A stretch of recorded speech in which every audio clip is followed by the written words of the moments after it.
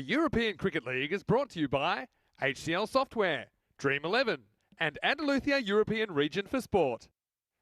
After almost 4 weeks in the Spanish sun, we are coming to the conclusion of our ECL adventure. Just 2 more days left, the last day of round robin matches today. Only the top 4 will survive tomorrow and only 1 will raise a trophy tomorrow night. I'm Mr. Maximo. This is the European Cricket League 2023 and it starts right now.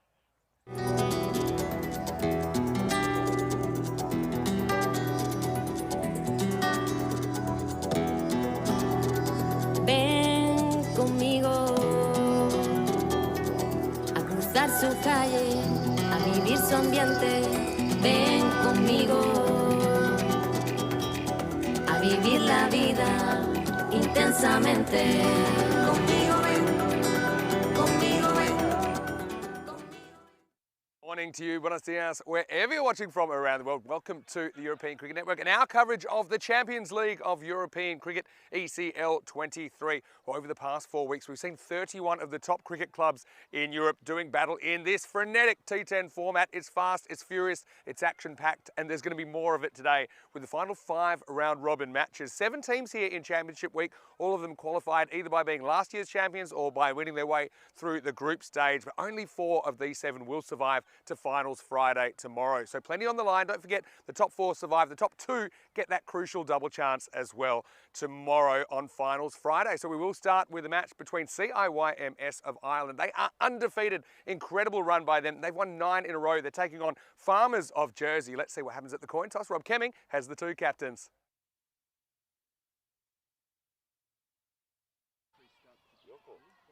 Tails. Tails is scored. So roll now. That's hits.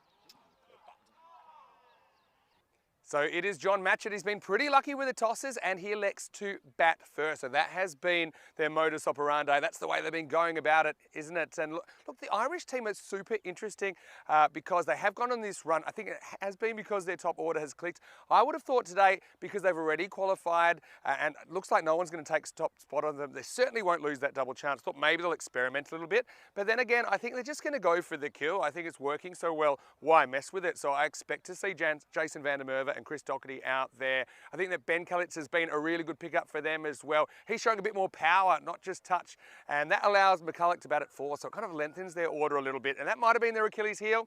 Looks like there's not so much of one anymore. I've got to say that Mulder's been really impressive with the ball as well. His mystery spin has been a real weapon for the Irish. But Farmers, they've got some pretty good players themselves. Nikolai Darmgard has been such a great pickup for them. I've got to say, for me, Dudley at the top. He looks like he's going to go big at some point. Will it be this game? We'll have to find out. And don't forget Patrick Gouge. He came to the party with a half-century this week, and that was a real coming-of-age innings for Patrick. Let's talk about the conditions today. Well, the good news is blue skies and sunshine. That's what we expect on the Costa del Sol, and currently it's about 21 degrees. It'll be about 26 maximum. So perfect conditions for cricket, perfect conditions for the last 5 round-robin matches. Before we hit the exciting conclusion tomorrow, well, here's a man, he loves a bit of excitement, and he had a bit of a downer after his hype peak yesterday, but he is in the box and ready to go. Corey Ruckers will take you to the first ball of this one. Match 17 on the way, and it's CIYMS of Ireland. They've won the toss. No surprises. Once again, they want to have a hit. We're going to see some big hitting today, no doubt. Corey, over to you,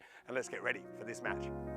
Thank you very much, Mr. Maximo, and welcome back everyone around the world as we look forward to this game between these two, CIYMS and Farmers. It should be a good game of cricket and looking forward to it, as it does look like it's going to be those openers Doherty and Jason van der Merwe that have been so destructive, and looking forward to seeing how this one pans out.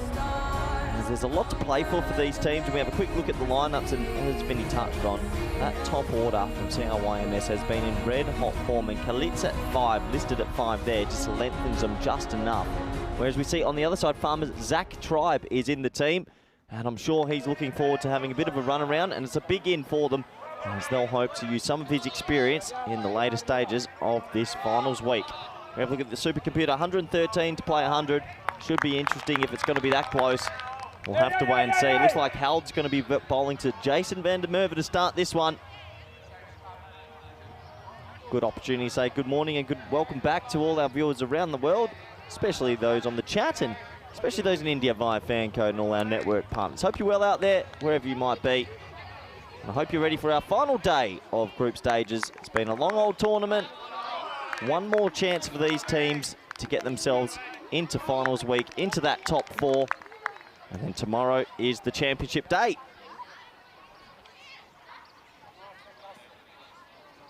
So we're almost set to go. That man on your screen's been a man mountain. Jason van der Merwe facing hold.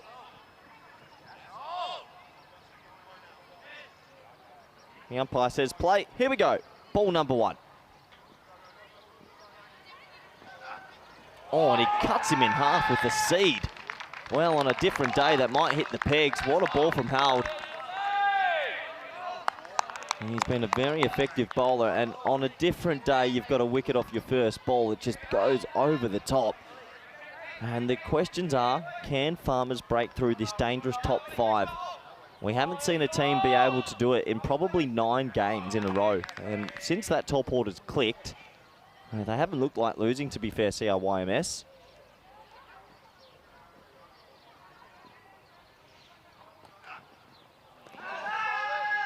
A small appeal there from the keeper, Perchard, but no noise through my effects, Mike. And nice little start this from Hal, the tall left-arm seam bowler. He's one of the wildcard picks this week for Farmers. Plays international cricket for Denmark. Lovely strong action.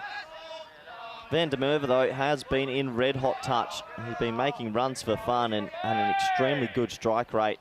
He's the leading run scorer, 501 runs, averaging 62 at a strike rate of 233. Doesn't get that one, though, and that will get him off the mark. Down to long on, and deep mid-wicket are in place. And nice start this for Farmers. Does bring on Doherty on stride, and Doherty's also been a great foil. These two bat very well together. Lovely opening partnership, right-hand, left-hander. Doherty's tournament so far, 12 innings, 303 runs, averaging 33.6 with a strike rate of 202. So these two men really have been the cornerstone of the side, and usually one of these two, if they go big, the team tends to win.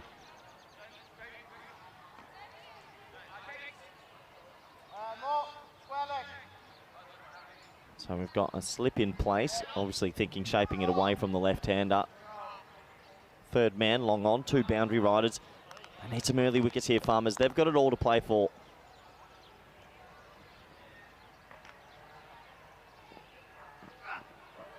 Lovely little start this from Howard. He's getting the ball to shape and he's getting it to go late.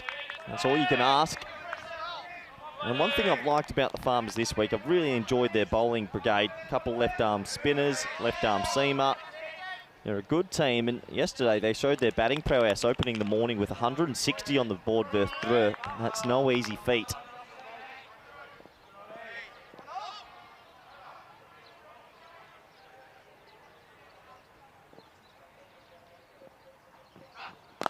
Well bowled again, push and run, pick up, hit, gone. Oh no, he's just missed. Well, it was a suicidal single. It was never on. Well cut off there from Zach Tribe, who's come in, and it's a big in for Farmers. Moved well to his right, picks it up, and yeah, well, not far away at all. And Zach Tribe, who probably be listed at number 4 for Farmers a little bit later. A really big in for their team.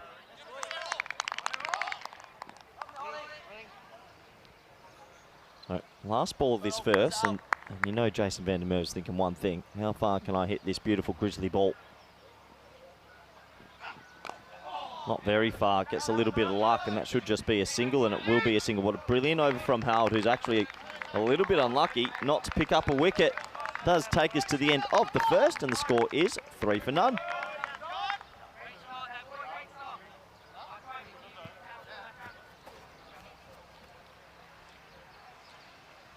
So today should be a promising day. I'm glad the Ants are all here. Spring Productions obviously having a steady morning for themselves as well. It is beautiful weather conditions here. 5 more live games today. CI have basically, well, they have confirmed their double chance.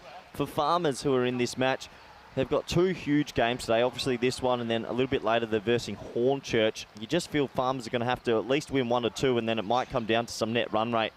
If they win both, it will confirm it, and if they lose both, it does look tough to get to that top 4.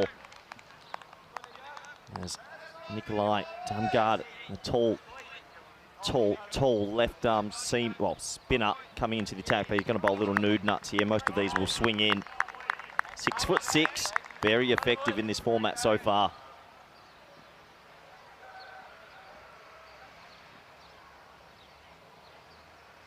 And it swings in and it swings out the park. Nice shot, 6 runs, and it goes over James Cantor's head there at deep mid-off. And Van der Merwe's back, doing what he does best. And this is an unforgiving format. He misses his Yorker length and it gets put over the fence.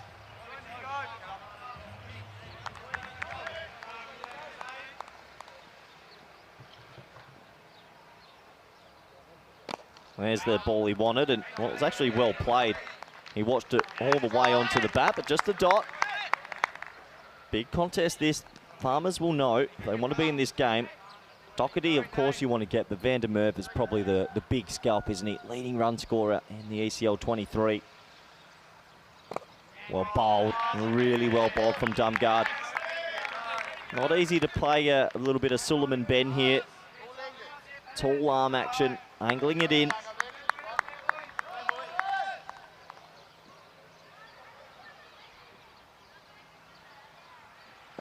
Oh, I can't believe that's missed the leg peg.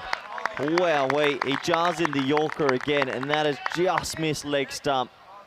Seriously well bowled from the big man. Let's have a closer look. Oh, yeah. That's unbelievable. Van der Merwe just trying to give himself room by moving outside leg stump like that, and then he hits it. That could be me. Oh, yeah, it's not me. That was a bit of a scary one, so I thought it was going to hit the bar and come into my head as I welcome back Mr. Maximo. Well, there you go. I mean, you're too short to jump that high, so it wasn't really... Just let go, you beauty! Be a problem. But I was a bit worried when it was like, yeah, good morning, everyone. Yep, came at the right time. Wow, what a shot. Yep, Oh. I was sat down and then... To be fair, early morning catch was not up for it. Glad it You didn't would have had come to in. go full knee in the back. The day will come where you try and jump forward and... Well, you got your affairs in order. How are it's you, a long Vinny? way down. Yeah, I'm well, thanks. Morning, everyone. Not the way I expected to come in. Here's Darmgard. Full toss. Oh, he might have... Oh, maybe No, didn't get that. He didn't get it. Oh, now it hits the back of the bat. Oh, it's Ben Stokes. Oh, the New Zealand World Cup. People won't forget it. Oh, and it hurts. It hurts. It's the World Cup all over again. And if you're a New Zealand cricket fan, turn away right now. Yeah. That's going to be 4. So I don't know if this is 4 or 5, because had they crossed at the point of the throw, I'm going to guess probably they're not yes. claiming the catch, obviously, because he threw it in with intent for the run out. But this is so it can only be 4 anyway. It can only be a 4, and it's been signalled 4. Because he actually turns around, right? So they never actually go for a run. So it'll just be a 4 overthrows. Show me the catch again, Vin, because it's good honesty. It was just short, it felt. And he went for the run out. Van der Merwe hits the back of the bat. Ben Stokes, eat your heart out. Van der Merwe is hitting him off all parts of the bat. But, I mean, he's never claimed the catch. No, his throw showed the intent that he knew he didn't catch it. It just fell short. He never even entertained it. No. Yeah. Good honesty. Good honesty. Gets up, pings it in. And then Van der Merwe goes, well, if I'm the leading run scorer, I might as well use the back of the bat. There. I mean, looks out. Live, I thought he might have got his fingers under it, but I suppose the word is might, and only his tribe would know. Obviously, no one intends to then run back, it hits the bat and goes for 4. But do you think that should just be a dead ball? No, I reckon it's part of the game. Because then you've got another judgment call, mate. What if you just nicked it? You know what I mean? And sometimes it costs you runs, sometimes it saves you runs. So, yeah, and I just think it's one of those things. It's an oddity. Game needs oddities. Here's Hold back for over number 3. Anyway, it's up and it's over. And this is a more regulation 4 runs. And at the moment, Irish haven't been all the time on, but they're still a little bit on. Yeah, nice shot from Doherty. Bit packable length this time and he gets it. Out of all the throws that come in from the boundary, what were the odds that it happened in a World Cup final when there was about 6 to win? I know. And, okay, I won't go into the technicals too much because it'll bore people, but there's something wrong with that overthrow rule in the World Cup, because if you are going for a run, it shouldn't matter if you've crossed for it or not. You should get credit for that run. And technically, you need to have crossed, but that's not really the spirit of the But what are the odds of in a moment like that? You see a deflection go for 4. I know. Poor old Kiwis. His younger brother, smaller cousin, just never goes for him, does it? They got the World Test Championship. Oh yeah, well done. Is that still a format? wearing it, so yeah. No, it's just one of those things, I think. It's just like the ball hitting the umpire or something like that. It's just one of those things. Well, he goes for this and gets it pretty good. Wow, Doherty, big fan of him. And he's rattled the scorer's box now. I think that might have gone inside. Well, let's have a look at this on the replay. Thanks to Spring Productions. Doherty goes Maximo. And this power play starting to become pretty fruitful for the Irish. What a lovely shot. I'm pretty sure it was a hole-in-one. Let's have a closer look. He landed it perfectly. Not too sure anyone held it, but it's definitely rattled the cage. Let's have a look. Does it just dip down? Oh, no. He's got to hit it slightly harder. He can do that. It's like the Mercantile Mutual signs back in the day. 50,000 if you get it in the com box. So if we had more money, 100% we'd be offering some prizes for hitting the box. So would have been a wide, but he spoils that. Mervis got a hustle. Isn't it a funny game? Like, it's a game of inches. That catch was probably an inch from carrying, and then it hits the back of the bat and you get 4. I mean, when you're on form, things just go your way. You can't underestimate the luck factor. You need a lot of skill to put yourself in good situations, but the luck factor is big. Okay. Heard a story about this. Yeah, have you heard about this? Yeah, I'll let you say it. I love this. So that little sloth belongs to Chris Doherty's son. He left it at Chris Doherty's grandfather's place, and unfortunately recently Chris Doherty's grandfather passed away, but he's got that sloth here as a bit of a lucky charm. Yes, that's a thick edge down to mid-wicket for a single.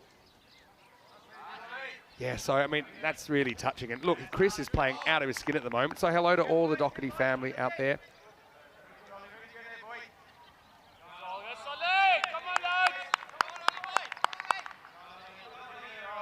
Yeah, so just, watch his back foot here.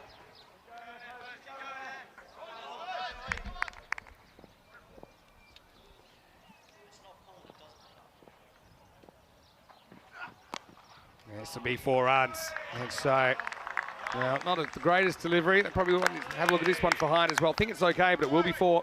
Yeah, it's a nice shot. I mean, it's a poor ball. Howard hasn't had the over he would have liked here. His first over was oh so good, and he's just sprayed it a bit in this over. So they'll have a close look for Hyde here.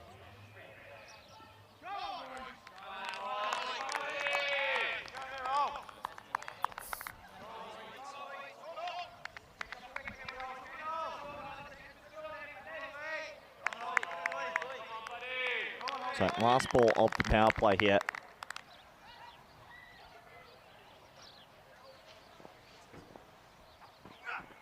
As that's clipped on the leg side just for a single. And, well, it turns out to be a pretty productive power play for CI, who have got their batting boots in this tournament going. At the end of 3 overs, they are 36 for none.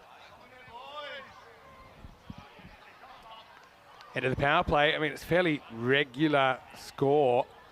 Not really a regular power play, though, the way some of those incidents unfolded.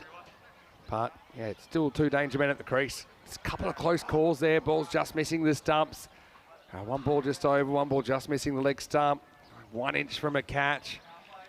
4 overthrows off the back of the bat. And anyway, we'll continue now with over number 4.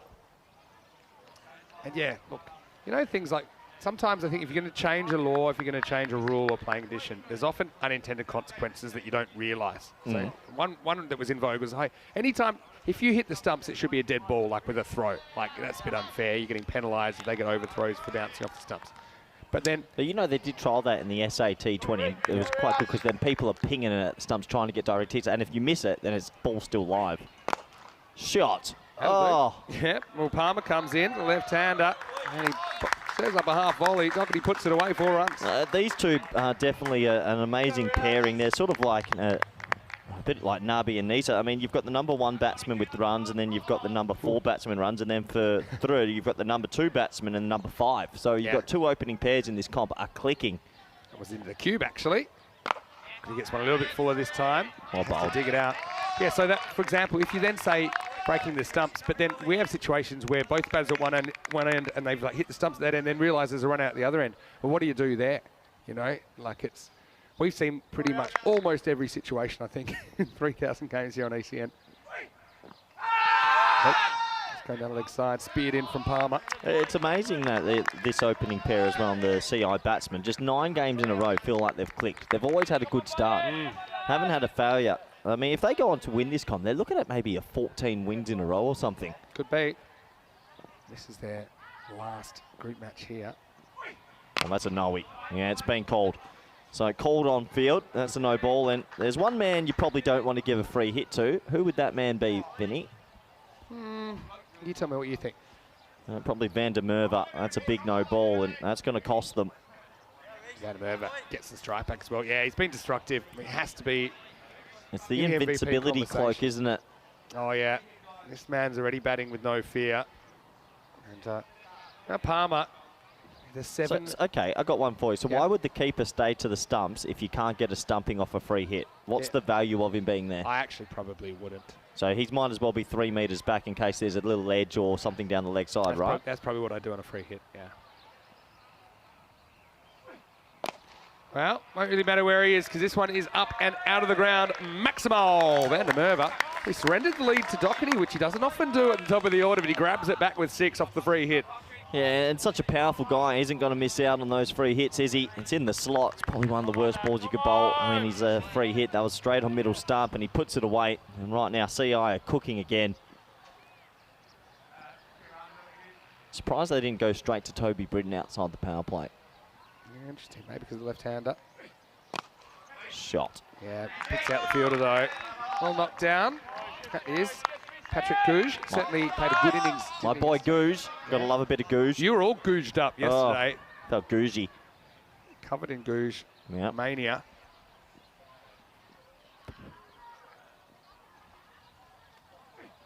Uh-oh. Fully. Goodbye. And that one smacks the palm tree. I hope it's all right. Maximal, 6 runs. Yeah, they might have another quick look at this as Palmer walks away hoping it's not a no ball, but I know they'll look at it. Let's have a closer look. Ooh. I think it's okay for me. It's coming down just enough. He's kind of back bent leg, but will be 6 carreras. And that ends the over. A pretty expensive one in the end, going for 18. The score, 54 for no loss after 4. Vinny, well, if you do want to interact with us wherever you are around the world, you can slide into our DMs as we used to like. And Mr. Maximo with 5 O's and myself, C-Ruckers_20. I've got to say big thank you to all of the people that have messaged me. I get back to as many as I can. I try to kind of knock over at least 3 to 6 a day. And I like to personalise my replies. So if you are waiting on a reply from me, apologies. Tell you what is a pretty magnificent sight is that trophy. Is that standing at deep square? Yeah, and it's a matter of time till that gets dinged. Well, left arm off spinner, left-handed batsman Doherty on strike. He might ding that. And there's the school kids enjoying themselves. Yeah, great to see the kids here. We've got the Pablo Neruda school in today as well as the Art Christian school.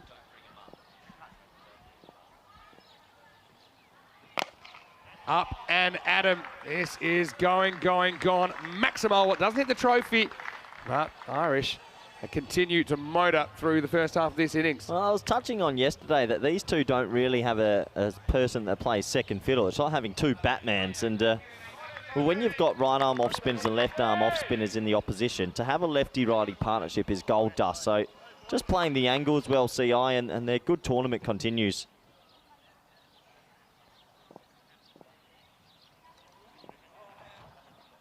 That's down the leg side, and what good keeping there from Perchard.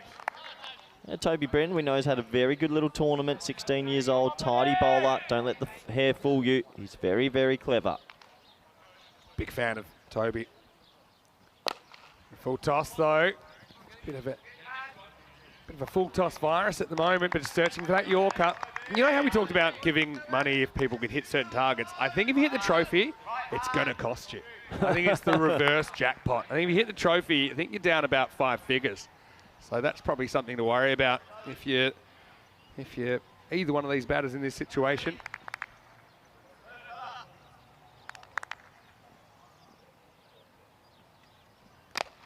In the air, but it's into the gap, and that's going to be another boundary. Yeah, so Van der Merwe killing it. 4 carreras. He's up to 35 now. Yeah, typical Van der Merwe, 35 off 15, and just fantastic batting. A little bit of width this time. Splits the gap between backward points. And it goes for 4. Did have that bit of luck early. There's nothing lucky about the shots he's playing, but at the moment, yeah, They are motoring through the first half of this power play. Oh, it looks like we've got a few visitors on the way, and they've just taken the opportunity to run behind the sight screen at the very exact moment. Well, that'll be my cue to jump out for and let you handle that, Vinny. Is that your chance? No. Watch the top spin on this kick on. He'll get it. Yeah, he'll get there, but they'll get two. Good fielding. That's Reece Palmer down there.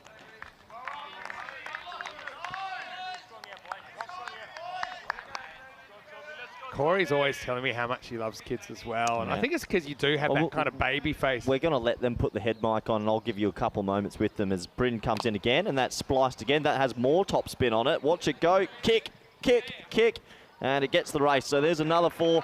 Van der Merwe is loving himself at the moment because he's batting beautifully, and the partnership goes to 72. He's not the only one. Well, poor Palmer, he feels like he's having a beat test at the moment. He's just running one way, then the other, then one way, then the other. This time, Paul wins the race.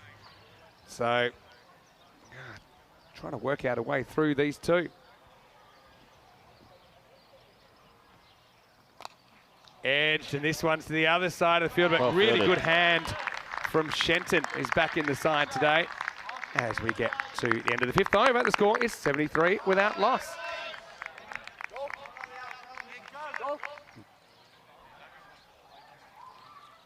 Well, it gives us a chance to say hello to all the kids from the Pablo Neruda School. Buenos dias, niños. ¿Qué tal? Bien? And hopefully you're enjoying playing cricket. There you go. You can look over there. Everyone's looking at you now. And, yeah, well, these kids are here as part of our cricket school program. So we have several schools coming in every day. Over 1,000 kids playing cricket. There you go. You're on the TV. Hey, where's Corey at this exact time? He kind of blends in sometimes. Are you having a good time, though? Having a good time, and it's a beautiful view up here in the commentary box. Yeah, we're all about spreading cricket in the community here in Spain. The Andalusia region have been really supportive. We've got Jay Wild over there. Poke your head in, Jay. Probably doesn't want to, but there he is. There's Jay, who's doing a great job with the kids. You know, teach them cricket in Spanish, the English schools in English, there's bilingual schools. You guys are very clever, and I want to say muchas gracias. Big thank you to you for being here as part of our cricket school. And mañana is el último día por este torneo. So tomorrow is the last day of this tournament, and we'll have el finale grande. How close is my Spanish getting? A little bit better. Poco a poco. Mi español es muy poco, pero quiero estudiando. Gracias. Gracias, kids. Hopefully you're going well. And I think that was a partial credit. Got my point across. Anyway, let's go back to the middle. And it's nice to see Zach Tribe back in the lineup. And he elicits a little edge first up. He should be cut off by Shenton. I wonder if Shenton will get a bowl here. Also bowls some left arm spin. At the moment, the team from Ireland have hit 74 runs. Nobody's out yet. And there's 29 balls left in this innings. Now we've got Tribe to the left-handed Doherty. This opening partnership. Shades of the Jayasuriya Kalavidarana from the mid-90s, the Sri Lankans. And this is another powerful hit, and this is out of the ground. Maximo! Doherty goes large. This total is building and building and building. Up to 80 carreras. And so, big thank you to all the kids. I always love having them visit us in the box. Well, there's Corey. As soon as the kids turned up, he was gone.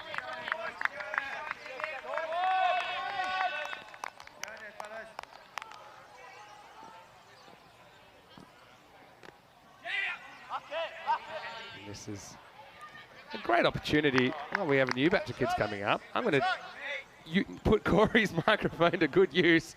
And I'm going to say hello to Jay Wild, president of the Costa del Sol Cricket Club and integral to the cricket school program. Jay, tell us a little bit about the program, people that might not be aware. Well, yeah, it's an initiative that we came up with in the ECC 2021, and it's been running quite strongly since the last European Cricket League. I'm glad they're not there because they're up here, and Corey's always going to do the fielding. Yeah, so that's another 6. This time Van der Merwe, very powerful. Hola, chicos. ¿Qué tal? Bien. So yeah, so tell us a little bit about what do you do after this ball from Tribe. I'll get a few more specifics. And so yeah, obviously you're getting kids from local schools, and what's a typical day look like for them? Yeah, well, they'll come in and we'll just explain a little bit about what the tournament's about, what it represents, the format, who's playing, the context of whether or not it's league or championship, and then we just take them to the practice area where we try and introduce them to some of the skills associated with the sport of cricket, and that will be, we've got warm-ups going on and then some simple drills. We break for some breakfast. What's the start of the first match? Ordinarily, that will be by taking part in the actual Guard of Honour. Oh, it's awesome what you do. It's the end of the overs, 88 for no loss.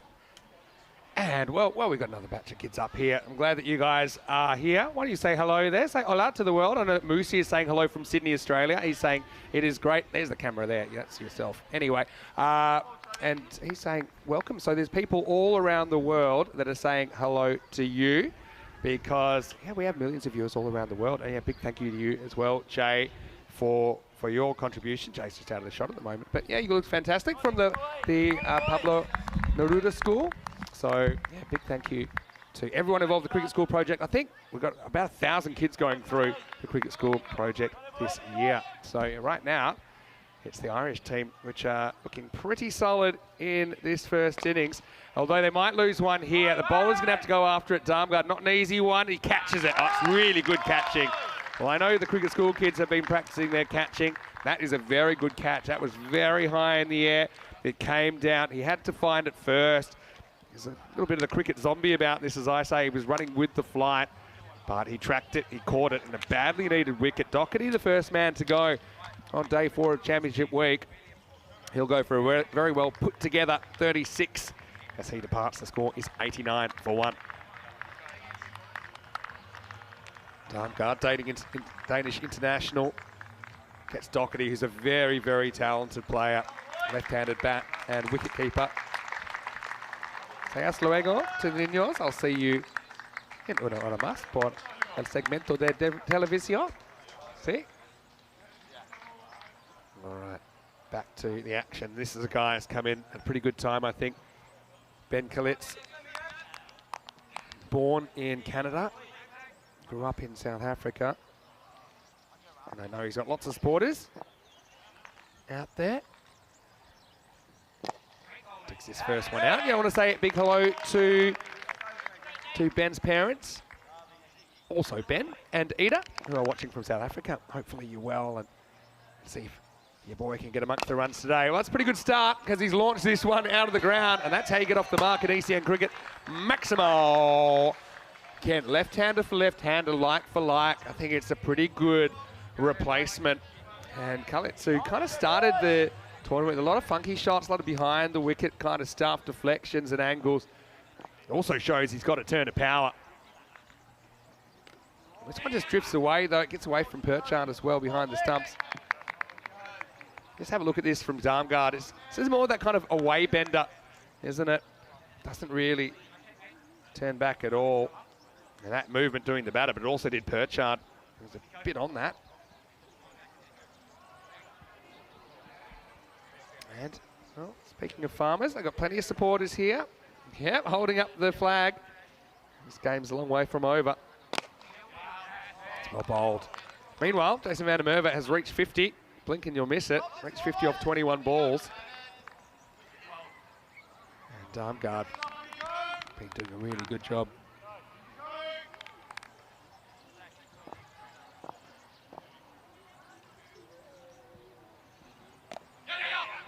It's that kind of away swinger again. Kalitz just knocks it down for 1 and it takes us to the end of the 7th over. The score is 98 for 1. If you are enjoying the European cricket that you're watching right now, I'm certainly sure you'll enjoy our adventures all around the continent. We have cricket all the way through to December, pretty much every single day. So this weekend, we have the ECI Women's T10 coming to you from Spain, a tri-series. Great to have more women's cricket on ECM. Then we head to Portugal for 2 weeks, to Cyprus for 2 weeks, to Milan for 2 weeks, and then plenty more destinations. Join us on the tour. You can be on the tour too. It's live and free on the European Cricket Network, our YouTube channel, and also on Fangood in India. So yeah, you don't get much for free, but you'll get a whole season of ECN for free. And you can join myself and Corey and Rico and a couple of our other wonderful personalities on the tour all year. Anyway, things looking pretty good for Callets at the moment. Goes downtown twice in a row.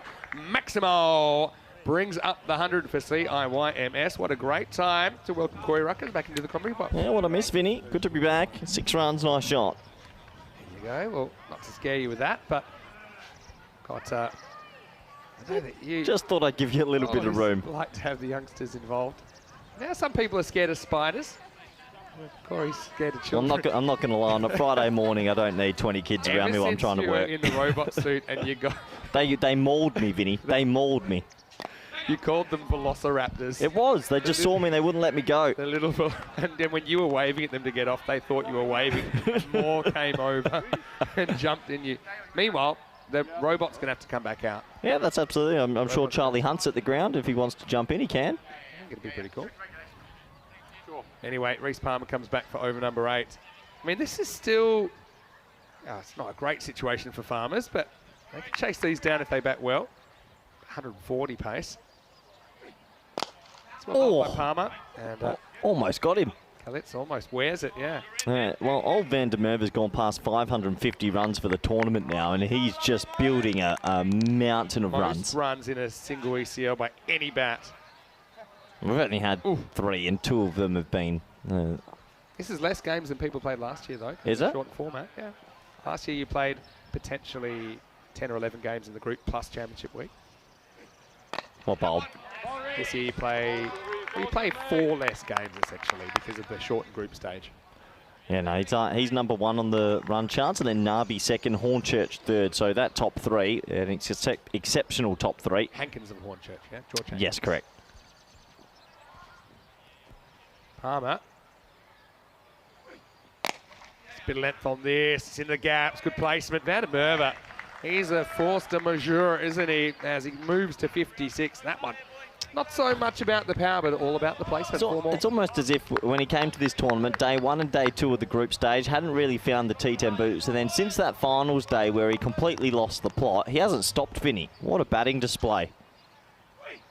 Now he goes for it, and he'll get enough. And that's because he's so strong. It goes all the way. Maximo picks on that gap twice in a row. 4 and 6, pick up 6, moves to 62. And it's the end of the 8th over as well. It's 117 for 1.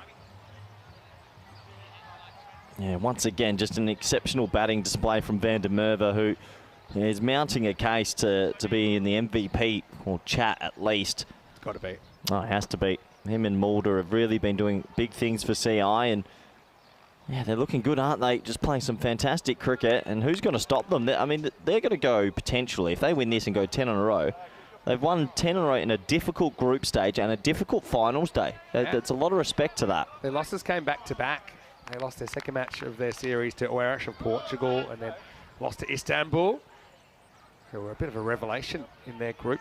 And they had a difficult eliminator. Remember that Portugal versus CIYMS eliminator in Group F? I think a few people were saying, actually at the time, whoever wins this might win that go group deep, even in Championship Week. No, I don't think the Portuguese would have gone deep in Championship Week, Vinny. You never know. Anyway, up and, tapped over the bar.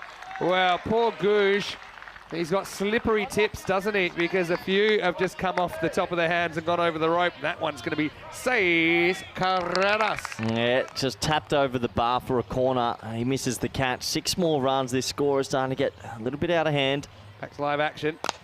Full toss, finds the gap, finds the boundary again. So, I mean, Callets is just getting better and better every time we see him. He blasts that one through the extra cover gap. Yeah, well, this is just exceptional batting from the two left-handers, from the left-hander at number 3. Following on from the left-hander, Doherty. He's just picked it up perfectly. And this top 3 is a force to be reckoned with at the moment. I got to say, I like the approach from the Irish this morning. Some people strategically, they start messing around with things. Well, there's Rico. He's arrived, having a chat to Jim Perchard of Farmers. Wait for this ball now. He doesn't quite get it. Hanging in the air. Wants to be a tough catch. Outfielder comes in and holds it eventually. Well, that was a bit of a tough one. That's Dudley out there. I don't think he catches it in the hands. It rolls around and maybe rolls up the arms a little bit, but he does grasp it to his chest. So Callets goes for a quick fire quarter century. 25 off 10, and with an over and a half remaining, it's 127 for 2. Yeah, Dudley made good ground and a little bit of a fumble right there, and he gets his hands back in order to hold on to, and he knows that was a little bit of an ice cream cone. But Dudley, he's a good fielder, and he's got to need to make some runs if they're going to chase this. Yeah, for sure. Say credit to the bowler as well, Zach Tribe. It's never easy bowling at two guys that are pounding it, but I'm sure that his parents, Ben and Ida, will be watching from South Africa. They would have ridden every shot that Ben Kellitz played there. He goes for a pretty well put together 25. Zach Tribe back in the lineup. He's a big in for Farmers, I think, as well. Talented fielder. Very good batter and obviously contributing well with his spin. Here's Carson McCulloch. Comes out in a situation I think he'll probably enjoy. He can just swing the bat. So, yeah, I was going to say the temptation would be, okay, rotate your order, rest people. But, you know, momentum's a funny thing. Well, this is a beautiful shot from McCulloch. I mean, that one was going away from him, actually, and he finds the gap. So, despite taking wickets, the Farmers can't catch a break here. Carson plays a very nice, well-placed cut shot to a small gap for 4. I think the one thing about the Irish team is they're just timing the ball beautifully at the moment. All their batters look like they're just timing. It's not slogging, it's not uncultured hitting, it's just timing and caressing that ball to the rope. Flips this away. Yeah, so what I was going to say is momentum is a little bit like trust in long-term relationships. It takes a long time to build and it's easy to break. Don't ask me how I know that. But this is why I think, you know, if you start monkeying around now, you kind of, okay, you hit finals day coming off a loss. Okay, yeah, they're good enough to do it. But, you know, I think if it's working, you just keep working and hope you can just ride this wave all the way to the trophy. So, yeah, they've gone with what their normal order is. Probably was going to hit the tram line. They might get 2 here if they're quick. I don't think Van der Merwe's giving that strike back, because at the end of 9, it is 133 for 2. Because obviously this is tournament play. You're a coach, of course. You coach the Spanish national team. Well, I think it goes down to individually. If they went up to Van der Merwe and Doherty this morning and said, hey, we want to give someone else a go. If you're a proper batsman, you can't, no chance. I'm going back out there and I'm going to go pound it. And I don't know how many people it would take to stop Van der Merwe if he went out to open the I reckon it would take a good 4. 4 people might have to get around those by. I still want us to set up the Van der Merwe versus Nabi arm wrestle. I think it could be groundbreaking. That would be huge. Anyway, looks like Toby Britton might get the last over. Yeah, so there's 2 distinct approaches. You could have almost treated this as a dead rubber and try to give other people goes. Maybe people hadn't had a game. But, yeah, if you want to send a signal, hey, right now they've been unbeatable. There's a bit of an awe about that. Well, I'll tell you as well, if Farmers are to lose this, it means when Farmers play Hornchurch in the middle of the day, that's going to be a do-or-die encounter for them. If they are to lose, it might be all over as Britton comes back, and there goes Britton. What a nice shot from Van der Merwe, who's really just grasps this T10 format with both hands and loving his time at the crease. 6 more runs. He's just been unstoppable, hasn't he, in this series. Just goes on the slog Schweppers, puts it over the fence. If I'm Van der Merwe, after this tournament, I'm getting a clip of all my boundaries. What do you think? I'm getting a clip of all my boundaries. I'm putting them all together. And I'm setting them around the world, because you never know who watches this. You never know who might pick you up. There's so many little tournaments everywhere now. The amount of boundaries he's hit, it's ridiculous. We've got the world watching. And it might be a long video. I just want to know what McCulloch was saying to Van der Merwe there. Probably saying, hey, good stuff, do that again. Let's move to 69. 5 6s for 99 not out. Yeah, Britton, clever, tries to go around him, but it won't be that easy. And let's not forget, yesterday Farmers batted first against Durham. They made 160, so that's true. Never write them out. Oh yeah, Farmers have been scoring lots of runs. We've seen these scores chased down before. Yeah, another wide. Yeah, Britton, he's kind of like the kid that's trying to run around the long way to school to get around the schoolyard bully at the moment. There's going to be a moment where he's going to have to face him. Yeah, not yet. That's another wide. He's hidden his lunch money in his socks. But yeah, Toby, I really enjoyed his tournament as well. Well bowled. Yeah, well done. See, there you go. He held his nerve in the end. I was going to say they're not so Got to go back to school each day, though. Yeah, that's the thing. It's time where you're going to have to get back in there. And so he's made it through Tuesday. Now it's Wednesday. Well, he's got through Wednesday unscathed as well. That's where the bully chased him, but then he got a bit tired and couldn't quite reach him. I think they're pretty happy to see Van der Merwe at the other end. Well bowled by Toby.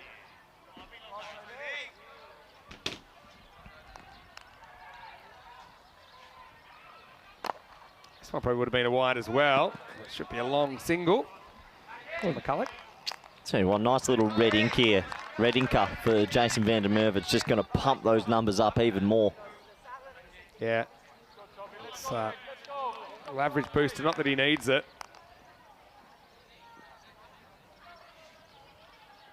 Yeah, this one probably would have been wide. Instead, it's going to be gone. So gets his man in the end. Well bowled, Toby Britton. He stuck to his plan. He didn't really worry about a wide or two. Just didn't want to get too close to van der Merwe and get smacked into the forest again. So he picks out the field down there. Dudley takes this one first attempt. And finally, van der Merwe is going to have to go for such a good 70 off 30 balls. And with the ball remaining, 144 for 3. Well, every bully has their day where life catches up with them. And well done to the young fella. But what a special innings that is from van der Merwe. Once again, he's just continuously putting his team in amazing positions, and you have to tip your hat to him because it's great batting. Yeah, I mean, well done. To finish the analogy, Toby got the bully in his territory, and van der Merwe had a rare, I suppose to call it a mistake, still hit pretty well, but he's been the batter of the tournament. I think there's no doubt about that. I would love to see a day where you had van der Merwe, DDC, Nabi as your top 3. Maybe the Europe 11. World 11. Versus the USA 11. Can I tell you a cool idea? I know the idea. We'll talk off air about it first. Okay, here's the last ball. Matcher gets one chance, tries to reverse it, gets hit outside the line. It will be a leg by, and the score will finish 145. Oh, look, it's a very good score, but you just brought up that Farmers of Jersey hit 160 yesterday against a pretty good bowling attack. But I mean, it has to be advantage to CIYMS after this first half of the innings. But yeah, ultimately, I think Jersey will feel, the Jersey side Farmers will feel, if they get their big guns going, they might be able to do something similar. But they're going to have to stay on the pace all the way as McCulloch and his captain Matchett go off the field and get ready to swap sides. Was Farmers of Jersey coming out? Well, they're hyped up. Not that Mulder needs it. The team that are really showing no mercy, CIYMS. They go with their regular top 4. They pound 145 in the first half of this match. Yeah, exceptional batting from the top order of CIYMS again. They hit it to all parts. This was the early 6 in the day, and we thought, oh, this is going to be close to us, and a bit of a giggle between the two commentators. This was a pretty rare moment, thrown in after a half volley, hits the back of the bat and goes for 4. New Zealand cricket fans around the world had to relive more pain. But after that, it was just 6s galore. The sloths were out, the mascots were out, and just exceptional batting from CI at the top of the order. Yeah, and this is the thing. They put away these little mistakes, and then once they win, they were putting away pretty much everything. I mean, you can't really doubt the intent from Farmers in the field, like those chases from Palmer, frustrated he couldn't get there. That was a good stop, wasn't it, from Shenton? So look, it's not out of sight. It's up there. But as we know, Darmgard put on a show earlier in the tournament as we welcomed all the kids as part of the Cricket School project. They just took the chances when they could. Didn't really see too many chances going down. But yeah, this CIYMS lineup, they're full of confidence, not only with the bat, but with the ball. Should be a pretty interesting second half of the game coming up. Yeah, absolutely. Van der Merwe was carrying his way and just smacking it to all parts, and some exceptional batting from the left hand as well, Doherty and Kalitz, and you just got to love a lefty-righty partnership. That was a bit of a tough catch for Dudley, made it a bit more difficult than he might have wanted. But van der Merwe continued his merry way until the very last 2 balls of the innings, where he was caught out there by Dudley again. Warm round of applause for him because the leading run scorer in the competition. He's on a heater and he's an exceptional batsman to watch. That takes us to the halfway stage of this game. Let's have a quick look at the scorecard, shall we?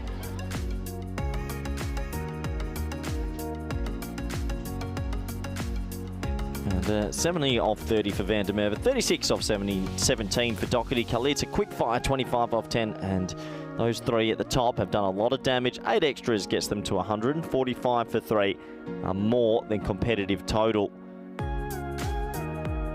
The question will be, can Farmers get going like yesterday and hit the ball to all parts and make maybe CIYMS sweat a little bit? Let's have a quick look at the bowling figures, and it wasn't easy for the bowlers this morning. All bowlers going above 10. Oliver Howard actually none for 20s, not too bad considering all the damage that was going around. Dumgard picked up one, Britton one, tried one, but a difficult 10 overs there for the Farmers bowlers because they're running into a red-hot Irish team. So that does take us to the halfway stage of this one. Do join us back in the next 10 minutes for the all-exciting run chase. Thank you.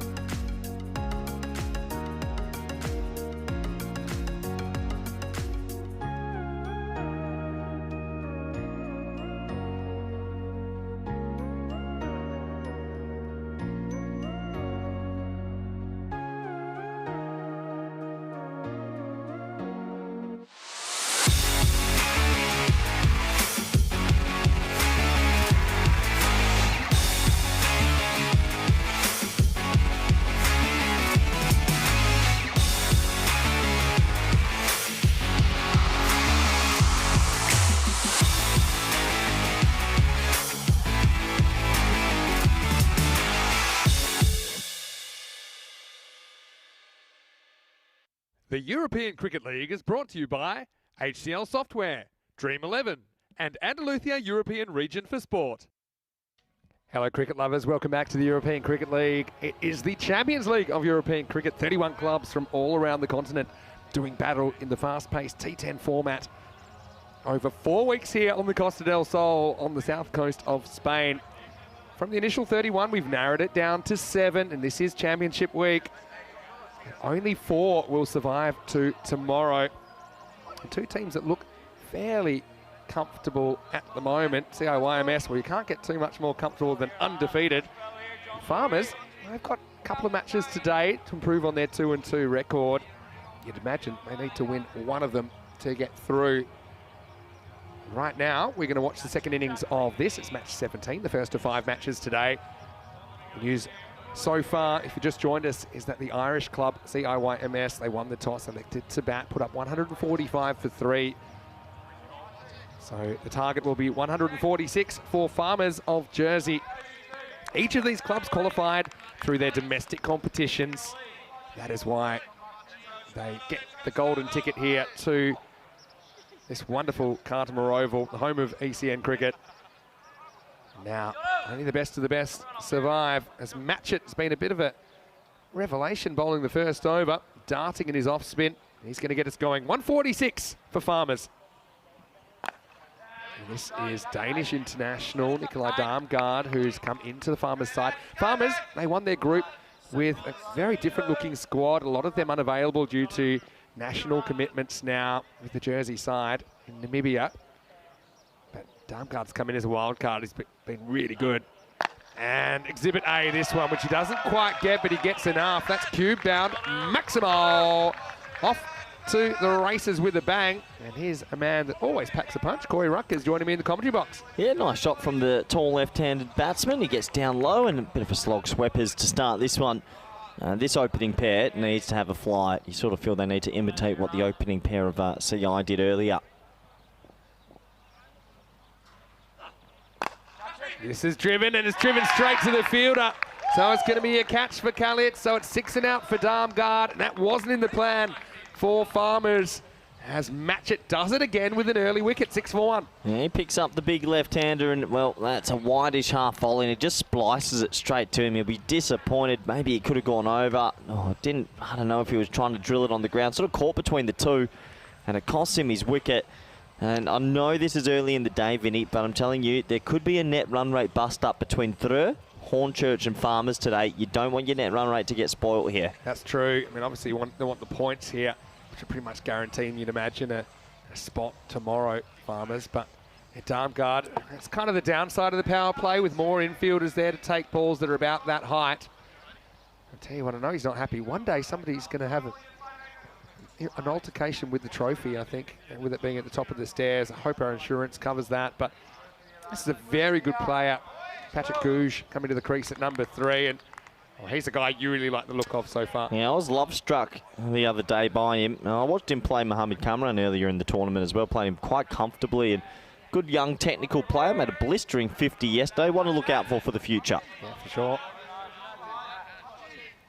So Gouge faces up. He's got Joel Dudley at the other end, and he's got Matchett delivering to him. So they try and stay on that rate, about that 14 to 15 and over. Super careful. Knocks one, and Kennedy eventually stops it. Yeah, Gouge will take a couple of balls to get himself going. Yeah. Dudley, on the other hand, crash and wallop style player. So it'll be up to him to try and take this power play down. He's a coming in hot kind of an opener, isn't he? Yep. Here we are. Dudley facing for the first time. There you go. The approach was there. Clever by Matchett. He's not just darting all of them in. That one he held back a little bit. He's been a pretty useful addition to their order. Often they did have Carson McCulloch bowling the first, but Matchett's been very good in that role. Yeah, the skipper getting inventive in this tournament, giving himself the new ball. It seems to be working, paying dividends for them. Pitches up. This is a good shot, and it's got enough. Maximal. Dudley off the mark. And the thing with Dudley, we keep waiting for him to go large. He's never really gone on with it, despite making a bunch of starts in this series. But that is a good way to finish the first over, and it's 13 for 1. Yeah, perfect way to finish that over, and they're going to need a lot more of that if they're going to get close to this target. 10 games since our crazy golden ball, and, well, my pockets still haven't been filled. It's coming. 7 business days. Thank you very much. Well, we've got one day tomorrow. Golden ball's our tiebreaker. The golden ball we had was Hornchurch of England versus Beveren of Belgium. It was just a couple of days ago, and that's how quick 10 matches go by in the European Cricket League. It's a fast pace, both within the matches and as far as the quantity of matches played. Looks like we'll finish this year.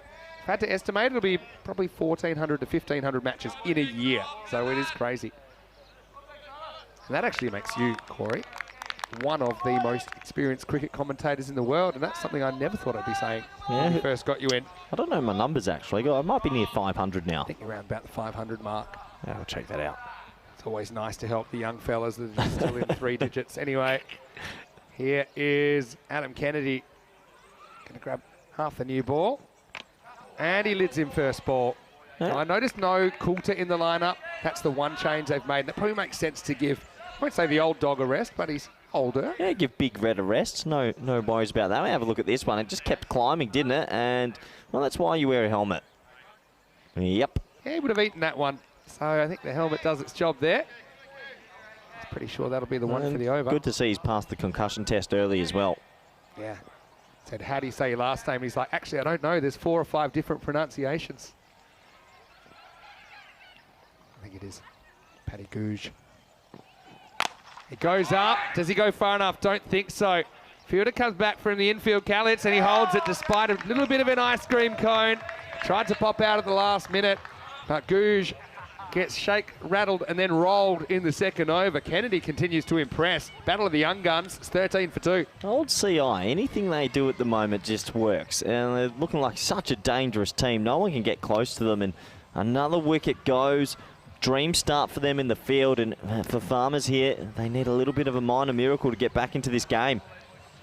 Yeah, they do. That one just got a bit big on him as well. Did get bad on that, but yeah, disappointment for Paddy this time. And Kennedy, yeah, just the more I see him, the better he gets. So 2 early wickets, and right now CLYMS, like I say, just carrying about their business. As Googe departs for 1, 13 for 2. Yeah, I think for CI, they're a team right now where you could say 7 or 8 of them are getting better and better and better, and some other teams maybe have some players going the opposite way. So they are the team to beat, and unless Farmers can pull something out the hat here, it looks like they're going to sweep the group stage, and I'll tell you, that's not an easy feat. That's not. And like I say, winning form's good form. I know people start to think things like, oh, you know, a lot of pressure with the streak or whatever, but winning form's good form, and I'd rather be the team on a winning streak rather than a team that's much of a muchness. And so number 4 comes out. Zach Tribe back into the lineup today. Yeah, what can Tribe do? You're right, he's back in the lineup, gets an opportunity here with plenty of time to bat. Kennedy, 1 for none. Oh, it's good rhythm, isn't it? Yeah, good wheels. Decent carry. And he's a young find. He's a young bowler, isn't he? It's rhythm. And rhythm's a funny thing as well. You either have it or you don't. Just look the way he runs in here. Very composed. Gets a bit of extra bounce. Beats Zach Tribe first up. That's the batter's view. Yeah, not easy to play there. He gets it climbing. He gets a lot of bounce for a young man. Bangs it into the pitch. Has a few good change-ups as well. So talented boy.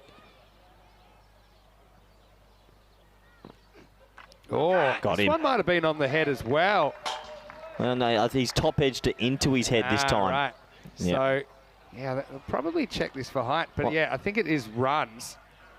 Yeah, they're going to check this for height, but there was a top edge that went into the helmet this time, so... I still think that's... Oh, you know what? I don't know. Oh, he's on his tippy toes. It's a marginal one. Yeah, it's been called. Yeah, I think it is a no ball. Just. And it'll be a no ball plus... So do you think there's some bat in that? Oh, yeah, he edged it into his helmet, 100%. So it'll be a free hit coming up. Yeah, but I mean, that's just because he's getting extra bounce. He's really... I mean, that shows he's quick. He's hit 2 batsmen in the head in 1 over. Free hit time. All right. Probably goes same again, but just not quite as high. Slight miss hit off the end of the bat, just a single. Yeah, it's given runs, so no ball plus 4 runs. Next one, just a single. Yeah, so you mentioned as well that net run rate being important because if you do have teams tied on the amount of wins, then it will go to net run rate. Well, we've got 3 teams stuck on 4 points, Drew, Farmers and Hornchurch, and they're the only 3 teams that have 2 games today. So it feels like it's a battle for 2 spots. You never know, net run rate might play a factor. It's kind of cool that 2 of those teams in the mix play each other later on with that Hornchurch of England versus Farmers of Jersey clash. That game there, if Farmers, let's say Farmers don't get the runs here and they play Hornchurch a bit later, if they lose to Hornchurch, then they're stuck on 2 wins. We always knew it'd be tough with 2 They wins. would need Drew to lose 2 and not have a good net run rate, which they do. So they have to win at least 1 of these today. Shot. Wow. What a cricket shot that is. He comes down the crease, a little pick-me-up and 6 runs. Yeah, that'll pick you up. That'll pick you right up as Kennedy, the first time, pitches up a little bit, drifts into the body, and Tribe does the rest. The lone tribesman finishes the over with a Maximo, and after 2 overs, it's 26 for 2. And nothing wrong with the rate to start here, going at 13. 2 wickets, a little bit disappointing. We have a quick look at the table now, Vinny. As I was just touching on, those 3 teams in the middle have only played 4 apiece, whereas everyone else has played 5. So we basically know our top 2 almost and our bottom 2. But these 3, it's all on the line. And today, Farmers play Hornchurch later, Hornchurch play Drew later. So you can kind of see how they're huge games, aren't they? It's potentially looking, it will go to net run rate in some form or one way or another. So if you do have a lost day, you don't want to lose by much. But yeah, a lot of permutations in the air. I mean, even Alphas, if they were to get 1 win today, and they go to 2 and 4 if they can get 1 win. I just think 2 wins is going to be tough. McCulloch comes on and beats Dudley for pace first up. Dudley hasn't faced too much of the bowling yet. Yeah, pace and bounce actually. Got that to really go. Had a good tournament as well, hasn't he? Been an effective all-rounder for CI.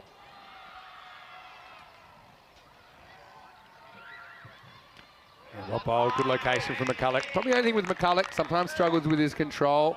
Goes through periods where he finds it hard to get the length of the line right. But bit of a match winner though in his own right as well. When he has a big good game, he has a very good game. Really good player. Enjoyed getting to know him a little bit better. Little punch shot down the ground. And Mulder chips the light fantastic, but keeps it to 1. Pretty relaxed fielding there, just keeping it to 1. And well, you remember McCulloch was the man against Ariana Keefe. Took 2 wickets off the first 2 balls, made a 50. He's the reason they got through the final. Love seeing a bit more of him with the bat this time around as well, compared to when he was playing for the Ireland 11 last year. That was in the ECC, the Euros of cricket, in September and October. How much do you think that experience, and he maybe didn't play all the games, but sitting there watching and learning has helped him here? And he played quite a few, I think he has learned immensely from that. It's always helpful to know what to expect. And you see a lot of teams coming back, improving. Just missing. Ooh, don't touch it. The Jersey side Farmers, they're another side which have been a lot better for the run this time around. We saw them first time around not really be able to get out of their group. But yeah, they kind of know what's required and can prepare accordingly. Last ball the over. Goes for it, doesn't quite get it. The fielder, well, he was back, he was forward, but eventually he's in the right spot. He takes the catch. So McCulloch, reward for a tight over, comes up with a wicket of Dudley, who unfortunately can't really get things moving in this match. And so now Farmers have lost their top 3, 28 for 3. Yeah, it just feels like one of those chases that it's not going to be easy. This team is bowling well and fielding well, and 3 wickets down. Slight misjudgment at first, but he gets there comfortably, snaffles it. And for me, also, CI have been the best fielding team as well. I tell you what, Calitz has 3 catches so far in the first 3 overs. Really? Yep, 3 catches in 3 overs. What's the most outfield catches you've had? 5. Madupa Fernando of Bogliasco in Milan in 2021. I've got a good story for you. Let me just look it up to make sure I'm correct We here. had 6 keeper catches, though, fairly recently. And I think it's Perchard of Farmers, actually, that has that record. I'll double-check that. Well, I like that you're going to your computer, so it must be good when you're doing that.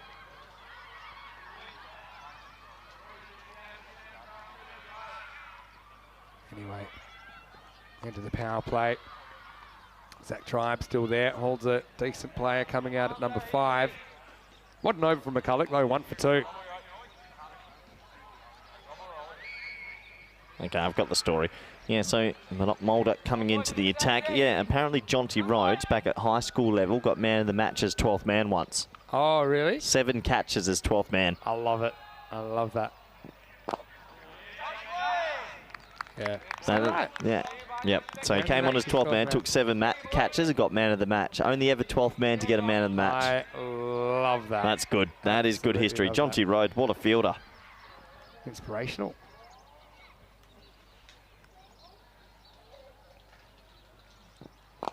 In the air. Oh, almost. Chippington. And this is Mulder coming on. He's been so good as well, hasn't he? Well, I think Jason van der Merwe and Mulder are the 2 stars for this team, and they've dominated the bat. His 2 overs almost make it as if the teams are playing 8 overs. Here's what you do if they're tied for MVP. You get Mulder to bowl 2 overs to Van der Merwe. And he has to face all 12, and you see how it goes. That'd be a good contest, Wouldn't that be actually. amazing? Yeah, it would. Probably wouldn't do it directly after the final if the Irish win it, though. Anyway, Hald, left-hander on strike for the first time. Yeah, gets in a Yorker again. Just has this happy knack of being stump to stump and not offering much width. Doesn't let the batsman throw his arms. Changes his pace a lot. Bowls a wrong end, leg spinner flipper, and batsman just struggling to line him up. Not easy. Yeah. One of those flippers, slight wrong as well. Can turn a leggy if he wants to. Again, he just gets that perfect length. And when you're bowling over the wrist and you're hitting that such a consistent length, it is quite a remarkable skill. Yeah, especially as a wrist spinner. So this man at the top of his game at the moment.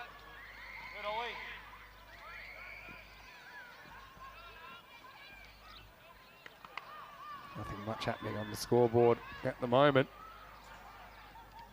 This time he doesn't quite hit the York, but almost. It'll only be a single. And that run rate required is just ballooning out at the moment. It's not through lack of trying, but Farmers just can't get it out the meat of the bat. Great over again from Mulder. Hasn't picked up the wicket, but it's only gone for 3, remarkably. His economy, what's his economy this trip, Vinny? Oh, it's around 6.6 or so. I can't get my Wi-Fi going over here. Goes after this, but again, there's... Oh, no, that's got into the gap. Well, I thought for a second that was going straight to Beattie, but they do burgle a boundary off the last ball. It's a handy one for Hald. Hit that better than I thought he did. That's the end of 4 overs. It's 35 for 3. He just split the gap between the 2 men out there, and he gets himself a nice boundary, and a boundary for Farmers here. A bit behind the 8 ball at the moment. Not through a lack of trying. Need to find a way to get into this game. Can someone play an amazing cameo and threaten this big target? It's been tough going so far for Farmers, 35 for 3. Well, there's our little kitty here. I like the National Geographic aspect of the Spring Productions cinematography. Well, the cat better keep its eyes peeled. Matchett coming back for a second over now. Jabs this one up there. And the spin attack working so far through these middle overs.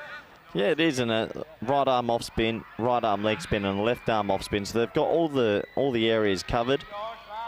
Very handy to have. No best anymore for the Irish 11 either. So he's had to go for rugby reasons. So that means you might see Matchett bowl these 2 overs more often.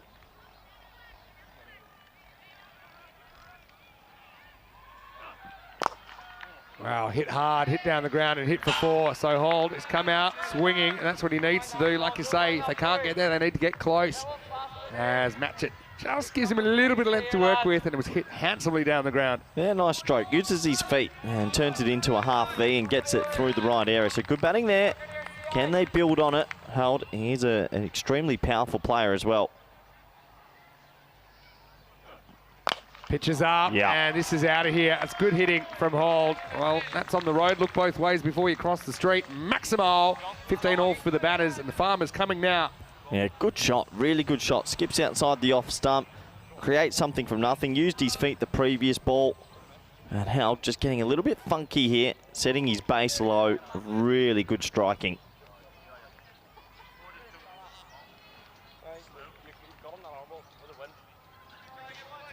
So that's the difference between hitting the block hole and not hitting the block hole.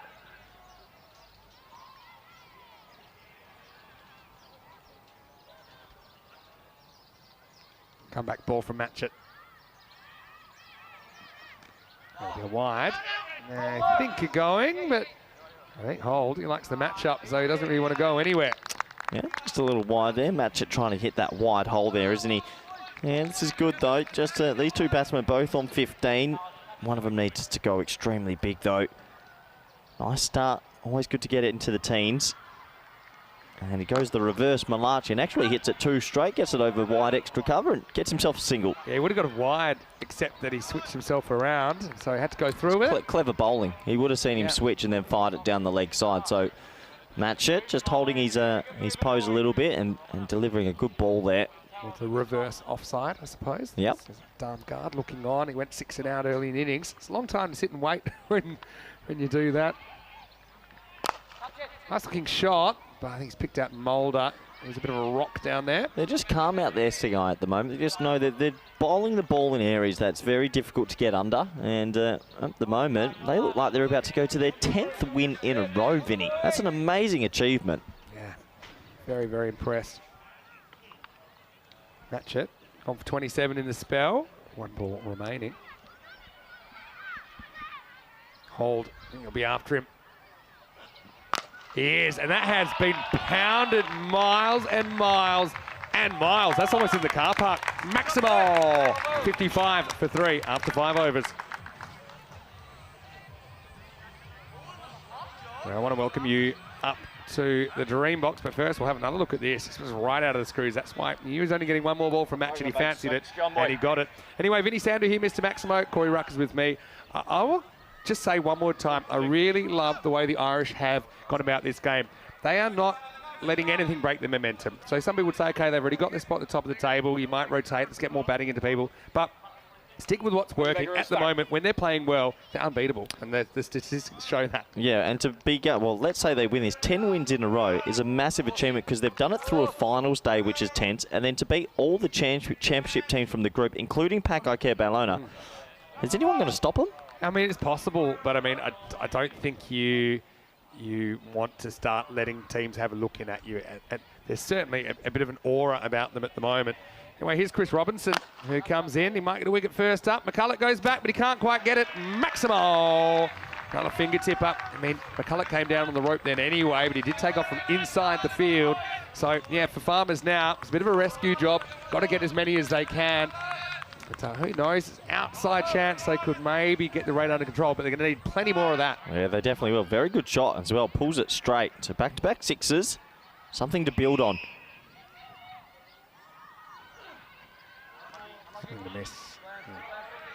Yeah, they must become the first team that's going to win 10 in the trot at an ECL.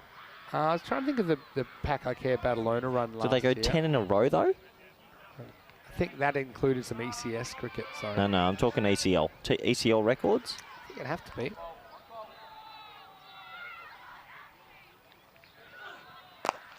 And Pac Ikea did lose a game to Brescia ECN Championship week, so yeah, they wouldn't have won that many in a row. How many did they have in group stage? Group stage, they would have won 8, I think, if they won them all, which I think they did in their group stage. How many did VOC play the first year? 6? 4, 5, 6, yeah, 6 matches. Maybe they won their first 2 or 3 and then I can't remember. I don't think so. No. I think 10 will be a record if they get up. Well bowled. Robinson's good as well. So that's why they can kind of afford to rest Coulter, because he's a bit of a bonus in the attack. You've got guys like Robinson stepping up. Their Matchett's become a key bowler for them as well. They just seem very, probably the most all-round team we've got. They've got, say, 3 different spin options, a few different quick options. They've got 2 left-handers that bat in the top 4. I just feel like they've got such a good T10 team. Well, that could be a no-y. This is going to be a big call. It's going to go for 6, and well, all of a sudden they're starting to click here. And if this is a no ball, this could be the 7-up that really gets them going. Maybe. It's touch and go. I'm going to think it'll be close enough to be called. No, so I think it's okay. Oh, it's close. He's tall. He's got high pants. Yeah, you don't want to be Harry High Pants, but it's cold and it's tight. No, he's lucky because he does definitely go Harry High Pants. Is it worth being like a low rider? I don't know if it affects his stroke play. Because the reason we're saying that, we often go on the top of the trousers as basically what. Well, it's a 7-up and yeah, it's a free hit. Free hit to come. Here's Harry. Good shot. Pretty well, but he picks out Mulder. Yeah, imagine coming out like, remember the old I like the like little pimp days and just have your the early 2000 rapper style. yeah, any food like you have them about just at the top of the pad height. If you have your underwear showing, then is that the waistband you got to go on? No, you pull them down as well. Just have a longer shirt. What an era. Like have an XL shirt all the way down. It's a good look. Anyway, over to Hold. He's on fire against the spin, and now he gets knocked over. It was a slow ball, I think, from Robinson. He does him like a dinner. Nice impact innings, though, from Oliver, but he has to go for 23. Well bowled by Robinson, 72 for 4. Such a shame as well for Farmers, who just started to tick along and get themselves back into this contest, but clever bowling. That's a good slow ball, and he does him. All ends up. Stumps get clattered, and Held has to go. Clever bowling. Very, very clever bowling. I want to say a quick hello to everyone in the comment section as well, to Tyrone Peters, to Sven Prinsloo, and to Chris Schinkel, Helix, everybody else that has gotten involved in the discussion. And Sven, he likes the idea, just got to tuck the shirt out. Some good hitting there from Hold, wasn't it? But took on that ball on the stumps and just mistimed his stroke slightly. This will bring Reece Palmer to the crease. Yeah, Reece Palmer comes out with a lot of work to do. He's got to back himself, try and get going straight away. Maybe feed the strike just a little bit to try, but yeah, can't be taking too long. Going to need a good strike rate. Good response as well from young Robinson with the ball. Been hit around this over 17. We're off his first 4, and it's a good response. He's thinking. Last ball of the over for Robinson. He's got something to show for it. It's a slow ball again. Now sneak through for a single. Palmer's off the mark. As we get to the end of 6, it's 73 for 4. Yeah, so I mean, normally you'd say they're on target for a pretty decent score here. You know, if they can continue at this rate, it's around about early 120s. I think it's important that they try and get that many, because you mentioned the net run rate a few times already. Well, there's a good chance today, let's say they get up over Hornchurch and they get 2 points above Hornchurch, and then Hornchurch win tonight versus Thru, then all of a sudden you could still have them log jam. So net run rate is definitely on. You got 3 teams all on 4 points at the moment. They all have 2 games each, and one of them unfortunately is likely to be knocked out, because we think we've already lost Beverin, and Sporting Alpha has need a minor miracle. Well, here comes a bowler now, Adam Kennedy. If he was playing in the pre-helmet era, he would have been a dentist's delight in the first over he bowled. He rattled the cage a couple of times. And now we're getting ready for over number 7. He's bowling to Reece Palmer. Goes fuller this time. One thing I've liked about Kennedy is his adaptability. So we saw him bowling a little bit later in the innings earlier on, and he just bowled that kind of stuff. Bowled full, bowled the Yorker really well. Then when Coulter hasn't played at a couple of occasions, they moved him up, they bowled him with a new ball, and he's looked really good at that end of the innings as well. So it must be really good. I think he's, to be honest, he might be like a similar to Atif Muhammad in a way, that he can bowl any time in the innings and do a pretty good job. Zach Tribe quite careful with that. Yeah, I agree. He's been a bit of a shining light. He's gotten better as well. Another one of those players that just seem to be progressing throughout this tournament. Lovely. And right now, CI, they're very close to clean sweeping the group stage, and we'll go into finals day. Well, pretty confident. And who'd have thunk that when they came into Well, they lost it. They lost to Istanbul, didn't they? Yeah.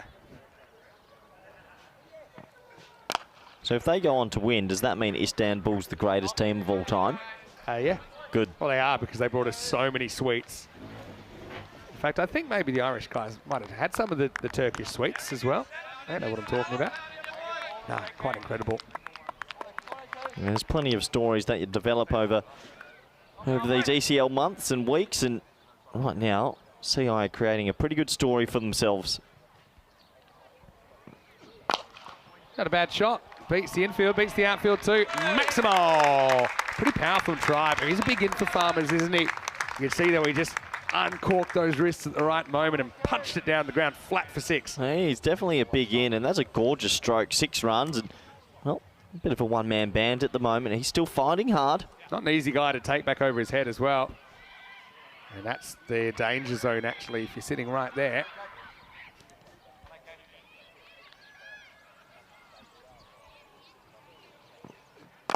Now goes to long on, but McCulloch will do the fielding.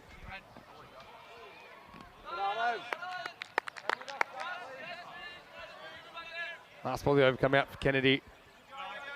You see how YMS, they have the quite friendly draw, don't they, of being able to finish their group matches here around about 1:30 p.m. local, having the whole afternoon, evening to relax, recuperate, and we'll see them in the 1 versus 2. It's actually the first match tomorrow. It's a change for Championship Week.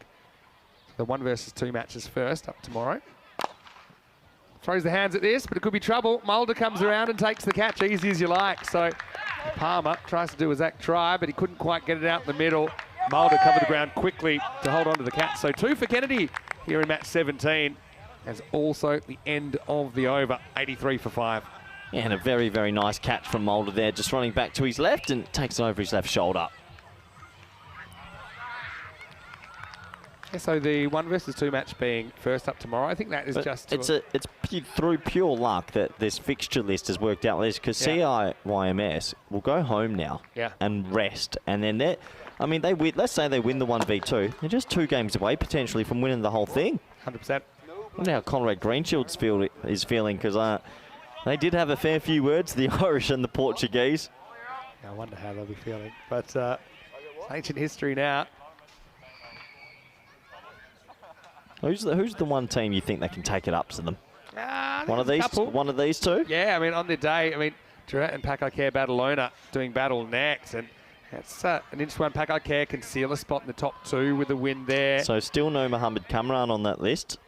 Yeah, I think his knee isn't looking particularly good, but Bubba, good to see him back last night. We saw some maximos from him when he was bowling and when he was batting.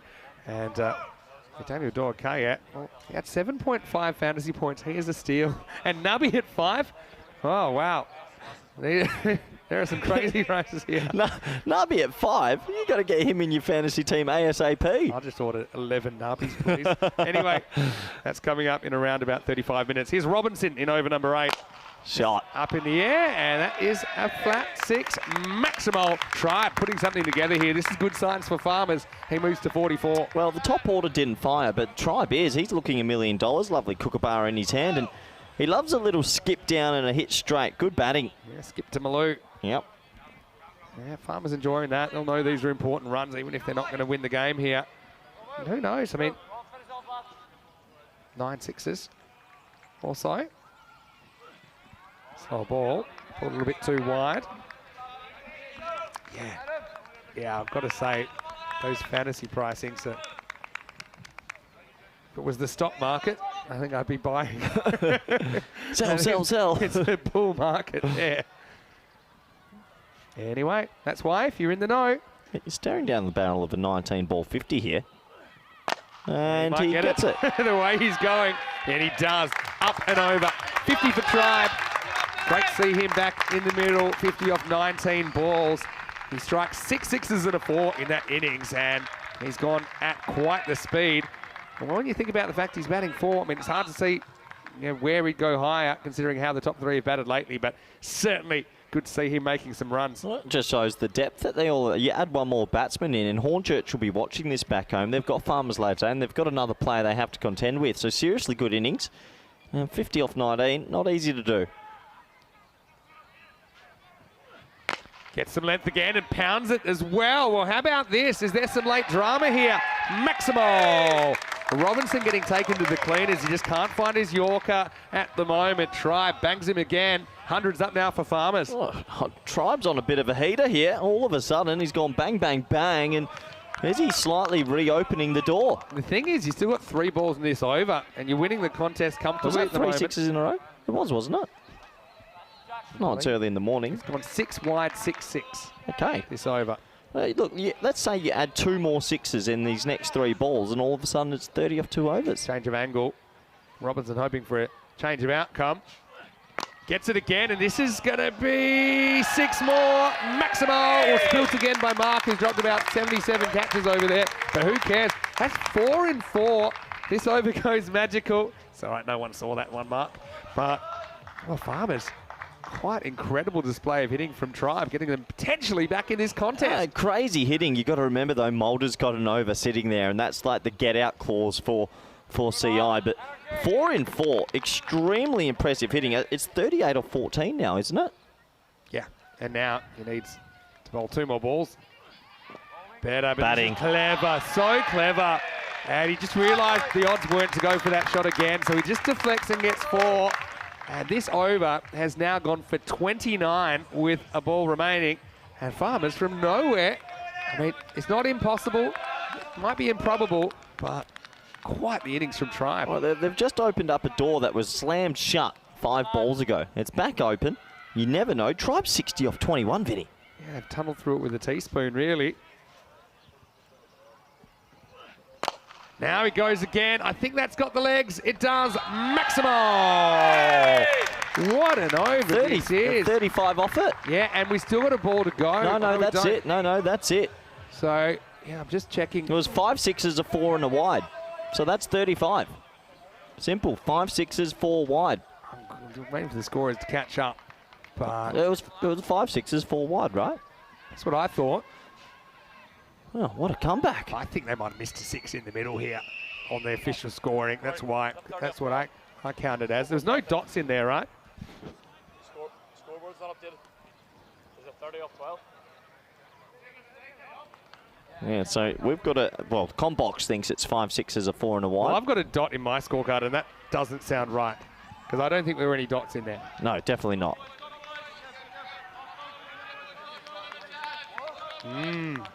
No, that last ball was definitely pounded for 6 after the 4, so Yeah. that'll get adjusted. What a comeback this is. Mulder comes in with a slight bit of pressure. What's the actual score overall, Vinny? The actual score, well, I can't tell you until they add it up. So 112.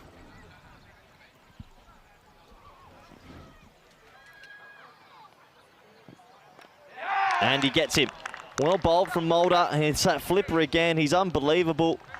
He's unbelievable. He just comes on and he does his thing. And every single time CI have a little bit of pressure, he seems to respond. And another wicket goes down. And Mulder, he's enjoying this tournament. He gets it full, he gets it straight. And you have to think the batsman had to try and get a single there to get Zach Tribe back on strike. Unfortunately, he doesn't. And he has to go. So this game just opening up a little bit right at the back end here. We'll confirm the scores for you in a moment.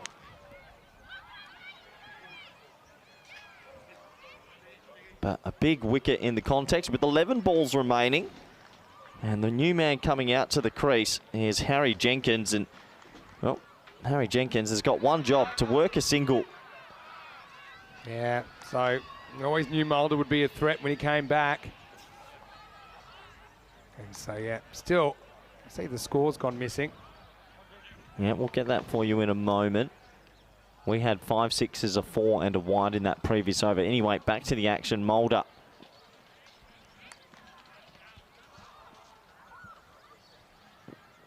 Yeah, it gets bat on it. They got to go, and they do go. So good batting, and there's the score for you. So it's 27 now off 10, but Tribe's back on strike, who's playing a remarkable innings. He's 72 off 23. So there we go.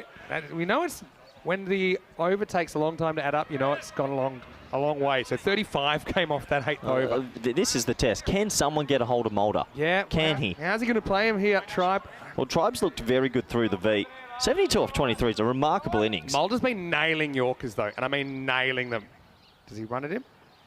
Well, that's not what I was expecting, but it's a really, really awesome shot. Wow. He's reversed it pretty much square of the wicket to reverse square leg, and Tribe gets 4. And I don't even know what he's thinking to try that, but he's absolutely executed it, possibly the best one I've seen all week. Tribe might be playing the greatest innings of all time. If they get up over the line, this is remarkable. They're in this now, 23 of 9, 2 big sixes away. Mulder is going to try and nail this Yorker. Tell you that right now. Well, he's just waiting to see maybe if he was going to try it again. 76 off 24 in the blink of an eye. Zach Tribe. This would be the great escape of all great escapes. Does run him, he hits him with 6. What a shot. Maximo! That is such a good shot as he comes down the wicket and bangs it out of the ground into the 80s. Well, and they might have a look at this side on, Vinny, because it did look high. What a shot. All of a sudden, Zach Tribe's raced to 82. Big call this, really big call. I think he's come so far that Oh, it's tight though. it is tight, but he's so far out of his crease, I just think you lose the benefit of the doubt of those. Okay. And remember, he does have the high trousers. Vinny, this is unbelievable. All right, back to the action. What a shot that was. 82 of 25. Now works it. Just the single. Yeah. But now you got a free swing at it if you're Harry Jenkins. You're definitely not taking a one. The thing is, Tribe's gone through Moldova and got 2 boundaries, which is very difficult to do. So they're going to go into this last maybe 16. Jenkins, just have a swing. Do not run, just have a swing. What a game. Where has this come from? All right, here we go. Jenkins, he's got a free roll here, basically. Won't be taking the one. And, yeah, no, that's... Zach Tribe thinks much the same thing. And we've got a game on here out of nowhere. After 9, it's 130 for 6. What a ridiculous bit of hitting. Go through the last little over or two Yeah. because he's hit so many boundaries. Well, this is from the start of over 8. It went 6 wide, 6, 6, 6, 4, 6. And then over 9, wicket 1, 4, 6, 1, dot. So they get 12 off that 9th over. That's not bad. And now, who do you go to in the last? So right now, what you're saying here, Vinny, 16 of 6. You're not running a 1. You are facing 6 balls, and if he hits 3 boundaries, they win. Simple. I agree. You do not move. 100%. No, I don't think there's any point in running a single here and getting Jenkins a strike. Tribe, good luck. If you hit 3 out of 6 in the middle, you win the game. I 100% agree, only because he's hitting them so well. What an innings. It's quite incredible. And there's no real 2s out there with this Irish field as well. No. So sometimes you say, okay, well, let's run the first one hard and take on a 2. I don't think you can risk running Tribe out at all. So, well, if he hits 3 6s, he'll bring up his 100 as well. Just saying. McCulloch in the hot seat. 16 off last over required. He reverses it, he's gone. Well, I mean, it worked for him before. At this time, Tribe picks out the fielder. He sticks with that plan, and, well, a little bit of the wind of the sails taken out there. This game is still alive, don't forget. But what an innings. Bit of an anticlimactic finish, but Zach Tribe is going to go for 83 off 27. One of the innings of the tournament, to be honest. As he goes, it's 130 for 7. Oh, he'll rue the fact he decided that reverse Malachi again didn't get the elevation and he picked out backward point. Maybe if he just stood still and tried to bang it, but hindsight's a beautiful thing. One of the innings of the tournament, 83 off 27, and got him in the game from nowhere. You can't really criticise a guy that's just banged 83. No. Especially because, remember, he did that. He's banging his head there with the literal face palm. But you got to remember, he did that at the start of last over to Mulder, and it worked out a treat. This one was probably easier to put away because he had a bit more bounce to work with. But Zach Tribe will take a bow. And don't forget, even if they don't win this game, It's looked after the the net run rate is so much better for that innings of Tribe. As he goes, there's 5 balls remaining. It's 130 for 7. Yeah, huge round of applause, and good to see the Irish boys getting around him and giving him a tap on the back, and you can understand why, because that was a phenomenal innings. He gave him a shot that we thought was over, and here comes the captain, James Pritchard. Yeah, Pritchard. Hey, lefty, not Keeper. bad. Yeah, Good matchup. keeper, batter, captain. So, well, now I think you're just going back to scrambling every run you can in these 5 balls. And he gets hit in the pads, but won't be out. A single. Yeah, it looks like this game might be fizzling out right at the back end then. But, wow, we got a bit of excitement for 10 balls there. 14 or 4. Well, I mean, Jenkins has to get one out the middle. imagine a 6 now. Jenkins, I think he's going to run down at it and try and hit it for 6. And he may hit it or he may not. There's your possibilities. 4 to come. He stands still and crunches it, but can't elevate, just the single. Pritchard, you can see he was looking to come back for 2, maybe because doesn't fancy himself as the boundary hitter, but I think James Pritchard, very good batter, probably in the longer form of the game. You know, he's got a good technique. He's going to have to try and find an aggressive shot here. Yeah, 13 now. What a finish. 14, sorry. Yeah, what a finish. It literally came out of nowhere.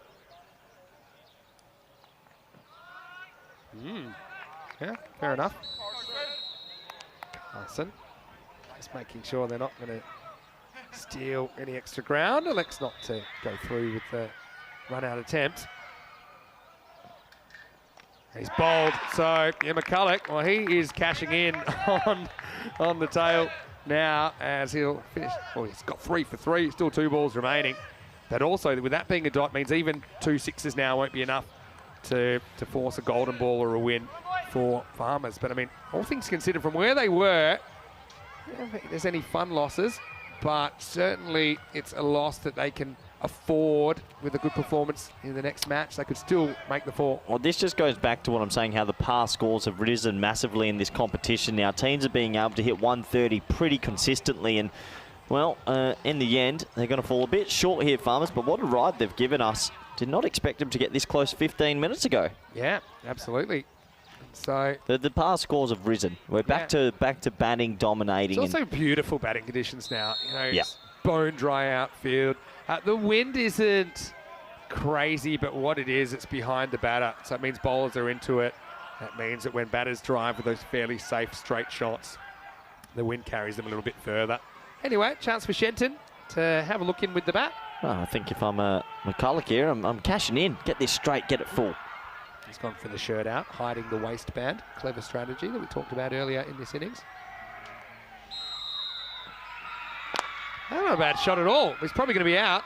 Oh, it's one of the best golden ducks I've ever seen from young to crack, but he hits it straight at match it. And well, Connor McCulloch, he's on a hat-trick now. He's absolutely going to town. He's got 4 for 3. He's on a 5-er. He's on a hat-trick. 1 ball of the game to come. It's 132 on the board. Yeah, he's smelling a Michelle Pfeiffer here, the janitor, just doing the cleaning up at the back end. I'll tell you what, you want to be giving this ball a lot of air. Exactly, nice and slow. Get it up in the air, and he might get a hat-trick and a Pfeiffer to finish. What a game. Well, Toby Britton comes out number 11. Now, this is where Toby's a youngster, but he needs to play the role of party pooper here. And if you're ever blocking one, this is when you're doing it. Strategically, they should try and get runs for their net run rate, but if you can't win, if you can take the gloss off somebody else's win, I often think it's the small victories, isn't it? Yeah, it's petty. Oh, pettiness is much appreciated here at the ECN, and I want to see Britton with a forward defensive here and see off the hat-trick ball. If you're McCulloch, I'm bowling a moon ball here. I want to see if he'll just run at it. All right. He could have one of the greatest figures of all time if he picks up a 5-er. Yeah. Here we go, hat-trick ball. And McCulloch got a 5-er. The non-strikers already started walking. This is one time you couldn't be man-catted. You could actually start about 3/4 of the way around the pitch because they're 9 out. He wants his hat-trick. He's ruined it with a wide. Yep. Went the arm ball. Yeah. Oh, McCulloch. I'd love that one back. I was going to say, if you're ever not going to get man-catted, that would have been it, right? If you bowled out if you're out. Anyway, here's the last ball of game 17. Good man, good one. Toby. All right, see that one again. Well, anyway, this will be a dot because it sneaks inside the tram line. And, well bowled by McCulloch. And one left-arm spinner to another there at the end. But the margin of victory is only 12 runs in the end. And you've got to say, Farmers, they got close. Again, they just paid the penalty for that little wobble through the middle overs. Yeah, good game of cricket. CIYMS got the runs on the board, and we thought there was meandering out. But Farmers again show they've got some batting depth. You've got to look out for them. You can't count them out of this competition just yet. But congratulations to the Irish champions because they've swept the group and 10 T10 victories in a row. It's quite unthinkable when you know the quality in these 7 teams that are taking part in Championship Week. But the Irish, they have the luxury of resting Coulter, but they don't lose that much in their attack. And I know they've got a bit of pump there from time to time. Darmgard went 6 and out at the start, and they were very happy to see the back of him. But I mean, ultimately, they've got other bowlers to cover Coulter not being there, so he becomes a bit of a bonus when he comes back in tomorrow. He'll be bowling Thunderbolts, probably the 2nd and 10th over. Got to say that Kennedy continues to impress me with the ball. Kalitz held 3 catches early in the piece, set the tone, and Googe couldn't keep the heroics going. Another helmet rattler. But, well, Zach Tribe came and he changed the whole complexion of this run chase. He lost a couple of partners along the way, but Mulder, who is a guy that's really tough to get hold of, Zach Tribe had a bit of a strategy to him that worked out, kept them in the game late in the piece. But, I mean, there was this crazy over that we'll get to in a second. I mean, Holt also, don't forget his contribution of 25 in pretty quick time. Just kept them round about the mark, but they pay the price for it. 3rd over just went for 2, 4th over just went for 7. They couldn't deal with the spin, and even once they started scoring, they were just a little bit too far behind the 8 ball. The The run rate required had crept out to around about 20 and over, which is always tough to peg back. Well, you need a big over. There was a big over. Chris Robinson went for 35. And look, Chris has bowled really well in this series, but you can have some games where they just get after you. He ended up going for 53, Robinson. But then Mulder came on. Wicket first ball, but then how about this from Tribe? Pulls out the reverse Malachi, quite a sensational shot. And then he ran at this one. I don't know where it would have pitched, but no, it did bounce on the field for the moment, left the bowler's hand. And then he tried it one more time, once too many, I suppose, in the last over. The Tribe had to go for 83, just hitting that second reverse straight to Kennedy. And McCulloch started going about the work of padding the stats a little bit, but you can't do anything else when you're bowling the 10th over. He finished with 4 for 4. But, I mean, really, you've got to say, it was quite the innings. For me, Zach Tribe, yeah, he's the player of the match, despite being on the losing side. I think that is a very, very good decision because, well, without him, this would have been a pretty sorry-looking scorecard. Batting 4, he makes 83 off 27 and pounded 10 sixes and 3 fours in a pressure situation, but apart from that, 23 from hold, the next highest scorer, no one else passing 8. So it just shows you there's a large mountain to climb, and really a couple of overs that were tight just put them too far behind. They could never quite catch up despite the heroics of Zach Tribe. And only 7 extras in the innings as well, 4 wides and 2 no balls, so not giving a bunch away for free. CIYMS, who do get the luxury of going back to Sunset Beach now and spending the rest of the day there, maybe watching on television or perhaps just relaxing by the pool and recuperating before they play in the 1 versus 2 matchup tomorrow morning. That qualifier 1, the winner of that is straight through to the final. So there's plenty to play for, that's for sure. As far as the bowling figures, well, a bit of a lottery to be honest. When you look at these figures, I mean, Carsten McCulloch 4 for 4 of his 2 overs. He had everyone running at him at the end, almost a 5-for. We haven't seen a 5-for in the tournament so far. 2 wickets for Kennedy, 2 for 23, I think bowled pretty well. 1 for Matchett. 1 for Jacob Mulder, who didn't bowl badly at all. Again, if that's your bad day, Mulder takes 1 for 19.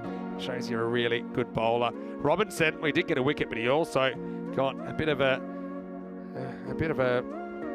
pantsing, no other way to say it. 153, including 35 off that over. But he needs to put that aside, and I'm sure he'll come back stronger for that tomorrow. We'll take a break. We'll be back in about 10 minutes, and when we do, pretty good clash coming up between Dreux of France and Pakakere Badalona. 2 hard-hitting teams. Dreux winning the toss and batting first, so we'll get to see Nabi time. Set your watches, because match 18 isn't too far away. Vinny Sandu, Mr. Maximo with Corey Ruckers. Back after the break with more ECN action. You're watching the European Cricket League.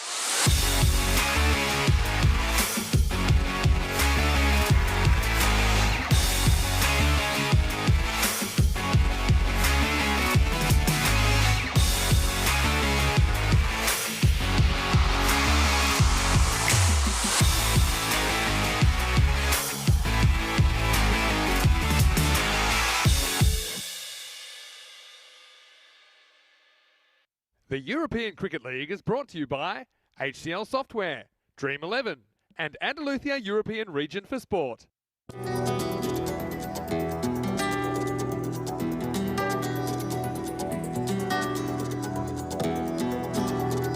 Ven conmigo a cruzar su calle, a vivir su ambiente. Ven conmigo a vivir la vida intensamente. Conmigo ven, conmigo ven.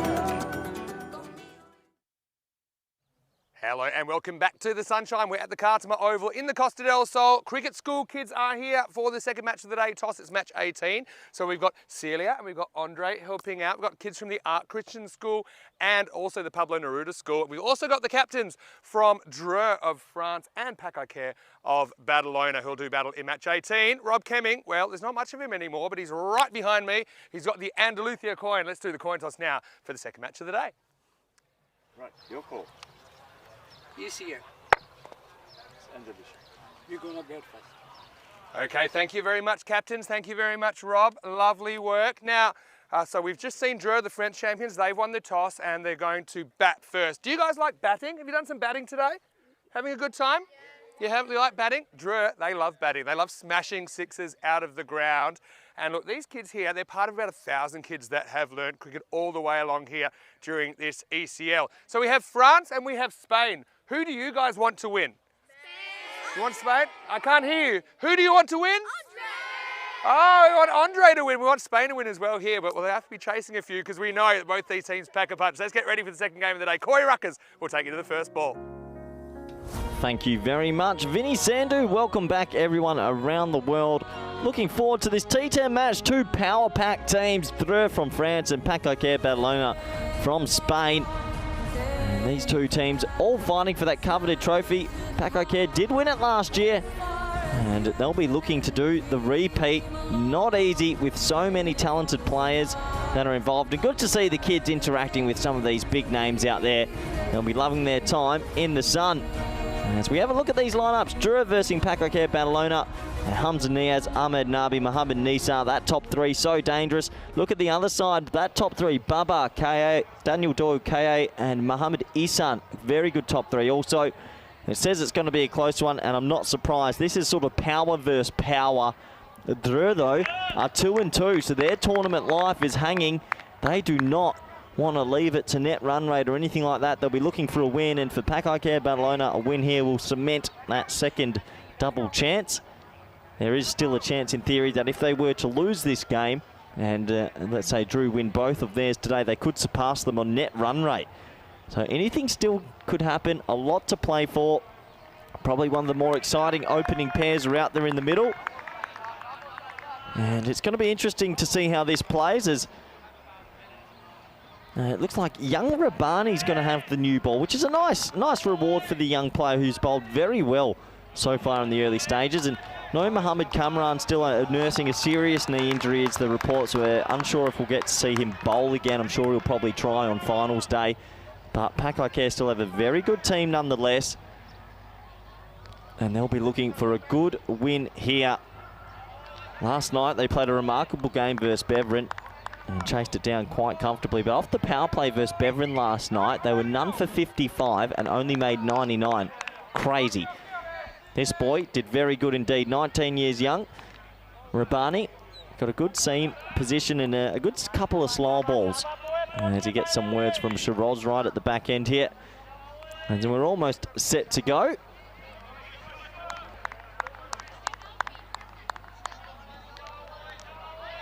Good opportunity to welcome back all our viewers around the world, especially those in India. Vibe fan code, everyone on the chat and all our network partners. Hope you're well. Game 2 on our final day of group stages, and then it's championship day tomorrow. Almost set to go. Here we are. First ball of this T10 clash. Hit hard down the ground and picked up well by Shiraz, who throws it back in. Just the one. Rabbani getting that on strike, and well, here comes a man, Nabi, the most sixes ever in ECL history. He bats with a floppy that looks like a cowboy hat, and he hits it a long, long way. And if you ever want to see a Hume, that's good. So I'm a big fan of that hat. Will he be able to get it out the middle?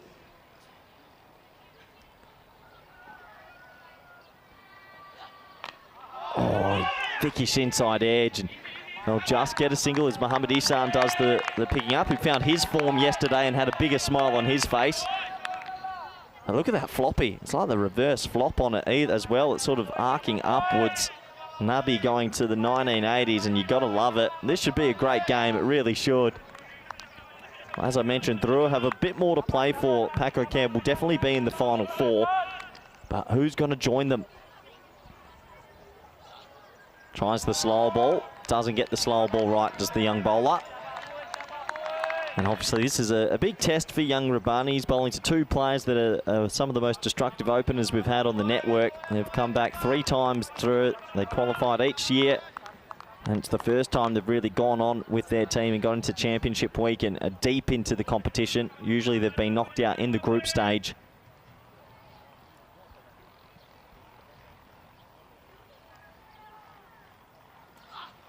Hit hard into the offside, and wow, what a bit of fielding that is.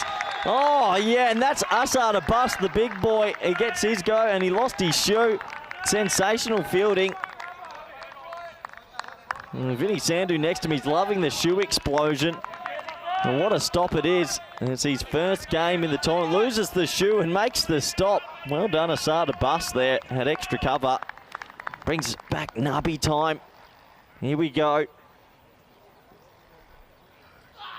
Slower ball. Oh, it's called a wide. Right decision. Well bowled from Rabbani though. I know it's a wide, but he's not giving it to that Niaz arc.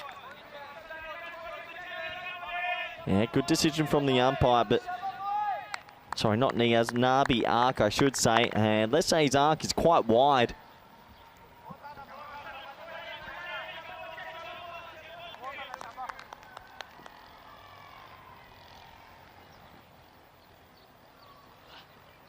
That's going to be just down the leg side, so pressure on the young bowler here.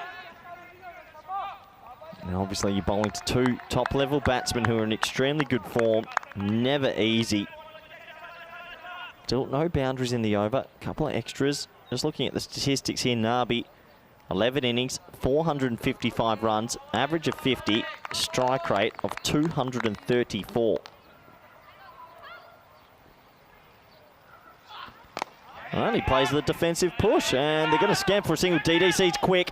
Oh, clean pickup might have been tight. A couple of people in the chat. Piers Fletcher saying the floppy hat is elite, and it is. Nabi just, his stature grows. I'm not too sure he'd have that floppy hat on if Mohamed Kamran was fit. Dare say he'd be having the helmet, maybe even a forearm guard.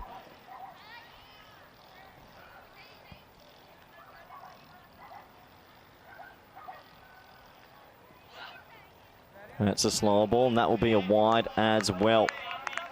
So they went with young Rabbani to open up here, which is a lot of pressure. Obviously, we just spoke about Nabi's numbers. How's Nisa doing? Sorry, Niaz. He's a little bit more down, about the 10th leading run score. Nisa, the number 3, is the 5th leading run scorer, so they've got plenty of batting in this top 3. In the air, and that will be the first boundary. Open splice over backward point, one of my favourite cricket shots. It goes away for 4, and that is the first boundary off the bat. And what an exciting time for these two teams. Power-packed teams. That one's a little bit over-pitched, and it's an unforgivable game as he gets it over backward point for 4.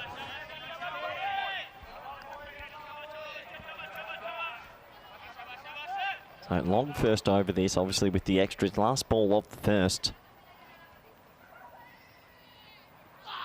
Slow ball again, picks it, drives it straight to cover point, and it'll end up being a dot, which 12 for none after the first isn't the worst over from young Rabbani. Lost his line a little bit. As we have a look at the stats gun, and this is why I'm telling you the par has changed, and when you get better teams with better, deeper batting lineups, Group A, B, C, D, E, F, overall, it's 10.5, but you can see there was only 11.9 in Group A.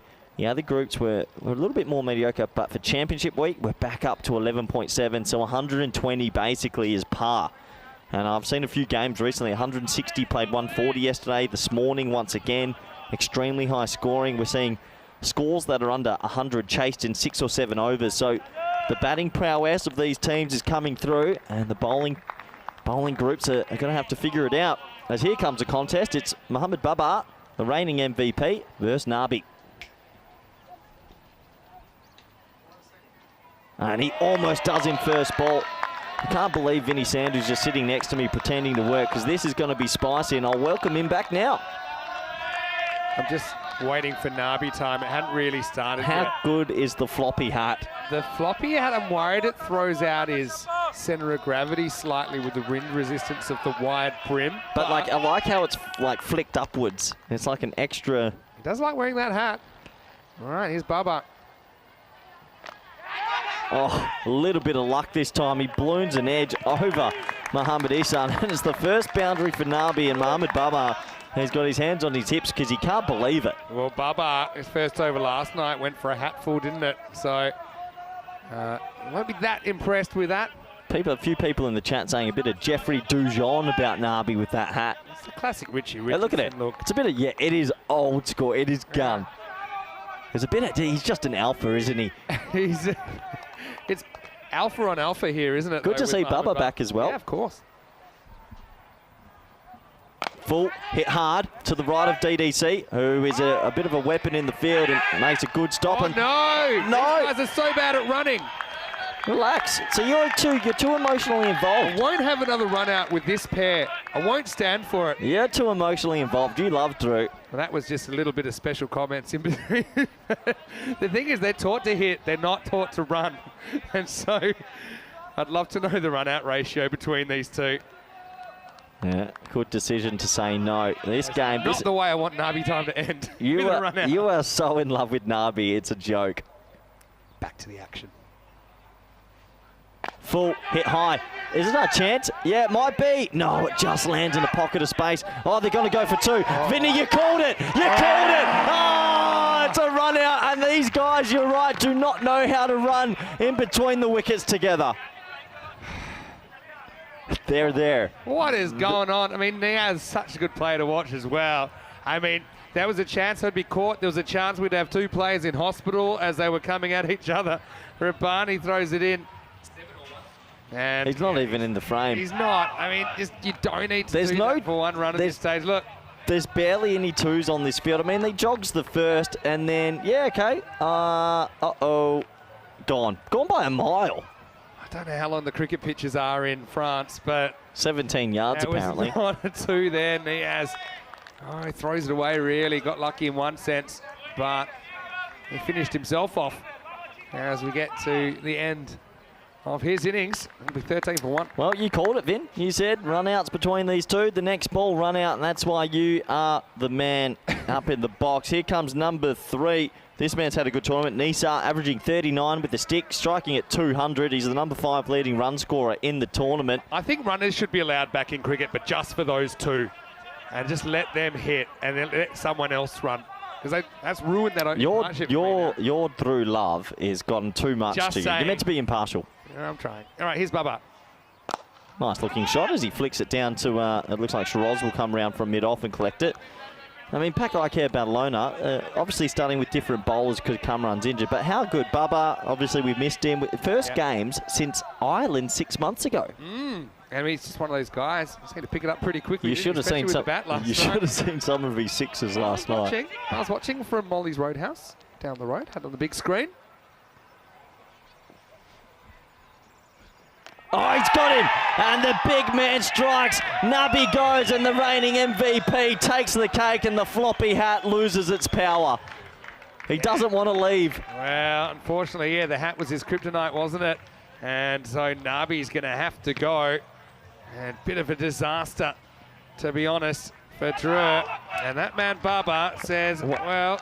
One of the biggest heads in world cricket does it again. And he has this happy knack, Baba. He bowls stump to stump. He gets a little bit, he jumps in late. Glenn McGrath-esque. And Nabi, oh, he's gutted. Look at him. He stood there for about 30 seconds. He did not want to leave. Yeah, that's the kind of ball that can be 6 or out.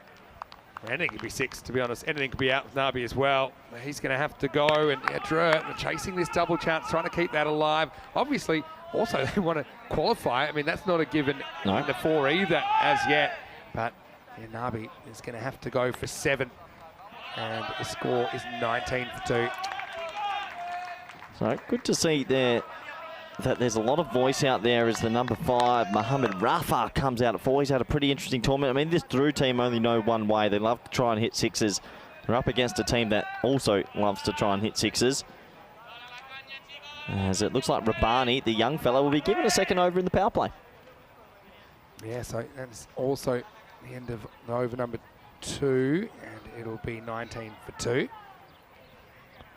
It's just some confusion. I think that obviously when there's a run out, you've got to credit the right striker there. So I think you saw that Nisat was listed as 0. He did score that run. That's why Nabi was on strike. Nabi was dismissed off the last ball of the over. We're always really appreciating the interaction with the fans. I know that John Coates sent me a message. He was asking about the numbers on the fantasy dashboard. So I was just telling him about that. So yeah, if you'd like to have a chat with me or Corey or Rico for that matter. I mean, Rico will be in a little bit later on. And don't forget, you can always send us a message. You can get me at Mr. Maximo and get Corey at CRutgers_28. And don't forget, at European Cricket, great place to get all of those little bits you might have missed. Do you know that last night you did a very special game? It was match number 100 in this ECL. Yeah, I knew that. I jotted it down in my notes pre-game, and it was an honour to commentate the 100th game.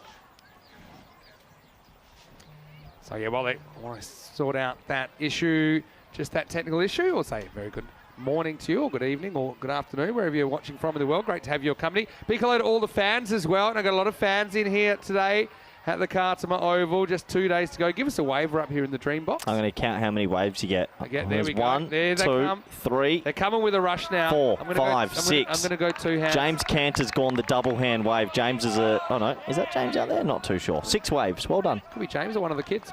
Not quite sure. Anyway, let's get on with it. And it's going to be Rabani coming back in over number 3. Slow ball.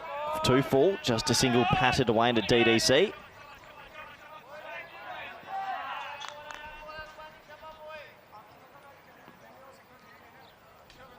So Rafa comes out at number 4. Well, he's not going to slow things down.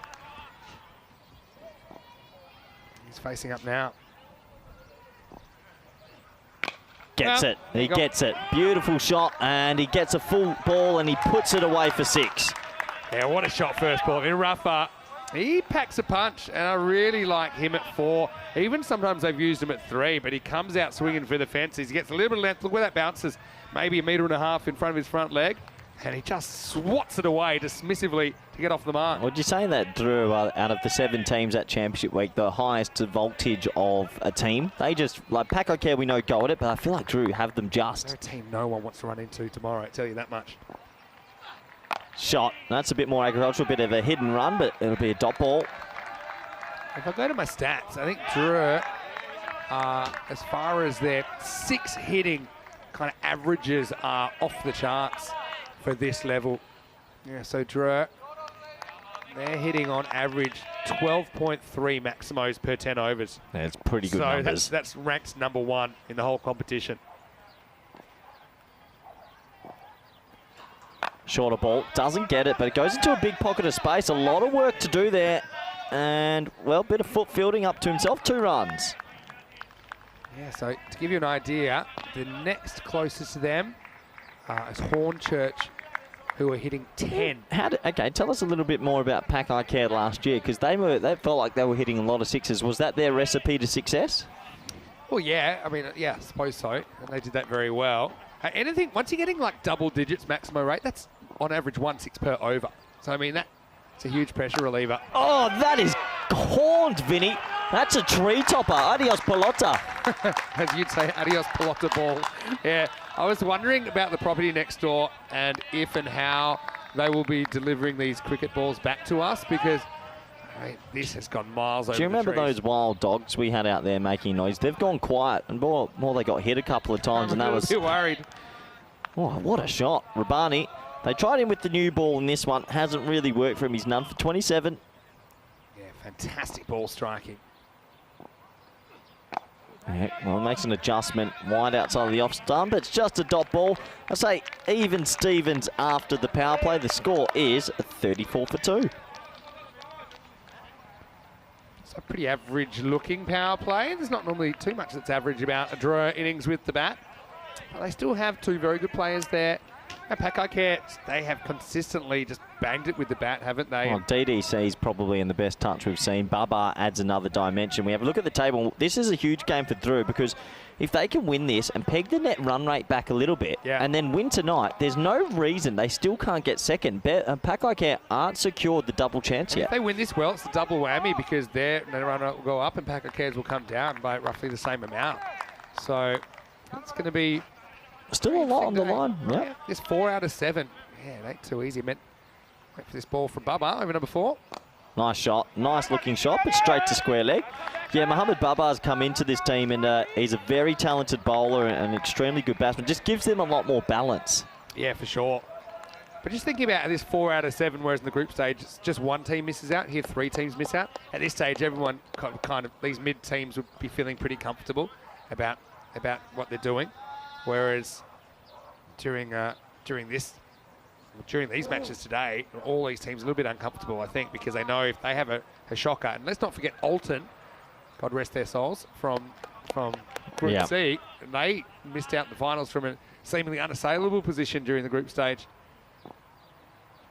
Oh, so that's high in the air. Oh, it's going to go over backward point. That might go for 4. It will go 4. So a little bit of luck this time from Rafa, but he's playing a good T10 innings. Yeah, that's what he does. Yeah, he just loves to swing the bat. Again, he loves a little bit of length. Gets it here. Takes it on. Not where he intended it to go, but he'll get 4 carreras. Yeah, interesting to see Pakaikai Barcelona haven't used the 2 left armers. We know Cameron's out, but they've still got Syed Shafat and the big man, Atif Mohammed, have bowled unbelievable last night. Baba, they do like when we're getting 2 out of him in the first 4. It's pretty usual. High in the air. Is this a catching chance? No, it's a 6 just over DDC. And, well, Rafa has come out and he's wrestled back the momentum. Some really good batting. Yeah, Rafa's got plenty of innings to work with. You're never quite sure how long he'll last. But while he's there, I can guarantee you the scoring's going to be pretty good. Yeah, Bubba's bowling a decent length, but the batting's just a little bit above him at the moment. He got the big wicket. He's getting attacked right now. High in the air again, and it's going to go over backward point again. They might think about backward point going back, but that's a little bit of luck, but also if you swing hard enough, you get rewarded. Yeah, I think this is one that he kind of goes with the line of the ball rather than just being too leg side conscious. He slices kind of under the ball. As long as he gets it over the infield, you knew it was going to spin away to the boundary. Yeah, and it does look like they've made that change in the field, and you got to change eventually. So third man will come back, and square leg comes into the ring after those sort of splice shots over the offside. So that's a good move from Baba, who's bowled an okay spell here. Just hasn't maybe had a little bit of luck with those 2 shots. Yeah, for sure.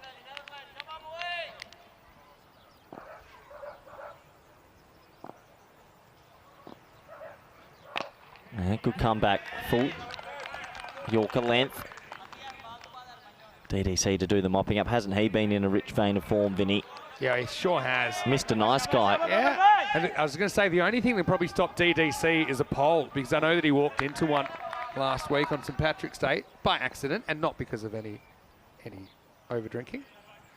Hard, offside, nice shot, goes for 4, and well, Vinny, good little comeback this from Drew. Yeah, they're going to keep swinging 50s up as well, and that also takes us to the end of the over. Their score is 54 for 2. Yeah, so 54 for 2 at the moment.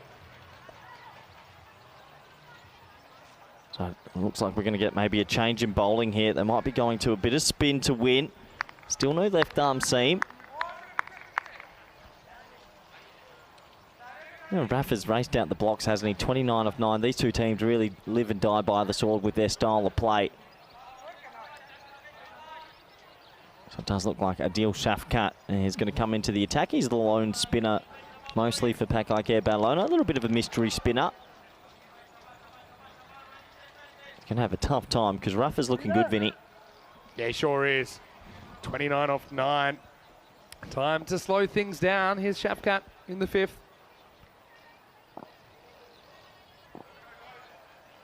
Edged again. Just the one this time. Red didn't stop him going for it.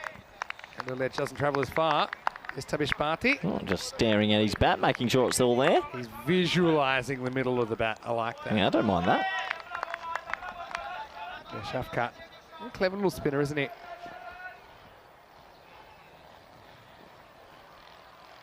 Shot. What a shot that is. Well, inside out over extra cover, and it's glorious batting. That's a leg spinner he hits with this spin. I mean, Nisa is such a good player as well. I mean, he's a bit more orthodox, I think, than some of his top order compatriots, but he can still really pack a punch. He's in great shape as well. 6 runs. Yeah, he's been in form throughout the tournament, but that's a proper cricket stroke. Not easy to do inside out over extra cover. And this is a good start for Drew, who, as we mentioned, they can still finish second in this group. Yeah, sure can. I want to say quick hello to CNF, and also want to say hello to Cosmic Nana, watching from the United States, who's just finished her Spanish lessons. Nice. Buenos dias. Flight it again, and it's Horn, baby. It's back-to-back sixes, and Drew, they're racing away with this now. Plenty of work for the ball retrievers at the moment. I mean, they just love hitting sixes. I said they average basically 1.2 sixes per over. Well, there's a couple right there. So, yeah, they're averaging 12 sixes an innings, aren't they? Yeah, it's unbelievable ball striking. Average is about 7. So they're hitting 72 runs in 12 balls, and they've got another 48 to do whatever they can. Yeah. Yeah, it's amazing numbers. Go run a ball off those, you got 120. A slight adjustment of the line there from Shafkat. Still went. There's a quicker one. Yeah, that's what a spinner will usually do. Try dart it in, but gets his line wrong. He's under the pump here. Yeah, so yeah, Nisa's a bit more, I'll play the line of what you bowl. Ruff is more like, I'm going to swing everything over mid-wicket if at all possible. That's a nice looking shot. Single. Yeah, but I think these two complement each other quite nicely. Maybe these two are kind of like the understudies, you know, like when you go to a Broadway show and they say, well, the part of Ahmed Nabi tonight will be played by Mohammed Rafa. You're a bit like, oh, okay, but you're actually like, actually, it's pretty good. Yeah, and it's another short ball. And, well, through it, they're feasting now. They've raced to 75 for 2, Vinny. Yeah, not even halfway through. Pakai Care.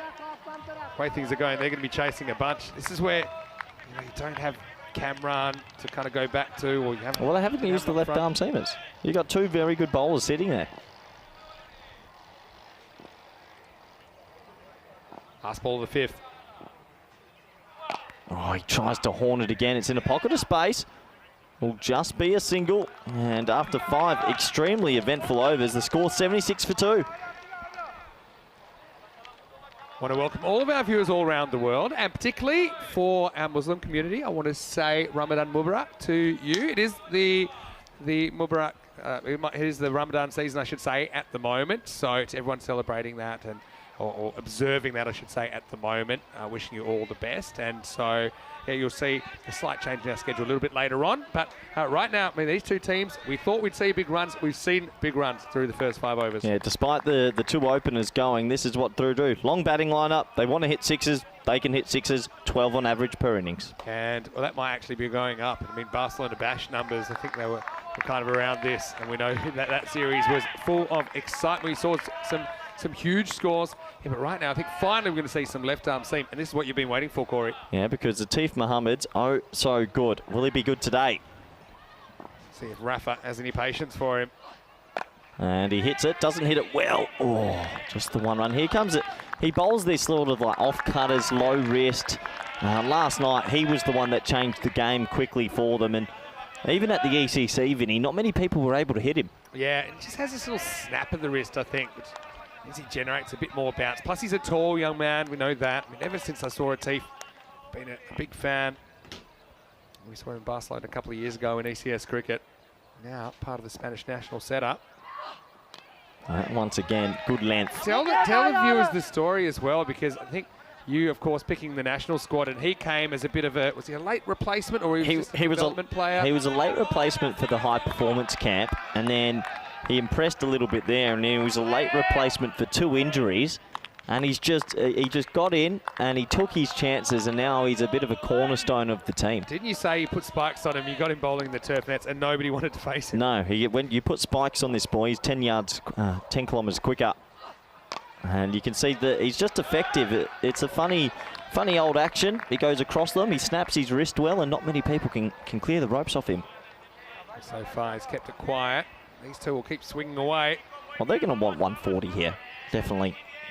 The pace they're on at the moment. And 140 versus Pakai Care. It's no guarantee. There's some very good batsmen that will come chase this down later. Good game of cricket, this. Yeah, we're loving it.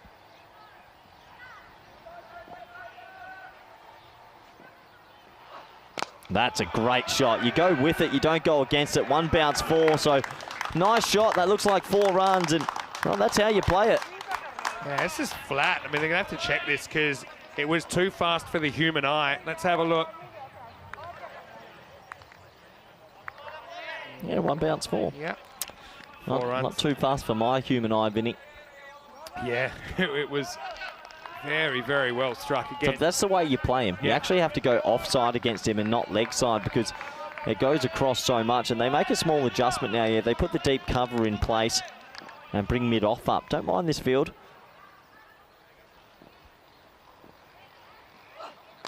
He now pushes it to point, and another dot ball. So despite the boundary, this is a good over from young Atif Mohammed. He's pegging it back. It really is. He can kind of go for 1 boundary and over. That's pretty normal. You can have an over with no boundaries. You've done very, very well. You're probably going to go for a handful. That 1 boundary and over gets you. It's normally around maybe 10 and over, which I would say is fairly regular kind of over. Last ball of it coming up. There's that slow ball. It's in the air. This could be a catching chance. Oh, he taps it down. So, well, you could call it a drop or you could call it a defensive stop. It's up to you. Yeah, well, the thing is, he doesn't hit it with his hand. He gets it with his wrist more than anything. That's Cameron Raja out there. So he does save 5 runs. But, yeah, I mean, he wasn't really moving back a bunch. I think he doesn't really know where he is on the field. So I think all things considered, they'll take it. They would have loved for that to have stuck and for him to have stuck the landing. As it is, it's the end of the over. And after 6 overs, it is 84 for 2. Yeah, funny how the pass scores have really risen, isn't it? Sort of like, it feels like an ETC all of a sudden. Batting's looking a bit easier. It's good conditions. In the group stages, there was a few stages there where teams were hitting 80 and 90 and defending it. It really feels now, if you don't make 120, at least you're in trouble. And you're running into a bunch of confident batters, and batters that by definition are in form. And not just 2 per team, 3, 4 per team. And we talked about Ireland as the team that have just the 2, or not just the 2, but the 2 main ones. But then you look at some of the runs that you're seeing now. Callett's making runs. You're seeing McCulloch, again, he's come of age in this series. I think this is okay. So comes Ali Said Shafat. Now, he's a short bowler, can swing it in, but he's tricky. He's got 2 or 3 deliveries, and not many people have got a hold of him either. Yeah, that's fine. Sneaks inside. Sometimes he takes the air out the ball as well. If he bowls that one again, I think Nisa's going to try and blast it through the cover point region. Good partnership this, though, isn't it? It really is. Always concerned for Drew when they lose their openers early. Oh, it gets funky. Big appeal. Not out. Good decision. Good decision. Going across and missing off stump.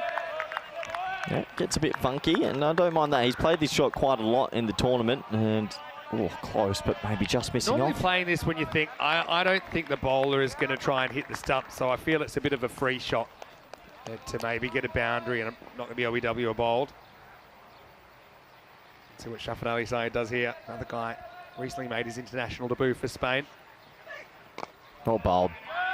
Yeah, the left armers, we were waiting to see them. They've come on and they've just pegged it back a bit, haven't they? This is what they did versus Beverin so well. They were again against the pump, and it was 55 for none, I believe, off the power play last night. And everyone's saying, wow, Beverin's going to make a humongous score. And they ended up not even making 100, which is quite remarkable. Yeah, that was quite the comeback, wasn't it? But yeah, you called for the left arm seam. Here it is. It's been effective so far. Just 1 boundary in the 9 balls we've seen of it. Well bowled, keeps it wide of him. It's in the air. He tracks back, and it hits him in the head. It hits him square in the scon. Oh, and he pings it in, and that has to leave a mark. That hit him square in the head. Wow, I hope it got the hat. Oh, boy. I think there might be some blood here. They're going to have to come on because that's... I reckon it's hit him right in the nose. There, bridge of the nose. Ow. Raja, it's going to have to go off here. Oh, It burst through my the hand. word. Whereas that area of the ground that Starsex... They've got to get the medics on here because that's not good. Just to go check that out. That hit him flush as well. Just burst through the hand. To get the hands together. Well, he's putting a thumbs up, but I'd go check that out. Well, wasn't quite the diving header, was it? But Raja... that could have been really nice. He's tough as nails. Don't worry about that. That's a proper Falcon, Vinny. My word. Well, he's staying out there. They're moving on. Oh, that's a big opportunity missed as well. Yeah, there's that. And then the next ball is horned. And that is cricket for you. It's a tough game, and that's going to be a big 6. Oh, that was just a little bit of length, and it crashes into the sight screen. Oh, wow. How is this innings at the moment? Rafa, it was the man that was dropped. They came back for 2, and then he smacks the next one high into the Spanish sky. It came down to mistakes got out of us. Catches win matches, and wow, that dropped. That could hurt him because Rafa, he's 3 away from a pretty impressive 50. And he toes that one again. That man's running back. It's not going to hit him. They should have kept him on the rope. Shove the fence. And that's his 50. What a special innings. 51 of 17, striking at 300. How's Rafa going? I mean, he just comes up and says, you know what? Where somebody else sees crisis, I see opportunity. And he just smacked that over the infield and throws the hands. It's not a one-trick pony. He's played a lot of offside shots in this innings as well. He reaches his 50 in the blink of an eye, and after 7 overs, it's 97 for 2. So, one thing I'm excited about is more cricket at the Cardamom Oval. We have our final tomorrow, but this weekend, guess what, Corey? What, Vinny? We have an ECIW, which is a women's international T10 event. It goes Saturday and Sunday. 3 countries are involved: Spain, Malta, Austria. And Corey, good news, you'll be here with me. So I'll be keeping an eye on when you get to bed Friday night after the final. We have 9 matches, and you can watch that on our YouTube channel, ECN European Cricket Network, if you're enjoying the action. Well, in the air, DDC tracking around, it's in the gap, and that's good fielding. That might save 3 runs. I think he's done quite well there. I think that's Sikandar Ali. Yeah, I think it's part deliberate, part accident. Nah, it's deliberate. Because I think it doesn't really hit his hands. Look at this. I know what he's trying to do, but look at this. Is this foot on? That's fine. And he tapped it. Oh, it's tighter than I thought. Doesn't really clean. I think benefit of the doubt there. When this foot hits the ground is one more, that's there. I think the ball's gone by then. Tough call. I think that's okay. Benefit of the doubt. I think it was just ejected before the foot hit the ground. Yeah. But it wasn't a clean slap is what it meant. Bit of an kind of slipped out optical illusion, this one. This will tell us a little bit more. Maybe not. No, that's tough to tell. I think, for me, there's one frame where the foot's almost about to hit the ground and he may be touching it. There. Yeah, they've given benefit of the doubt to the fielder, so he saves 3 runs. Good job. Good decision as well. That's the process. If there's doubt, it goes in favour of the fielder. And this one's hit to the same man. Should just be one. And it's Cameron Raja bowling, and glad to see he's back up and bowling after taking that Falcon. I suppose that he wasn't going to get his opportunity with the ball if he went off the field. So, Rafa setting the ground alight. I mean, these 2 between them have scored 80 runs now. Out of the 99 on the board. Horned, Vinny. 6 more runs, and it's just looking good for Drew, who are going to get to their 12 sixes. I think they will. I mean, where are we at the moment? We've had, they're going a bit slow. That's only the 8th. But having said that, we've got a quarter of the innings to go. Yeah, it's just such a dangerous team that you give them length and they can play shots like that. You're right, Vinny. I don't think any team wants to meet through in the finals tomorrow. They're just such a lottery. And when it comes off, it's so good to watch. 105. There's still 15 balls remaining. They could easily crack 150 here. 2 balls come back, thrown onto the field. Looks like they found a couple out there. Yeah, not surprised. I mean, I think all the cricket school kids at the end of the ECL do what the equivalent of like an Easter egg hunt up in the jungle. Yeah, watch out for those snakes, though. There's a few left up there. 100's up now for Drew. Yeah, proper batting this. Proper striking. Laced. And 6 more. Just good batting. They're actually hitting it both sides of the wicket as well. So you tell the bowler, hey, can you bowl wide outside off? And then he does that. So that's when it comes down to the length. There's 7 Ls of T10 bowling at the Kardama Oval. Length, length, length, length, length, length, and length. So if you're giving them something that bounces, they're going to be able to get under it, and that's what you're seeing. I'll tell you who's watching this closely, Hornchurch and Farmers, because if Drew were to win this, basically it's very hard to catch them because their net run rate's very good. So all of a sudden it makes game 3 today. Hornchurch Farmers could be a shootout for 4th. Wow, what a group we've got.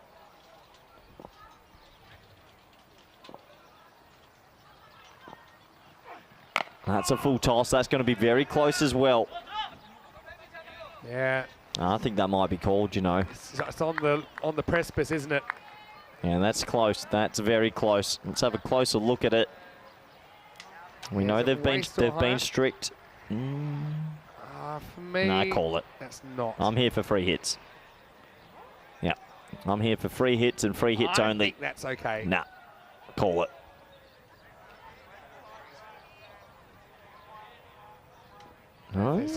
You win this round, Mr. Maximo. I think that was under the waist. If it's waist high, though, or higher, that's a slight difference in our playing conditions to some other cricket, then it would be called. Anyway, back to the Rafa show. Yeah, doesn't get it. Tried his best. Well, what an onslaught this is from the Drew right now. It's pinged in by DDC. And at the end of 8 overs, the score is 113 for 2. Let's take this opportunity to say hello to a few people in the comment section. And yes, I've been keeping an eye on you. I want to say hello to Shreyans. He wants to say hello to you, Corey. He's a big fan of you, as you know. I want to say hello to Terry as well, and peace to bye. And anyone else that is taking part in that conversation, get involved in the comment section. It's very interactive. And I've got Tom Cruise in there as well. Oh, Tom, old friend of mine, actually. Shreyans, not a big fan, but nice to have him back. You guys have a bit of a... You have your own kind of chemistry. Hate relationship. Not so sure about that. Anyway, 2 overs to go. Oh, you get 30 off that, 143. Pretty good day at the office. Well, how are you going to get your runs off Atif Mohammed? That's the question. They just got him for 1 boundary. Yeah, see, they're bringing that deep extra cover up, and I think you could bring square leg up and keep another one back on the offside, but let's see.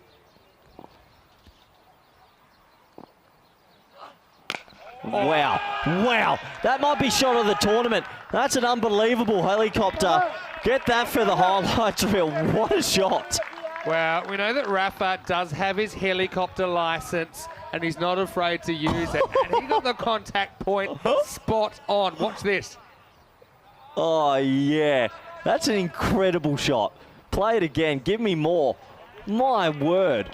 Extra swagger points for Rafa. Oh, Rafa's come out and played a serious innings. Oh, that is filth. Oh, yeah. That is filth. And he absolutely nailed it too. Well, that's how they're going to get the sixes, I guess. Hard back at a tiff and, well, burst through for a single. I mean, 60 off 21. Some of the batting we're seeing in this group now is losing the plot. These two now have over 100 runs between them. I mean, when they came together, it was teetering, wasn't it? It was 19 for 2 after 2 overs. And they've scored over 100 runs now. Because that... The 100 partnerships just come up. They've scored. It's one of those Drew days. Over 100 runs in 6.2 They can do this. They can do this. Atif, good test for him. And he wins that battle. Well, this is the thing with young Atif. Even though he got hit for a 6 and it was a class shot, he'll keep his cool and keep doing what he does best. What a shot. That might be shot of the tournament, Vin. That's ridiculous. It's just to do that with that follow through, to get that so spot on. 101 partnership off 39. Pretty good going. It's beautiful and dangerous at the same time. And well bowled once again. Oh, they think about a cheeky run that's not there. Ishan throws it, and I think he's going to be run out.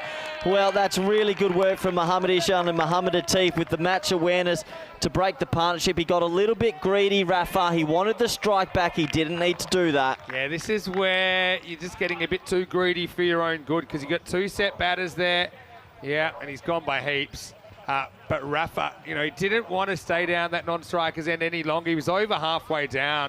And smart work by Isan. He fires it back to the bowler. Isn't too worried about the stumps. Knows the bowler will do the rest. So, yeah, another run out. Unnecessary from Drew. But they do play with passion, not always with strategy. But what an innings. He scores 60 off 21. 6 Maximos, 3-4, striking at 286. What an innings. Yeah, that's pretty much the definition of T10 cricket. That's remarkable hitting, and you have to say, well done. So it does bring out Tabish Bhatti right at the back end. Yeah, he just got a little bit greedy there. He's standing at the non-strikers end and wanted to face. And good work from Atif Mohammed, who's bowling these off-cutters and getting away with it. And he's bowled a pretty good spell here, considering the damage that's gone around him. Yeah, it's true. Well, Nisar's still back on the rack, and think about these Drew batters. They all are forming an orderly queue to come in with an over or two to go. They love this situation. They love to hit sixes straight away. But Rafa was especially damaging, wasn't he, in this innings? All happening in the ninth. Atif resumes his battle with Mohammed Nisar. Again, people just struggle to line him up. That shot was incredible, but he's gone none for 16 off his 11 balls been in. How often do we see this young player just bowl good figures? Yeah, he's been brilliant. Hasn't been too rattled by that first ball. His temperament is so good, isn't it? Yeah, calm boy, works in IT. Lovely young cricketer, lovely young man. I'd let him fix my computer Let anytime. him fix my hair as well. It's pretty good hairdo. It's a bit of a unit, Atif. Yeah, so Bhatti gets his first ball. I think he might try send this to the moon. I think you're right. Tries, toes it, and it should just be the single. So takes us to the end. As long as the throw's okay, it's okay. To the end of the ninth over. The score, 122 for 3. Shreyans said he's a big fan of yours and he wished you the best. I know that you had to leave the Malta series a little bit early for personal reasons, so he's just checking up on you, seeing how you're going, and he wants to say he's been following you with all your coaching and your commentary, and he's a big fan. You can't buy my love with nice comments, Shreyans. Shreyans, I'm sure it would mean a lot to him for you to say something positive back. I feel like a mediator here. It's good to see that you can still use the computer. There you go, Shreyans. What do you think about that? What do you think about that Isle of Man game, Shreyans, where Corey ball, as they call it, I think, here in Spain. Stop it. Bowling anyway, Isle of Man out for 10. Ali Said Shafat coming to bowl the last 122 for 3. They're going to want 135 at least. Yeah, you think so. But I'm looking forward to seeing 6 of the biggest swings you've ever seen on a cricket field. Yeah. Let's rock and roll, 10th over. Well, he can't swing that one. That's in the air, and it's caught. And Syed Shafat's bowled a good spell here. He had a bit of bad luck in that first over, and that's Atif Mohammed with the catch. Yeah, what a shot. I mean, Atif Mohammed. What a shot. I mean, What do you mean? well, I meant what a catch, but I was multitasking. But Atif was coming around to his left. He's got long arms, and he tracks that really well over the shoulder. A bit of basket catch, we call that in baseball. Atif does the rest. And so, more importantly, brings a new batsman on strike. Not that that'll bother Cameron Ahmedzai, because I think he wants to be on strike, because he loves whacking sixes. I'll tell you what, this is going to be a fun chase to watch as well. Some very good batsmen at the top order, and looking forward to this. But he didn't get one out in the middle, unfortunately, for him, and has to go for one. That's the way it goes. He has played some good innings at times. And he'll be important with the ball, won't he, with his left arm spin, providing a bit of variation to the Drua attack.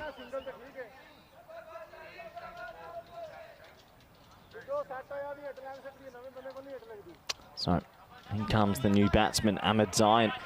As you mentioned, Vinny, he'll be thinking one thing: how far can I hit that grizzly ball? Pretty far when he gets it. Yeah, can. And Nisar down the wrong end right now. Shafat comes in with 5 remaining. It'll be close. It was the under part of the bat, and I think it's been called on field, so oh no, it's a no ball. And Yeah. overcorrects the Yorker, and it costs you. Perfect result, really. Yeah, this seemed high to me, the way he's played it with a perfect horizontal bat.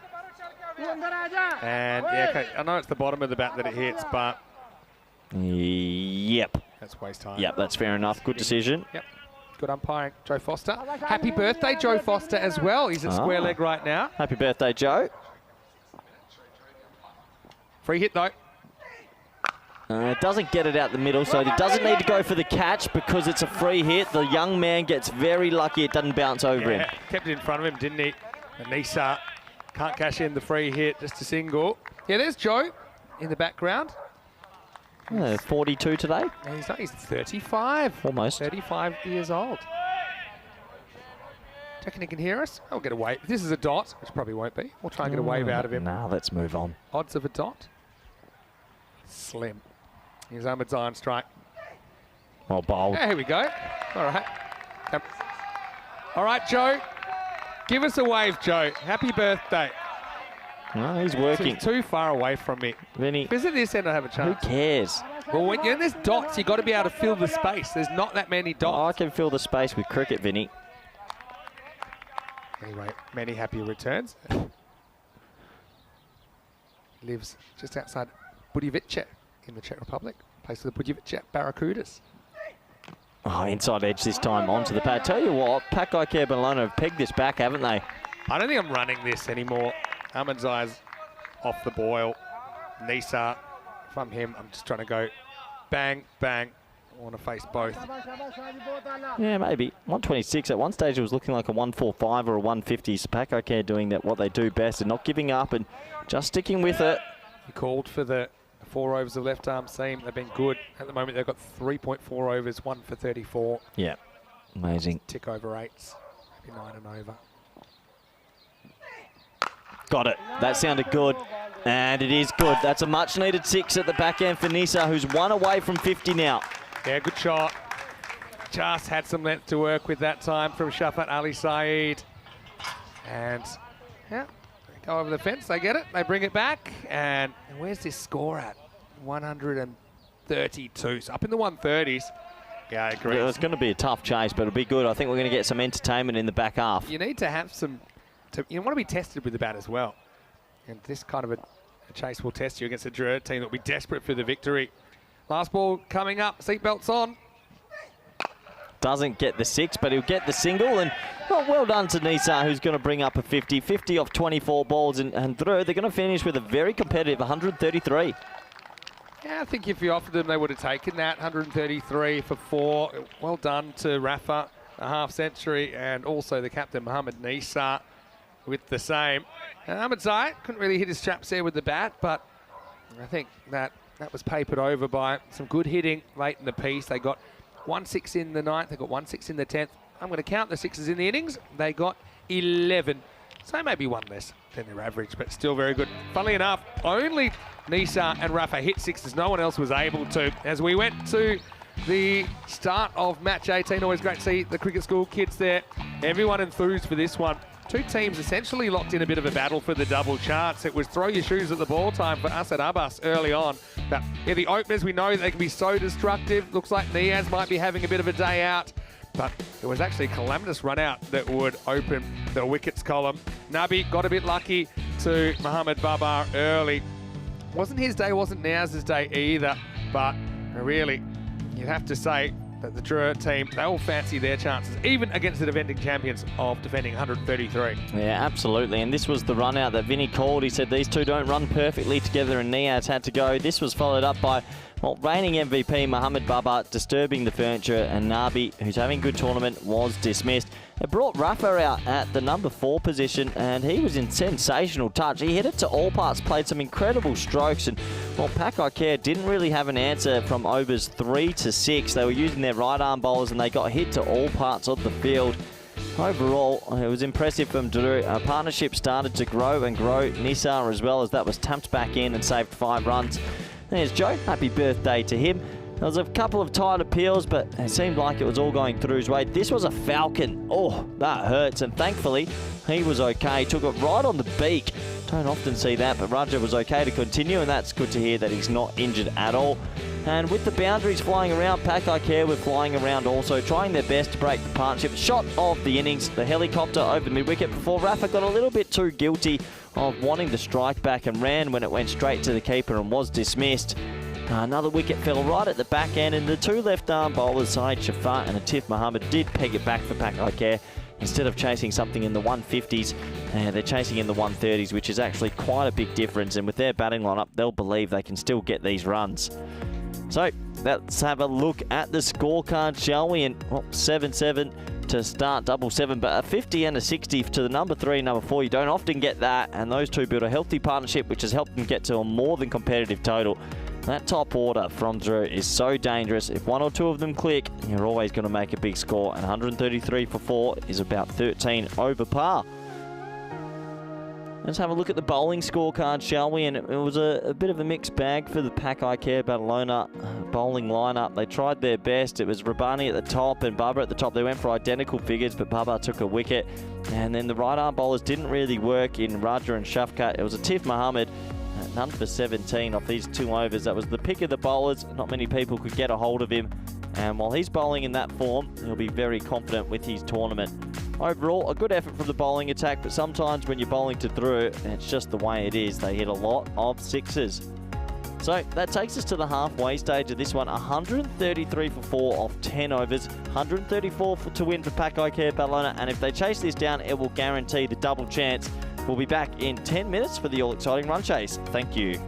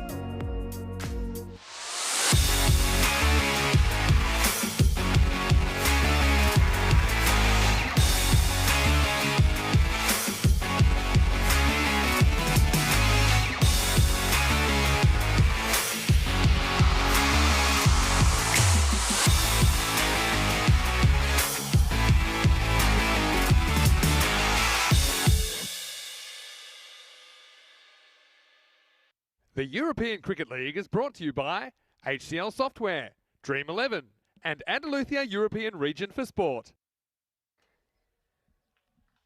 Hello and welcome back to the Cardsma Oval, the home of European cricket. And right now we have a battle on our hands. We've got the defending champions Pac Barcelona, the European champions from Barcelona in Spain, taking on Dreux, the live wire team from France. The first half of this match already played. Dreux winning the toss, selecting to bat 133 on the board thanks to healthy contribution, 60 from Mohamed Rafa, 50 for Mohamed Nisa. Now Pac Barcelona needing 134 for victory. They have been quite incredible with the bat so far in this tournament. Mohamed Kamran out of their side at the moment through injury, but they did add Mohamed Babar, last year's MVP in this European Cricket League, with him at the top of the order, along with Daniel Dorkayet, one of, if not the form batter in the competition. This will be a very interesting chase. It's Cameron Ahmadzai just loosening up, but it will be the regular opening bowler, Afridi Yassine, to open up for the French. Great to have a lot of people tuning in from Europe and, of course, all around the world on our international broadcast partners. Lotus Siraj is watching from Vienna, as well as Dave watching from the UK. Hello to Hunter as well. But, well, strap yourselves in because this will be a fun ride. Here we go with Yassine to Mohamed Babar. He just plays this off the front foot for one. That's down to Cameron Ahmadzai. We're just looking at. Okay, we'll have a similar approach. Probably the areas that these two hit will be a little bit different. Daniel Dorkaya very strong through the cover region. He will pretty much just play the line of the ball bowled. Find that Mohamed Babar will favour the leg side a little bit more. Oh, yeah. And Corey rejoins me. And Corey, I know that you were just peeking at a score from around the world, and another one of our MVPs from the ECL is doing very well at the moment. I've got the Double screen going on. We've got Max O'Dowd on 77 not out, MVP in the first ECL, and I'm watching Mohamed Babar out there, MVP in the second ECL. So pretty exciting. We could even be looking at 3 MVPs at once, potentially. You never know. Of course, we don't know the MVP for this tournament just yet. Goes after this, but can't get the gap. No run with Daniel Dorkaya. He's been in good form, DDC. You're right, sort of plays it on merit.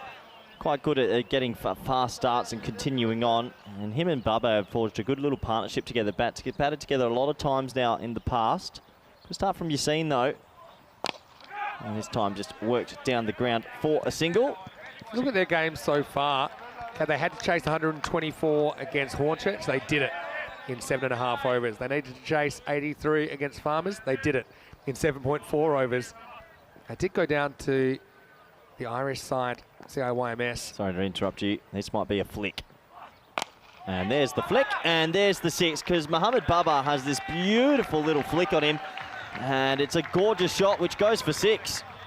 Yeah, what a shot. It was the in angle. Babar just goes with it. What a very good bit of batting that is. Yeah, just a gorgeous little flick, and just called it as he was running in because he really, really favours this shot. And he plays it so well. It's like a little pick-me-up shot.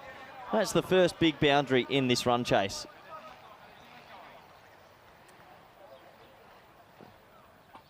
Yassine, something to think about. I think he has to get outside the off stump here. He gets lucky there. If he had caught up with that, that would have flown. In the end, it's a pretty good over for Drew. They'll be happy with that. It's only 8 off the first. That one just cramped in for room, beat the bat.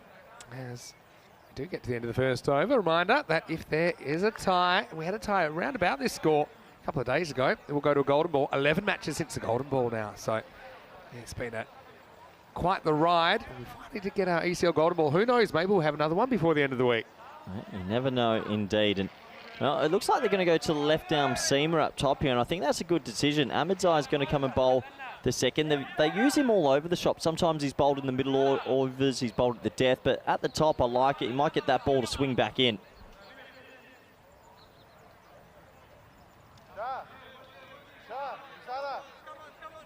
So deep long on in place, and looks like deep long on and deep mid off for DDC here.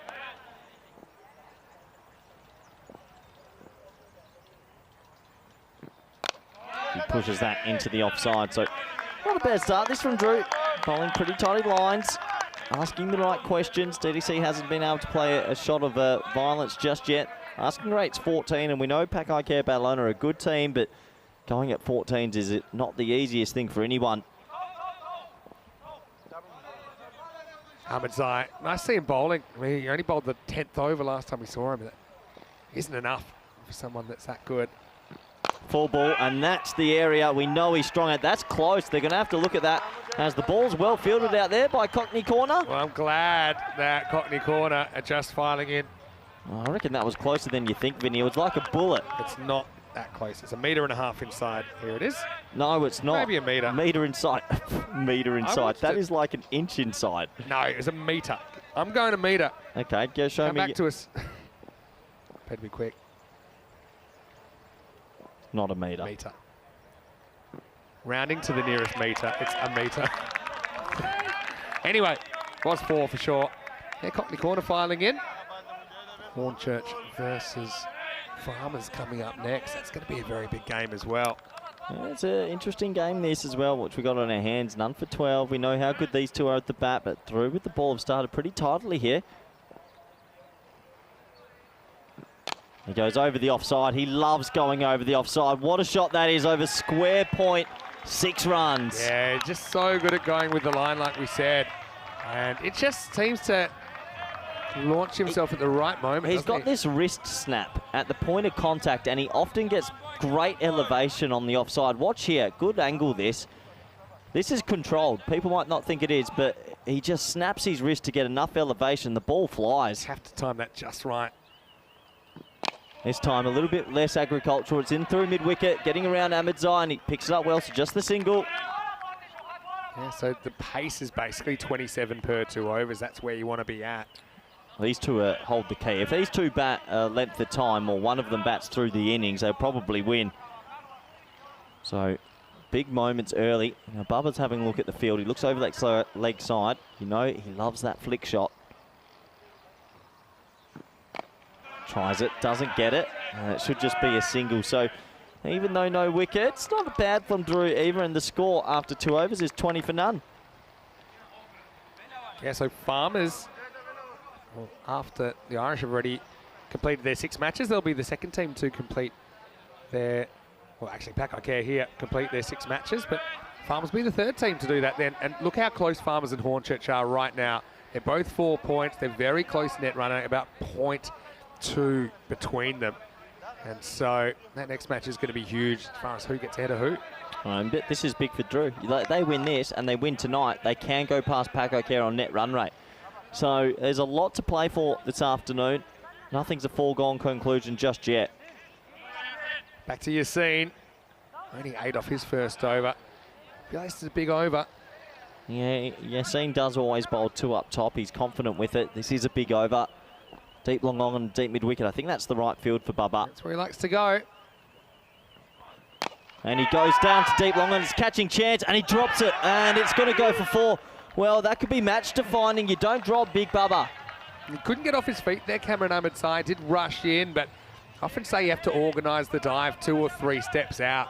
And you can see, because he doesn't dive, he's kind of lurching forward knee height, and that isn't easy. And what's worse, it comes off his fingertips and rolls over the boundary for 4. Yeah, it's a big opportunity missed. Could have been caught.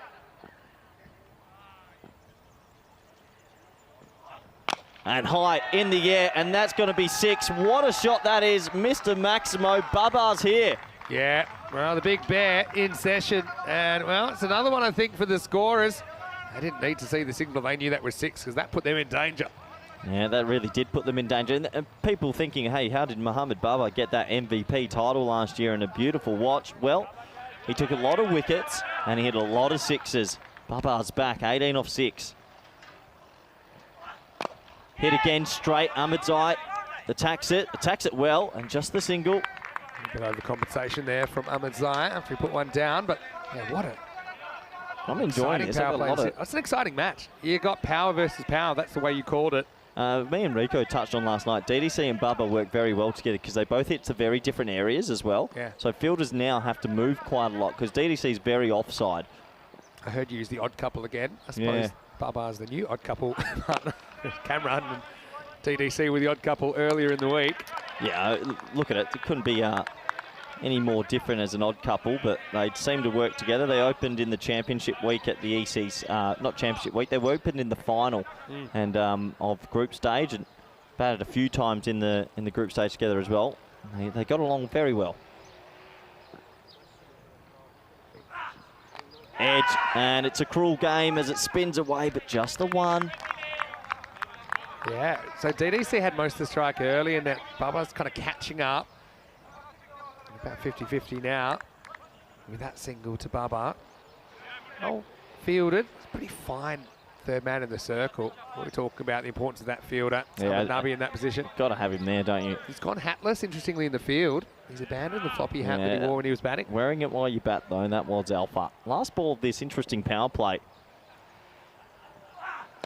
Hit hard, and it's in the gap. That might go for 4, and it's very, very bad fielding by Usman Khan. And, well, Drew, they scream in the background. That should have only been 1. Well, I don't know if they've maybe just done their laundry or something, Drew, but they don't want to get those trousers dirty at the moment. This is one that Usman, as one of the key fielders here, he has to get down and try and block that with his hands or his body. As it is, it's a boundary, and at the end of 3 overs, it's 37 without loss.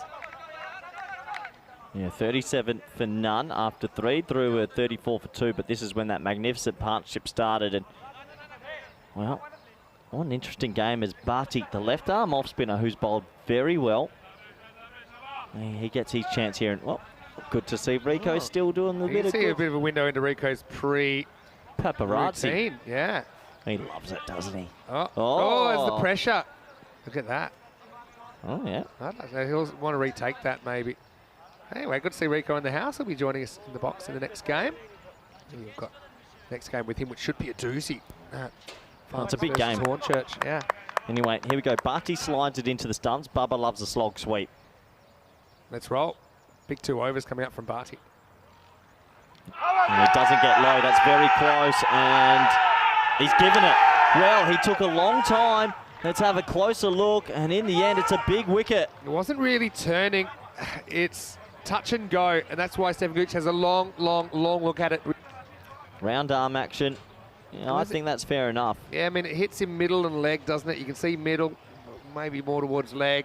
Is it going on to miss? You can argue it one way or the other, but he had a long look, didn't he, Stephen Gooch? He decided it was hitting. That's what's important. Certainly hard to tell one way or the other. I think that's out. I think that's a fair enough decision. I think that's hitting leg stump for me.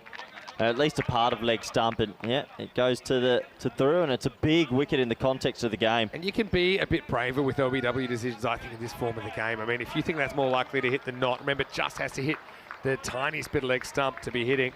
And so Bubba swings across the first ball from Butty and misses. He's going to have to go score 37 for 1.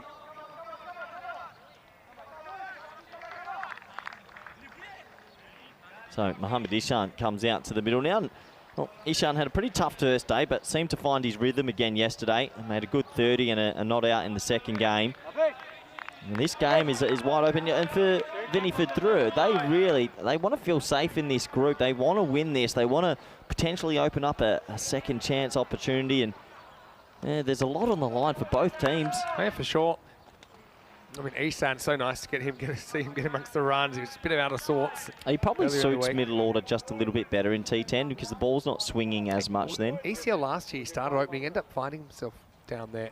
Anyway, here we go as he faces Barty. Has that bowled him? Nope. How is Almost. That? Oh, my word. How'd that miss the stumps? By a little bit. Yeah, I think he's very lucky not to go first ball. It just gets yorked. How much dismissed by? I can't wait to see it. I can't believe that hasn't hit the stumps. I mean, if they hit him on the pads, you would have sworn it was out. So I will say that. But it has missed by a millimetre. He's a lucky boy. He's really top over this from Bud. He slides it in with this round arm action. He's a tricky customer. And right now, this game, it's a pressure cooker. So this is why you never know. You can't trust your perception at this altitude because you would have sworn that one from Bubba. Well, you'd say, is that hitting the stumps? I think so. You would have sworn that one from Isan was going to hit the stumps, but it didn't. That's sliding down. That's the difference. I think they might be best off seeing Barty off here because he's bowling a very good little over.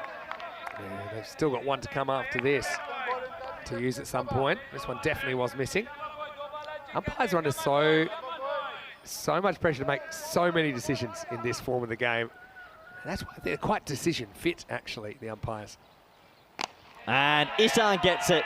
Adios, pelota. That's Mohamed Ihsan for you. That's how he gets off the mark. Well, strike one, strike two. Third time lucky for Mohamed Ihsan. He sends that one high into the jungle, just what Pakar needed. Yeah, what a shot. And there's still some pressure on him in this tournament with Kamran out. He goes up to number 3. And this is a big partnership. These two are probably the cornerstone of the team. And then you've got maybe Shafat, Sikandar Ali to come. But these two are their main batsmen now. Yeah, for sure.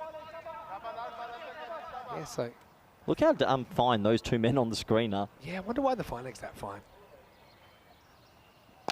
Goes hard and goes straight, and that's Mohamed Ihsan. He's found his batting boots. What a shot, Vinny. Yeah, once he gets going, he is so hard to stop as well.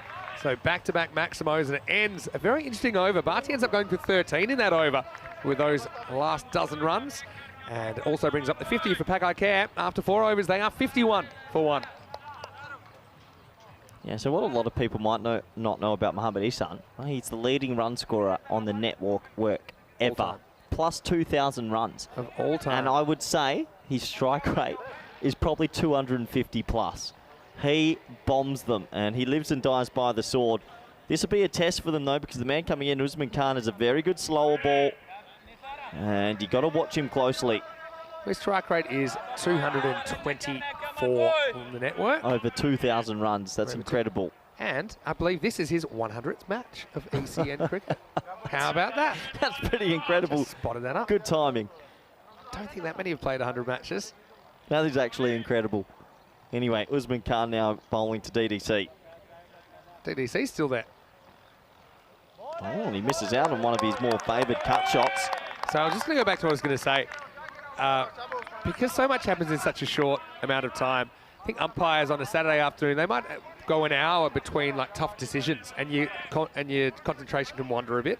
Whereas I think here they are pretty good at being switched on all the time when the ball's in play, and they're having to make a lot of decisions. I think, honestly, and just speaking to Ian Ramage and some really experienced officials that have taken part, they've said that the umpires we've got at the moment, they're among the best decision makers in world cricket. And I think it's just a practice thing, match practice thing. That's going to be a big wide. Usman Khan into the attack. He has a very good back of the hand slower ball, which has been tricky for oppositions. DDC still there, and with him and Ihsan, they'll be working hard here to get close to this total. This is game on. Usman Khan's got a really good slower ball. Very good slower ball. Won't be afraid to use it. Kind of bowls backwards sometimes, mostly slower balls, the occasional quicker one. That's going to be another wide. It's a bit too much swing at the moment.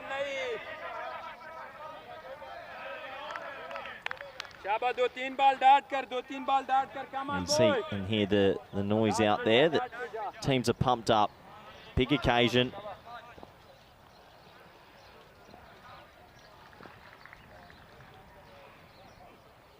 Oh, well bowled. Yeah. See, he thinks this might swing for a wide. That's why he leaves it. Last one went a bit more. Drew have done okay. They've done okay. They got one of the big fish. They got 2 more big fish to get. 134 is a very good score. Pretty much on the rate at the moment. That's the slower ball. It's hard to pick, and he just toe ends it. It comes out the back of the hand, and it's so slow, people struggle to line it up. And it's got a bit of the leg cut on it, so it's not just an overspinner. It has a little bit of right to left spin on it. You sort of take it away from Daniel Kaya there, hit more or less the end of the bat. Bit of luck there. I mean, that could easily balloon to one of those fielders. There's 3 fielders waiting in that quarter. What about 3 behind point and no fine leg? He's basically saying I'm bowling it wide of off stump. Slower ball, and Ihsan, well, I think he picked it, just misplays it. Yeah, they moved 45 over to come on that side. See, on the left-hand side of the field, you see 3 infielders, but then no infielders on the right-hand side of the field. So it's a big gap to have no one in that top right quarter, but that just shows you, Usman's telling you where he's going to bowl it. And Ihsan gets inventive, and Ihsan gets it. Smart batting, that was pretty high. They're going to have a look, Vinny. Is that overspinner? So it will drop, but is it dropping enough? That's the question. Usman gets it wrong, pays the penalty, but how big a penalty? We're about to find out. You don't want this to be a 7-up if you're a Drew supporter. He moved across, used his crease, and I think that's okay. It's okay, because it is the ball that drops. So it'll just be 6. Well done. I mean, that's what I'm talking about with the umpires as well. the process, everything's done quickly, trying to get as many correct ones as I possible. like how Ishan skipped across and made something out of nothing. Because he had that no fine leg as well. He was trying to open up. He misses that on the offside, but that will be a wide as well. So, look, Pakai Badalona, they are a dangerous team and they're still right in this. Through at this stage, though, we're 14 runs ahead. Ishan's 18 off 6, and he's one guy. And he faces another 12 balls. He'll hit another 5 sixes. That type of player. You can see Terry and Mestelman giving their thoughts as well. I totally agree. That's going to be a wide as well. Just costing them a little bit. So I'm going back to Barty next over because I don't think anyone lined him up too well. Try and keep ahead in this game.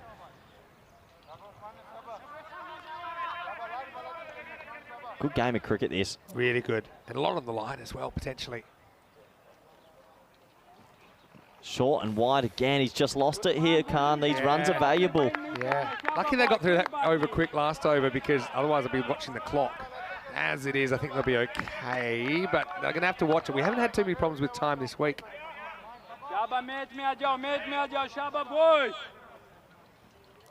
So, last ball of this 5th.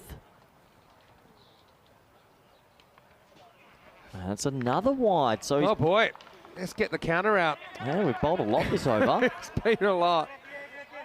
Yeah, he's actually probably given 4 runs in wides. I feel like it's more, but I'm run out of space on my screen to tell you. 1, 2, 3, yeah, 4, 5 now, 6. Okay. 6 wide. So Oh, we're wow. looking at 12 ball over. There's 11 balls down. So, It's just getting too much swing. yeah. And then Ishan clatters the last ball. That's the way he plays. He's on here. He's 24 off 7. And after 5 overs, it is 70 for 1. Wow, what a shot by Ishan to finish the over. So it ends up going for 19, and the score is up to 70 for 1 after 5. I want to welcome all of you up into the Dream Box. Vinny Sandu here, Mr. Maximo, here with Coy Ruckers. Hopefully you're enjoying the day so far. It's such an interesting format, this 17 finals format. I think it's been a really good addition to the ECL. Of course, we're having to be innovative with formats because so many teams. The first ECL was only 8 clubs back in 2019. Yep. I think we had 30 last year, 31 this year, but compressed in a way as well. So we had so many finals days, so many pressure matches in this format. Yeah, we have. We've had a lot of close games and a few blowouts here and far between. But I think this one here right now, this is going to be tight because in the back of my eye, or corner of my eye, Barty's coming back on. Barty's over is going to be huge because they're ahead of the rate. They've got 70, you double that, you get 140, and that's more than what they need. So, here we go with over number 6. Big one. Oh, it's a no ball. Oh, no. Good And shot as that's well. 4. Smart batting from DDC. So that's going to be 5 free runs, and he's going to get himself a free hit. Yeah, what a good shot as well, because he realised, look, I'm very good at this shot, so if I can slice underneath it, then I'm going to get a boundary if I get it over the infield. So he gets 5 plus a free hit. Maxi just got out. 81, not bad, from the ex-MVP. We'll forget that ECL 19 final where VOC Rotterdam of the Netherlands put up 222, including, I think, 74 not out from Max O'Dowd. So Mr. DDC has himself the immunity cloak here. And especially with Barty being such a threat, to get a free hit off him is such a bonus. Ishan's innings as well just come out and kept propelling them forward. Yep. He goes deep and he hits it into a pocket of space and it's misfielded. It probably could have been stopped. It's going to be a 4. Oh, Drew look back at some of their fielding in this and they feel like they've let a few go. There's Mohamed Rafa, who's so good with the bat. Look, he did the right thing there. Look, that's more acceptable because at least he approaches it the right way. You know, gets down, tries to get the body behind it, but he was just rushed and it skewed across the line. Daniel Doyle, KA, is batting pretty well here. Full ball. Doesn't get that one out the middle, but he'll take a single. Brings on the dangerous Ishan, who's 24 off 7. He's going to keep going at it. I mean, you know that. One thing about Pakai Care, they have been losing, I think, the least wickets per innings of any team in this competition. So they haven't really had to go down to the middle or lower order. Oh, that's a good ball from Barty. Gets it under the bat. They need a wicket here, don't they? What a game. I mean, to be on the pace, they want to be, I think, 81 off 6 overs. So they're a smidgen ahead of it at the moment. Full straight. Oh, well fielded by Barty. Good comeback after the no ball. Yeah, a couple of dot balls. Handy. Barty's bowled out after this as well. You know, I'd be tempted to bowl a slow wide one here. Make him reach it, slow it down and bowl it a little bit wider. I think you never want to get too close to the body of ECN or even the stumps. He plays with his feet and he hits it hard but straight to deep extra cover, so just a 1. Yeah, so he does a little fake step there to make Barty think he's going that way, so maybe Barty throws it a bit wider. But as it is, it's just a single. Last ball for Tabish Barty coming up. And hit dead straight. Is it a chance? It isn't. And he kicks it over the rope for 6, I think. I don't know what's happened here. That's a crazy one. He dived with his feet, and I reckon he might have clipped it off his foot. I think it was going to be 4, but I don't know if it makes contact. Wow, what a weird dive. I think it's 6. I'm not so sure. Yeah, look, see, it comes off his foot and went up a bit. Yeah, well. There's been signalled 4. Yeah, it was a really weird one. Did it come off the boot, off the toe? You might be right. But they've given it 4. I don't think there's anything conclusive either way. My initial reaction was that it bounced just inside. But yeah, I'm not sure if it bounced on the ground or on the sneaker. Anyway, it will be 4. And it takes us to the end of the over. The score is 85 for 1 after 6. Yeah, and DDC, it's continue on. I mean, yesterday only way he got dismissed, and Vinny, was he retired himself out, so he's clicking along, and ECN 25 off 10. They go to Abdul, who's one of their spearheads. He has to come in, he has to bowl well if they're going to win this. 49 off 24, this is a good game of cricket. Well, Headband Warrior hasn't bowled yet. He's got the 7th. He goes slow ball, and that is crunched. That's 4. ECN is back, and he is violent. The thing is, Wahid Abdul hasn't had a great time of late with the ball. He went for over a half century one game, which isn't really what you want. It doesn't hit the Yorker here, gives ECN something that bounces, and that was very powerful. And something about ECN, he certainly is hitting a lot straighter than he was probably this time last year or a couple of years ago. He's having a lot more success. He hasn't been able to get the offside going. That'll be disappointing for him, but I think that's the line. You've got to just tell your bowlers, keep it away from his wheelhouse. They're still in this. If they get 1 wicket, it's back to 50-50. DDC has not been dismissed in a while. I'd love to see him and The only way he's dismissed is when he gave himself out. I'd love to see him and Van der Merwe open together one day. Yeah, dream team. Anyway, back to ECN. And just hasn't been able to get that offside going. Just needs to time it. He's over swinging on that side. He's excitable, that's the thing, and there's nobody back on the offside square of the wicket, so he's just trying to slice under this and over the infield, but that's a good one from Abdul.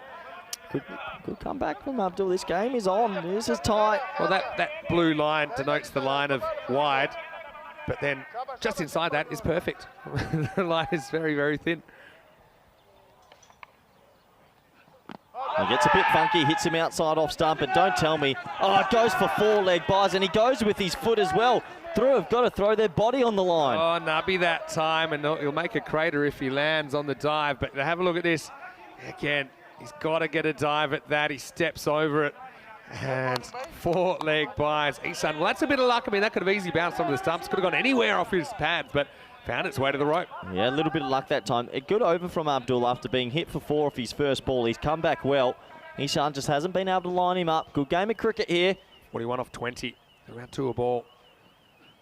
Miscued this time, just the single. 40 off 19. What a game. A little tingle happening for me as well up here. Golden ball tingle, yeah, that is. I just had a tingle. Do you reckon that hit the box at the same time? We have a two-blade tingles. DDC is still there. If these two are there, I think they win without too many dramas. I think if Abdul offers some width here, he might be in a bit of trouble. Yeah, 'cause nobody back at deep cover or deep point. That's where I'm looking from DDC. Like that. You got to have someone back there for DDC, and that is crunched. It's kind of not knowing your opponent as well, because Wahid Abdul, he was going to keep bowling that channel, but they only had a 3rd man and a long off. But there's nobody sideways, and we know Daniel Dorkaya is so good at that. Puts it away with a bit of panache, and it's also the end of the over. It's 98 for 1 after 7.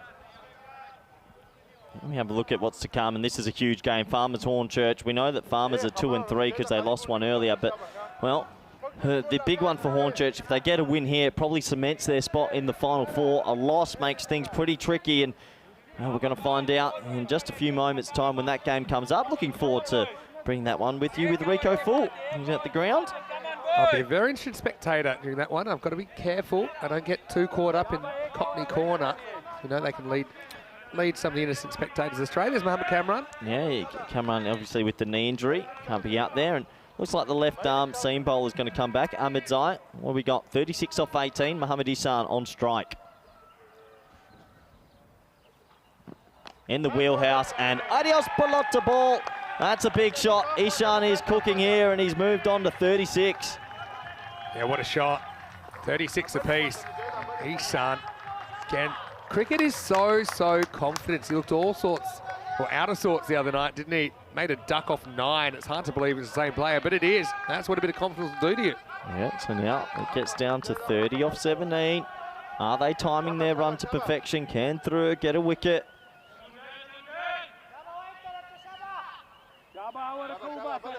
Hundreds up now as well for Pakai Care.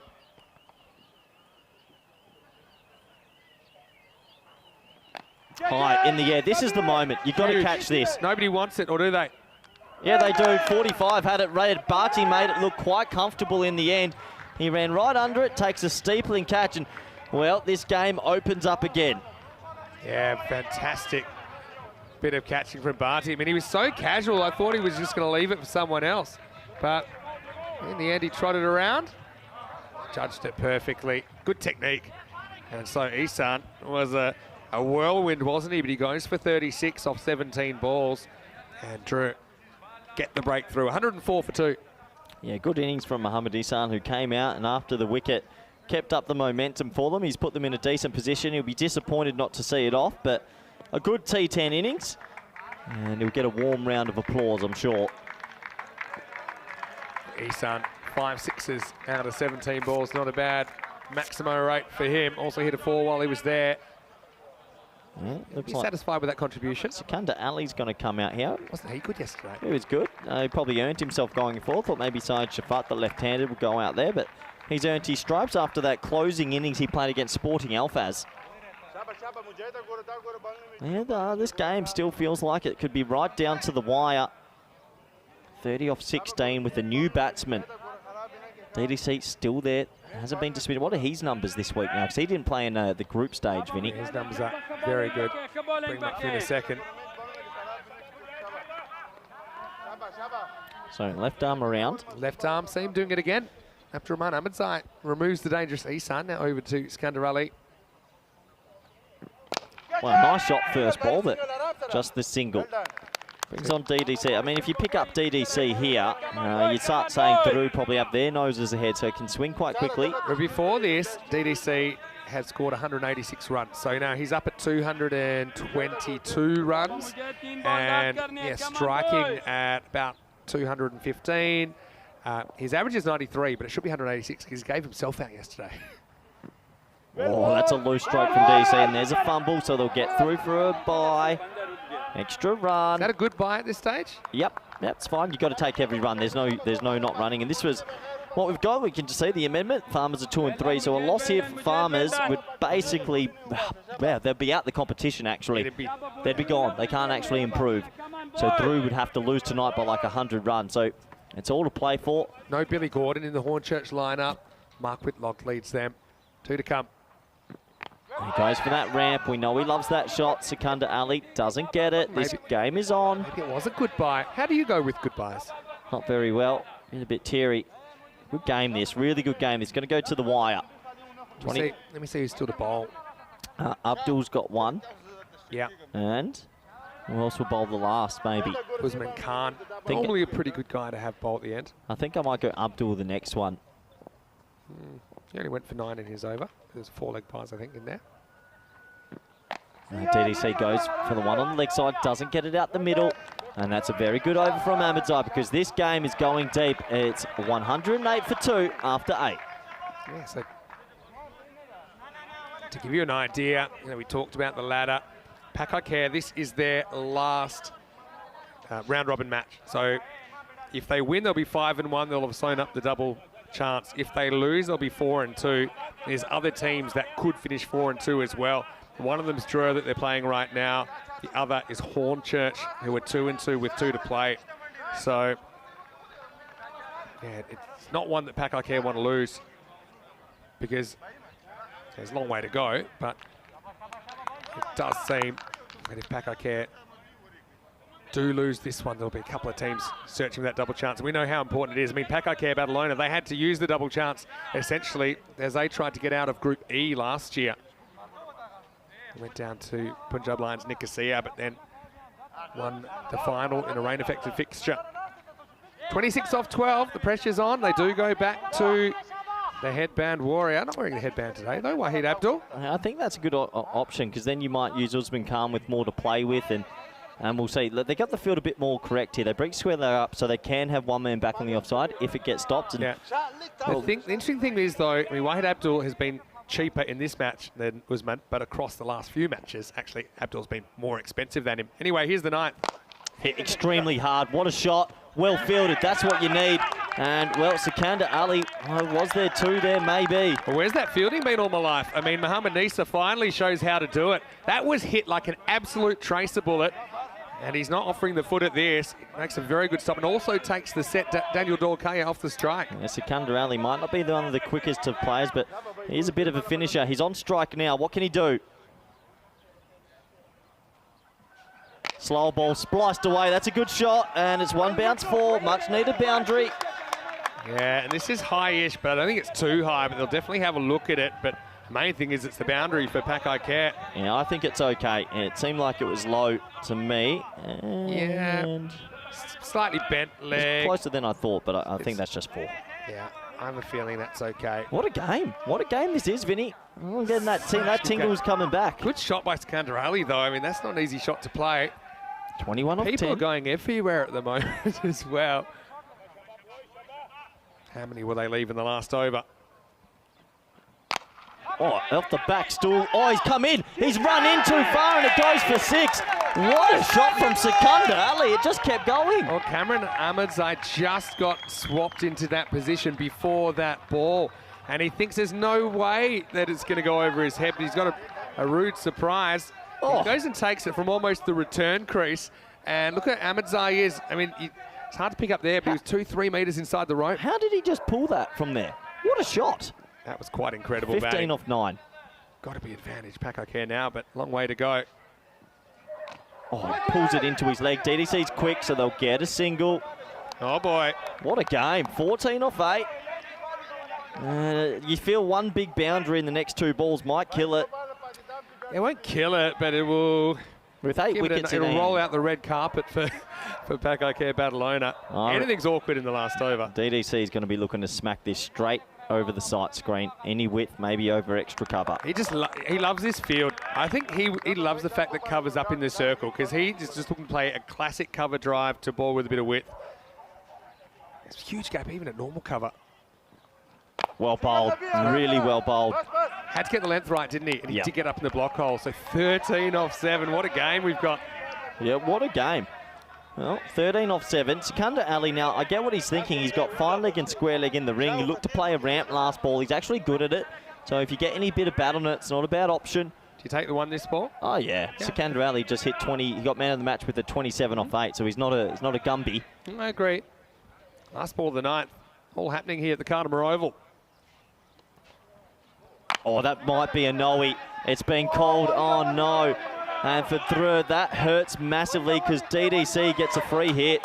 Yeah, it's attempted slow ball. I think it's the rolling off cutter. Oh, boy. You can't have that. And good call. That's a massive no ball. It's there, isn't it? Yep, massive no Just ball. overcooking the Yorker. Great umpiring, got to say, as well. Given him a few raps in this game. So, immunity cloak. Anything's a good result now. Even a 1 gets him on strike. Well, it's a free hit. You want a 6. I mean, yeah, he's expecting more than 1. He's hoping for more than 1. I still think he's trying to nail this over cover. Standing still. Doesn't get it. No, gets it full. So it'll just be a single. It takes us right to the last over. Still a game on here. The score is 124 for 2 after 9. Well, this is where we'll be if we do have a tie.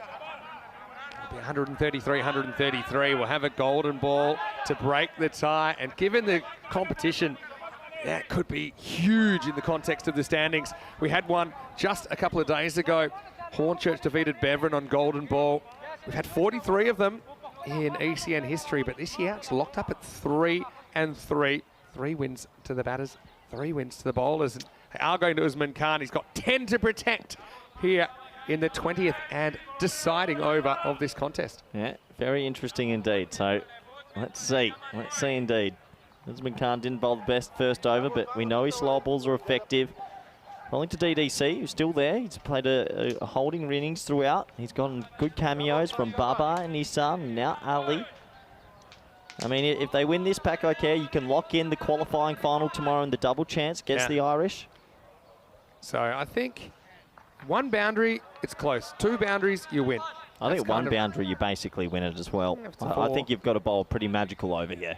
To defend 10 against 2 set players, not easy. What's he going to go slow ball first up? I think you pace off to DDC is probably not the worst option. The thing is, he's so good at picking them, and he's so good at going offside with the movement from that slow ball. All right, 10 to win last over. Slow ball, and he sneaks it in. Well bowled. This slow ball's very tricky to hit when he lands it. Yeah, and I think DDC just lost his shape slightly. It's a little bit unlike him. He doesn't really move the feet towards the ball. Geez, he got that to go, didn't he? Yeah, that's what I mean. He has this overspin, but also this kind of right to left spin. So 10 off 5 right now. Tell you what, golden ball all of a sudden feels pretty realistic as well. I have my deep cover back knowing where DDC wants to hit this. Well, he gets it over extra cover, but he picks him out. 9 off 4. Again, wasn't quite off the middle from DDC. It was off the outside half of the bat, so it went more or less to that cover point. What a game. Yeah. What a series. What a type of cricket. Oh, and it's my game on the sweepstakes. You wouldn't double me up, would you? 9 off 4. No way I'm going to be paying you anymore. Anyway, here we go. It's not the option. It's not the option. Not with pace off. Sikandar Ali, you've got to stand there and bang it straight. I know there's no 45, but he's getting it to go. Yeah, because he moves so early, moves the line. They might steal this through. They might steal this. Yeah, it's looking like it, but again, this over can change in an instant. This match could change in an instant now. Just 3 to come. Pakai need 9. He hits it high, he hits it long, he hits it handsome, it's 6 more. And Pakai Badalona are in this. And would you believe it, everything turning around. Mark's finally held a catch. It's about the 88th attempt, but Maximo, better option. Yeah. Ali comes and meets it, hits it straight. He's not worried about the outfielders. He wants to hit over him, and he does. So now we are right down to the wire, 3 off 2. 2 singles for a golden ball. A wicket here really puts the cat amongst the pigeons. 3 will win it. Hit it hard, he gets it, so it's going to be 2. 2 off the last ball to win. A 1 will be a golden ball. If it goes in the air and you get caught, you lose. You actually, the educated thing to do here is keep it on the ground, because if you hit it in the air, you can lose the game. Yeah, but you can also win the game with 6. No. That's the silliest thing I've ever heard. No, but if you keep it on the ground... And it's all right, but you do not risk getting out to lose. Strategically, you're probably right. But if you see something in your zone and you can pump it, then pump it. I don't think you should limit yourself. Because, okay, you get 1 and run out. Golden ball gets awkward. Anyway, 2 off 1. A single for a golden ball. What a game of cricket. Really, what a good game from Drew and Pakai. Good luck, both teams. It comes down to the last 1 for a golden ball. Nothing between these 2 colossuses of T10 cricket. Ooh. Yeah, so I mean, you don't want to miss it. That's the thing as well. Yeah, that's the thing. So there's a lot going on. How much can he attack the wide line here? I mean, you'd have to be a bit worried about bowling a wide. Here we go. 1 to tie, 2 to win. Last ball. He misses it. They're going to win. They've won.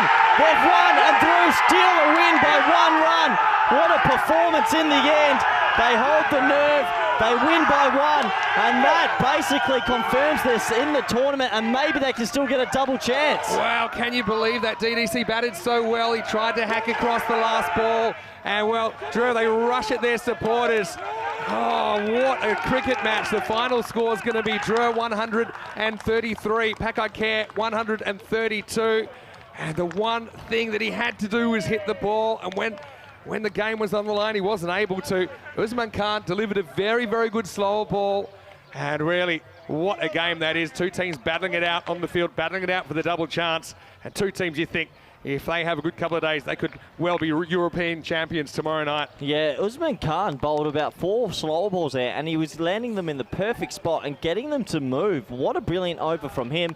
And that is interesting for the table because Hornchurch won't enjoy that, either will Farmers, and you can see, fair enough, to throw big smiles on their face.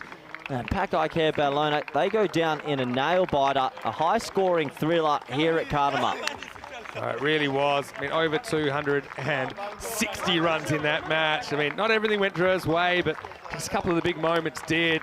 Think about when they got ECN, for example. I think that was pretty important. Well, TDC having such great week, but that's one ball I'm sure he'd love back. Let's roll back the highlights, get out the popcorn and enjoy this. 134 was the target, but when it came down to it, they weren't quite able to get there by the barest of margins.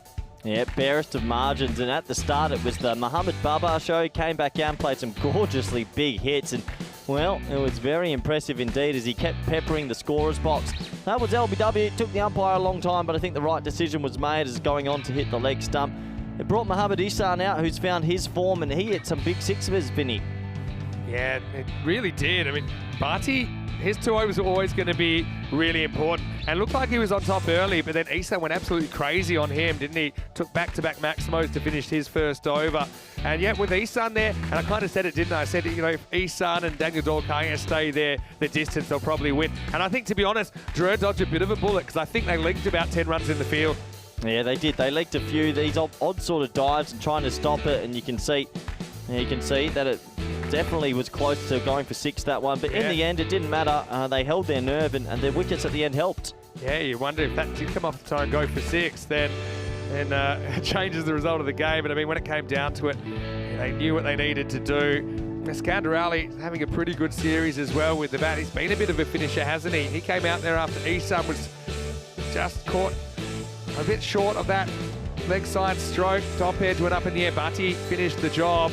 You see a few nervous moments, and Pakai Care, I mean, they really want that double chance. They may still get it, you know, but it certainly will be a bit more of a fight now. Shiraz Ahmed, the captain. This was a remarkable shot, wasn't it? It was a long way wide of the off stump, but he banged it. A straight pull. Hassan Abbas, well, he was pretty relaxed about it. He might have been the only one. I mean, how about this? And then Mark finally takes the catch in the dying moments of this game. He knows he's dropped every single one so far. But yeah, they're just saying, look, run hard, guys, run hard. But, well, even Usain Bolt, he wasn't going to get there. And, well, Zahir does the rest. I think he did well as well. He got a bit slower.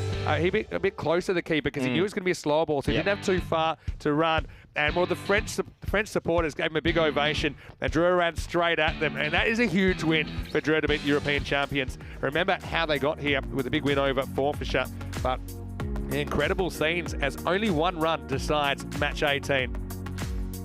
Yeah, you look at that scorecard, everyone contributing, 15 extras, but in the end, they couldn't get there, and a 1-run victory, a good game of cricket, Vinny. Yeah, it really was. I mean, 41, Daniel Dorkaya, 41 of 27. Yeah, the 27th ball breaks his heart as he can't get any runs off that one. But all top 4 with important contributions. Wickets for Abdurrahman Ahmedzai. Nice to see him bowling his 2 overs. Tabish Bhatti with 1 as well. But look, all of the bowlers kind of going for the 20s. It just kept Pakai Care in the game. Interestingly, no rougher was used at all in that innings. Not sure if he has a bit of an issue. But anyway, we'll have to take a very, very quick break. We'll be back in around about 8 minutes. The next one should be a doozy as well. Farmers of Jersey taking on Hornchurch of England.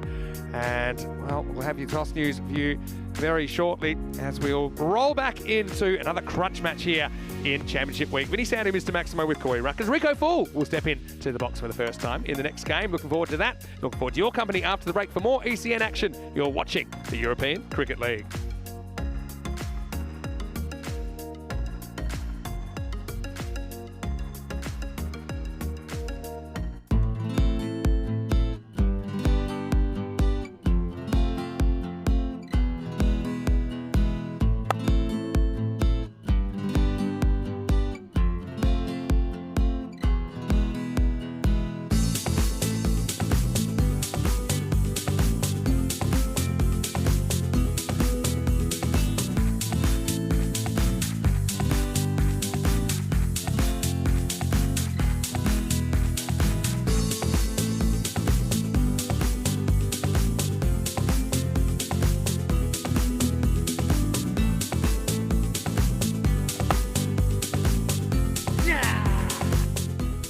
how we play cricket. On the Costa del Sol.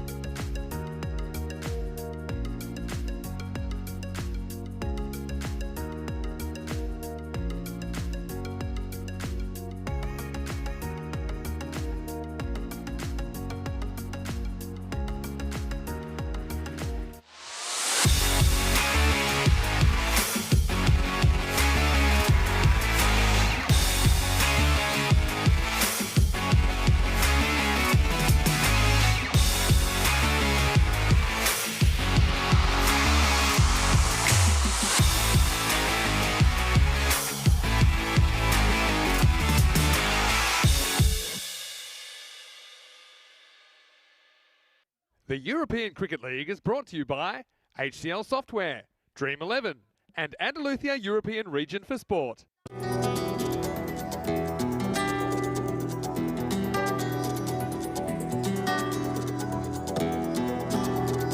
Ven conmigo a cruzar su calle, a vivir su ambiente. Ven conmigo a vivir la vida intensamente. Conmigo ven, conmigo ven. Hello, welcome back to the Cartama Oval. I'm risking it here. We're live from the Costa del Sol. I'm in Cockney Corner, and right now we're getting ready for match 19. It's a big match. We've got Hornchurch, and they are taking on Farmers of Jersey. Let's see what happened. The coin toss a little bit earlier because Rob Keving had the two captains.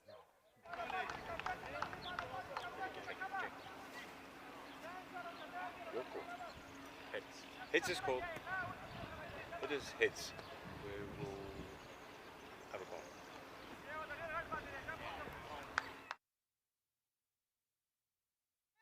The English champions, they won the toss. They've elected to field first. They want to chase, but, well, these guys, they've aged about 5 years in 5 days because Hornchurch, they are always doing it the hard way. They had to come from the 4 seed in Group A to even be here, and now, you see, they do have that 2-2 record, but they do play today. They also play tonight, so they're fighting for top 2, but also kind of fighting for survival if this doesn't go their way. And look, it's a shame that Billy Gordon isn't there because of that injury, but Mark Whitlock, well, the Flying Bus, will be leading Hornchurch in this one.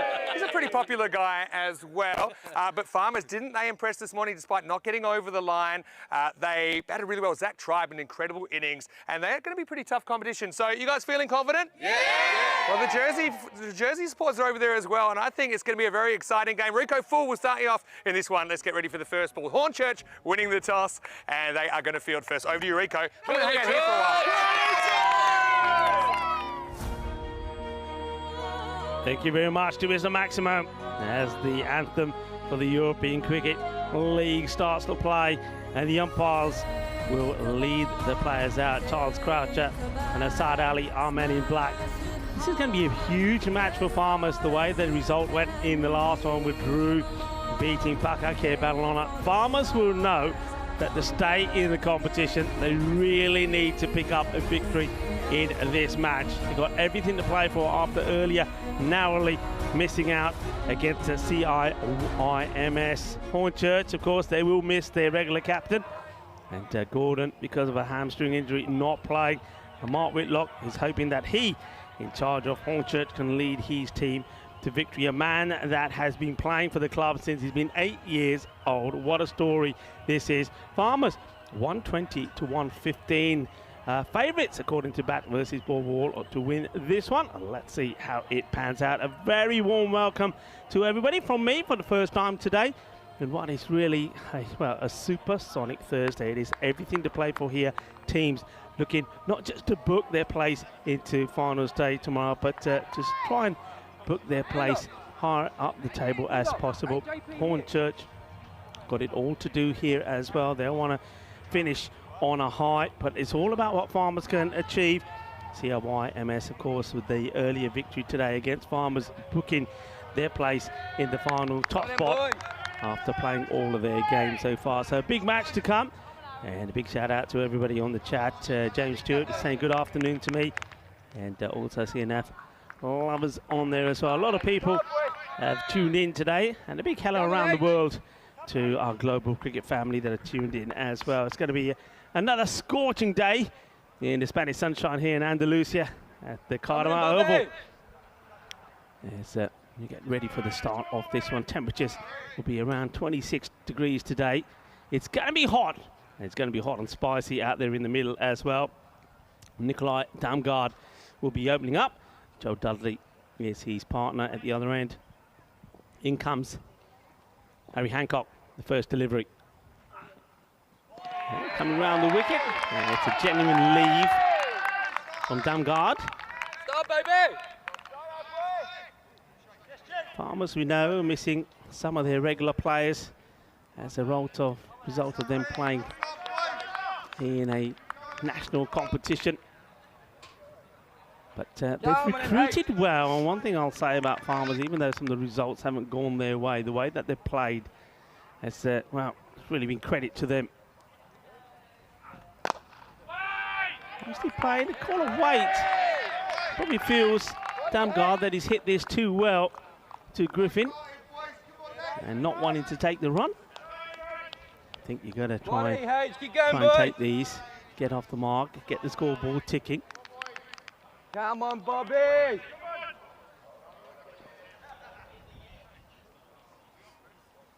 Hankins once more. Full. And this one again to the fielder. Once more, no run. And every time there's no run, you can see the Hornchurch supporters making plenty of noise. A big crowd here today. I was told earlier, well, if you thought it was big before, another bus load, coach load has turned up today as well. Supporting their team well, and I'm pretty sure there'll be plenty of dancing happening every time they do something good. Hello to Dave in the chat, and Ivan B as well. Hits this nice and straight, and we'll get 4 runs. What a beautiful shot this is. This is straight out of the textbook, isn't it? Just watch the elbow and watch the follow through. Nicely hit. The first runs on the board, courtesy of a boundary from Nikolai Damgard. Beautiful shot, and just look at that. He says, Dan Oroz, where is the ECN photographer? Come and take my picture, please. Smile, please. Click, click, click. Lovely shot. And Kings will want a response. Into the body. This time just worked around into the vacant area on the leg side. Gets a single and brings Dudley on strike. Joel Dudley has made some good contributions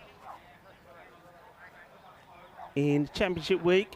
He made a fine 39 of 14 yesterday. But I just get the feeling that he's still one batter that we haven't seen the best of. I don't think he's gone as big as he can.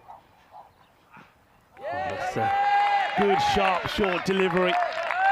And that will finish the over. A bit of firepower at the end. It gives nothing to Dudley to get on and says, here you go, have a sniff of this. A dot ball cleanly taken behind the stumps as well by Paul Murray. End of the over. And just the 5 runs from it. And don't forget, this weekend, all the action starts in the ECIs as well. And this is going to be a sensational event. And, with teams from Austria and home side Cricket España, Spain, and also Malta coming together in that women's international matches. It's going to be fantastic to watch, especially after the cricket we saw from the women in Gibraltar. I'm loving the fact that those women ECIs are going to continue here in the European Cricket Network. Come on then, boys! And that, of course, all happening here at the Gardner Oval, the Field of Dreams. One good bowler replaces another. Gavin Griffiths has been sensational. Damgard, good bit of contact, hasn't been able to get it past the fielder.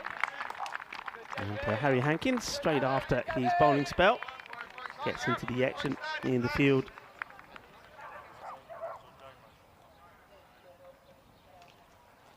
I want to wish everybody around the world, wherever you are, happy Ramadan as well. A lot of people will be celebrating the start of Ramadan.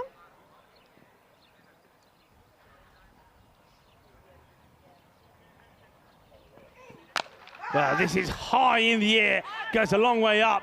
Well, you've got to try and find it first because it goes right into the sunshine. They have run 2 runs before the ball even comes down. That's how high this goes. And, well, perfect placement from Dudley. Just watch how high this goes. Wow, well, I tell you what, yeah, Spin Productions do well to keep an eye on that ball. It probably comes down with a bit of snow on it. Yeah, that goes a long, long way up. So Dudley, a little bit of luck. Yeah, just touching on Ramadan also, it is Pakistan Day today as well. So a few celebrations happening in the fan code part of our audience. Good delivery, good seed, great comeback from Griffiths. And speaking about coming back, another man who comes back, baby come back.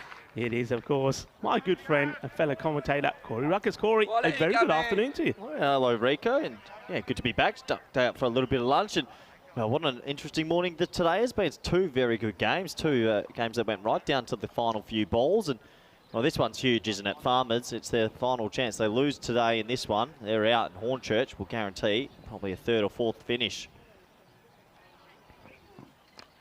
And this one is sort of cleverly played.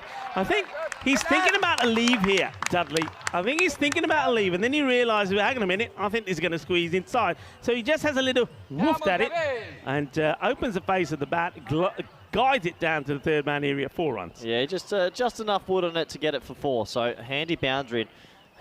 Dudley and Dumgard are vital in this group, aren't they? In this team, sorry, to put on good score here. Hornchurch have had an interesting week so far. I think their batting's been quite good. The bowling's probably been their weak point. They've been hit for the most sixes so far. So the question will be, can the bowling brigade get it good today?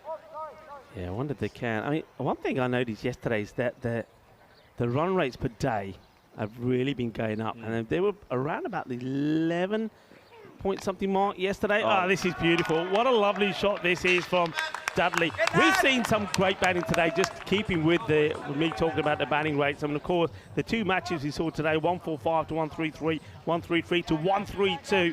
So those rates are going up all the time. We've seen plenty of blasting, but there's always time and space for delicate shots like this as well. Yeah, there is. And most teams keep third man in the ring. So good, smart batting from Dudley.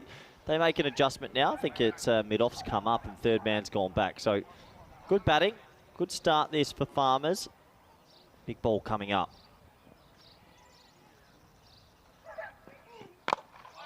Okay, gets it right up there. I think it takes a bit of pace off this as well. Cleverly disguised.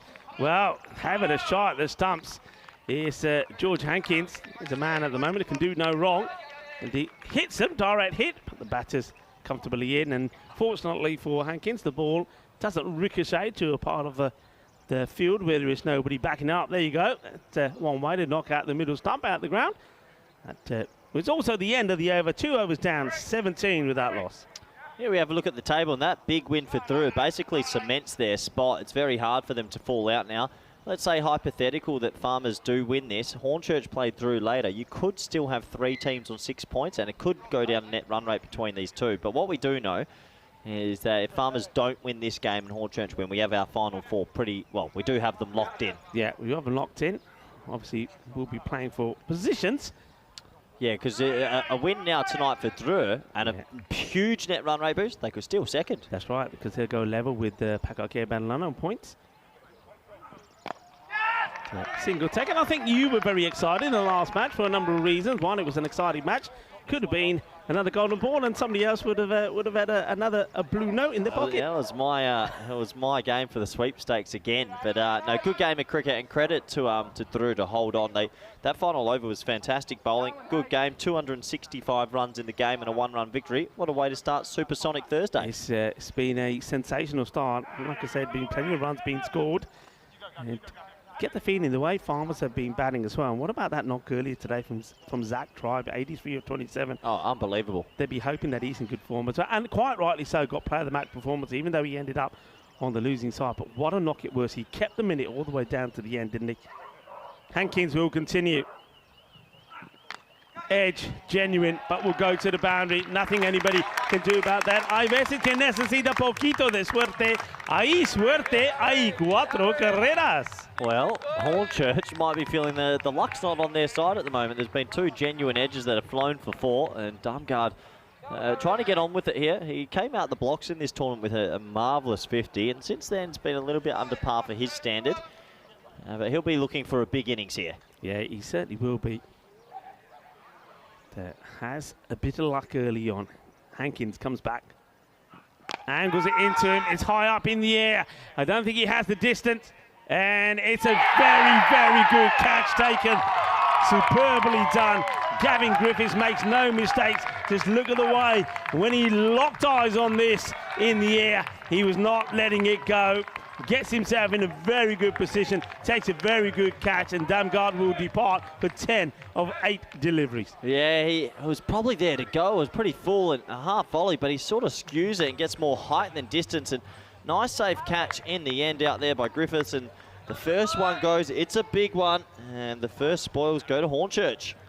Yeah, nicely done. You're right, it was there in the slot, but once again, it goes more up Arriba, arriba, arriba, then the distance. But what a good catch this is. I mean, we'll see it again on the replay, but just the way he fixes himself on that ball, and as soon as he's locked eyes on it, he's not going to drop it. No, you're absolutely correct, Rico. He made good ground tracking back, and he was never going to shell that one. That's a big wicket. We know how dangerous the tall Dane can be, and it's nice, calm in front of the supporters out there. That's what you want. Yeah, that's what you want. Look at them. They're up and about and enjoying the sunshine, enjoying the Victoria Silvestris, and enjoying that catch as well. Look at that action behind there. Loving it. Hankins now to the new batter. And it's a goal that comes in. This one is down the leg side, so an extra to go on the board. Yeah, handy run. They're going to be, look, you're right, the pass scores have gone up, so Farmers right now will be thinking 120 minimum. Some of the scoring rates have really, really improved. And yeah, Googe. I keep saying gouge. I'm told it's Googe, like huge, but with the G. So Googe comes in, and he batted beautifully yesterday. And we talked about Zach Tribe's innings this morning was sensational. Don't forget he's yesterday 58 not out of 20, helping Farmers to that 160 and beating through 160 to 148. What a knock that was yesterday from the young man. Yeah, he's a talented young player, and he's looked pretty good this tournament, batting at the pretty important number 3 position. He'll be looking for playing innings of substance here again. Oh, lovely shot, 4 runs.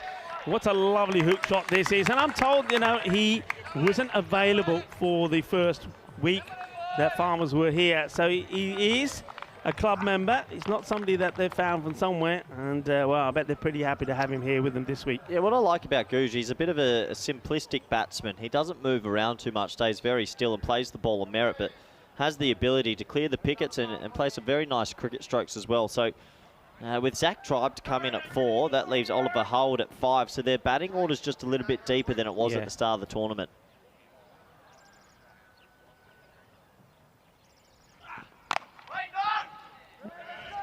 Quicker delivery outside the off. Wait, and then no.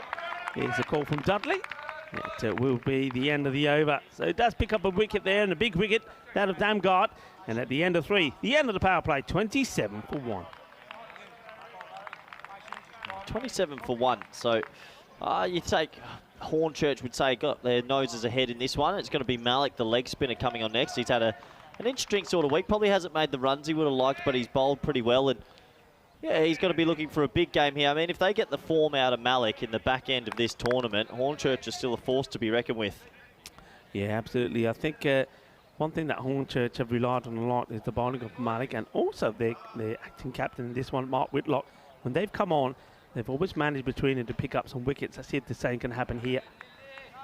So Malik just didn't feel comfortable about his run there, so he goes back to his mark. So here we go. First ball of spin. And it's been really well played. It's a lovely sweep shot. Good work on the boundary there as well. Nicely done by Mark James. Yeah, good stop. He hit that quite well. It was a nice sweep shot.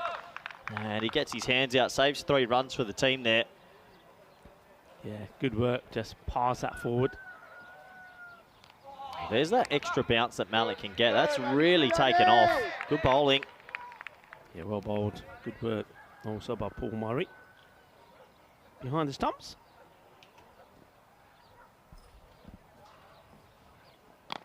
This one just a little bit flatter and quicker. Oh, well, that's a lethal throw, isn't it, from Vijay? Fires it in. I think he may have caused a few issues for the wicket keeper. Well, Murray, just saying, good stop by Murray. Murray doesn't really want to make eye contact there at the moment with Jalpa's Vijay, who absolutely rocketed this in. Yeah, that was a cannon, and Murray actually does very well to get his hand down in time.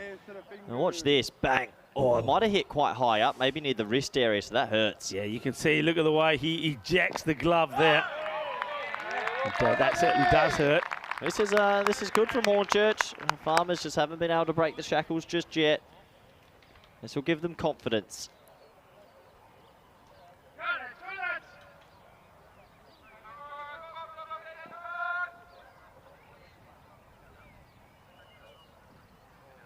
Oh dear, that's a horrible way to get out for Dudley, it really is. And in fact, he ends up going right outside the off stump. And I think I don't know if he gets bad onto it or just pat, but he literally knocked it onto his own stumps. So he's gifted his wicket away, Dudley. He will not want to be having a look at this. It's well, I'm going to say it. Shot Maria Ganda Bappers Agia Banda. Yeah, it's as if he had predetermined he was going to sweep a lot of Malik, and instead of going straight, he's out underneath edge or maybe slightly off the glove. Hard to tell, but it definitely deflects back onto the stumps. And yeah, probably a poor option with the 45 in place as well. And Dudley, he'll be disappointed, but for Malik, big smiles. Yeah, big smiles. And once again, as I've been saying, Adil Malik and Mark Whitlock, they do come on, don't they, to bowl this little period in the midway through the innings, and they're always successful in picking up the wickets, though that one a little bit self-inflicted by Dudley, as it will be the man who batted beautifully this morning coming out there now, Zach Tribe. Yeah, this man crunched it this morning. He made a game out of nothing against CI, and he'll be hoping to do the same. Right now, they don't really have a very fast start, so there's a lot of pressure on the two men at the crease. Tribe got a ball to face off Malik, and it's been a very good over indeed. Just 2 runs. It's got that 1 wicket as well. Tribe just dropped the bat on this, takes a single. In comes that wild throw again from Vijay. Well, he likes to have a go, doesn't he, Joe Pesh? I think give him credit. He has a look first. He sees that George Hankins is there before he throws it in. End of the over, a good one. Just 3 from it. And at the end of 4 overs, 30 for 2. Yeah, 30 for 2 after 4, and a good start this for Hornchurch. This is where he'll go back to the big man. The flying bust is going to come on into the attack. Mark Whitlock, who's stand-in captain today, and there'll be pressure on his bowling spell here. Yeah, there will be. He bowled very well though in the second match yesterday.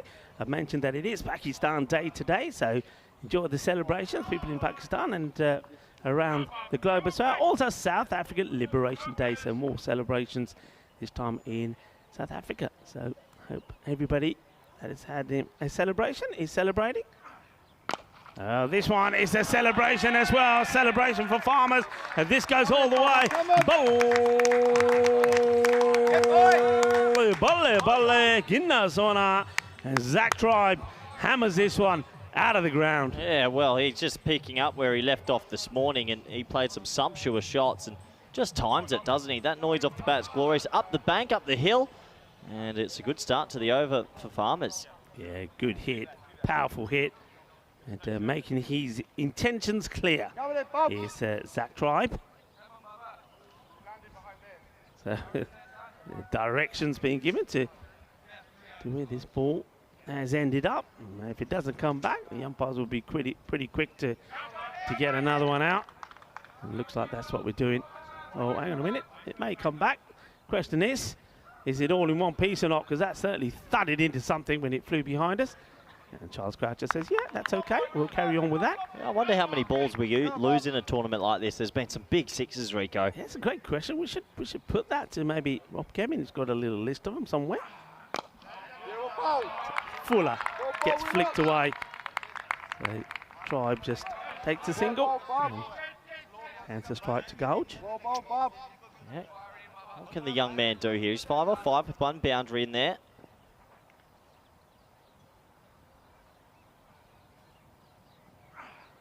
Well, he wants to go big. He goes down on 1 knee and he clubs it out of here. Manos arriba, arbitro. Porque eso es 6 carreras. Ginna Sona. Well, the captain there, James Purchard, will be happy with that.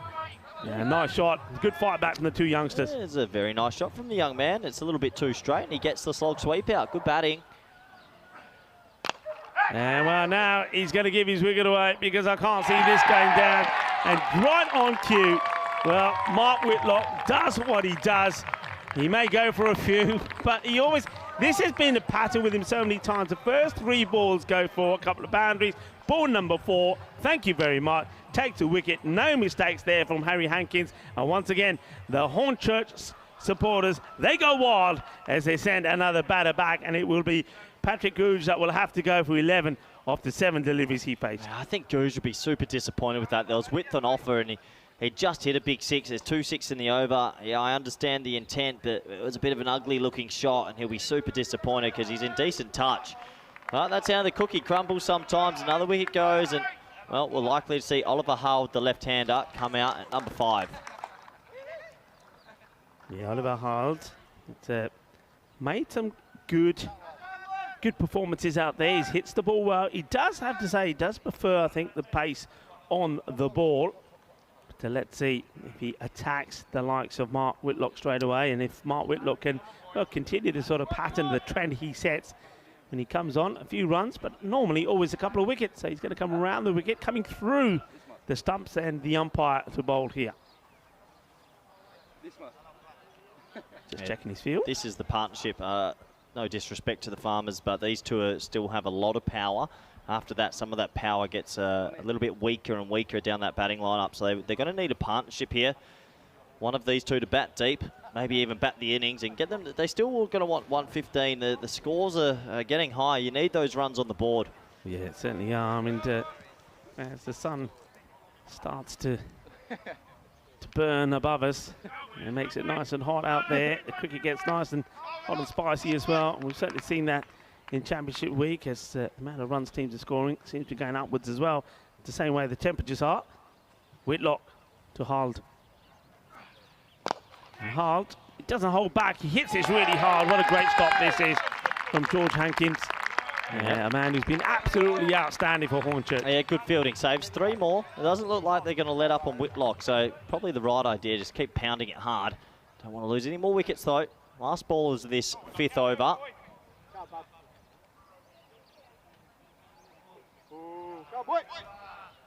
Well, just stops himself in his tracks. Probably thought, hang on a minute, the right-hander. And well, it could be another, and it will be. It's 2 wickets in the over for Mark Whitlock. That's what he does, and they know it. We know it. Whitlock knows it. As he pumps the air, the president takes the lucky cap off that unsuspecting man again. It's another wicket, and well, it's just as easy as that sometimes. Harry Hankins, he rewards Whitlock with another wicket by taking a fine catch. 2 for 14 of the over, and 44 for 4 at the end of 5. Yeah, they just couldn't help themselves, could they? It was like a kid with his hand in the cookie jar. I think they see the bowling of Whitlock and think, well, let's just keep trying to hit 6s, but that's the risk you take. The chairman's happy, and right now Hornchurch are in control, Rico. Yeah, we've got to have a chat with the man who's wearing the lucky hat, because I think when Hornchurch are playing, he probably is without the hat more often than he is with it. I hope he's got plenty of sun cream splashed onto the top of his head, because he's been exposed to the sun a lot. Yeah, and we want to say hello to all our viewers all around the world. This has been a magnificent group stage, Championship week. We've had lots of group stages, but it's the final few games because tomorrow is Championship day. Yeah, hasn't it? I mean, it's been awesome. It's been an absolute blast, but it's coming towards the end today. Huge day today. We'll know just what that pattern is going to be. Of course, we know CRYMS finished top of the group. But second, yeah, you're right. You said earlier, it probably should be Pakeke Barcelona, but Drew, well, if they get a big win against Hornchurch later tonight, well, they could finish in top 2. Top 2, of course, means you get a double chance of getting into the final. As it's pushed into the offside for a single, yeah, you've got to be careful because that double chance is very important. I think Drew might try and steal it tonight. As Palmer makes his way out to the middle, and 45 for 4, that top order from Farmers that were pretty important. They're all gone now, so Howard and Palmer need to string a partnership together while also showing some good intent. Not easy to combine the two. Yeah, with top 4 gone out the equation. Palmer, we know, I mean, he can handle himself pretty well with the bat. Probably not the most aggressive of hitters, but now it's probably just about trying to get yourself to that score around about, well, that minimum 100. Yeah. I think that 120 sounds a little bit too far now. Yeah. So they're going to be under par more than likely, but you still want to try to get to 100 here. You have to get to that 3 figures in this group stage. Yeah, I think you're absolutely right. See the 2 batters just having a bit of a conversation with each other. That's Oliver Hald and Palmer. I think Palmer's probably saying to Hald, hey, look, just hold back a little bit. Maybe they'll give you a wicket away, me and you, buddy, me and you. We've got to bat a fair distance here. That's going to be a wide and an extra run, Rico, so that's a bonus. Yeah, you'll take whatever you can get here now. I think if they can get to around about a 50-plus score by the end of this over, they'll just be a little bit behind that 100, but they can make up for it. But these two just get the feeling they've got to stay here. They've got to make a partnership. Nicely played by Palmer. He does stroke the ball around beautifully. He's very correct, very orthodox. So may not have the aggressiveness as some of the other batters, but he's more than capable. Yeah, well, if he could just keep it ticking and maybe give Farm Hard the strike, we know he's powerful, but and he's gone. Well, it's just not working out for Farmers here. It was straight, it was full, and he plays across it. Howard has to go 49 for 5, and Hornchurch are in control of this fixture. In control, big time. This is not a good shot. Hard, I mean, despite the efforts of Palmer to tell him to stay with him, he goes hook, line and sinker for this and completely misses it. And look at that, the stump flying out of the ground. Jog there. What a beautiful sight that is for the bowler, Mark James.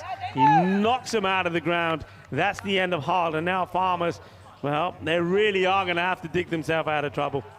Yeah, absolutely. He has to go for 2 and 5 wickets down, and they're not on the 50 mark yet. Farmers on the ropes in the competition. A loss here will probably mean, well, it will mean curtains, and I'm sure those boys in that dugout still have to believe they can get back into this game. Yeah, they do. You're absolutely right. I mean, look, we've still got Palmer out there, and well, like you always used to say, the old saying goes, while you've got that bat in your hand, well, anything is possible. You are a batter. You got the bat, you're a batter. You can make things happen, and that's what they've got to believe. And Grucci goes out there to join Palmer and the two of them and say, hey, look, come on. From here, we should be able to get 100 on the board. That gives our bowlers something. Yeah, how are they going to get to 100? Someone has to play cameo. Someone has to be brave enough to play some good cricket strokes and get them to a score that they can defend. Not going to be easy.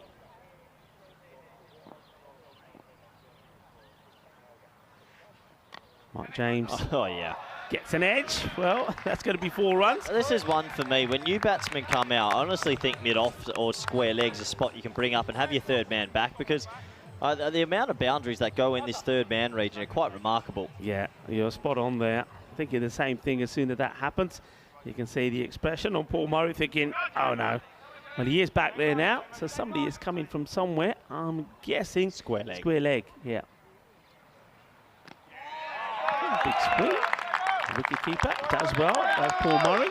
It's a very good over for Mark James. He picks up the important wicket, doesn't he? Gets the wicket of Oliver Hald.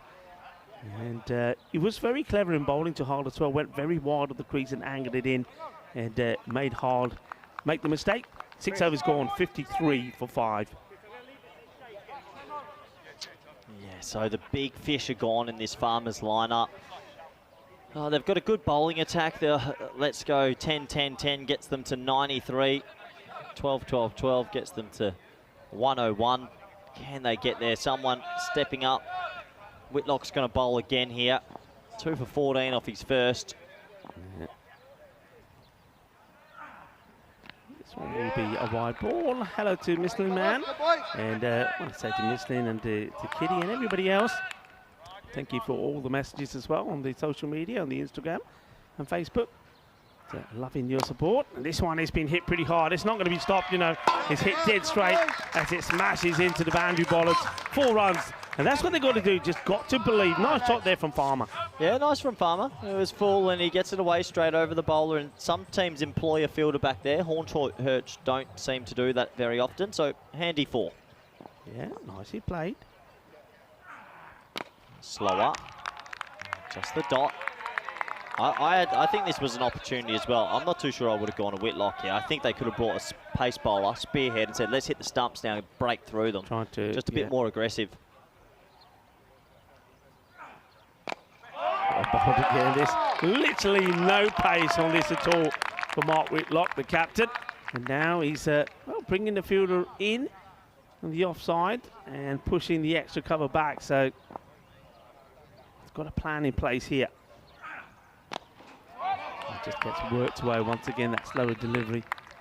You know what's funny as well, if Hornchurch go on to win this game and get fourth, and let's say Drew finish third, which looks likely, they'll play tonight, and it's an audition, and then they'll play each other in the eliminator.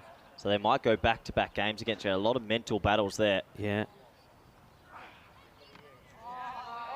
Well bowled just after a couple of deliveries on the stumps with no pace on. He then drifts this one out of the off. I think he's thinking the batter might come and try and take him on. Murray waiting to pounce. Okay, he doesn't quite get the right connection that he wants, which is probably fortunate because, you know, George Hankins is lurking to snap up the catch. Good spell of bowling from Whitlock. He does go for 22, but he picks up 2 very important wickets. That of Patrick Gouge and also that of Zach Tribe. And at the end of 7 overs, the score will be 60 for 5. Yeah, and if you do want to interact with us, we're always open to answering questions in the chat and on our Instagram pages. Please slide into Rico Full's DMs. Rico Full with 2 L's and myself, _28. Yeah, and of course you can also go onto the website, europeancricket.com. All the information there at your fingertips. Well, this has just been chipped right up into the hands of George Hankins. And no power in the shot there from Guthrie. And nicely done. Well, the 2 Hankins, they patrol that part of the ground, don't they? One at a long off, the other at long on, and anything that goes up in the air, well, they snap it up with no issues at all. And Mark James takes his 2nd wicket. Jack Guthrie will go for 5 off 5 deliveries. Yeah, nice safe catch out there for Hankins, who's going to gobble that up. He didn't really swing at it, just sort of check shot, and he has to go on Farmers. Well, they're on the ropes here, Rico. They need a cameo from someone, otherwise they're not going to have many runs to defend, and De Grucci will be disappointed with that. Yeah, he will be. You're absolutely right. He doesn't really hit it, does he? Just sort of a timed push, but a bit of power in it, and maybe a bit more venom, and perhaps he would have gone a little bit wider than that of George Hankins. But not to be. Jenkins is the new batter, and he plays an aggressive shot out for the covers. The fielder coming across, and well, they may need to just check with his legs on when he flicks his back. It looks okay from here, but I think we may just need to get the camera on it. He looks a bit disappointed, so it's almost like the fielder next to him has said, good effort, but I think you touched the rope. Let's have a look. Yeah, he does. 4 runs. Yeah, that's going to be 4. Yeah, 4 runs. And I think the fielder alongside him says, don't know if you realise, buddy, but I think you did catch the rope while you were touching. And there you go. There's a signal. Great work again from our production partner, Spring Productions, on the ball once again. Nice from Jenkins as well to come out and play a shot with intent along the carpet. Very handy. That would be a wide. Look, let's talk best case scenario. Yeah. They scramble their way to 90 and they get Hankins out in the 1st over. Then you're on. Yeah, we know that Hankins has made a lot of 50s. That's what you got to believe you can do. Well, ball this time doesn't give him the width, tucks him up a little bit. Needed to look to work that towards the way to that vacant square leg area. Got backward square and backward back, and the man on the 45 at the moment. Nobody at square leg. Hit hard, straight. Nice looking shot, but we'll just plug for 1. Yeah, that's in the Hankins territory. It must be a lovely area to field, isn't it, when you've got all of your supporters behind you, and especially when you're on song. You just know every time you're going to touch the ball, they're all going to cheer and scream and make a lot of noise.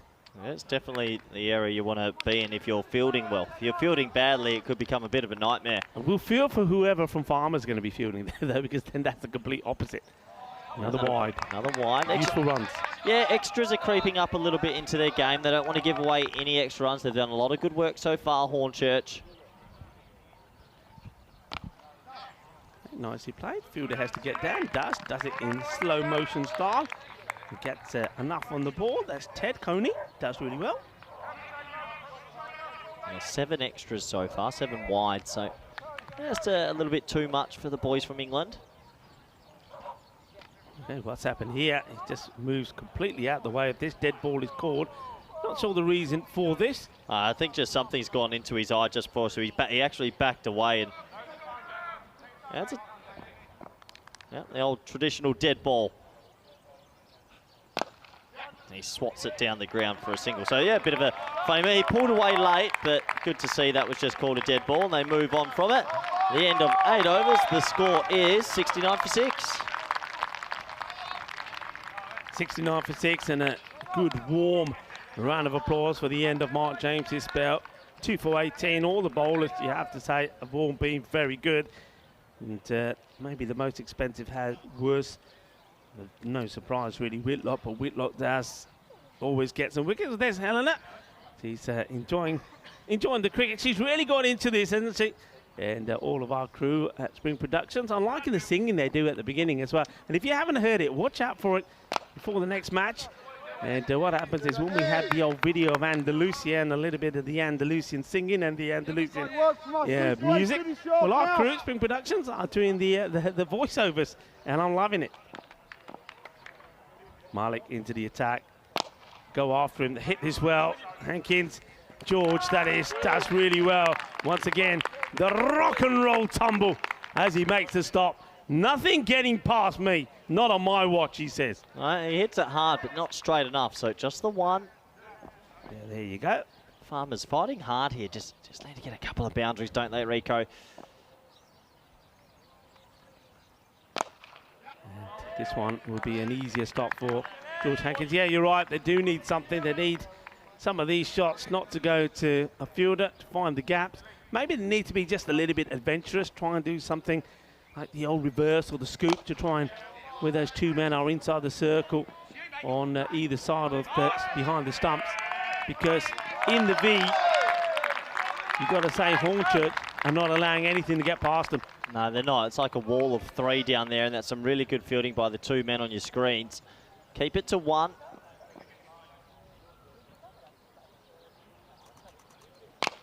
Firmly hit. This one will take some stopping, and it's been done brilliantly again. He's not getting anything go past him. It's like they've put a shield up, a defense shield, and it's been activated, and they're saying, you're not breaking this defense shield. Spring Productions there, once again now, doing a little bit of advertising. I'm loving it from Helena.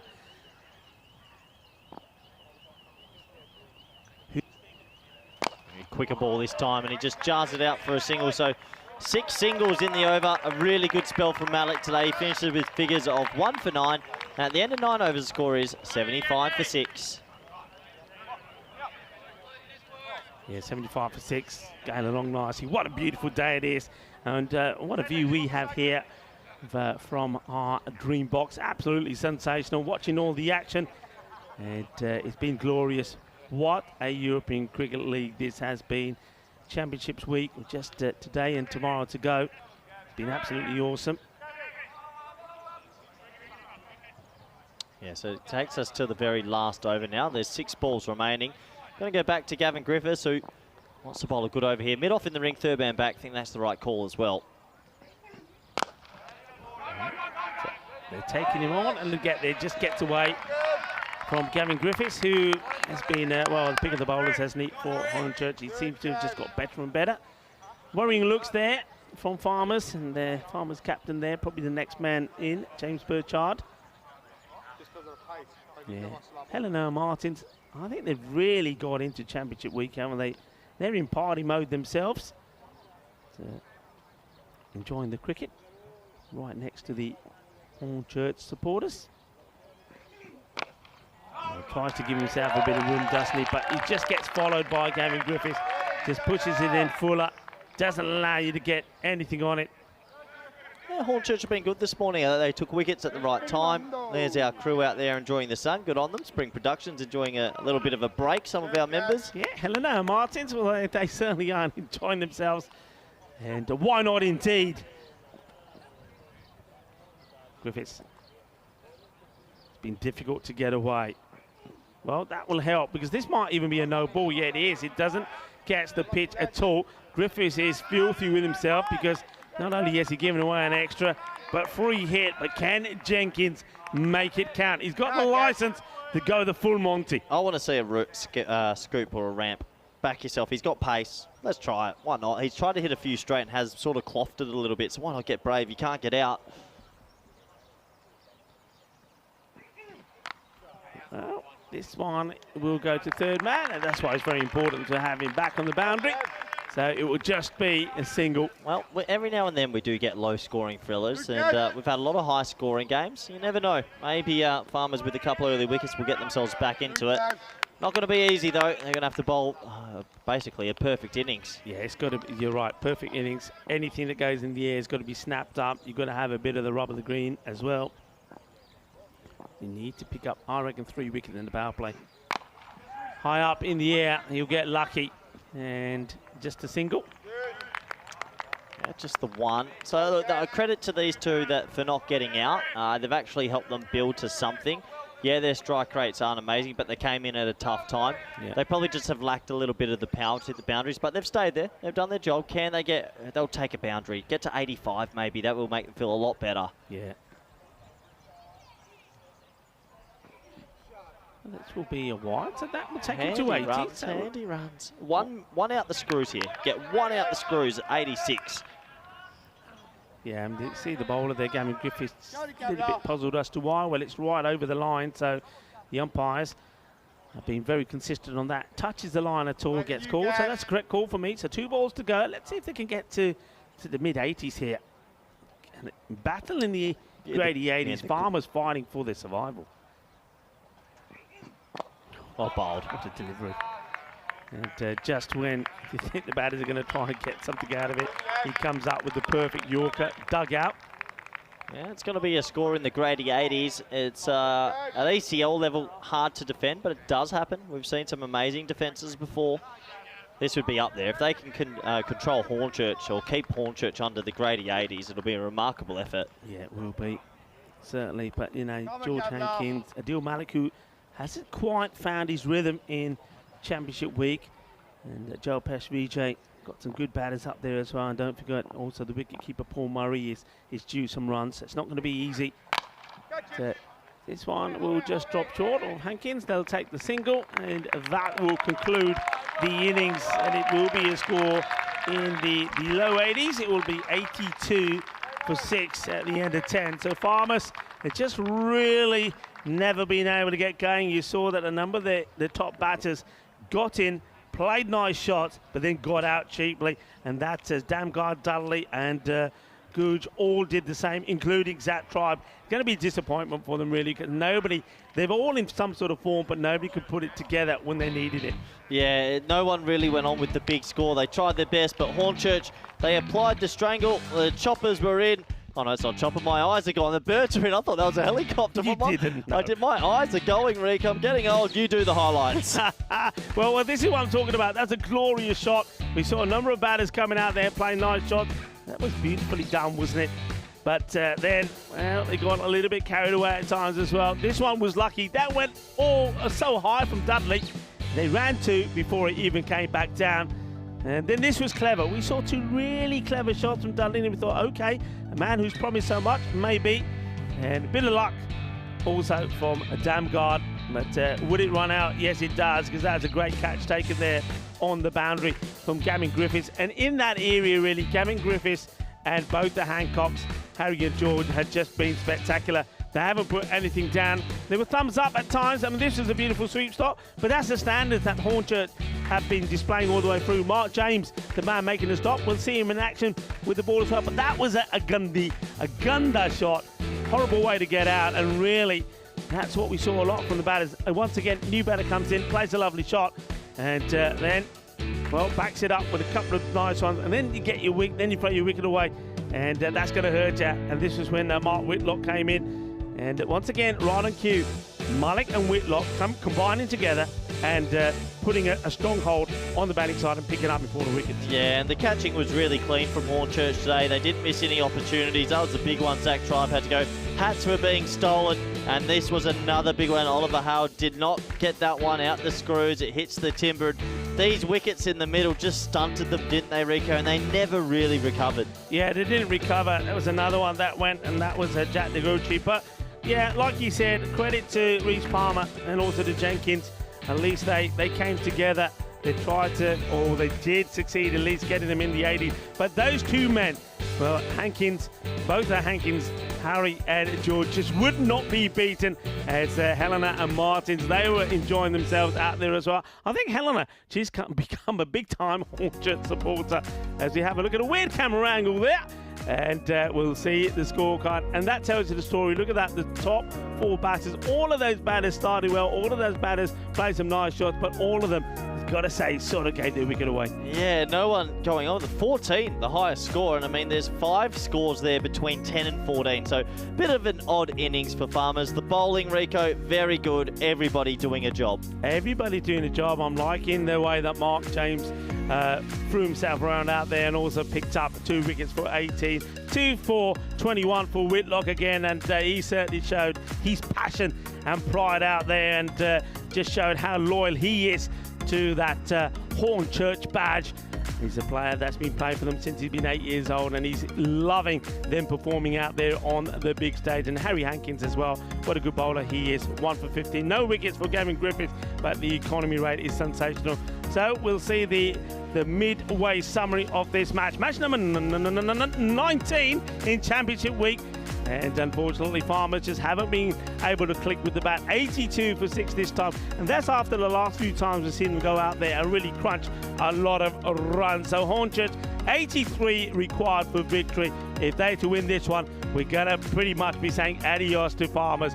Well, let's wait and find out and see if Farmers have got one last fight left in them and can put together what would be quite an amazing defence. Rico Fool here and Corey Ruckers join us in about 10 minutes' time for the conclusion of this very important match for the Farmers.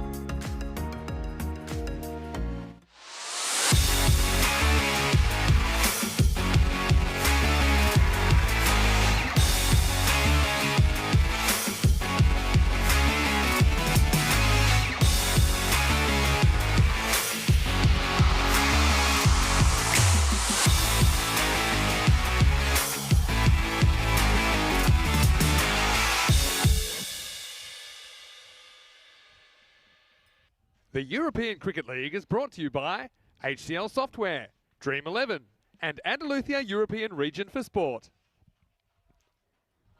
Hello, cricket lovers, and welcome to Super Thursday, where we know there's going to be some big matches and very important ones. Well, this is huge for Farmers. It really is. They need a win here to keep their hopes alive of making it into tomorrow's finals day. They've had a bat. They've only managed to get to a score of 82 for 6. No batter really able to get going. And we saw some very good bowling from the bowlers from Hornchurch. Mark Whitlock, the captain, 2 for 21. Mark James, 2 for 18. And once again, just couldn't get Harry Jenkins away at all. 1 for 11. And saw some brilliant fielding from the likes of Gavin Griffiths, George Hankins, and Harry Hankins as well. And that's why Farmers have been were kept to a low score, but we have seen teams win from these sort of scores. One thing they'll be saying to themselves is we need an early breakthrough, and maybe this man, Oliver Hald, can give them that. He's got a bit of pace, hasn't he? And if he can break through the defences of the first 3 batters fairly early without too many runs being put on the board in the power play, then that will give them hope. And then maybe someone like Toby Britton with the spin can finish things off for them. You've got to believe, you've got to have hope, and you've got to fight, and that's what Farmers are going to have to do here. Fighting for survival to stay in the 2023 European Cricket League. Here comes the first ball from Hald. Gets played away, but in the gap. There's going to be 4 runs. Just using the pace of Hald. Not a bad delivery at all. But this is a man who's been in tremendous form, George Hankins. And with that shot, he takes himself to 442 runs in this series. He's been absolutely exceptional, and he's batted beautifully. Rico Full here, and joining me shortly will of course be Corey Ruckers as well. And of course, the other man that makes up our dream team is Vinny Sandu. And welcome to you from our dream box. Hald, that's a good delivery. Just gets a little bit off the bat. Good comeback from Hald. Hankins normally I wouldn't say he's a slow starter. Maybe the right word is cautious starter. He won't normally play any big shots early on. He play balls on merit because he can catch up pretty rapidly. And with this score the way it is, with needing around about 8 runs and over, I don't think we're going to see anything too drastic from him early on. Just gets into line here beautifully, just plays it out onto the leg side, takes a single, and gives the strike now to Paul Murray. Murray, he's been the usual opener, hasn't always clicked. He's been up and down the order a bit, and I think Hornchurch have, after experimenting a little bit yesterday where it just didn't work for them against CRYMS, they've decided, you know what, we're going to go back to what works. And this worked in that victory against Hornchurch. Sorry, against Sporting Alfas. Hornchurch, they were 108 all out, but they managed to restrict Sporting Alfas to 93 for 8, winning by 15 runs. Good pace to Murray. They've got a slip in place as well. And third man is on the boundary. Corey Ruckers joins me for the conclusion of this match. Corey, what they need to do here, Farmers? Yeah, look, they're going to need to have a pretty special bowling innings. Can they take 1 or 2 early wickets, cause a little pressure, and they'll go from there, really. Hankins, he's been so good. He's their rock, their cornerstone. If they get him early, you never know.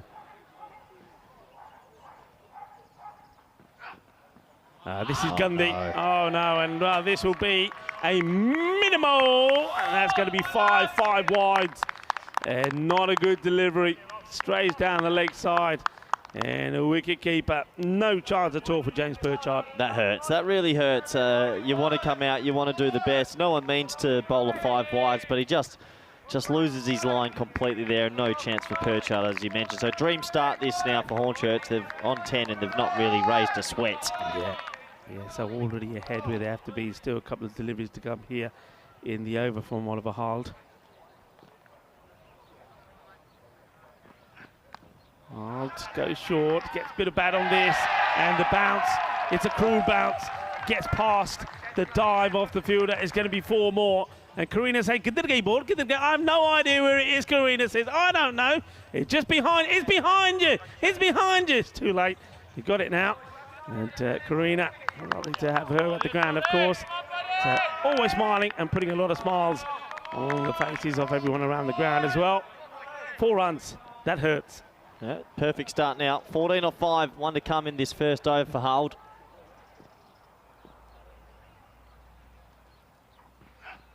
Oh dear. Well, this one, would it be called a wide? I think I want to check They want when. to check where it went past. I think it'll probably be a wide because it doesn't hit the pitch, but it gets past the batters. Here we go, the crease. So correct call there, wide ball. Is that a wide ball? Yeah, wide ball. It has to, if it bounced before. So if it bounces before the stumps, it's a no ball. Yeah. No, yeah. And if it bounces past the stumps, it's just a wide. I think they go by the batter's crease. Before the crease, it will be a no ball. After the crease, it's called a no ball. And that's the first thing that Charles Croucher wanted to check. I probably want to. Yeah, maybe they want to check this again. I think it's a correct call that's been called as a wide. So just wanting to get confirmation. And Charles Croucher saying, somebody. Yeah, there we go. That's the correct call. And Charles Croucher just vocally saying as well just why it is a wide, because it does go past the pumps and then misses. Yeah, that's the correct call. That's the correct call. Yeah.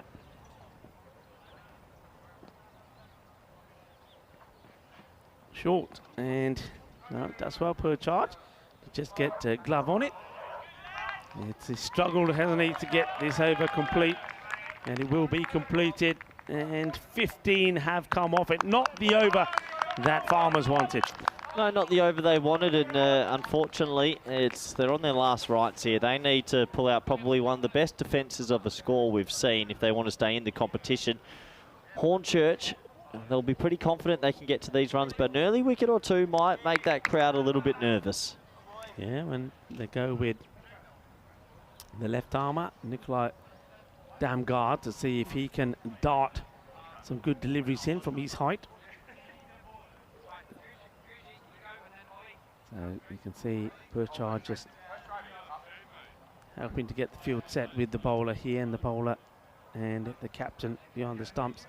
Pritchard just negotiating the field. Yeah, it looks like it's going to be Damgard, the tall left arm. Well, call him an off spinner, but a lot of these are going to swing in. He's been pretty effective.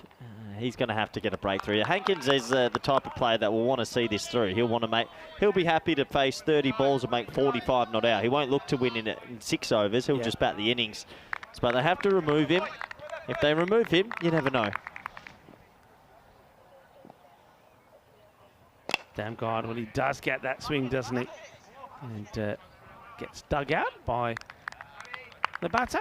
One hand comes off the bat as well.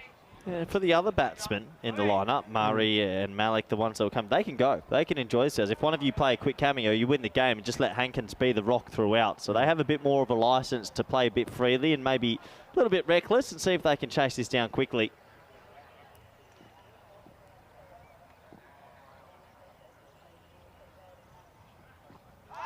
So onto the pads.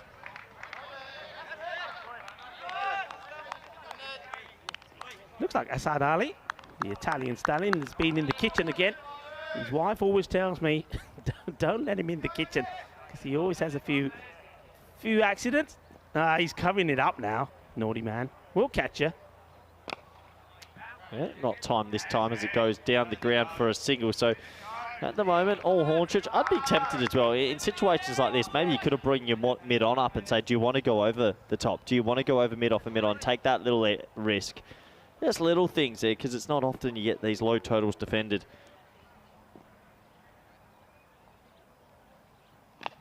Or bowled. Yeah, it's good bowling, isn't it? He's bowling such a good length. And this one just gets dug out as well. A few people in the chat saying, is this the last match? I can tell you it's not. We've got two more after this. Bever and Sporting Alphas. One of them still looking for their first win. Alphas looking for a consolation victory. And through Hornchurch tonight. Firmly struck, but doesn't get past Zach Tribe. Feels it nicely. Yeah, nice looking shot there from Hankins, who's having a great tournament. He's right up there with Van der Merwe and Daniel Dorkay, some of the openers, Nabi, that we've seen. Yeah. Oh, bold. Yeah, brilliant over. Really good from Damgard. He just races through it. 3 runs only, and the score at the end of 2 is 19 for none. Well, there he is. What's happened to his hand there? I don't know. His wife says to me, don't let Asad Ali go in the kitchen, because you know where we are back at base at the Sunset Beach Club. We have got a little kitchenette, so we can do our own bit of grub if we want to. Well, Asad, I think he's been making some lentils and some dal, and I think he's had a bit of an issue with a knife, so he's got his fingers bandaged up there. Asad nu na kitchen te nahi jana chahiye, kitchen janda na chaku chuku na apni ungliyan bata lenda. That looks like what he's done there. Well, he seems to be okay. That's the Italian stallion. 2 umpires are coming together here. Yeah, I think they just passed the ball off to them and said it might be a little bit out of shape or maybe the seam's up. So let's have a quick look at the table. And this is why it's important.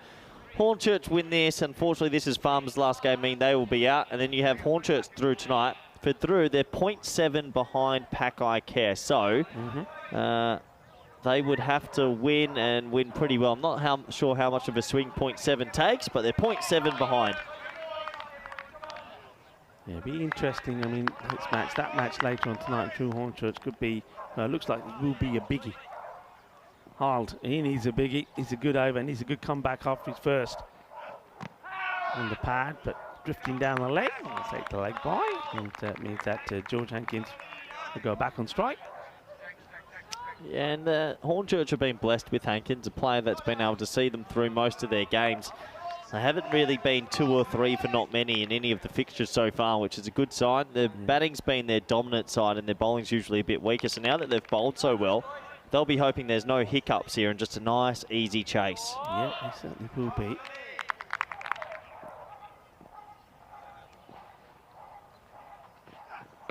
Well, this has been whipped away, gets over the infielder, and it's going to be 4 runs. So nice shot played there by George Hankins. Once again, he's not trying to belt it, is he? He's not trying to clobber it. He just knows, his awareness of knowing where the fielders are is so good, and his placement is exceptional. Look at that, he knows exactly where he wants it. He's one of those batters where the head tells the story where he's looking the ball to go. He just keeps it simple, doesn't he? He doesn't look to overhit it, doesn't look to cause too much fuss. He knows square leg was in the ring and he just lifts it calmly. He seems a calm cricketer. He knows his game, doesn't he? Yeah, when you say he's a calm cricketer, I'll give you my thoughts after this delivery. This has been played down the ground. No run because he hits it too well. I think when you look at all of his innings, around about the first 4 overs while he's there, he's, like you say, very calm. When he does play shots, it's just about placement. Doesn't seem to hit it cleanly. But then towards the end of his innings, he just changes into somebody who hits it so hard, so firmly. He laces it all over the place, and he becomes a bit of a beast. shot. What can you say? Yeah.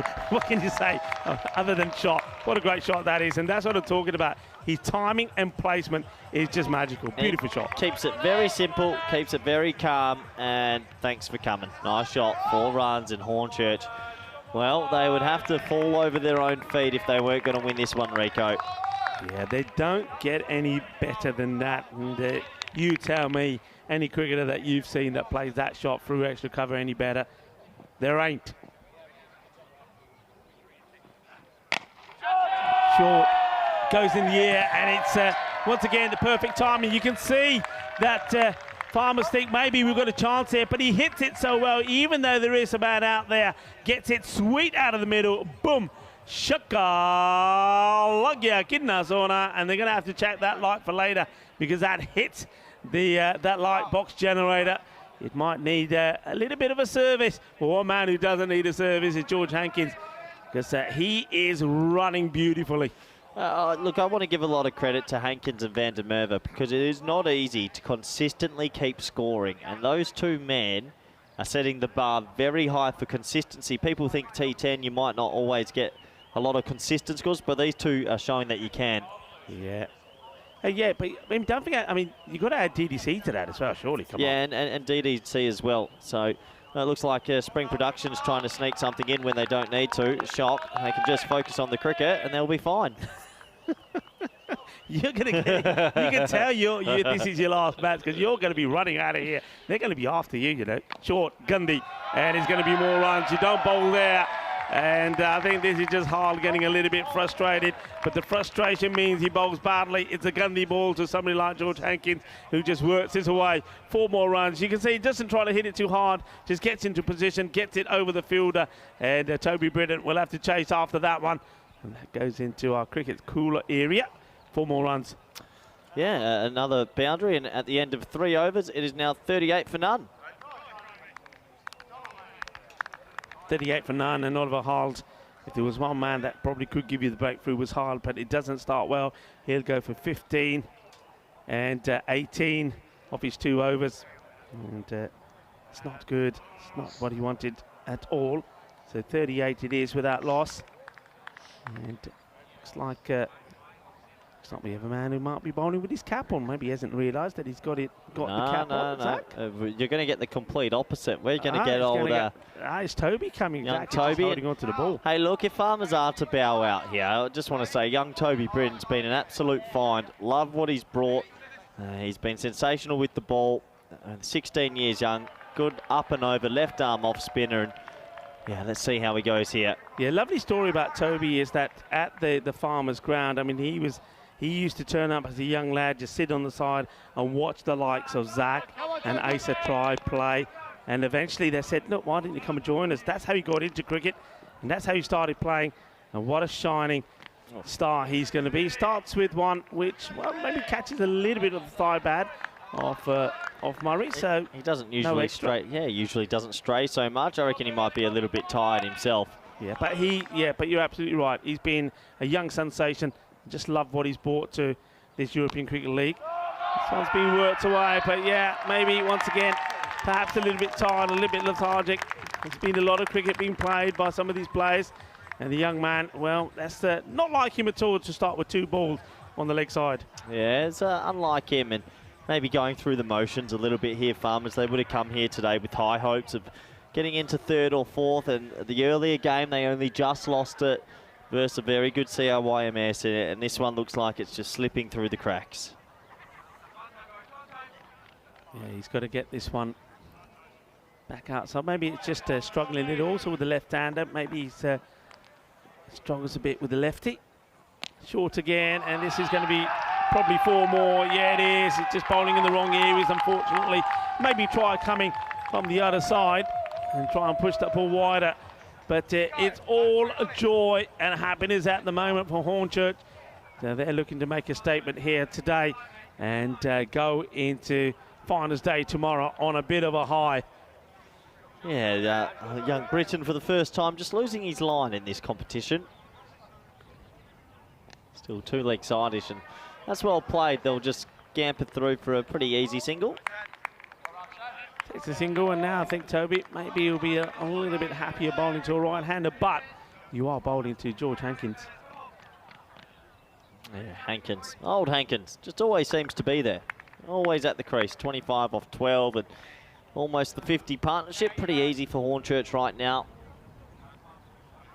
463 runs so far in this series, so you're right, he's right up there. And not far behind Jason van der Merwe, who went past 570 today. That's a lovely looking shot, and the fielder does really well, does Zach Tribe. That's an awkward one. And that awkward one back to the keeper as well, but just the one run. So last ball of the 4th over here. Murray's got himself to 14, feeling good as well. And well, this is setting up some spicy finals tomorrow. I can't wait for Championship Day, Rico. Almost looks like our 4 teams are almost set. There's that hand again of Asad Ali. But haven't the umpires been fantastic as well? Been superb. In the air, miscue. Will the fielder get there? Yes, he will. Sensational catch from Zach Tribe. And I'm liking that. As you said, you got to take the highlight. And though he's not bowled at his best in this match, but his first over, Toby Britton, he does pick up a wicket. And just take a good look at that young man, because I'm telling you all something. Well, you are going to see a lot more of him. He has got a very bright future ahead of him. And great work from Zach Tribe to come charging in off the boundary, even though it looks like they're going to lose, giving 110%. Safe hands in the end. The first one goes down, and the score is 48 for 1. Yeah, well bowled by the young man, and Murray departs, but he knows that he's more than done his job. Almost gets the perfect start for his side, almost gets them to a 50 partnership. They get the 48 at the end of 4, of course, and he'll depart for 14 of 11 deliveries.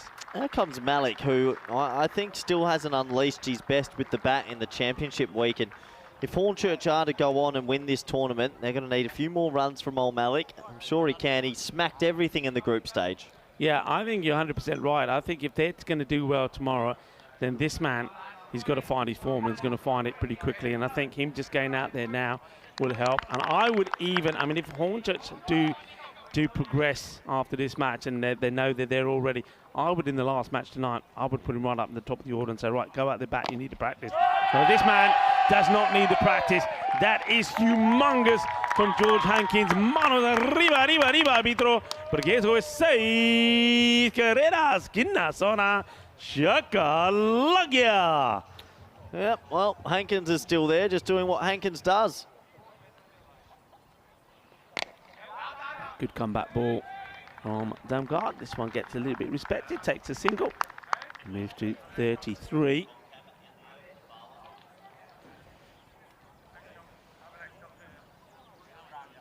The Damgard now to Adil Malik to face his first delivery.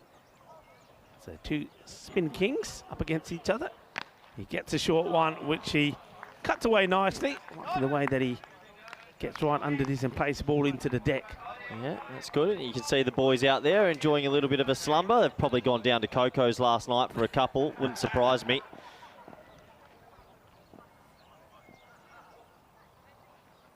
Actually, what am I saying? I ran into a few of them last night, and I don't know who his name was, but the Treasurer had had a couple all right. My word. I'm pretty sure Hornchurch have had a good bit of cricket and a good holiday.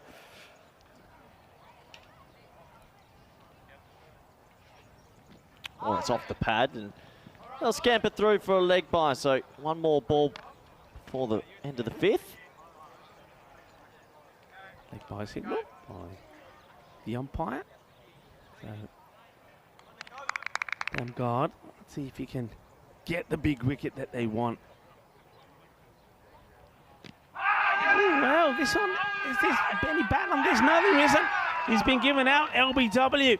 And, well, Corey, you put the finger up straight away. Yeah, it was a lazy-looking shot. He sort of stepped right across. It hits him halfway up the leg. And if he doesn't get any bat on this for me, yeah, I think it's a great call. I think he's gone. My finger went up straight away. Yeah, that's out. It hit him on the crease. It hit him in line of off stump, going on to hit middle and leg. Good decision from Charles Croucher. And it was a big appeal, and the umpire took some time to think about it. And, yeah, that's out for me. Yeah, I think that's a correct call. I mean, there wasn't too much enthusiasm from maybe one or two of the others, but they get the wicket. It's a big wicket, but has it come too late? Maybe it has. Good effort from Hankins. One of the first times we've seen him get out before 50.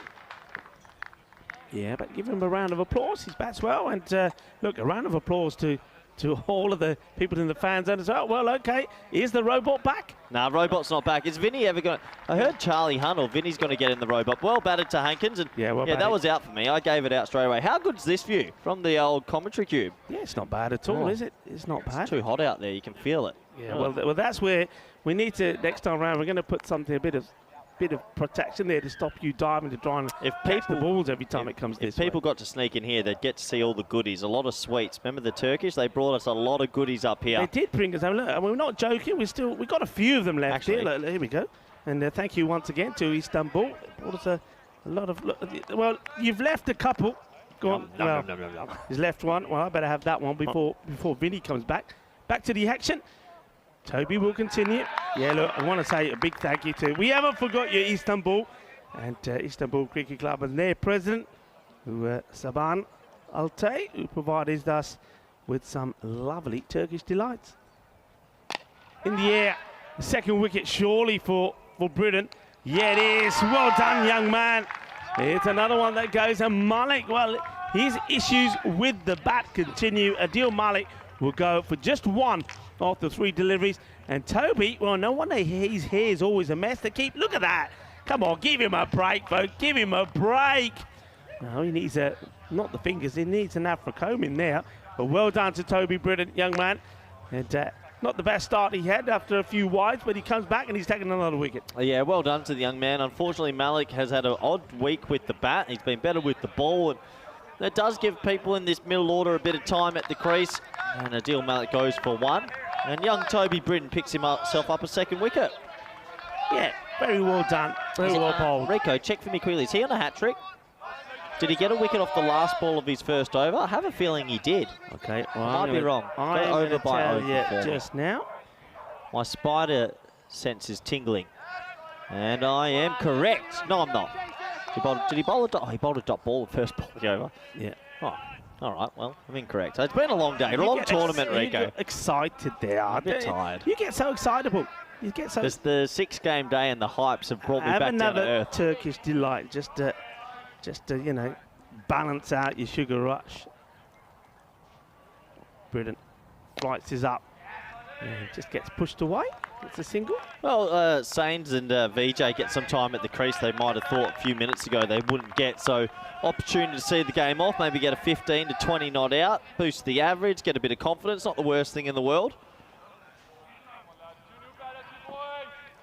Yeah, but the concern will continue with the form of Malik. I mean, that's got to be important. Oh, big. Goes all the way. Manos arriba. And nobody's catching that because that clears everybody. That's a big hit. And, well, you can just see, you can change that 24 because he's not 24 required now. That'll go down to just 18. This is a nice shot. It was just in the slot.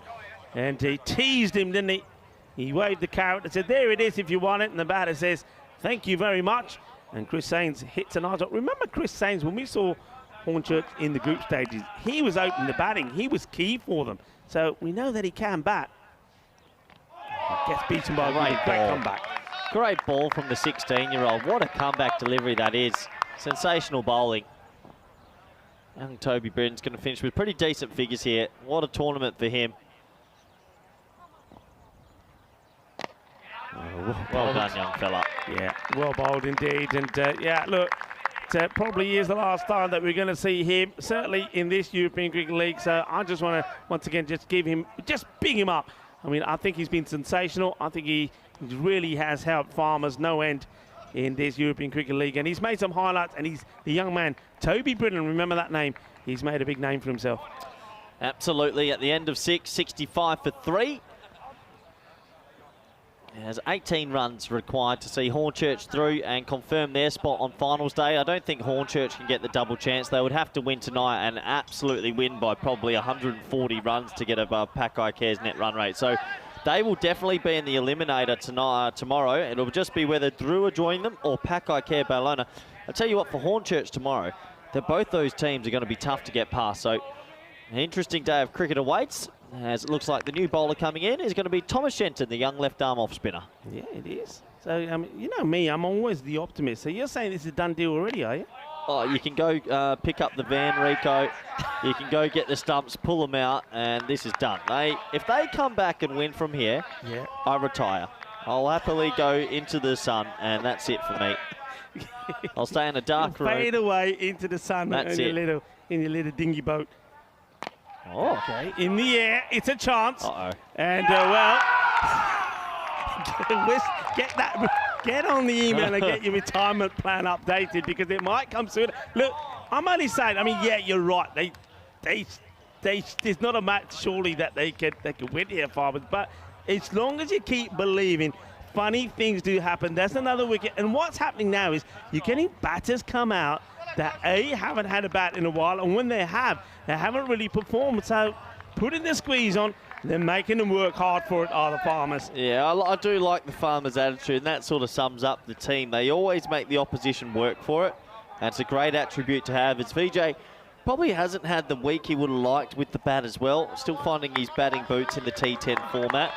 So he goes early, and well, they can keep the ball on the ground and win this if they really wanted to, but more wickets keep falling. Yeah, I mean, they need less than run a ball. They only need, just under 5 runs per over to do it. So this is a great opportunity. Get mid-off in the ring. Keep that. Yeah, they are keeping mid-off in. Like it. Squeeze a bit. Why not? Harry Hankins is the new batter who's going to be, well, he's going to feel the squeeze. And, as long as you keep the ball outside the off, though, so, because there's nobody in short mid-wicket. And that's where the runs are. I mean, I'd have somebody in there, because, you know, when they can win it with singles, don't give them that. Yeah, bring 45 into tight mid-wicket and shift everybody around. Just keep squeezing. Why not? Yeah, nothing to lose. Yeah, look, there's a bit of discussion here now. You can see somebody's going up to the keeper, the captain, James Burchard, and hey, James, what about that area? But he wants to leave it open. I wonder if it's just because he thinks the batters, he wants them to do that. So if they get it wrong, maybe there's a chance of an LBW. Yeah, look, the change is happening here now. So just two, unfortunately, that's 2 balls too late. They gave away 2 singles. 45 had to go there 2 balls ago. So now you're asking, hey, if you want to play a lap sweep, which is not the easiest shot, there's a bit of risk to it. Yeah. Shenton keeping the game alive at the moment. And that will help. Top ball. Farmers might send me into the sun if they keep pegging this back, but only one more big blow will create such a bit of difference. Oh, well, hang on a minute. He's happy about this, is Burchard. There was definitely a slide of the foot, Rico. The question is, did he lift it at the wrong time? I'm not so sure. Let's have a look. Oh, he does lift it for a brief moment. The timing of it's wrong. Wow. You idiot. Look at that. If he he's just a little bit late here. But, of course, he doesn't know that. He reckons he may have just done it in time, but he doesn't. So the batter will survive. What? They're just there. I think if he had gone with his instincts, and not waited, would have had him. Yeah, you're right. Let's have a look at this. Well, these two teams have had a tough week in Championship week. Looking forward to it. Can Beveren get their first win? Sporting Alphas, the walking wounded, who, didn't qualify for the tournament. Got the lucky loser card. They've played some good cricket. They'll be looking for their second win. Should be a good game overall. And those two teams playing for a bit of on the reputation of the club. You always want to win a game on the network. Palmer into the attack. The rate goes up slightly. Pressure is on. Only 2 runs of that last over from Shenton and 1 wicket.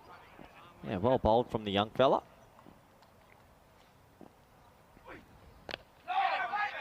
Dots. Queuing him up.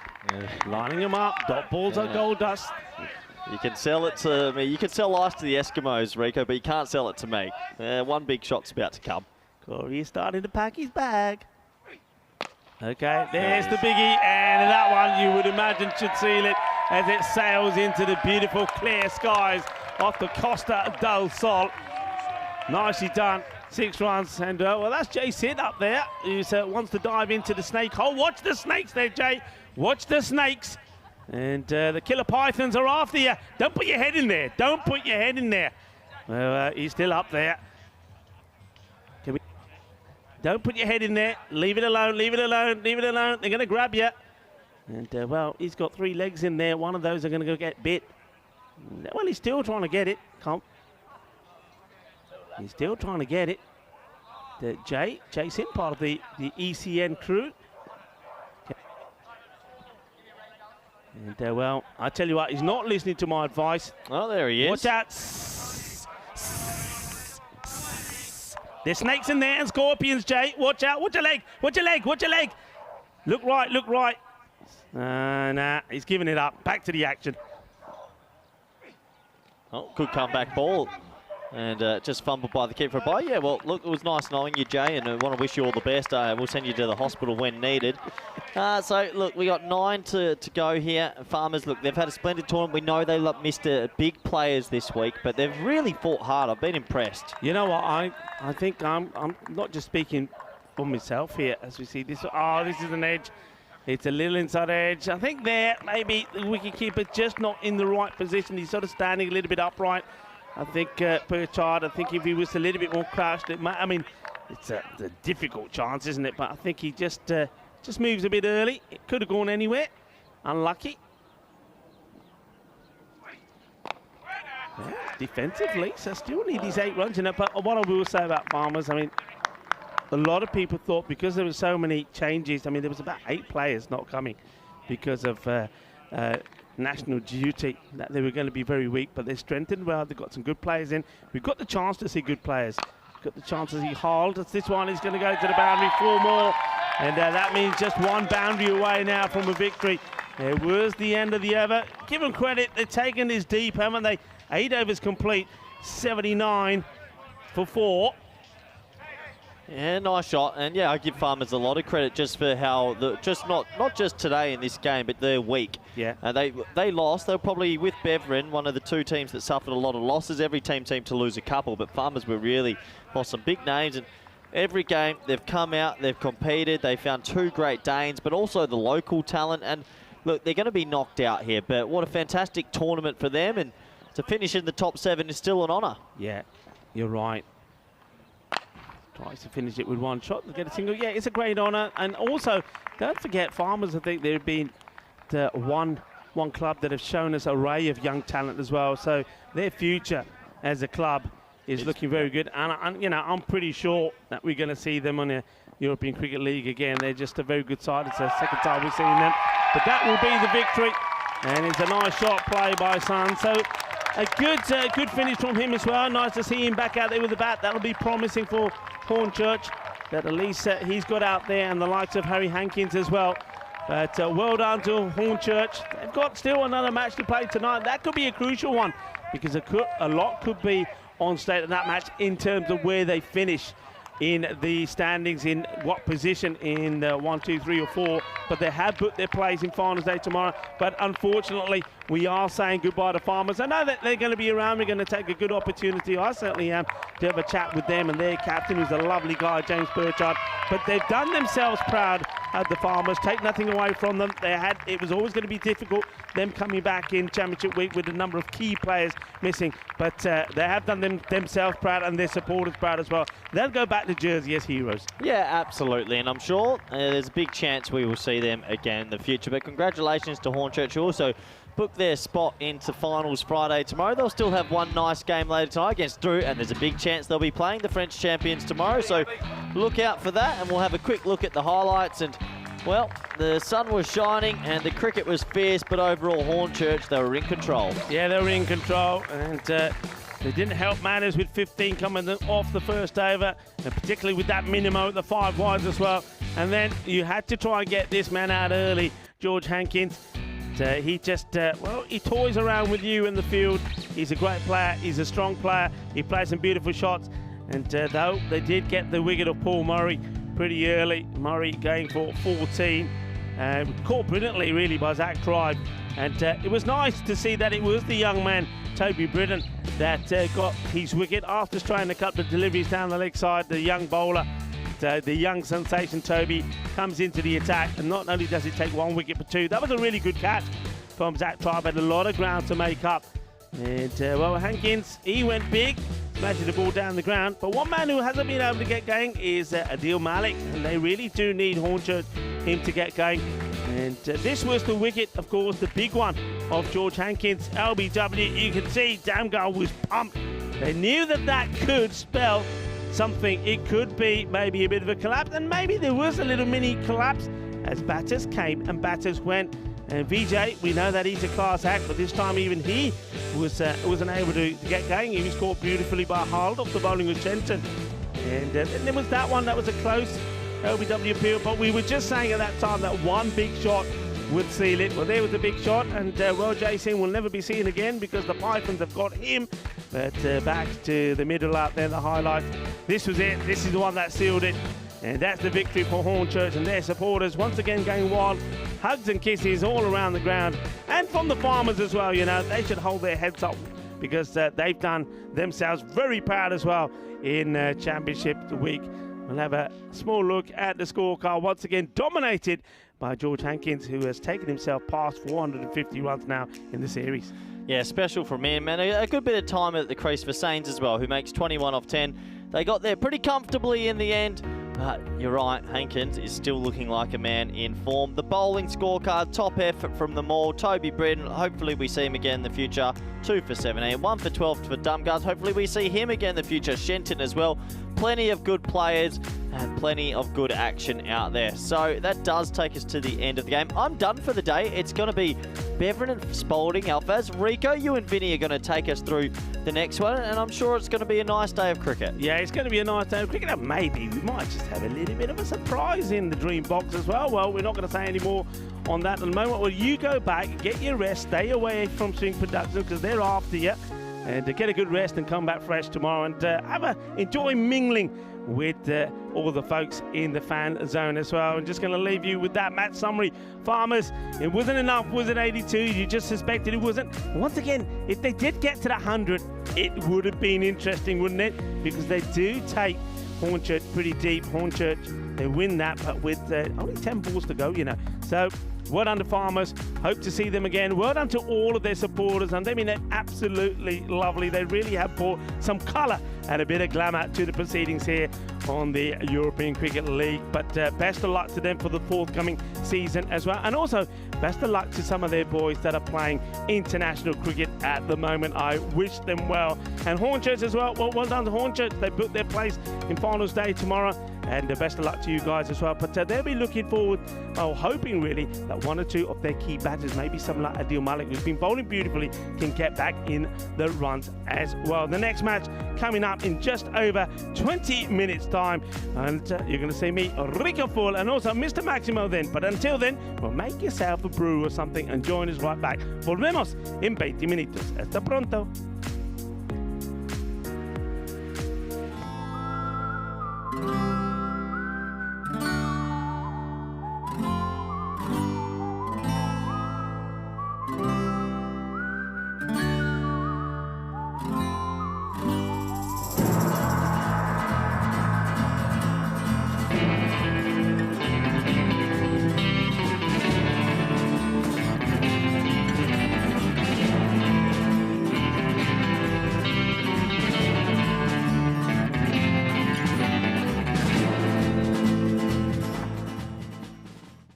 This is how we play cricket. On the Costa del Sol.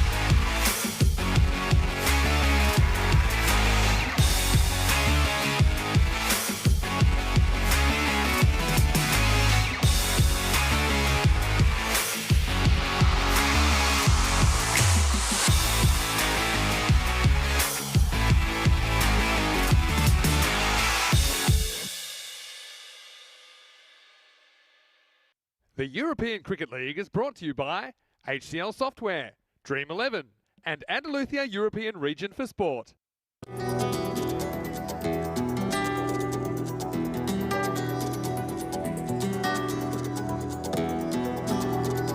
Ven conmigo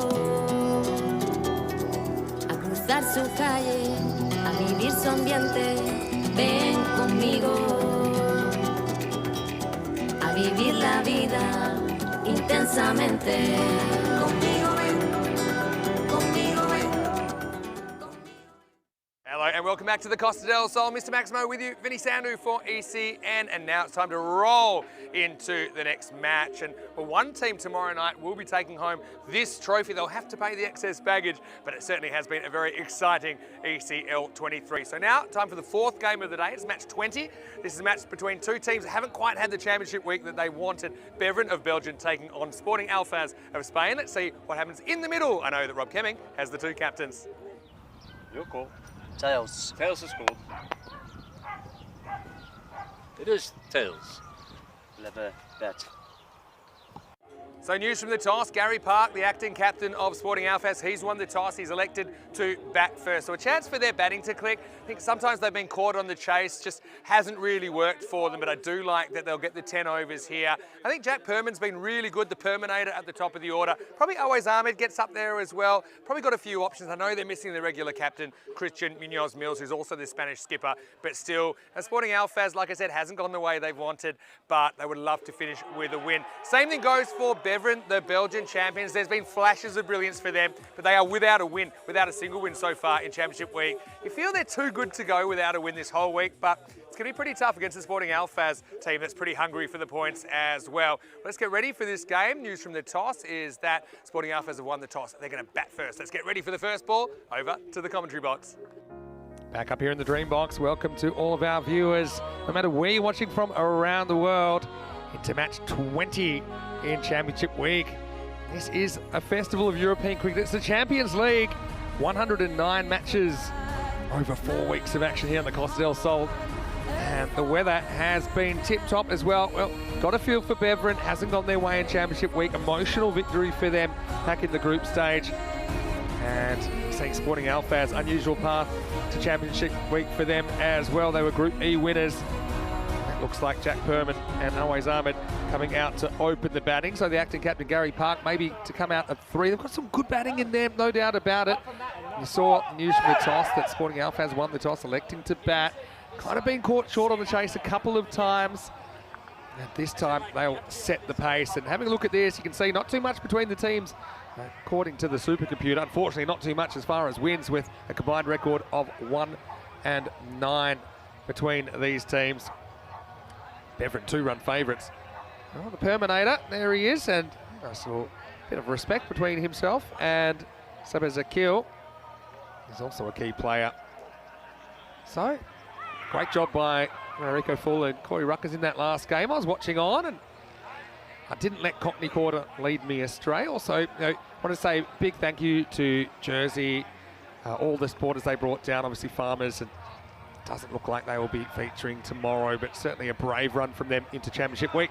Well, I do have a guest commentator. It was not really a guest commentator because he has done a lot of commentating for us here, over 50 games, and probably a lot more than that now. And he has made the journey to Cartama, and now I've walked him up the stairs and he's going to help us out in this game. Please welcome Charlie Hunt. Welcome, Charlie. Hello, hello, hello. How are we all? It's nice to be here. It's the first time ever in Cartama when we've got a tournament going on. Made the little flight over yesterday morning, landed at 10 o'clock, straight here in the rented car, and I don't feel like I've left ever since, really. Yeah, well, why would you? We had 6 matches yesterday. You came on a crazy day with 12 hours of action. Here's Ashikullah Saeed, who is going to open up. And just waiting for the clock to tick over. So pretty good test first up for Always Ahmed. 2 talented players going head-to-head. Here we go. Match 20 on the way live from the Costa del Sol. 2 teams that'd love to finish with a win. Starts down the leg side. Acrobatic attempt from Norm Oman. Knocks it down, so it'll be 2 wide. So how have you been, Charlie? What have you been up to? A bit of studying, quite a lot of studying at the moment. Coming towards the back in the second year, so that's exciting, and it's of course the weather. I tell you what, though, the weather. How good's that been? Because I've been out in London for the last 3 months, and I left on was it was it, Wednesday morning, 6 a.m. Yep. And it was horrible. Wet, rainy, windy, like 5 degrees. Come out here and I'm sweating, I'm very hot. But I tell you what, the cricket's been pretty hot as well. It's been pretty good. But of course, this is it's an interesting game, isn't it, between these two? As these two teams, of course, sitting at 7th and 6th. So this will be an interesting one. A big matchup, though, and I'm certainly looking forward to this one.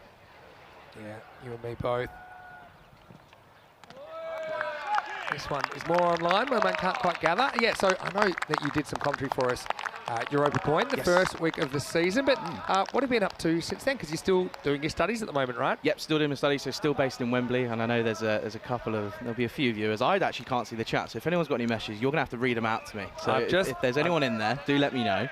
But yeah, no, just been studying, and I thought, you know what, give myself a little bit of a holiday, come out here, and, well, you've jammed me up here and I'm now working. Yeah, well, hopefully you enjoy it. Never work.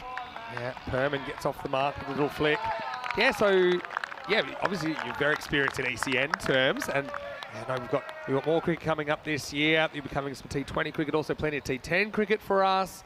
But how do you feel being in the Dreambox for the first time? What do you think of the view? Oh, it's lovely. It's one of the best things I've ever seen. I mean, the view from up here is quality. I mean, the fan zone is incredible. It's lively at the moment as well. You look over there now, there's a lot of people out there. But it certainly is very nice to be here. Always launches. This is up into the sky, and when it comes down, it's going to be 6. Maximo always loves that angle in. It's a little shimmy across, and I know you've seen Always Ahmed bat quite a lot. That's a very Always kind of shot. Yeah, that's classic Always, isn't it? No real shock there. Anything on his legs, he's going to whip it away, and he's got enough height on it, and it goes all the way. 6 more. Very nice shot. Nice little way to get off the mark as well. Yeah, I love this pitch as well. There's something in it for the bowlers. I think there's something in it for the batters as well. And one thing about this location, be careful, because the balls will fly in here. We've had quite a few join us up here in the commentary position. Tries it again. I don't think it's that convincing, because Ashkul Said didn't believe it was a nick, and neither did the umpire. So yeah, so you are studying, let me get this right, you're studying sports, business and broadcasting. Is that what you're studying at the moment? That's the one, yeah, bang on. Yeah, so that's it's always why we've said this little job kind of entails pretty nicely, which is quite well. Of course, last time I was with you, we were out in Belgium, in Mechelen. Yeah. So it's a lot of familiar faces for me, and of course, Sporting Alphas, I've played against them hundreds of times. Of course, played for Lamanga Torrevieja Cricket Club. It's edged into the legs. Yeah, so is that the last time you did commentary with somebody else?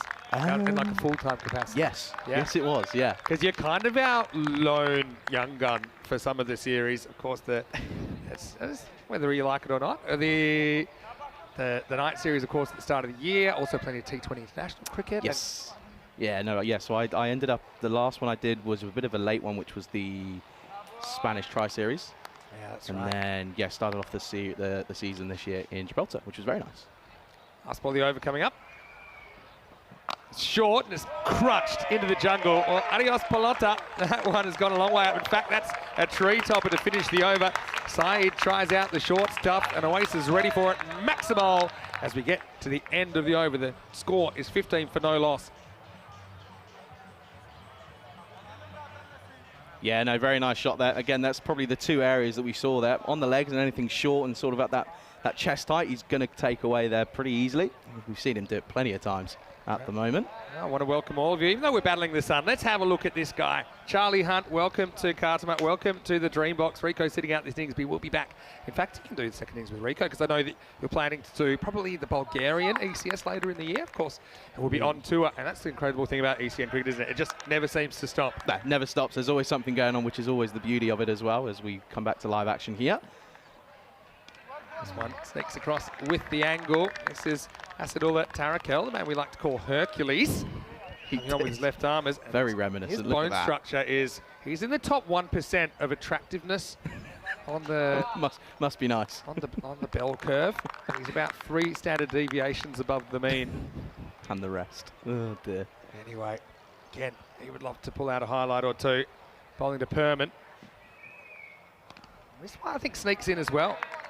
Looked as if he sort of rolled his fingers down the side of the ball. No sign as well. That one just was an interesting one though. But again, that's where you kind of want to keep it to Perman, isn't it? You want to keep it outside that off stump, because you know anything that's within the range of the stumps, he is going to whip away, and well, whip away hard on that leg side. Yeah, he's a pretty good fetcher, isn't he, from outside the off stump? So you're trying to keep it away from him whenever you can. And this time he fetches it, but he French cuts it down to fine leg. Yeah, and again, It's no real surprise. Mostly leg side, but he is capable of hitting through that offside. He's telling me, and has been telling me over the last couple of days, that he's tried. He has been working on it. And I've played a lot of cricket with Jack as well. We played under-19 cricket for Spain. He was the captain. And I also have played against him and with him for various occasions. He can hit the ball 360 degrees. It's just in this format, especially when you're getting bowled in that way, you've just got to go on that leg side. Exactly right. This time, always a set back by Perman. He wears the ball. Won't be too impressed with that. Probably not really what he was wanting, was a waste. You can see he's still getting a bit of a stretch on. He's wearing a fair bit of padding, but I don't think it was covering where this ball hit him.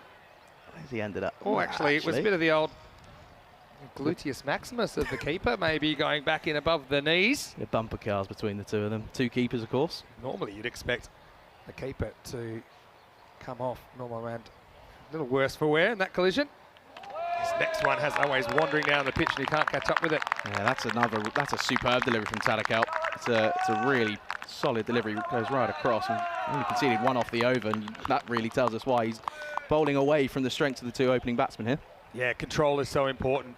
And we tend to think of these Belgians, of course, you were with me in ECS Belgium last year. Belgian ball.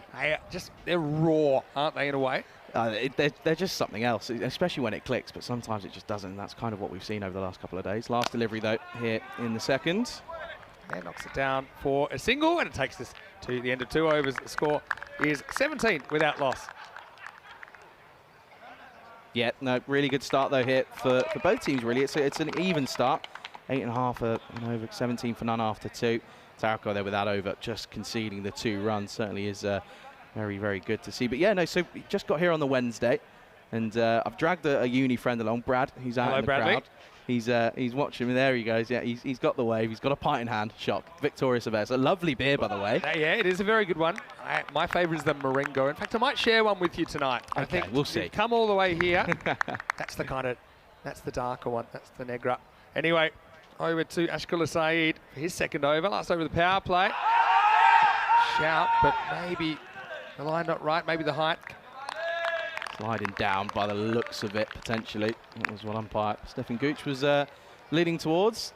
It might have hit him in line, but yeah, I think with that angle, I think it is going down. And also, it gets a decent stride in, a long way for that ball to go. Yeah, his release angle's right on top of his head. It really leans over, so that's obviously the angle just coming straight across a waist. And this time he goes with the angle and he goes up and just over the top of Kaksar. And that's going to be 4 runs. So chancing his arm. I guess that's the beauty of the power play. We're into the 3rd over. Still just 2 outfielders. Always gets one over mid-on for 4. Yeah, we've seen him get away with some really nice starts. And this is, again, another example of it. That's a really glorious shot. Gets that front leg out of the way and just over the leaping Kaksar. And it's another boundary, but these 2 are crucial for Sporting Alphas. Of course, no Christian Munoz Mills. That's a big miss, of course, just carrying a bit of an injury for the last couple of days, which is a big miss, of course, the Spanish skipper, and has been the natural leader of Sporting Alphas at the moment. Yeah. But it's a big miss. So there's a lot of pressure on these 2. It does. I mean, Gary Park batted really well, even though he wasn't quite able to manufacture a successful chase yesterday. Batted all the way throughout the innings. Didn't have a lot of the strike, to be fair. But I think he'll probably be the 3. Got some experience in there as well. Greg Smith, former first-class cricketer. I'm looking forward to seeing Libby's off-spin in left armour. From where I'm stood right now in the dream box, I want to see the angle from it. I think that's going to be fun. Very, very good bowler. Plays cricket for Penzance. This is going to test Kaksar, but he does well to skate around to his right, keep it to a single. Yeah, it has been pretty tidy stuff from the opening bowlers for Beveren here. They haven't really given too much away. When they've sort of veered off their line, it's been more towards the offside, which has meant that the 2 batsmen at the crease haven't been able to dominate on that leg side as we've seen previously. I still can't get over it. It's such a lovely place to play cricket. It's so good. I'm really happy to give you an opportunity up here in the commentary box. You're a valuable member of our team, and yeah, glad you're enjoying it. Here's Ashikula. Big swing and a miss from Perman, who tries to go leg side again. Yeah, it's slightly in his arc, this one, more so than the previous few deliveries he's faced, but just missing out again. It's possibly just a bit of impatience, but also just being at the other end whilst the waist has done most of the work. So he may just need to give himself a couple of deliveries. It's a tough spot to be. You're 2 off 6, so you're kind of saying, look, I need to up the rate. I don't want to waste balls, but then if you're swinging and missing, you kind of compound your problems. So rock in a hard place for Perman. It's tough. It's tough out there. Slower ball, but it's want to be called a wide. Yeah, because if you then say, okay, I'm not going to waste a good start, I'm just going to push, I'm going to turn the strike over, then, yeah, still there comes a point where you got to kind of put all your chips in the middle of the table and see where the cards fall. Go big or go home. It's pretty simple. That's the joys of T10, is if you're taking up too much time, and out you get someone else in, and someone else have a go. I mean, Mohamed Isan, for example, made a 9-ball duck earlier in the season, or earlier in the week, I should say, and now he seems a bit more himself. It's a nice shot, though. I like that he goes through cover, but he's going to have to hustle, because if that hits, he's going to be gone. It doesn't hit, so the Perminator survives. There you go. He can do it. I'm telling you, he can do it on that offside. He can hit 360 degrees. I've seen him hit some outstanding shots over the years, and that's just a sign of it. Just coming that first steps away off the line of the ball and then just gives himself a bit of room. Nice shot. Yeah, I mean, I think you probably had a bit of advice for Perman to be like, play the ball that's bowled to you. And I think if it's outside the off stump, you've got no outfielders on the offside at all. So there's plenty of gaps, and also if you want to elevate it, you're probably going to get away with it. Slow ball, played back by Awais as we get to the end of a fairly sedate power play. It's 24 for no loss after 3. Yeah, even power play, I'd say. Where would you say we're looking at the moment? Even though they don't take a wicket, I think that power play favours Beverin, to be honest. You know, I think you don't necessarily need to take wickets to win a power play. And 8-0, I think they're pretty comfortable with that. I mean, you see they're playing 11, going for the old 3-4-3 formation. But you see Sporting Alpha has some of the batting time. Gary Park, we mentioned him yesterday. Libby talked about his left arm spin. I think some of the pace bowling's been really good as well. Quinlan and Darren Walker, Jake Sunderland. You know, Sporting Alphas kind of parachuted in to the tournament at fairly late notice. I think they've done a very good job. Upset Roma CC, you'd have to say, in the Group E final. Anyway, here's Tarakel. They're bowling him out too. First one just misses the leg stump, called wide. So yeah, Beverin saying, you know what? You haven't gotten top of us yet, so we're going to keep the bowling the same. We're going to try tie it down one more over. Because certainly I think when you change bowl, it can kind of change the flow of a game, change your mindset as a batter. So I don't mind Tarakel bowling out here. Yeah, they probably feel as if they're on top after that first 3 overs, or even after the first 2, and they've decided, you know what, let's bowl our openers out, again, which is actually very rare to see in T10. Yeah, sometimes. Yeah, but yeah, trying to stop the boundaries this over, but not going to work because that's too short, and it is hooked around the corner. Maximo, the Perminator, is activated. His first 6 of this match. Yeah, that is where you do not bowl to Jack Perman. That's where he's pretty crucial, and he's pretty impressive. Anything, especially with the angle from the left-handed Tarakel, and you just see here, gives himself a lot of space, a lot of room. Rotates through, lovely shot, 6 more. I think this is a good old-fashioned game of chicken, and the bowler blinks first because he'd had such success outside the off stump, and you know, whether it's just a non-execution or a judgment error, you don't want to get too close to Perman, and I think Tarakel finds out the hard way. Yeah, you really want to try and hide yourself onto the offside wide line as tight as possible without giving away that extra, because that's where you'd argue over the last couple of days that Perman's struggled the most, but anything still, he has got it in him. But good little competition this between Tarakel and Perman. It is. It gets the cutter, and my man feels it on the second bounce. Yeah, so yeah, Perman credits him as well, because sometimes when you bog down, you always look in something a bit itchy when you get that bad ball, but to his credit, he puts it away and puts it away well. A few hellos for you. I know that Louis the Bruce is in the comment section right now. I said good to hear from you again, and Dave saying hello as well. Sure, the regulars are all in there. It's all good to hear from you. One of the great things about this tournament, though, or these Kartima tournaments, that we have a whole new viewing audience as well. We're on a bunch of international broadcast partners. It's Tarakel. This time he gets a bit close to him again, and Perminator puts it away. Maximo, 2 in the over. You feel that finally this innings has started getting moving, and the Perminator is in session. Yeah, Perminator's taken lift off, has he? This time a little bit square of the wicket, and it's again another maximum. And that's just where you don't bowl. It's a bit of a Gundy maul more than anything. Just sits up nicely, especially on this artificial wicket here, and it just gets smashed back into that leg side. Very good shot again. Horizontal bat shots, you have to get them just right. And Perman has twice. Well, Amar's asking me, what's the origin of Perminator? Well, you can probably see that his last name is Perman. So ever since the first ECC. I think we started calling him the Perminator. Rhymes with the Terminator. He also says he learnt lots of new words from me, like Baximo, which is a backwards Maximo. We also now have Aximo, which is an accidental Maximo. There's a Minimo, isn't there? Is there a Minimo? Minimo's a 5 wides. Although I used to use Minimo for if you hit the rope on the full. Okay. It's a Minimo. No, I think, yeah, the first definition's a little bit better. Oh, this time slightly slower. Could be trouble, and it is. That's really clever bowling by Tarakel because although it looks like it's juicy, he's dug it into the pitch. He's actually taken the pace off, and he elicits top edge from Perman. And the catch is taken there by Kaksa Azizullah. So the dangerous Perman, he has to get going just after he gets going, doesn't he? And he'll go for 15, 37 for 1. Yeah, it's a long walk back there as well for Perman. But that was a really good idea from Tarakel. He struggled with the off cutter on the offside and decided, you know, I'm not going to change the line of the delivery, but I'm just going to really vary that pace. And you could see Perman was very, very early on it. He just popped up for a pretty simple catch. Quite a good catch, actually, because he had to back a little bit. And, okay, the sun's more in the right of his field of vision, but certainly is always a factor on that right-hand side of the field at this time of day. So I would say this for Perman's innings. He does get a couple away, and he'll feel a lot better than he did compared to if he'd got out after batting himself into a bit of a hole. But he is the first wicket to fall, and it's 37 for 1. Watch that step.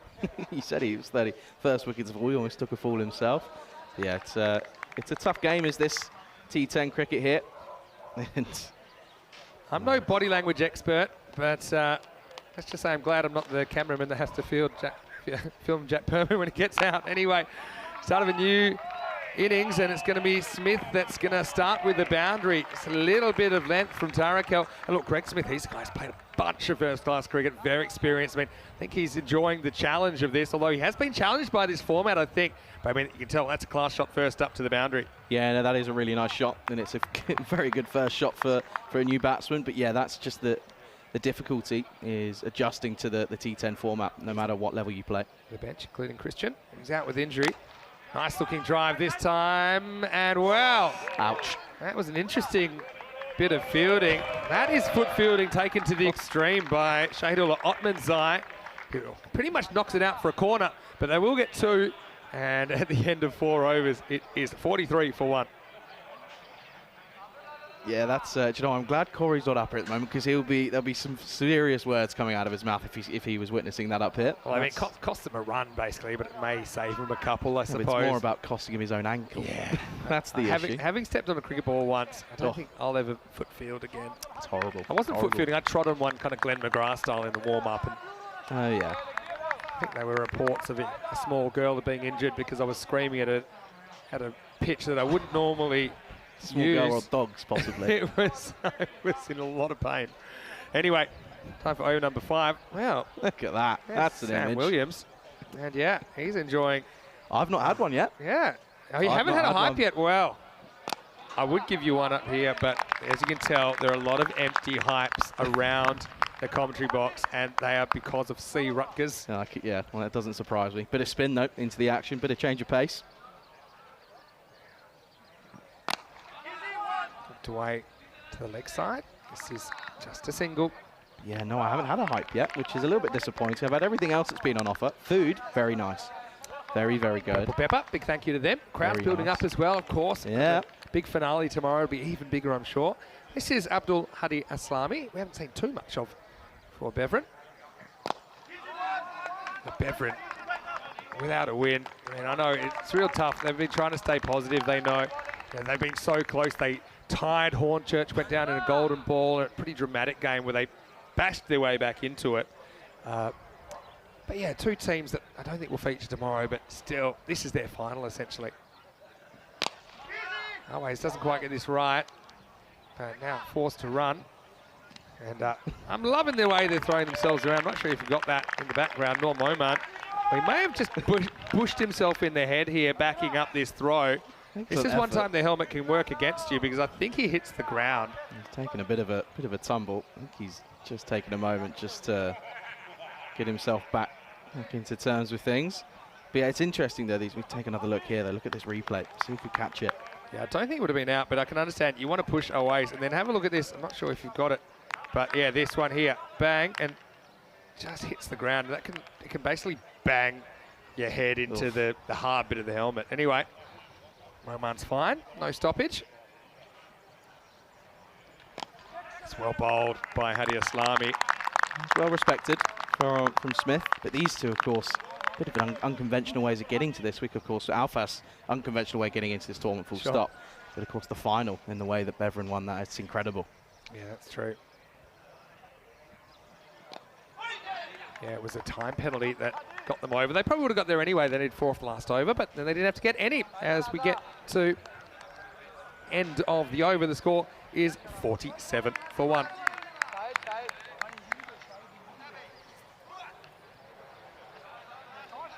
Once again, I want to say a very, very warm welcome to you wherever you're watching from around the world. This is the time of the day. It's not just the fielders that are bothered with the sun. We're a little bit bothered, but at least we don't have to take catches.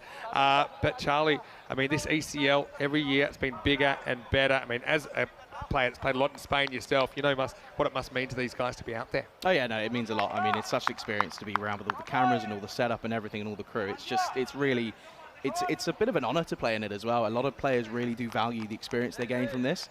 And a lot of the exposure as well, and you think of the, all the kids that we've seen being running around getting involved in cricket has been incredible. Yeah, you said it. Hopman's eye comes on, keeper up the stumps, and slight fumble. Don't think it costs him a run though, just get a single. Here you mentioned the kids, and we have normally about 1,000 kids per tournament come in, and we saw some of them this morning in the early game. They're playing cricket, they're watching cricket, they're meeting the players, they're learning the rules. So we see another bit of accidental foot fielding this time. That's happened. Time from Hadi Aslami. This is an outswing. It's stroked away nicely. I think the fielder's got some work to do, but he does it very well. Going to take 2 because he couldn't regain his balance. And although he doesn't in time, and always hustles back for 2. That's good running. Yeah, no, it is good running. It's warm out there. It's not easy, especially when it's this early on in the season as well. It's a nice temperature out there. But good bit of fielding though this time from Mansur Mahbub. It does pretty well. The throw is a little bit woed, but he was home pretty safely. Uh-oh, this is bad. It's going to be the old-fashioned minimo. It's going to be 5 wides, and this is just one. It's tough to take. Got a bit of outswing from Ottman's eye, keeper up to the stumps, and it's too wide for him to get his body there. So he goes with his hands. He can't quite get there. 5 bonus runs for Alphas. Yeah, no, that's not easy as a keeper. Of course, both of us, yourself and myself, both keepers. But that's not easy. You can't really say much against the keeper. Yeah, it's a tough one. In theory, you're trying to get your right foot taking a big step, at least get you a bit closer to the ball, get your head closer to the ball. But Ottman's eye just loses the handle, costs them dearly. This is a bit better location down the ground, just a single. So I know you've been watching the ECL so far over the first 3.5 weeks. Do you have any favourites, any favourite players, favourite teams you enjoyed watching? Oh, that's a good question. You caught me a little bit off guard there. I've been thinking about what's going on in front of me. Give me a couple of balls, I will. and I'll come back to me. Deal. Goes after this, doesn't really get it. Now, who wants it? It's going to be Ashikulla's ball, and he drops it well. This is one of the better fielders that's going around. I think he's a little bit put off by the fact that he wasn't sure it was his catch or not originally. Did get there, couldn't hold on. Yeah, that's a big drop as well. That's a pretty simple catch, if all truth be told, and he didn't look as confident. I think there was a lack of communication between the 2 fielders and just didn't quite stay in. Now, leg side, they change the strike, they change the luck, they go maximal. Away, sends another one into the jungle for 6. Yeah, add that to the total. Lovely shot, and that's the punishment, isn't it? Well, the bowler's Ottman's side. He's going to be feeling a little bit sorry for himself now, isn't he? Nice shot, though. Again, offers a bit of length, and he's pretty quick to pounce on it, and it's a lovely shot. Yeah, so sometimes I wonder about Away's, whether I'd keep up with Away's batting, because he doesn't really charge forward. He'll go across, and that actually causes your ball problems as a keeper with your field of vision, and obviously the bowler pushes it wider. That can be a bit difficult as well, as we've seen already. But grabs this one okay, and it takes us to the end of the over. It is 63 for 1. Yeah, good variation there from Ottman's eye at the end, going for 16 off his first over. Mixture of an over, of course, that drop, and then getting hit for a pretty large 6 onto that leg side. So pretty even Stevens, though. I mean, I've not obviously been here long enough, but what I would have said, par is around 110, 120? Yeah, so over the whole series, it's like 104, but I think it's about 10 runs higher in this championship week. Just a reminder, because we were talking about some other cricket on ECN, we've got the ECIW Spain this weekend, Saturday and Sunday. So great to have women's T10 cricket on once again. Then 2 weeks in Portugal, 2 weeks in Cyprus, and 2 weeks in Milan. But anyway, back and ready to roll in the next over. Maximal. Very, very good start. That's Smith going to town. And he takes the left arm spinner to the sight screen for 6 more. Yeah, that's a traditional cricket shot from Smith, right out of the textbook. And that's elegantly executed as well. But that is some very nice stuff, though. And just needs a bit of a comeback here, does Hadi Aslami. And this time advances down, won't quite get the elevation. Finds Kaksad, will just be a single. Well, Wace was wanting in a second, but Smith didn't seem that interested. But on that schedule, just want to say a big shout out and a good luck to Elspeth Fowler, the captain for Spain this weekend. A big shout out to you. She plays a lot of her cricket down at La Manga Torrevieja as well. So good luck to you. And look forward to meeting her in person for the first time. Oh, this is the top edge gone wrong. Should be a simple catch, and it's taken. So Always, he got a life a moment ago, but it won't cost them too much as Always goes on the sweep. It's another similar dismissal, albeit to a spinner this time. Aslami with his first wicket. Well done to him as Always departs for 29 at 70 for 2. Yeah, Azazilla was probably thinking he's going to have a quiet time around there, but he's had two wickets down there now. But yeah, just getting a bit of a top edge, and we've seen Always hit some beautiful shots similarly to that. But gets this one all wrong, and he has to make the long walk back. Yeah, it was top edge, but kind of down the bottom of the bat, so it didn't go that far either. Well judged catch in the circle. Yeah. So see there though, the sweat on the forehead. It is warm, especially under the lid. It is warm. What is it? What's your watch saying? Currently, I've got it at 24 degrees, but I think in the sun it feels a bit warmer than that.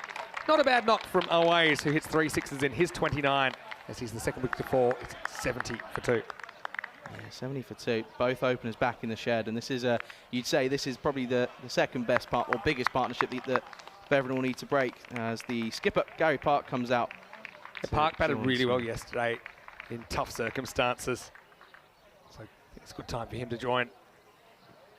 First ball, he crunches back, and wow, this might have been out.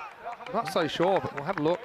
It looked close, you know. That looked very close. With super quick thinking, I think it's probably worth it to go for it, because I mean, both these two can hurt you. So the value of a wicket versus the value of giving away a run. Yeah, that was close. We see, yeah, I mean, no obviously contact. It would have been gone. Oh, he'll be kicking himself. Just instinctive, though, from the bowler, wasn't it?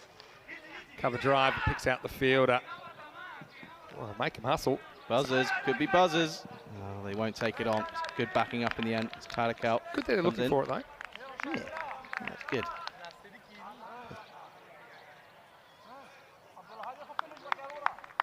So yeah, Elspeth is someone that's she's been sending us well wishes for a while now on the European Cricket Network. I'm excited we'll get to see her on the field. I think that time is just going to be home.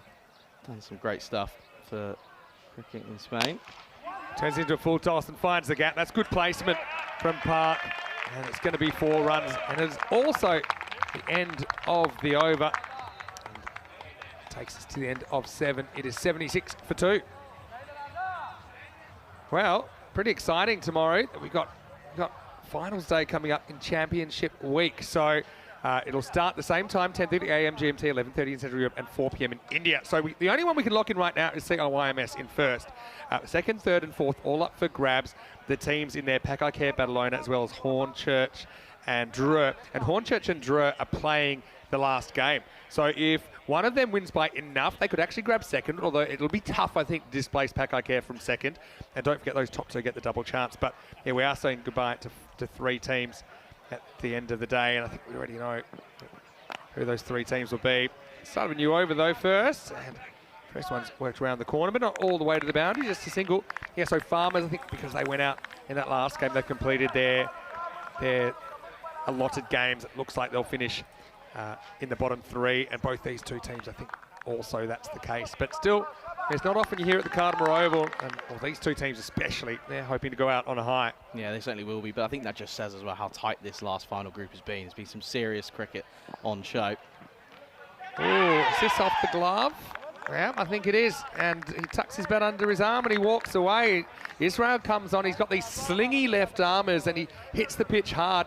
And that one rushed onto Park, didn't it? I think he just gloves it through to Norm Omand. And so that's the 4th wicket to fall. Third wicket to fall, pardon me, 77 for 3. Almost comes off the forearm potentially, but I think, see here, Certainly off the glove. Yeah, you know, credit to Park as well. He didn't wait for the umpire's decision. He walked straight away. He knew that he gloves that. Pretty good catch behind the glove, behind the stumps with the gloves from Normomand as well. So good bowling, I suppose. You roll the dice with a short ball. It can cost you, but it can also get you a wicket. And unfortunately for Park, his run with the bat comes to an end at ECL 23 and 77 for 3. Yeah, no, he's been excellent though for Sporting Alphas, hasn't he? Over the last, well, over the weeks that they've played, and credit where credit's due. It's you know, you'd argue there've been a couple of holes that he's managed to dig Alphas out of. Oh, sure, and you know, it's great to have someone of his caliber at the ECL. You know, same goes for Smith that's out there at the moment. I think they bring a lot of experience, a lot of cricket knowledge to this format. Again, sometimes it goes your way, sometimes it doesn't. On another day, maybe he gloves that over the keeper for 4. Anyway, here's a guy I always can't take my eyes off. It's Shaquille Hafiz. He's a real live wire. He's had a bit of a run of golden ducks, and he survived the first ball. Yeah, no, he's no real foot movement there. Shaquille recently made the move, possibly just before the start of last season, down to Alphas. He played most of his cricket up in Levante. Levante CC, but yeah, recently joined Alphas, and yeah, he can be a handy bat sometimes if he just sort of keeps his head still. And he's a lightning rod for action. That's just something I've noticed about him. And he'll get one off the bottom of the bat, and he'll get 4. Well, that's the keel down there. I know he's got a shoulder injury, but it's not that shoulder. He couldn't get down to his left, and Hafiz burgles a boundary. Yep, you take whatever you can get. Again, no real foot movement. That's always been the issue for Hafiz, and that one just goes straight through him. No real sign of a long barrier, short barrier or anything. That's not how you do it, kids. Well, that's an extra 4 runs they probably weren't expecting to be given away. This is, again, it's an interesting matchup here again. Most of the games have been pretty tight. Of course, there have been a couple of interesting matchups, but this one, again, you just feel that could be going down to the wire. Hit to the fielder, and gone.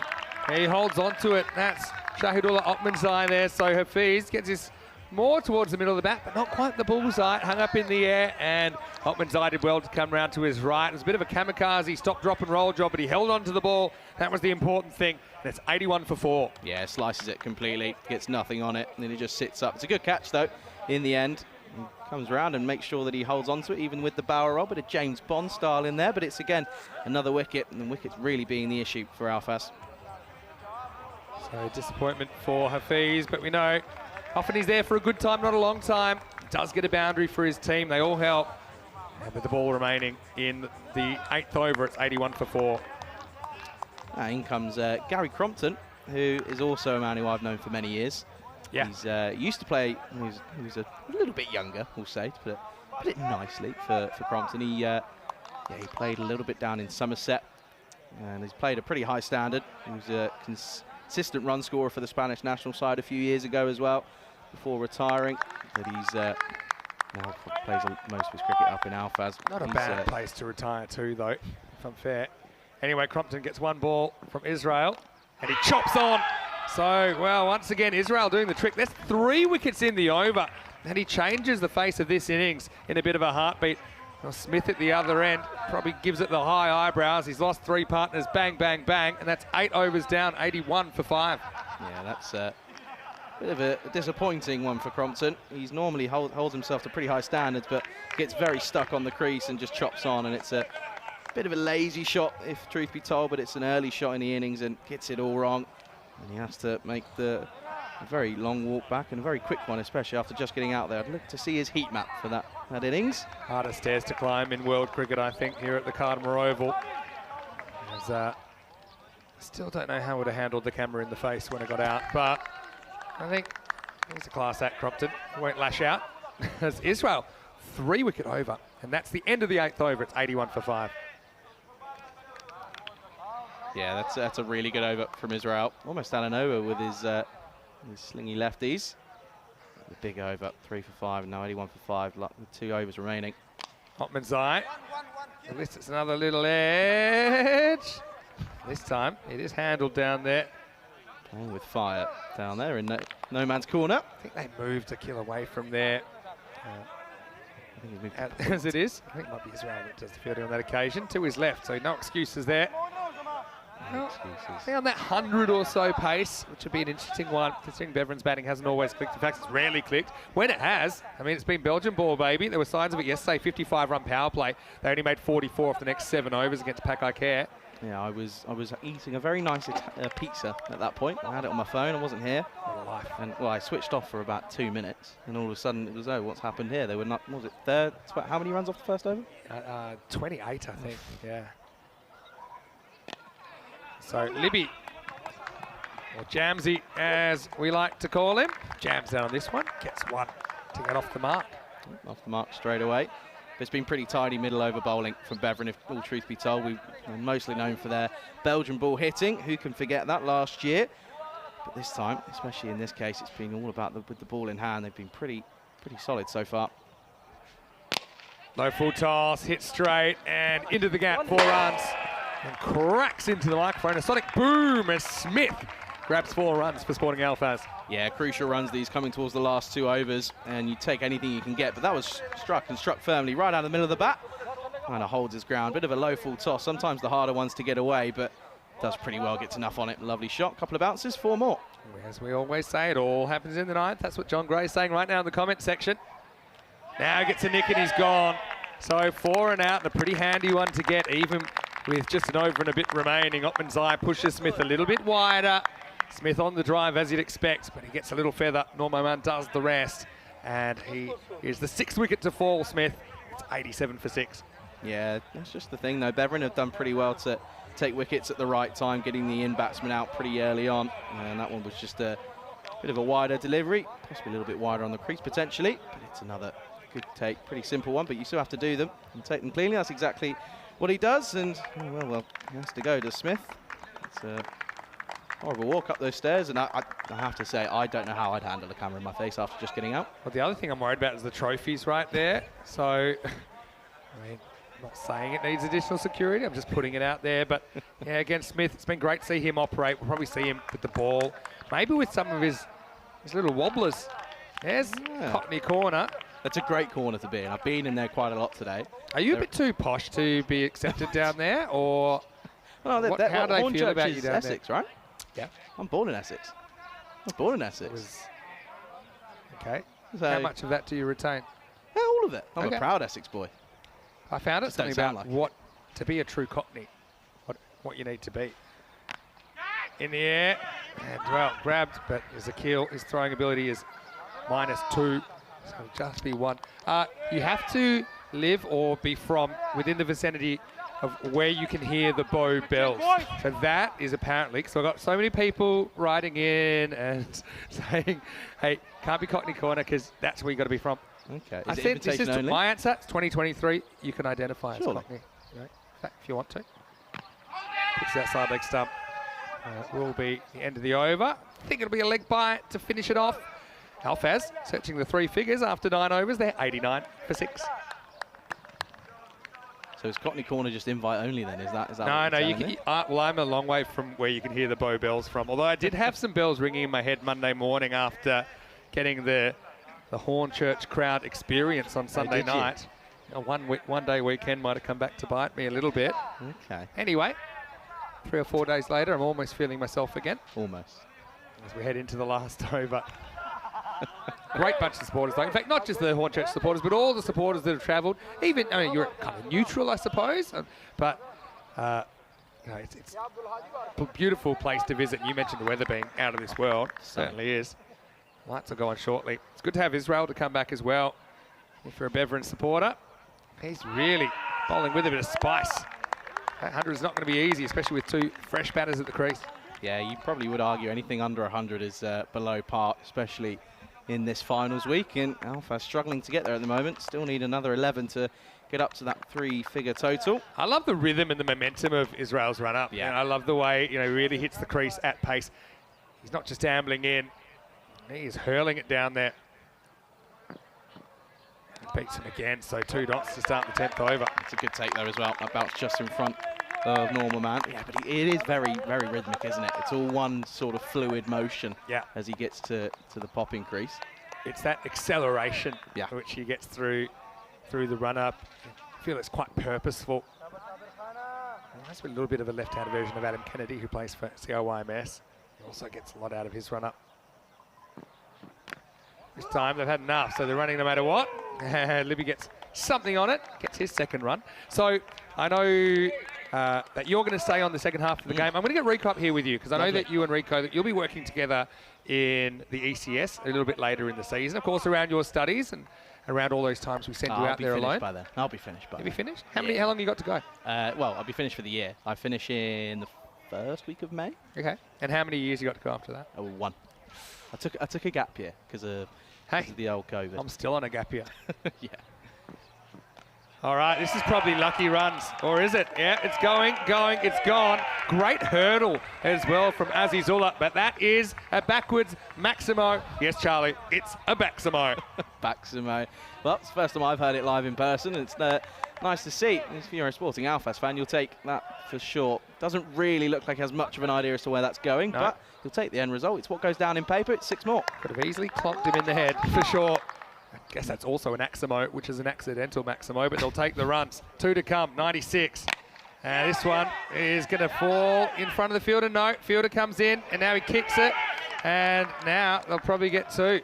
Yeah, well, I think Ashikula Saeed, who doesn't drop many catches at all, originally thought he was going to have to go back, but he had to go forward. So just a misjudgment straight off the bat. And I think that gets him closer to the 100, or 98 at the moment with the ball remaining. It's his second drop of the game as well, not to be a negative Nancy, but that's quite tough, that is, to be honest. It's a bit of a miss one. Here we go. All right, everyone stay calm. It's the last ball. And they're not going to hit anything. It's a race. Oh, I think the keeper wins. It was closer than it should have been. It's, yeah, for me, checking out the replay. Again, he went to run it in for the touchdown, NFL style.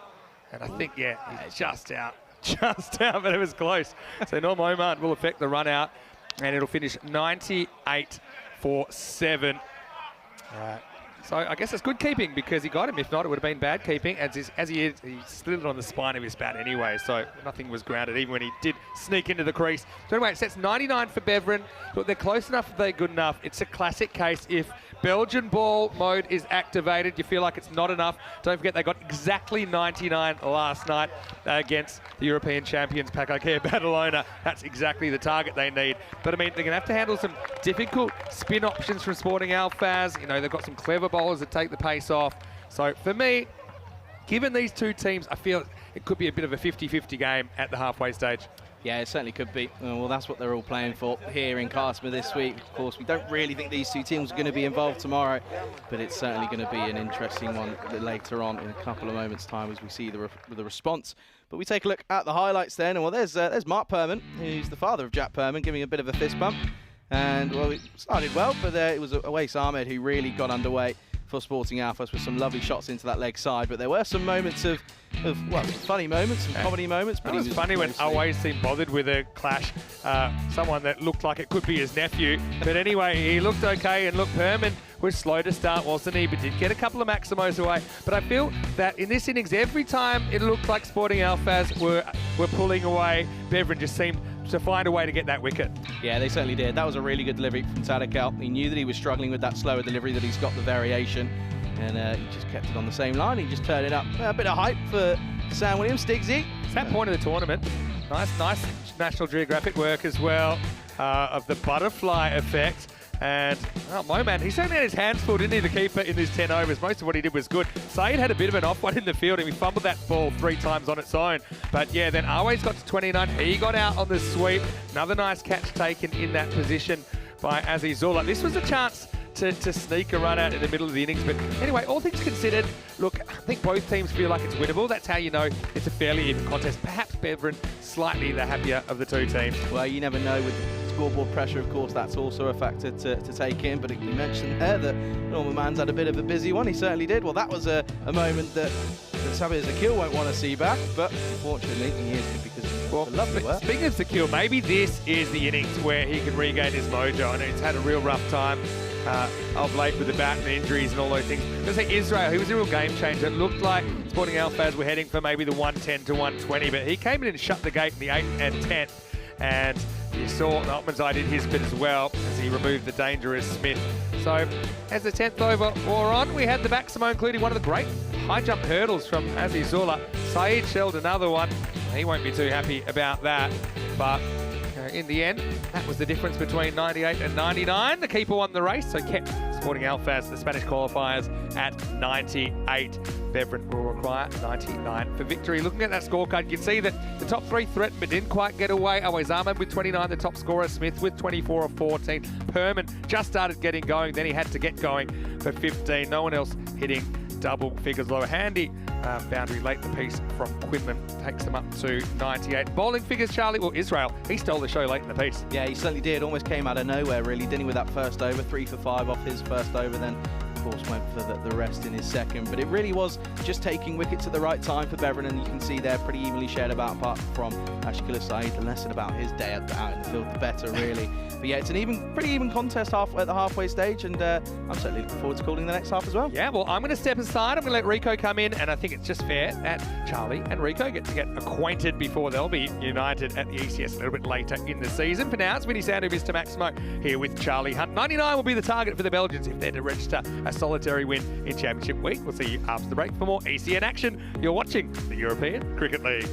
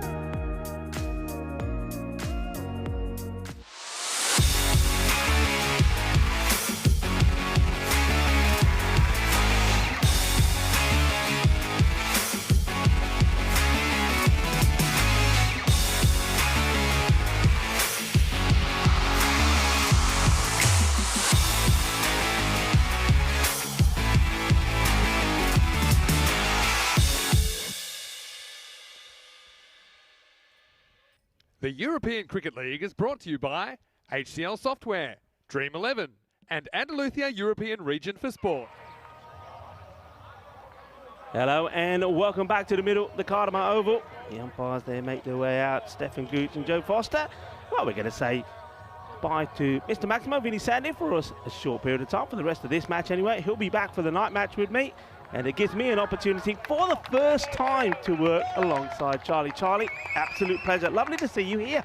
Yeah, well, we've known each other for quite a long time, haven't we? We spent a lot of time over the last sort of 10 years or so, when I was a lot younger, a lot smaller. We have. We go back a long way, and of course, I mean, I remember, I know you're still playing the game, and I try and play when I can, but yeah, the first time we came together, we played a bit of cricket. I played with you, I've umpired when you've been playing as well, and you're a very fine cricketer. I hope that the cricketing's going well. Still behind the stumps as well? When I can be. It changes every now and then. Don't really bowl as much as I used to, but yeah, you've seen me have a few temper tantrums over the last few years. Yeah, well, you're what I would call a proper wicket keeper. You like to get under the skin of the batters, that's for sure. And and of course, more recently than not, it's been great to see you do a number of gigs. And you've been commentating a lot. You've done a fair bit. You started this season off, of course, in Gibraltar. Before then, you've done some ECIs as well. So you're well on the road, but it's great to be here with you. And well, tell us what's happening in this one. How did Sporting Outfest get on? Yeah, it's an interesting one, as it's going to be Quinlan to start us off. This is a good start, right on the money. Bit of a wayward shot though from the opener. Just a bye to start. Yeah, just about the spot. Sporting Outfest, I think they would know themselves. They would have hoped to get more runs on the board. That wasn't to be, so let's just see how the openers here get on. I mean, Nur Momani yesterday was just in awesome form to start off with against Pakakir Badalona. But when they got him out, they just fizzled away. Well, this has been clubbed straight down the ground. Will be dealt with nicely by the fielder in front of us, Greg Smith. Yeah, good start. Saeed had a bit of a mishap in the field. Put two down in the end. Did Ashakula Saeed. Also was the only bowler not to take a wicket, so he's been elevated to the top of the order here. Been probably saying, "Go on, get some of that anger out. Make some difference with the bat chasing this total." Firmly hit, but straight to the fielder. And that's a really good technique. Well, the more I see of Gary Park, the more I like him. He does everything. We know that he's a great all-rounder. Not only can he bat and bowl, we'll see him with the ball later, I'm sure. But in the field, I don't think I've seen him put a catch down. He's been sensational. And they get a wicket early, and it's a good one to get, because as I was saying, Nur Mamand yesterday, he was on fire to start off with against Pakakir Badalona. He blasted 47. But it's only when he was out of the way did Pakakir Badalona get back into that match and just restrict Beveren to 99. So him out of the way, that's a good result, isn't it, for Sporting Outfest, but not so good for Beveren, because he's the one man that really has been scoring runs for them. Yeah, it goes without troubling the scorers as well, which will be a real disappointment, but not the start for Belgian ball if you're a Belgian Beveren fan. But a really good start for Mr. Paul Quinlan. Very nice, pretty early on. The first three deliveries have been on the money. Hasn't really given them much to play with, and early build of pressure, gets the early breakthrough. But the new man, Hakim Kakzad, the skipper, well, he's not the skipper, in fact, my apologies, but he's in now, in at number 3. Oh, a bit of hesitation between the two batters. You can see that Saeed, he's not really used to being up there at the top of the order. And one thing Saeed can do, and he's shown this before, he doesn't hang around, he'll go in there, and his job out there at the moment is make the most of the power play. Let's see if we can. I mean, you're right, Kassar has been captaining early on, but they made this change yesterday where Sabir Zakil became the captain. And I think that's maybe just to give him a little bit more freedom when he's out there. Maybe he's been batting with the worry of being out there and not being able to perform properly. Let's see if that works for him. But one thing that Saeed is doing, he's running all over the place at the moment. There's no communication between the two. He's showing a real lack of communication and almost a lack of experience. It looks as if it's the first time he's sort of batted in the high end. I'm sure it's not, but he's just almost, well, he turns blindly and hesitates and then gets it all wrong, but it's just the one. Well, ball from Quinlan, and a very good over indeed. Keeps it nice and tidy. And Sporting Outfast, well, when you haven't got the amount of runs that you want on the board, you've got to try and get some good overs into the power play, and they've started well. 4 for 1 after the first. Yeah, good tidy first over from Quinlan. No real surprise that we'll probably go to Jake Sunderland for the second over. With 13 matches then without a golden ball. Of course, Rika, you've had a few with the likes of Malta at the start of the year and a couple here, and it's been a good year so far for golden balls. It has. I mean, the Malta is a golden ball haven. I know you've had your fair share as well. I think there's one point. I think you broke the biggest spell of matches without a golden ball, didn't you? Well, there's a little bit on that, which I'll come to after this delivery. Okay, Sunderland into the attack. Oh, and that's a gundy ball. That is going to be a no ball, and license to go big here for the batter, and he'll take everything he can get, Saeed. And this comes out all wrong. I think maybe the slower ball gone wrong. Well, he ducks under it.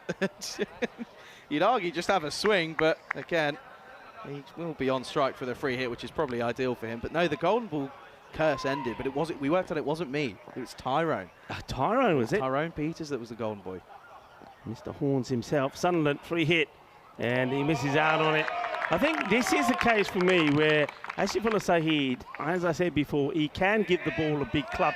But because he's being promoted up the order, he feels more pressure to perform. So he feels that he has to perform, or he can't justify being up the top of the order. And as a result of that, because he's forcing himself to try and hit the ball, he's missing it. Yeah, no, it's exactly right. He's just sort of throwing everything at the delivery. It's not coming off. Well, this one does come off.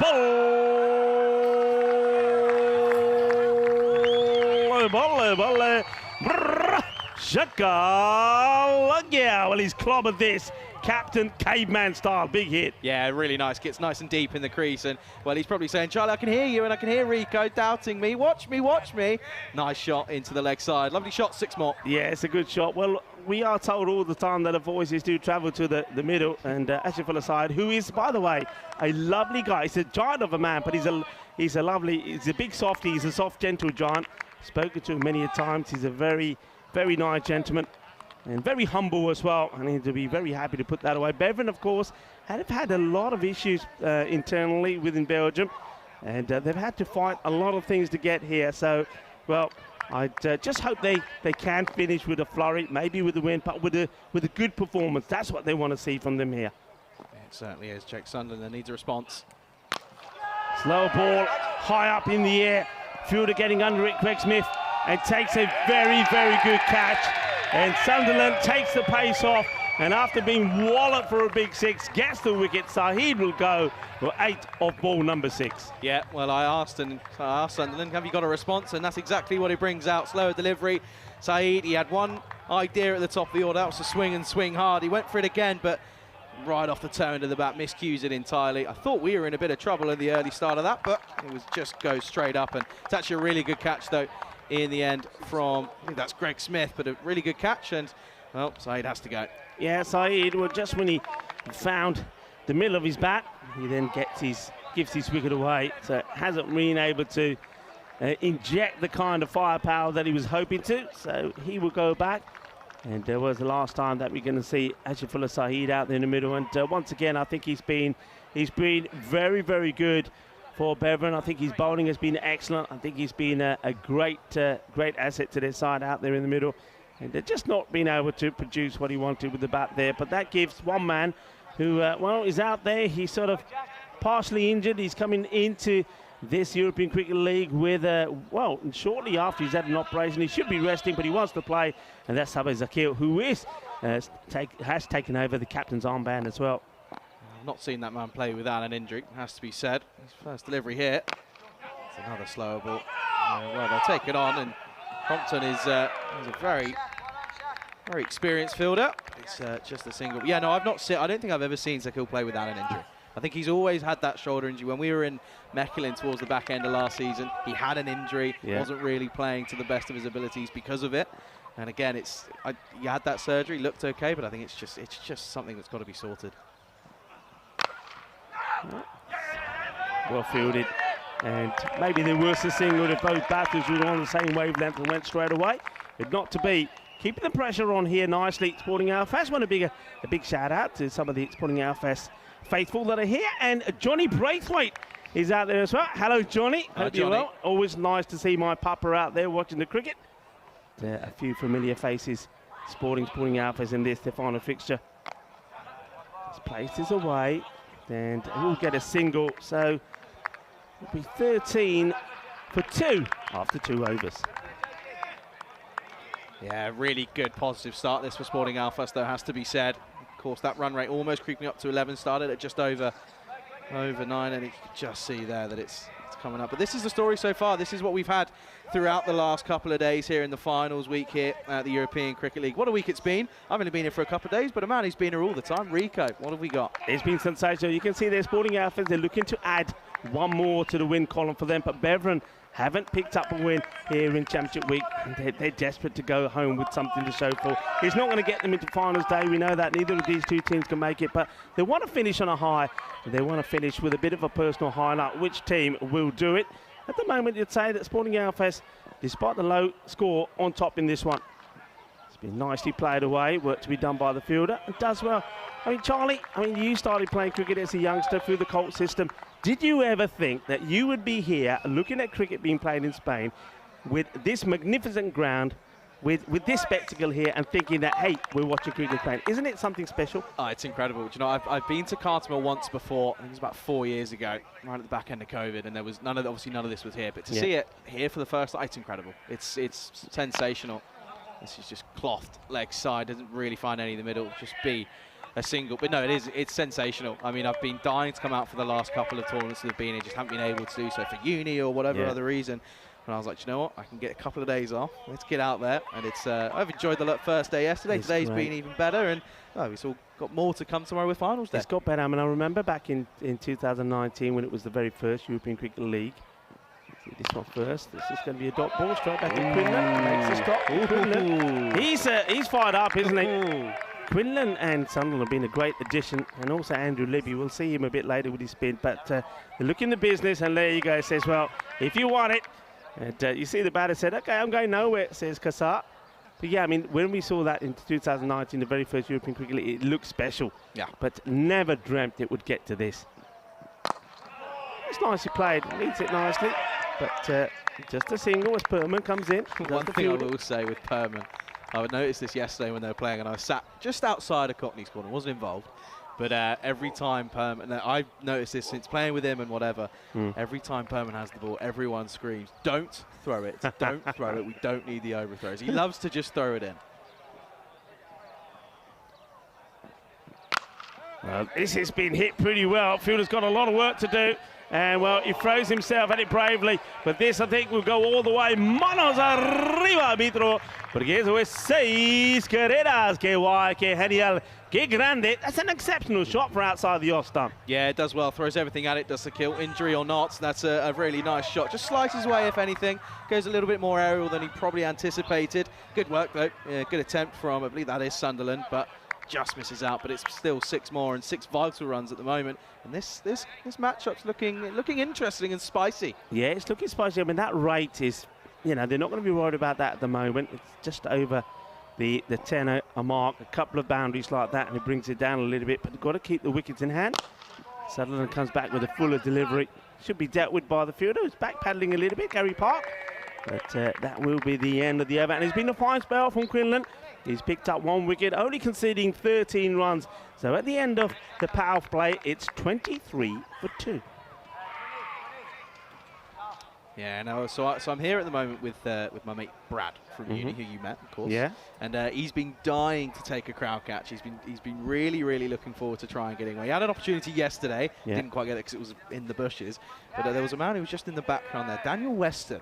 Now he took one of the best catches I think I will ever see. Wasn't that something special? It was incredible. Wasn't it something for special? anyone and the thing is, of course, ever since he's taken the catch, everybody, Vinny included, Corey as well, desperate to try and take a catch. I've got to say, Vinny's taken a couple of good ones, one-handed ones. He loves a show off. Took one by the big screen, took one here in the box. Yeah. But the special one he fluffed. I don't know when you saw when the aliens abducted him, took him from the box, put him out into cow corner, and when the ball came, he was like, it was almost like he was beamed down there. The ball came to him and he fluffed it. That would have been the greatest all-time bit of play ever. But so he let us down a little bit there. Have you ever taken one while you've been commentating? No, there's a funny one though that I'll come to. Andrew Libby though. Yeah, this one turns him all inside out, really. Sakil doesn't really have much of an idea. I said in the first half, Rico, that this is what I've been wanting to see. Libby he's such a talented player, and his left arm off spin, from this angle where we are in the dream box, it looks like it's a real pleasure to watch. Yeah, Libby is good. Jamsey, come on Jamsey, show us what you can do. Jam it right up there. Yeah, he's been good. Well, there you go. You see, just not picking him. Just not picking him. Yeah, that one just going on with the angle with the arm, and then doesn't really look for much turn from the looks of it, does Libby, but it's again just more about line and length and consistency, and that's exactly what he's brought to this attack for Sporting Alphas. Oh, well, this has been hit in anger, and that is hit so hard, and not even Gary Park can get to that. That is a spicy hit back. And I tell you what, Hakeem Kassar had to make sure he ducked out of this pretty quickly. That was travelling. That was going at a serious rate of knots. Too full from Libby, truth be told, and well, you're not going to get away with it at this level, and he'll know that, and he'll be frustrated with himself. But that's that flew hard. Good attempt note from a flying Gary Park, but wasn't enough. Nice shot though, 4 more. They've got this Southern Cross field in place now, haven't they? I mean, we talked about this a lot. So Gary Park is right behind the bowler's arm. He can't move from there. And well, here he is. This is what's so effective. There you go. Right on cue. That's a commentator's kiss. The Southern Cross field works a treat. Gary Park takes another catch. And that will be the end of Zakil. Well, after finding the boundary, he plants this one straight into the hands of Park. It's hit hard, but that's the end of Sabah Sagil, and that is 27 now, and another wicket goes down. Yeah, it's pretty similar to the shot just before. Hit just as powerfully. We went for the more elevated version and almost straighter as well. Well, in the Southern Cross field, and Park did not have to move a muscle. No flying across the screen this time. But you are right, as Sakil has to go. He goes for some big shots in there, but he does go in the end for 13. Of course, with a 6 and a 4 to his name, he makes that long walk back. And I've got to ask, what would your reaction be? You've just got out and you've got a camera in your face. Yeah, well, yeah. I mean, there's a number of batters that I know that wouldn't take too politely to it, but I think they all know about it, and I think it's part of the thing. You accept that now. I'm glad that it doesn't always follow all the batters into the dugout, because I reckon we'll see a bit of crash bang boom there. You wouldn't like it, would you? No. I would not be happy. But you got to be thankful. You got to be thankful for the crew that put their lives on the line with that role. Good start though to Tarakal coming in at number 5. Tarakal has been good. Hadisilas Tarakal. He's somebody that can make a change here, and maybe he and Hakeem Kassar can try and get Bevan home from here. And he opts to go back. It's a little bit shorter. It gets played out, and that will be the end of a very good over from Libby. So Jamsey does it again. And he's thankful for the captain, who's got a bit of jam on his fingers, because it's the stickiness that helps him to catch the ball. And the 4 overs, 28 for 3. Yeah, really good spell, or first half of the spell from Libby. Goes for just 5, but picks up the wicket as well. I've got to say, though, it's just stunning, isn't it? You look at that wide picture there, it's just stunning. And the thing is, with where we are, of course, Khartoum, you've got the second oval behind, and you've got the little lake put down at the back. There's all sorts going on. Yeah, all sorts going on. And we have to give a real big up to, of course, the Junta de Andalusia here for their support for not just sporting cricket, but in general, all of their support for sport in the area. And I'm loving the way that they really are helping the European Cricket League, and also the likes of Jay Wild here, the Costa del Sol, getting the kids here as well. Yeah. That's a very special moment, I think, for cricket in general. You've got to grow the sport, and you've got to start with the juniors, and it's great to see the youngsters here. Bit of a full toss here. They may want to have a look at this side on. I think he was okay. Of course, that's Darren Walker coming in for the 5th over. Bit of a loosener first up. Possibly just a bit of a slip with a bit of sun cream on there. And of course, that sun is pretty much down and out for the count for tonight. But that one, oh, actually, that's a little bit closer than I first thought. I think it may have been just dipping, but they may be looking at it one more time. Yeah, it's a close one. It's closer than I certainly first anticipated. Yeah, I mean, he does duck down a little. I mean, he's a tall guy, but that's still pretty high. I mean, they may call it, you know. I've seen those given. Yeah, they may call it. Well, not given. They look like they're saying, no, it's okay. So, yeah, I think it's a 50-50. And this has been well hit, and it will go all the way. And we've just seen a one-hand Jalebi crowd catch. I don't know how much that man knows about it, but I tell you what, that is a personal highlight, and he gets mobbed by the fans out there. What a catch that is. Oh, well done, sir. Take a bow. Have a look. It's a pretty good shot, but here's the Jalebi catch. Oh. Well, I tell you what, he says, you're all mine, baby. You're all mine.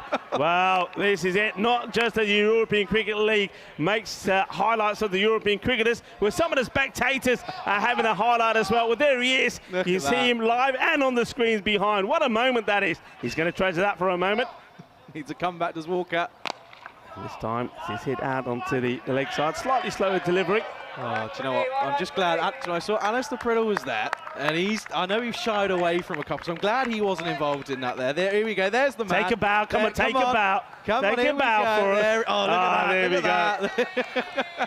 Do you know, I'd love to know how many Victoria Silvestris has he's been consumed, because he did not look like he had much stuff. He just stuck there. Stunning. And you know, I'm so glad he took it, because there was a young man that was right behind him. Back to live action. This is clattered straight back down into the stump. It's all happening. Cartimer, there's no stop here, no rest for the wicked. It's absolutely brilliant, the atmosphere here. I tell you what, this game as well, I'm keeping an eye on that. The rate required is going up to around about 11. But if it can keep it to this, it's going to take it all the way to the wire. And I tell you what, if Darren Walker had got a bit of a toe onto that, he needs to wear bigger shoes. It could have been interesting, because that would have gone, that could have been a run out. Yeah, only gone for 9 off the over. Last delivery. It won't be the last delivery. I have to go one more, because that's a wide. Wide ball signal. What a catch that was. That was stunning. Well, we just mentioned about Danny. I mean, all right, I'm going to say it's not quite as good as Danny's. No, nothing. That was something incredible. Did you see that the wounds that he had afterwards? He cut up his legs pretty badly. You know. Wasn't it the day after his birthday as well? Good Lord. Walker then. He hoits at this. Will they try for 2? Shaquille. Oh no! Oh no! Oh no! Oh no! Shaquille Hafiz said, "Oh yara ki kar ditta." That's a bad one. And he says, "Oh no! Oh no! Please, please, please don't show it again." Well, we're going to show it again. Unfortunately, Hafiz. I remember Hafiz doing something like European Cricket Network. We started the European Cricket Series in Sporting Alphas. He did something very similar to this, which led to the very first golden ball. Well, he won't like me reminding him of that, and he won't want to be looking back at that again. That is a big moment. That's exactly what they needed at the end of the over. So at the halfway point, 42 for 3. And, well, hello, everybody. And I can say it is great to be in the box with my good buddy. We've known each other for a long time, played a lot of cricket together, and now to be in the box with you as well. And looking forward to having a few more series later on in the year. I mean, it's great to be here, loving it. What's not to love? There's cricket, there's Victoria Silvestris everywhere, there's crowd catches, there's everyone in the fan zone. There's nothing. It's just magical, isn't it? It's the magical world of European cricket. Short should have done better. And, well, you may get 2 here. They're going to have to run hard. They decide not to. And fair enough. Difficult time of the evening as well, or late afternoon this for the players as well, because you can have a look at some of those shadows. I mean, the sun's sort of been disappearing a little bit behind the clouds, but it's back again. That makes it very difficult to right-hand it, fielding there on that leg side boundary. And this one is going to go all the way.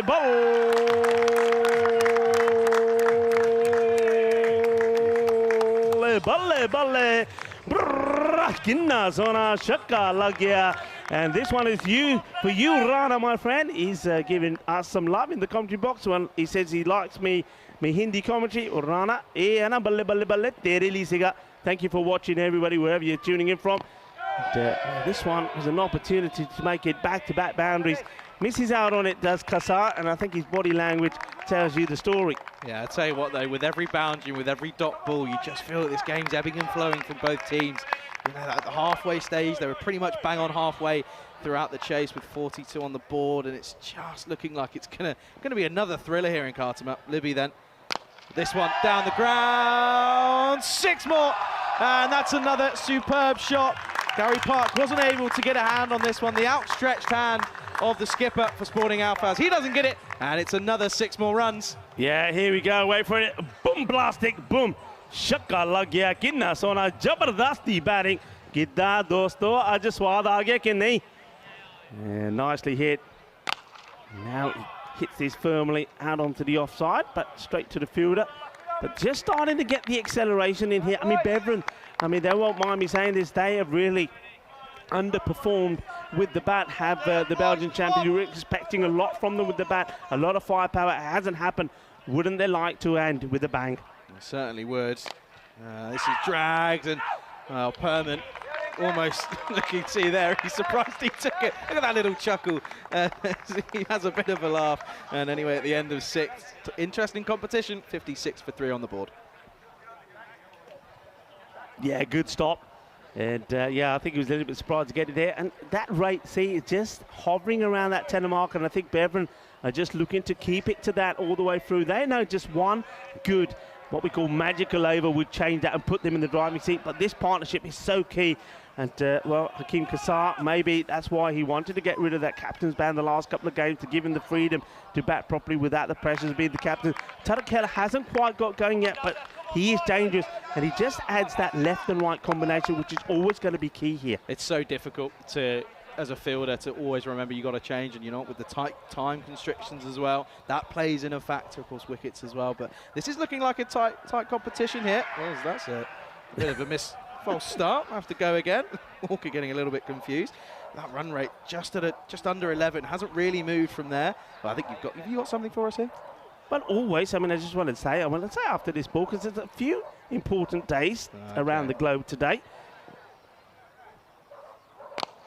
Plays this nicely. Should just be a single as Quinlan comes and does the fielding. Yeah, and we wanted to say, of course, it is the start of when Ramadan begins. Ramadan Mubarak to everybody. That's following that, South African Liberation Day, and also Pakistan Day as well.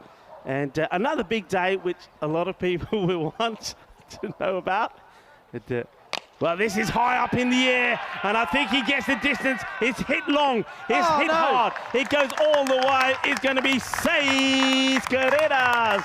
Shaka Lagya, and the fireworks have started. But Charlie wanted to see another crowd cat. And this time, the lovely young lady there doesn't oblige. She says, nah, I'm not going to. I've just had me nails done. I'm not going to get me nails busted trying to catch one of those. That's awful. I like the way that the young gentleman next to her protected her with everything. Just ran out the way. Evasive action. Oh, that's a Gandhi ball. And the Tarakau is disappointed he didn't get onto it. International Cuddly Kitten Day as well. Your furry felines deserve all the love in the world, and that's why a Cuddly Kitten Day is held today.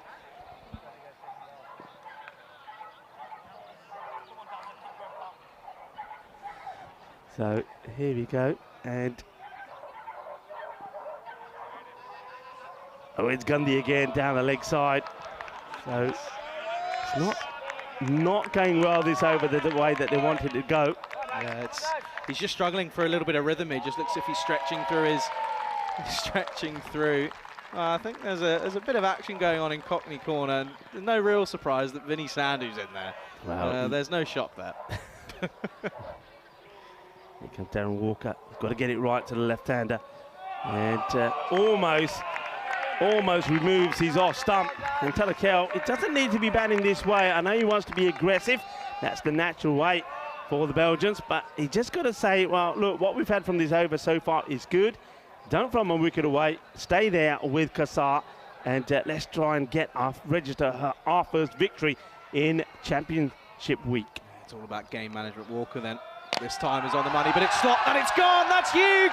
Well, everyone's looking for it, but it doesn't matter where you are because that is out of the ground. 6 more. Lovely bit of cricket. Shaka Lagya. Well, Vinny, he's giving all the hugs, and then he has to take cover as this one flies over him. Yeah, never turn your back to the action, Vinny Sandy. You should know better than that. Tarakau, he gets one out in the middle. Can he do it again? And he can.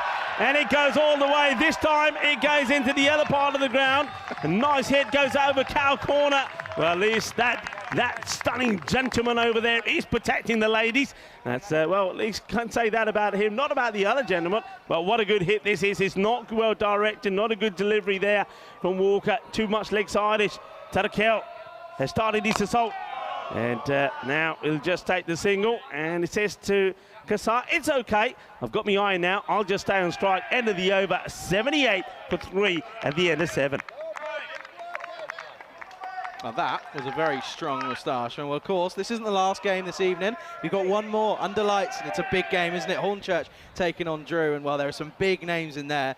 And I tell you what, I'm looking forward to one man only, and that is George Hankins at the top of the order. But we won't see him until later, though, because Drew, of course, have won the toss there, and they'll be batting first. But, again, looking forward to what most likely will be a tight competition. Yeah, I'm looking forward to this match as well, because I know that Drew under lights sometimes turn on the magic, and Hamza Niaz hasn't yet clicked in Championship Week. He was great during the group stages, and of course Nabi, remember their group final under lights, they were chanting his name, Nabi, when he went ballistic and smashed 83 in a score of 154, which was just too much. This one maybe, well, I think the keeper must have got a bit something on this, because it just slows it down, but it will be too much.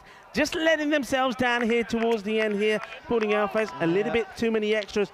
Gary Part, the captain, comes into bowl to hope he can steady the ship. Yeah, body language experts. You don't have to be an expert, just seem a little bit under the cushion at the moment, do Alf. Has a lot of hands on hips.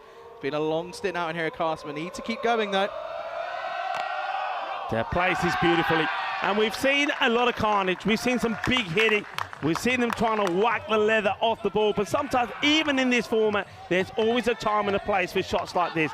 Just caresses this away beautifully. Lovely shot. Top draw, 4 runs. Yeah, that's just a pure bit of excellence from Kaksar. He now races into the 30s with that as well. And all of a sudden, this game looking like it's going to come to a pretty quiet and simple finish. Not all over yet. But, yeah, this is... a good spell for Beveren, of course, still looking for that first win. Yeah, Park here would normally go to his slower ball. Let's see if he can get that to work for him. There it is.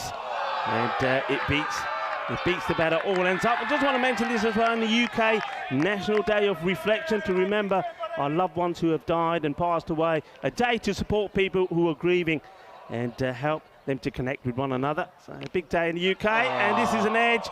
And sometimes when it's not going your way, it's, well, hay poquito de suerte ahí por el bateador.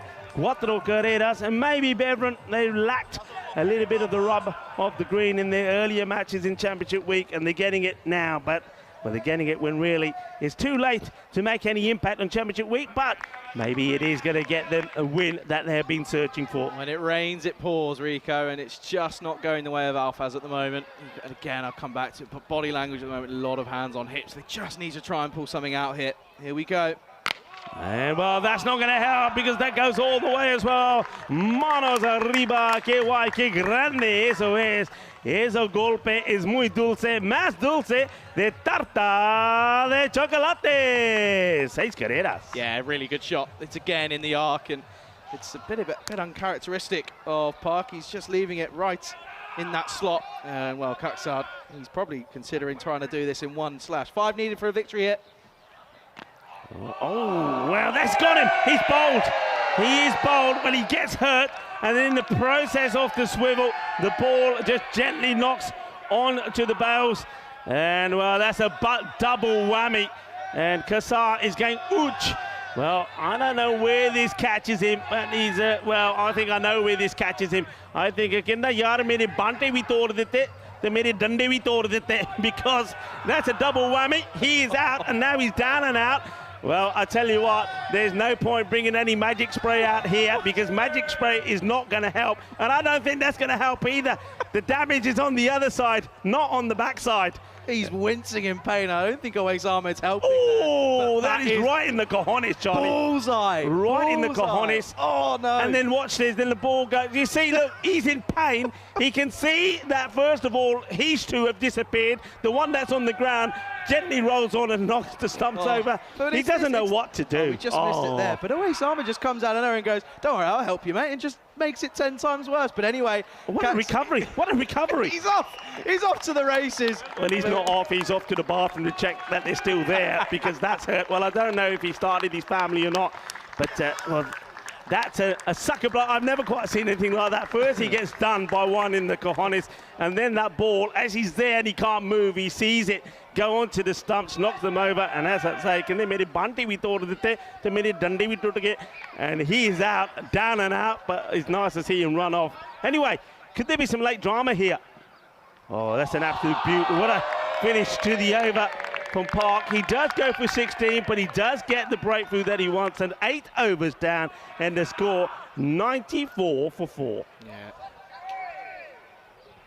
Yeah, that's it's an interesting over. Goes for 16, picks up the wicket in an unconventional style, but still it's a wicket nonetheless. And it's now 5 needed off the last 12 deliveries. Pretty simple, you would say, but you never know. Could be a little interesting twist in the tail, but you would sort of imagine to see Beveren go on to pick up their first and last 2 points in this year's European Cricket League. But never know. Jake Sunderland, he could have his way about it. He's got Tadakal in his sights. He struggled early on in his first 11. Well, that's where all the noise is coming from. It's behind us. It's the Farmers. They're out, but they're having a good time. Here we go. Well, Gundy, and this, well, that's going to be the match, I think. Yeah, it is. He's going to finish with a minimo, and what a way to finish. And it's a bit of an anti-climax, but Beveren, they do get their first victory. And they do it quite comfortably in the end, don't they? With 12 balls to go. Sunderland, he doesn't get it right to the left-hander. There's nothing that Awais Ahmed can do about that. It's going to be a minimo to finish off this contest. And Beveren, well, they have to wait to the final match of the one that they'll play to get their first win. Well, at least they got something to talk about, something positive to talk about when they go home. Yeah, no, they certainly do. And you have to think as well, of course, this is right at the start of the cricket season all over Europe. So it's a good way to finish their sort of pre-season. It's a pretty crucial pre-season, but it's a pre-season nonetheless. But they will go back to Belgium with at least 2 points in the bag. But a very well played to both teams, and of course both teams making it interesting throughout the last couple of weeks. You know, one of them wasn't even supposed to be here in the first place, and now they are. And well, credit where credit's due. They've come out here and they've entertained us all, Rico, and it's been a pleasure to watch. Yeah, absolutely. Look, big shout out to both these teams. Sporting Alphas, of course. I mean, they came into the frame very late on with the 2 other teams from Spain who were not able to make it, so they became the representatives for Spain. And, well, you know, they can hold their heads up high because they play some very entertaining cricket. But you have to say that they really did miss the likes of Christian Manus-Mills, the national team captain, because of injury, and 1 or 2 other players. Atif Mahmood, you know, the main strike bowler, also a national team player. And that really, when you get 2 key players like that out of your squad, it's really, you know, you're really asking for it. Gary Park, we know he wasn't 100% as well. So really a great effort from Sporting Alphas, a team from a lovely part of Spain in Albert, Alphas de Pi. It's a lovely part of the world near Benidorm, but they haven't let themselves down. They've done justice, and well, really, they have flown the flag for Spain. But remember, Pakake Badalona are still there, and they are still flying the flag as we have a look at the highlights. Yeah, no, it was an interesting start, wasn't it? That was a really good catch at the start of this from Greg Smith. And there were some good bits of fielding, some not so good bits of fielding as well. And that was a bit of fire from Paul Quinlan early on as he was looking to try and take this deep. And well, that was an early strike, and there was also some few ones. But this was the first ball there, and then, well, the next ball, pretty similar. 2 straight, 2 high, and Gary Park was there to take a pretty simple catch, but still got to take them nonetheless. Well, then this happened. There was a moment of excellence. Sunglasses go, but the ball stays in hand, and we love a bit of a crowd catch. Look at the reactions around him. Alistair Priddle liked that one, didn't he? But that was pretty much all she wrote, as we ended up seeing the combination of Tadakal, who hit some lovely shots. That one was a little bit lucky not to get a toe on it, but Tadakal was really crucial. Well, that just went through, and that really sums up Sporting Alphas' day. Yeah, that sums up Sporting Alphas, not just the day, but the last couple of matches where things haven't gone well for them.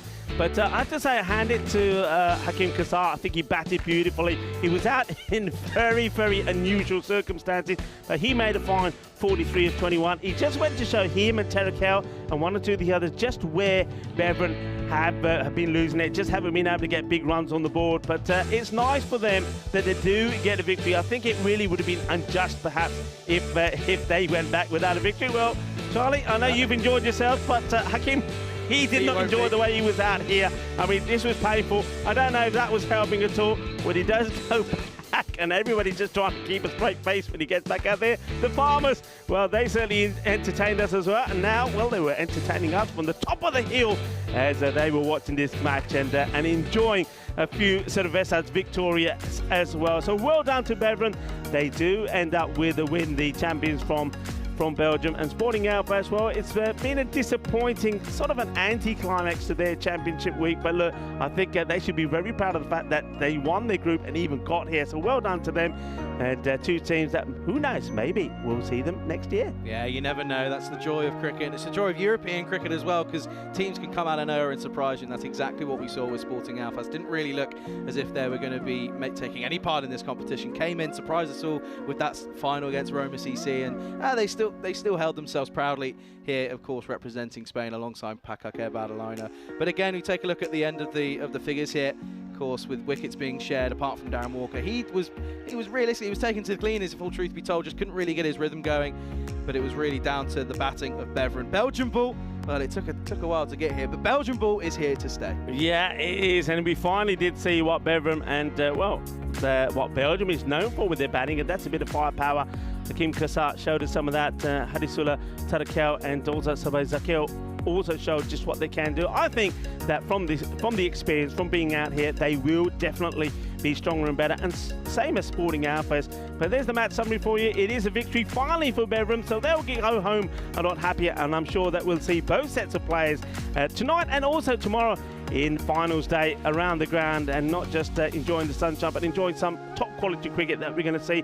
Next match, the night match today, coming up in around about 25 minutes time, and it's going to be a humdinger. Hornchurch are going to be taking on Drew. Charlie, it's been an absolute pleasure. I know you're going to be around for this next match, and maybe afterwards me and yourself will share a bit of a Cerveza Victoria as well. But for the time being, well, I'll join you again later. And I want to say it's been an absolute pleasure. We finally get to do, well, not the whole game, but a part game. But I know later on our European Cricket Network season, we're going to come together. I think we're going to Bulgaria, right? Bulgaria is where we're going. I'm certainly looking forward to that. Bulgaria, a lovely place, and I think you know some of the boys out there as well. And I know that they're looking forward to us being there. And Prakash, we're coming soon to Bulgaria and the other boys there. But for now, we're going to take a short break, and I'll be back with Mr. Maximo Vinny Sandhu in around about 25 minutes time for the final match of the day.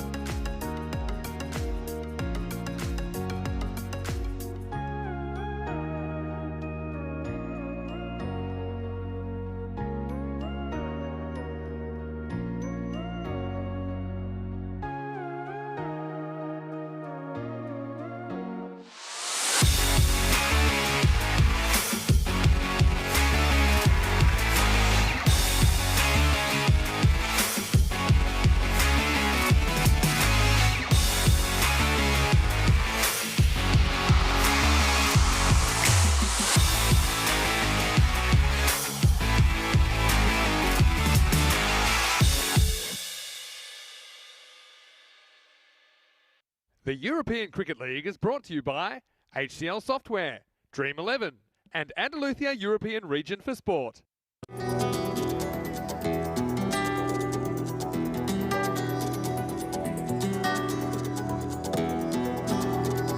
Ven conmigo a cruzar su calle, a vivir su ambiente. Ven conmigo a vivir la vida intensamente. Conmigo ven, conmigo ven. Hello and welcome back to the Cartama Oval. Well, sun is setting shortly. Time to turn the lights on as we get ready for match 21. It's the final group match here in the championship week. So I know it's going to be a big one. Two teams battling it out, potentially for the double chancellor. That'll be tough. I think they would just love to play some good cricket here under lights. It's going to be Hornchurch of England taking on front team Dreux in match 21. Let's go out to the middle and see a little bit earlier what happened at the coin toss. Tails. Tails is called. It is tails. We're gonna bet first. So the news from the toss is that Dreux, they've won the toss and elected to bat. Look, no surprises there. I think they want to unleash their top order. Well, set your watches. It's going to be Nabi o'clock shortly, that means. And look, both these teams, like I say, they potentially could grab second spot of Pack I Care Barcelona, but it seems unlikely. But, you know, you never, ever know your luck. And, well, I know that these two teams, there's a chance they'll have to do it the hard way tomorrow. They'll have to go through the back door. And, well, that's about as close as I'm going to get. Let's get ready for the start of this one. Match 21, Dreux batting first after winning the toss. Over to Rico Full. Thank you very much to Mr. Maximo. And, well, that is what we're going to see pretty soon when all the daylight disappears and it's all under floodlight. What an amazing scene that is. And I think every time that this night match starts, I absolutely love it. Of course, starting a little bit later today, and of course, we know that it's the day that Ramadan began. So Ramadan Mubarak to a lot of people around the world. Ramadan, the 9th month of the Islamic calendar, is the holy month of fasting. And as a result of that, and out of respect to a lot of players, of course, that are taking part in Ramadan, and they cannot eat during daylight hours. So we've just to put the timings back slightly so the players are able to eat and be able to be well nourished as we go into this match. Hornchurch are taking on Dreux. Dreux have won the toss and elected to have a bat first, and I think one man that's looking to perform well is Hamza Nies, and we're all looking to see how Nabi goes. 116 to 109 in favour of Dreux. Dreux, of course, we've seen them perform well in the night, and they'll be hoping to do the same again in this one. Hornchurch, they've had some good results of late. They're playing some very good cricket, and they'll be looking to just keep the pressure on them. Remember, they had a very healthy win against Farmers in a must-win match for Farmers. Farmers weren't able to do it, so we're not going to see them tomorrow. And it once again was George Hankins 34 of 17. Though they had a little wobble, they were able to win that one with 10 balls to go, and it was quite an easy victory by 6 wickets. So how's this one going to go? Well, a lot of people, of course, are excited to see Dreux out there, and I think this, unless something crazy happens tonight, this really should be the contest that we're going to see tomorrow in what we call Eliminator number 1. Teams that finish 3rd and 4th up against each other. And that means that qualifier 1 at the moment looks like it will be CRYMS that went unbeaten in this championship week. They went unbeaten since the morning of the 17th of March, St. Patrick's Day, ironically enough. It was when the Irish lost their last match, but they did win the second match. So they will be taking on Pack I Care Barcelona for qualifier 1, having those two teams having the double chance. Okay, we're ready to go. The battle of bat versus ball here in the night fixture. The match number 105 in total. And here we go. Short, banged into the ground by Niaz. He'll take the single. There's Harry Hawkins. Hopes to continue in the good form that he's been in. Harry Hawkins with the ball and George Hawkins with the bat have been pretty good So Nabi now goes on strike. And straight away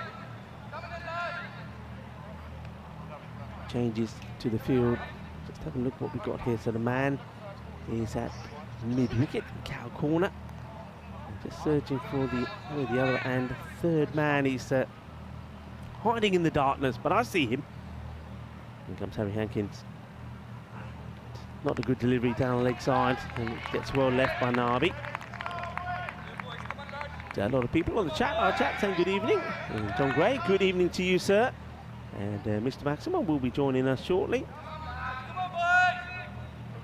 Kitty Hamley as well. Hello, Kitty. And, Kitty, well, how about this? Well, we got one Kitty in the chat. Well, it is International Cuddly Kitten Day. So, Kitty, hope you're having lots of cuddles as this one goes right through. So, Dotport, yeah. This is the day your furry felines deserve all the love in the world, and that's what Cuddly Kitten Day is all about, held, of course, on the 23rd of March. And it's exactly what it sounds like, a special day for cuddling the feline fur baby in your life.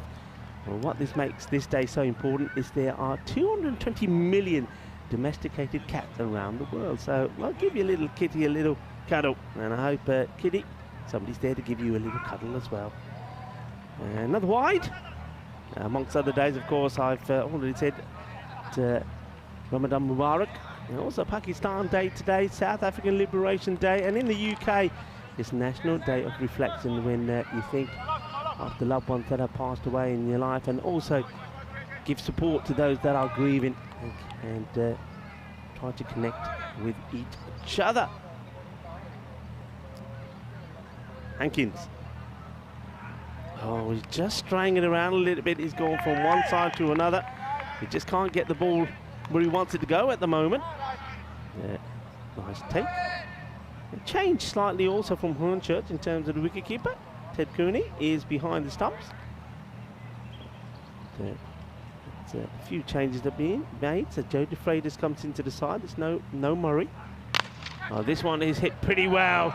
And, well, it's a bit of a sizzler as it goes through. I think it's taken a few fingers with it. This one was absolutely crunched, and you see it's just that zone where the fielder thinks, am I catching this or not? Well, in the end, he doesn't catch it, doesn't stop it either. That is Malik. And, Malik, just he's left his fingerprints on that ball. It was hit like a bullet. Short, and this has been clubbed. He goes all the way. Balle.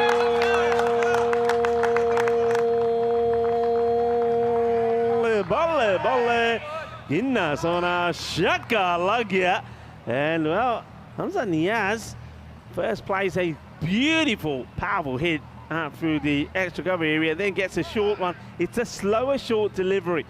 And that's why the batter just had to wait for it, but it ends up being a comfortable height. And he absolutely smacks it over for a big hit. So 4 and 6. Good over so far, 15 off it. Plus those few wides, of course. And this one he just sneaks in. One's okay, but well, the wicketkeeper loses it. And Ted Coney, who's behind the stumps, is realising pretty quickly that it's not so easy as this one makes its way through. Yeah, it's not easy out there at all. Paul Murray is normally the keeper. It's a really good bit of fielding, though. I like the way that Joe DeFreitas doesn't give up. Well, he wants to make a little highlight for himself. Hasn't played too many matches as we start to see the last of the natural light start to disappear. It's quite a wonderful scenic sky. Short, outside off, and this one is another one that would go all the way. Ginna sona shaka lagya, manos arriba, arbitro, porque eso es 6 más. Well, this time, well, we know he took a Jalebi catch before. He can't get hold of this one as he's leaning over the fence to try and take it. The over goes magical. What a sight. And to tell you what, that sight, that scenery looks pretty magical as well around the Cardamom Oval. So the first over comes to an end, and it's a magical one, 22 without loss. And Harry Hankins just couldn't get it right. Oh, a man who almost messed up his introduction, trying to take that catch. with the backside. Here's Mr. Maximo. He joins us now. And remember, we've got plenty of cricket to come, Maxi. Yeah, really exciting that this weekend we'll have an ECIW right here at the Cardimer Oval involving 3 international women's teams. So Spain, Malta and Austria taking part. First time we've seen those women's international teams. Well, there's the Brains Trust, which is a bit concerning, but it's Joe Foster's birthday there on the left. And you know what he gets to do for his birthday? Homework. Feliz cumpleaños to Joe Foster. Yeah. Oh, smacked. Oh, almost ends up being a sensational catch here from Gavin Griffiths. Let's hope he's not done himself any damage. This was crunched. That was actually hit too hard to catch.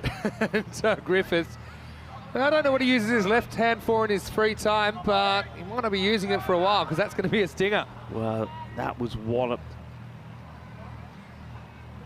Well, absolutely crunched. Here he comes again, Griffiths. And slices it, and it lands nowhere. So a bit of fortune there for Nabi. I've just realised it's been all day, and this is the first chance I've been to be in the commentary box with you, Rico. What's going on here? Have we fallen out? Something happened? Well, I'm glad this didn't happen to me, tell you that much. Bang. Oh. Although we did have a bit of an impromptu game with some of the Hornchurch supporters because we had the extended break just before Game 5 tonight. It was pretty fun, actually. Kids asked for a run around, and because we had a slightly longer break, we thought, yeah, why not? I think it was a great idea. They loved it. They absolutely loved it. Field of dreams out there, you know. Here's Griffiths. Oh, good shot. Check his nationality. France. What do they play in France? French cricket. How do you play French cricket? French cuts. Good batting. Niaz moved to 16. Well, yeah, he gets it.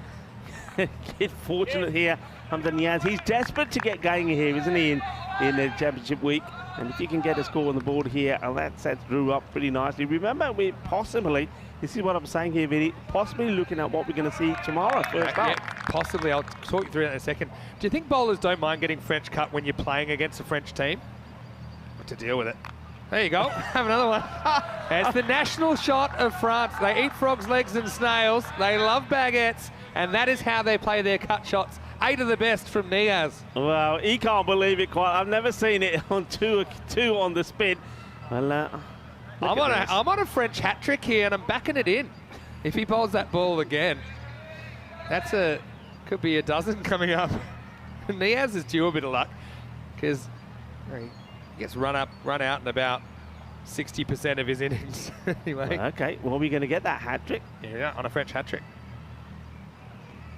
Well, no, this time he goes straight up and over. That goes all the way. That sounded absolutely beautiful as it was hit out of the middle of the bat. Well, that sounded sweeter and probably worse as sweet as a bowl of glove jumbo. What a lovely shot that was. I'm a bit disappointed it wasn't a hat-trick of French cuts, but I don't think Hamza's disappointed because he just massages this ball over mid-on for 6. And, yeah, polite applause from the bench for 4 and 6. Griffiths not particularly happy about it. Last ball of the over coming up. And, well, the last ball of the over will go the distance as well. Manos arriba, Vitro, and can you believe it? It's going to be another magical over. Well, 22 off the first, 22 off the second, and just like that, the score moves to 44 with that loss of 2 overs. Pair of 22s. It's not really standard the way they got there, but there's never anything too standard about the way that this team play the cricket. Might be able to have a little look at the table. So yeah, how this is going to work is that one of these 2 teams is going to win, and one of them will draw level with Pakai Care Badalona, but they both have inferior run rates, Hornchurch more so. So, ready for some quick algebra? Go on, tell me. So, Drew would have to win, depends, but on the exact score, but about 52 runs or more has to be the margin for them to push ahead of Pakai Care. Nabi. Have a go. Well, Hamza's used to getting run out by Nabi, but this time he has time to turn around and get back. So, to win by 50 runs or more, or 52 runs or more against Hornchurch, probably want to be posting 130, 140 plus. I know they're capable of doing that. It's been a good start. Hornchurch, pretty difficult for them to do it. I think they would have to chase the runs down probably in the second over if they were to do it. 11 balls. So their chance of doing that might be to roll Drew for like 40, but Something tells me that's not going to happen because they're already 45 and we're not even out of the third over yet. Good start here by Mark James. He bowled very well in the victory against Farmers when he took 2 for 16. I like what he brings to the table here, Mark James. He's not trying to bowl express. He just tries to jam it in that block hole. It's good to see the Hornchurch guys, including Joe DeFreitas into the 11, which I think is a good opportunity for him to show what he can do. So we're going to miss, and just keeps this inside. So big welcome back to everybody on the chat as well. John Gray is there, and a few people are saying, wow, what a start. Yeah, what an entertaining start. Nubby time, baby. Here he is. And powerfully hits it out over the offside. Good shot to play. We are still in the power play, so only 2 men out, and both those 2 men are out on the leg side, long on and mid-wicket to Nabi. Well, he backs himself to get the power in the shot. He does. He lifts it over. He gets 4 more to his name. Yeah, brings up the 50 partnership in the 50 for Drew. Look, scientists are still studying Nabi, but my theory is that his mishits go for boundaries. That's what makes him so dangerous. Except that one, because he edges it on to his pad, and that'll be the end of the power play. Much better over for Hornchurch that time, though. Just 6 off it, and it's 50 without loss after 3. But you know what I mean? He mishits 6s because he's that strong. And so, other players, when they mishit attempted 6s, they typically get caught. Happens to him less often. Well, James can hold his head high. Now they're going to go to the spin of Adil Malik. And he did a very good job in the break we had. He acted as the umpire in the little social match. A little bit of a crescent moon tonight. 8 o'clock local time. Adil Malik, at least it's a swing and a miss first up from Niaz. Yeah, the way they play Malik will be interesting.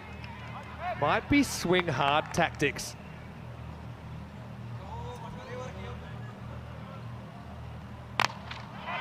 This is up, it's in the air, and it's over Hankins. Maximal! 6 runs as Niaz takes them on and wins. Lovely shot. This is, well, look, he waits for it. It's a little bit short, and he's able to rock back. That's the thing here. They've just got the power, haven't they? We go back to, well, okay, there's the dead ball, so we didn't miss a ball there. False alarm. He just has the power to go big. False alarm? It was a false alarm. Your alarm's going off. What is that? What's happening here? Beats him. It's the power of the leg by.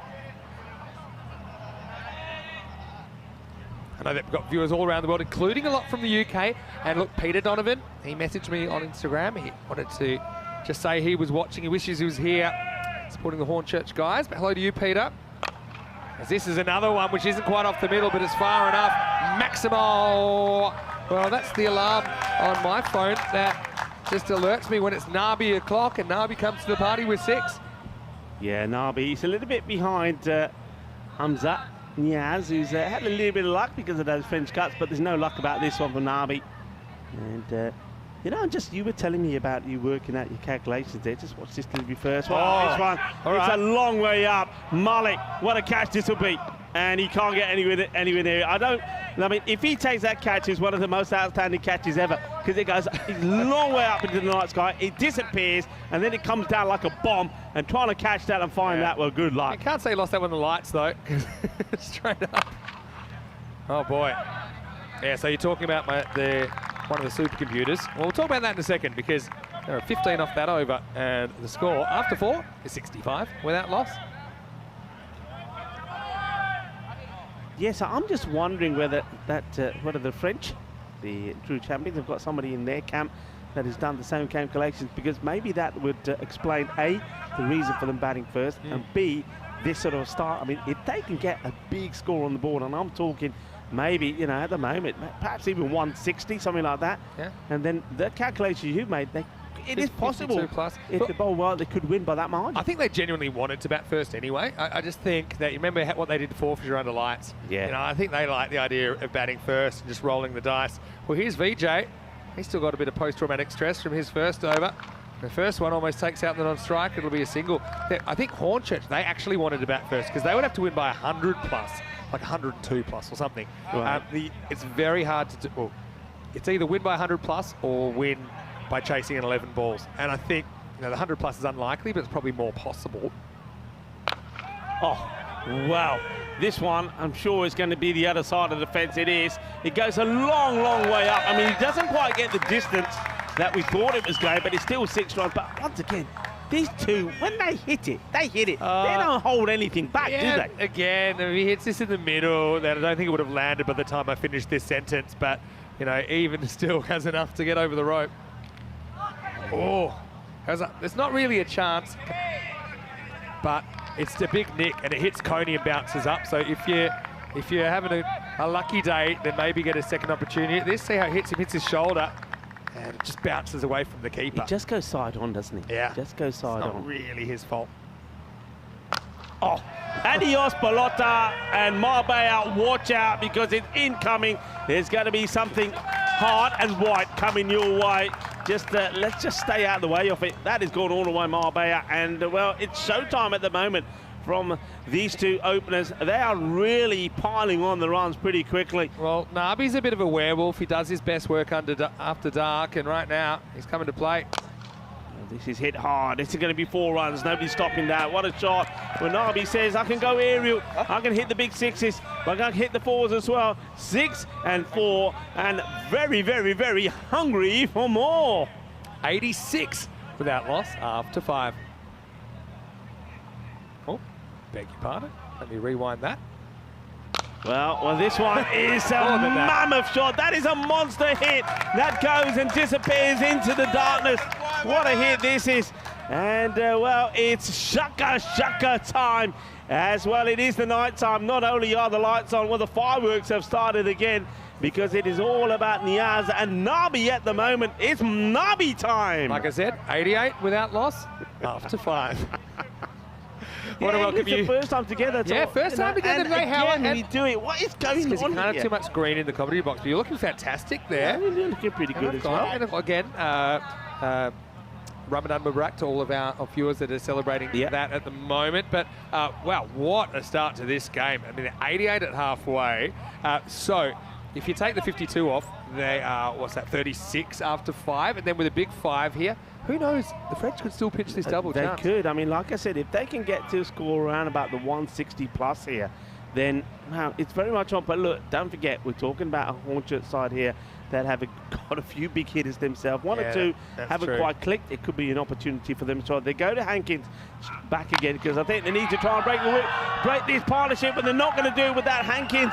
Well, he's been dispatched on the short ball before, and it's the same result. And this time it goes all the way. What a big hit that is in Niazi. He moves on to 47 with that one. That's a cracking shot. Loves the horizontal bat shots, Niaz doesn't he? Goes bang.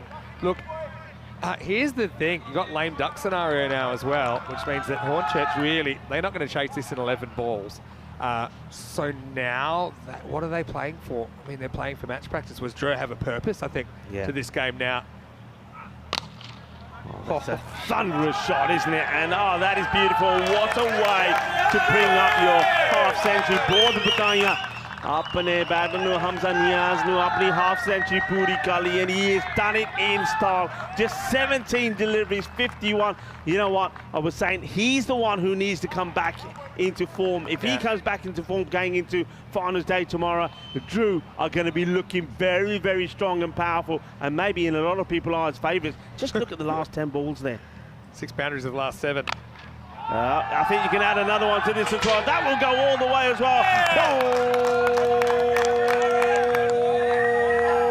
Oh, bolle, boom, boom, boom. Let me hear you say, manos arriba, Pedro, porque eso es 6 carreras. Shades of what he did against the English club last year, Tunbridge Wells. This is one. Look at the way he just opens up the face and just allows it to go a bit squarer sideways. And Hamza is on. Well, these two are safest when they're not running, and at the moment they're not having to run much because it's all 4s and 6s. The 100s come up. Partnership has come up already. Wow. From 189 pace. And Hankins, he's probably can't wait for the end of this over. There's 3 to come. This one is aerial, but it's going to be in the gap. And this is going to be 4 runs. And Hankins does the double teapot. He doesn't know where to bowl. And he's bowling figures now, a 0 for 41. with still 2 balls to go in it. They are just so destructive, aren't they? But I do think that Hornchurch are missing the plot here slightly. Take the pace off. No pace. You can't be bowling pace to these two. Not when they're seeing the ball like this. Yeah, so that is what's a run of 7 boundaries in a row and 8 in the last 9. And Hamza's going to keep going for it. And he clubs this pretty well. Fielder should and does stop it.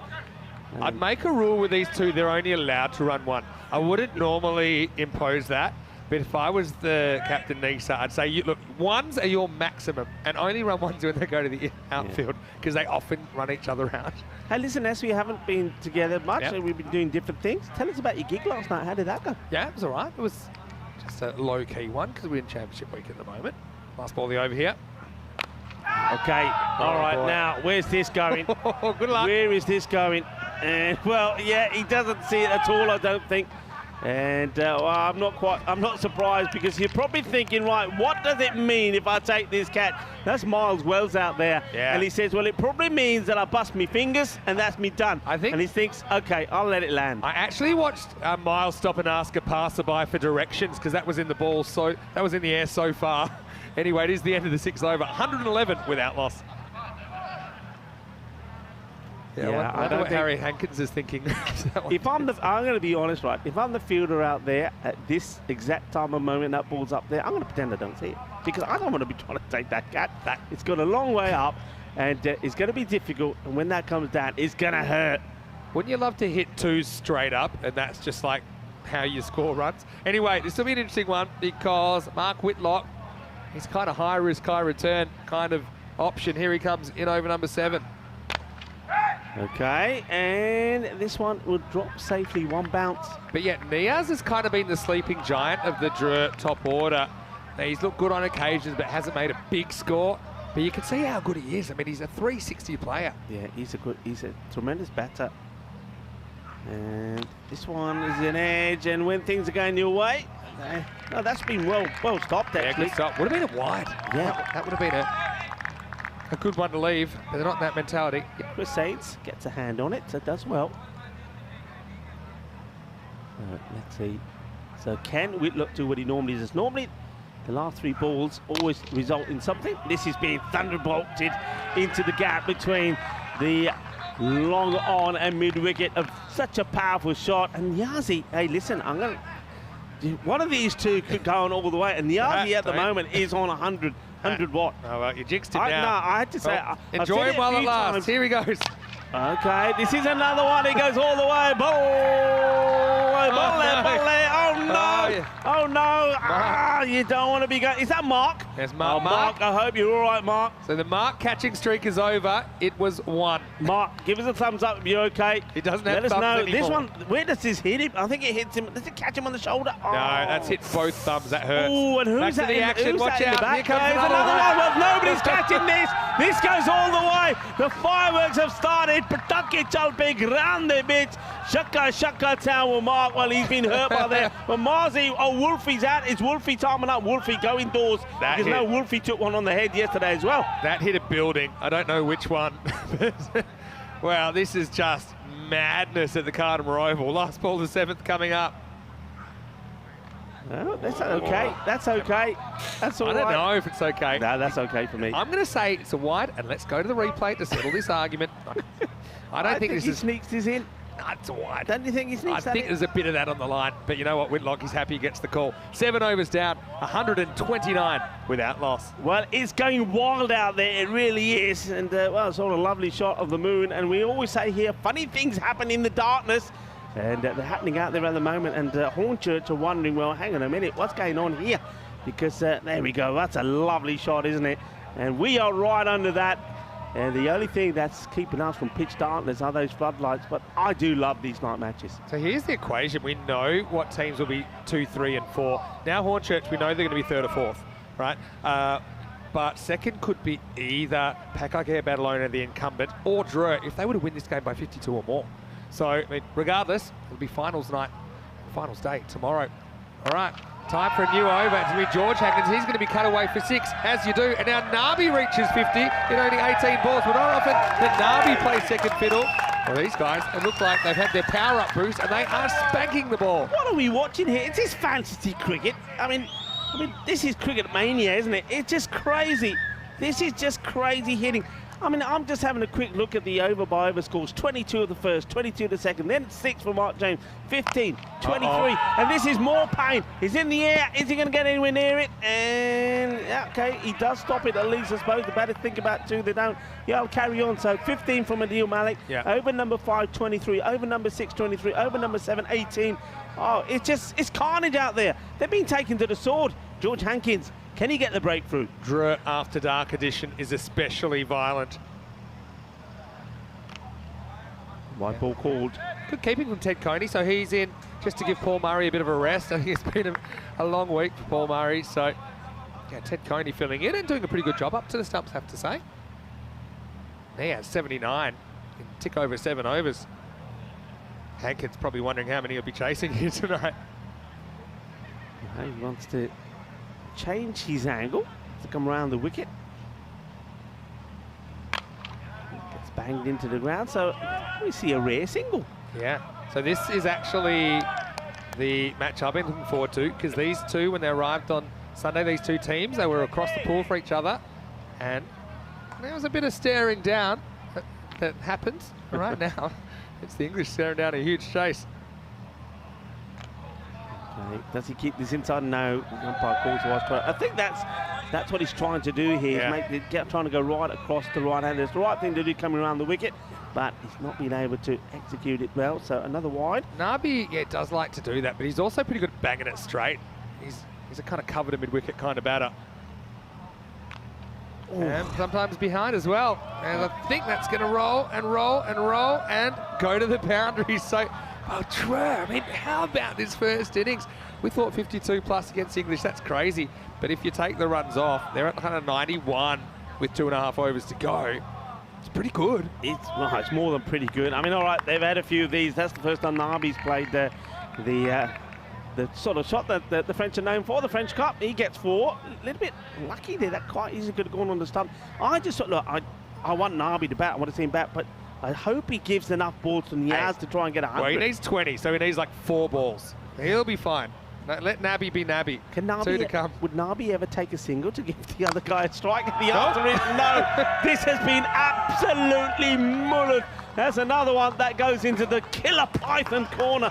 What a hit this is. What an exhibition of hitting we're seeing. These two, what an opening partnership. Well, it is by far the highest opening partnership that we've seen for a while. Hey, talk to me about records. Talk to me at some records. Well, it's easy because 222 is the highest opening partnership. But what I will say, that's a remarkable shot. That's pretty much from the offside tram line. And to get that much power, you've got to be a special player. Last ball of the 8th coming up. Okay, this is the toe end. It's up in the air. It's an opportunity. And it goes down. A brave effort from the fielder. And, well, who's that that's under? That's Joe DeFreitas. We saw him make a great stop earlier, and he's saying, well, it goes up there, and it's just a lottery. He does do very well. Slides in, it's dipping on him. I like the effort he makes. Well, he says, you know what, this is going to go for it. In the end, it doesn't quite carry, actually. Yeah, well, couldn't really get a good run at that. Anyway, into the 8th over, it's 150 without loss. So, yeah, that's one that Nabi probably doesn't have to go after because it's going to be a wide. That's one way you might get him because he seems to not be able to help himself. But he takes a strike. Doesn't he take the strike? He does. Niaz. Niaz will get his opportunities here. And actually, if he doesn't, he probably doesn't care. Might help his team. Adil Malik's coming in bowling seam up. He's had about enough of this. So, okay. So it's just very interesting that they're going to seam up from Adil Malik. Okay, here we go now. So, Niaz on 80. Are we going to see something sensational in this match? Seems weird to burn it over with his spin, so they both seam up. But yeah, I thought spin would be the key. Don't give them pace, but I think he's obviously got a plan in mind. Let's see. And well, it's not going well because 80 becomes 86. This is another one out of here. Hindi soning batting आज देख रहे हैं जबरदस्त batting आज दोस्तों आज का स्वाद आ गया कि नहीं. Incredible, exceptional hitting we're seeing here from the French champions, Drew. It's actually quite ridiculous. They do make the final tomorrow night. It'll be under the lights. They seem to do some pretty special things after dark. 16 sixes. And this one is going to be 4. Oh, that is a thunderous shot. It's a brilliant effort from George Hankins, sliding in, trying to stop it. I mean, there's no shortage of trying, but they just can't stop him. 90 now from Niaz. This is what the ECL's all about. Well, look, I hope it's happy hour at the bar because Cockney Corner, they might need a couple pretty shortly. What an innings this is from Niaz. Are we seeing something special here? Are we going to see something special? Okay, he goes up on the offside. It bounces once, it bounces past the fielder. He can't get there. It's going to be 4. 94. 94 for Niaz of 29 deliveries. We're seeing something sensational. We're seeing something incredible here. What a night. What a score. 165. No wickets down. Niaz, one big shot away. And he goes for it. And he's going to get it. Something sensational. We have seen 100. 100 from Hamza Niaz. What a knock. Absolutely incredible. 130 deliveries. Take a bow, that man. Take a bow. Sensational stuff. Oh, the hitting has been epic. What a moment. Shaba, Shaba. Ginnas on a Robin Ibnaya. Back to the live action. And it ain't over yet as this one, well, it just gets played out into the offside. And it's happening so fast here, we can't even show you everything. With that ball, I can tell you, just play it out onto the offside. They take a single, and Niazi's now, he's saying, you know what? I think I want to keep the strike, Nabi. I'm sorry, because I'm going strong. Oh, it's sensational.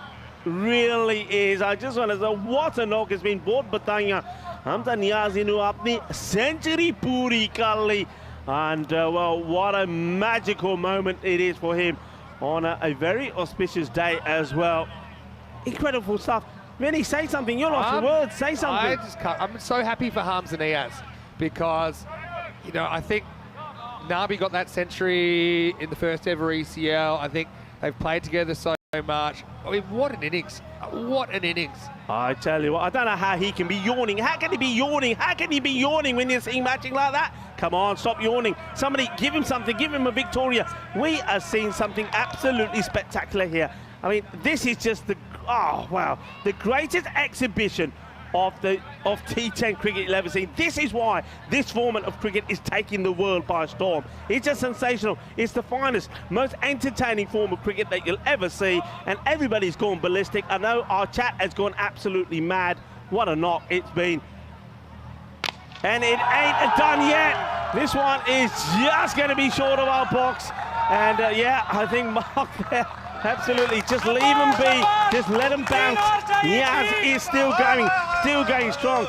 Oh, what a moment this is. We know all about Drew, we know all about the fireworks that they can provide. They've done sensational things before. And this is just amazing. And he's still going, here's another one. Shaka, shaka time, baby, you're a firework. Oh yeah, you are. Hamza Niaz is just turning on the style here like we have never seen before. And you know what, there's one team watching this that is not enjoying it, and that's probably Pakar Barcelona, because they're thinking, you know what, maybe it's not a done thing that we're finishing second. Unbelievable. And this time he just chips it up, and he will say to Niabi, there you go, ala dosto, tumi tumhari ji batting kalla. Oh, it's just, the acceleration is just unbelievable. And finally, the end of sixes comes to an end, and count them up. I mean, I think that's close to 26s in the innings, and well, here's a this chance. one is a chance, it's in the air, and it doesn't get taken. A brave effort.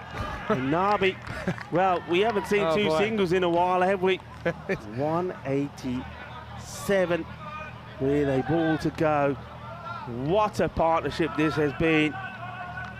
That's been amazing. There's no other way to say it. And it will finish with another single. And make that a ball. Is that a ball to go? Yeah, make that a ball to go. I'm just still in awe of what we've seen tonight. I mean, this is the thing about Drew. They could do this any place, any time.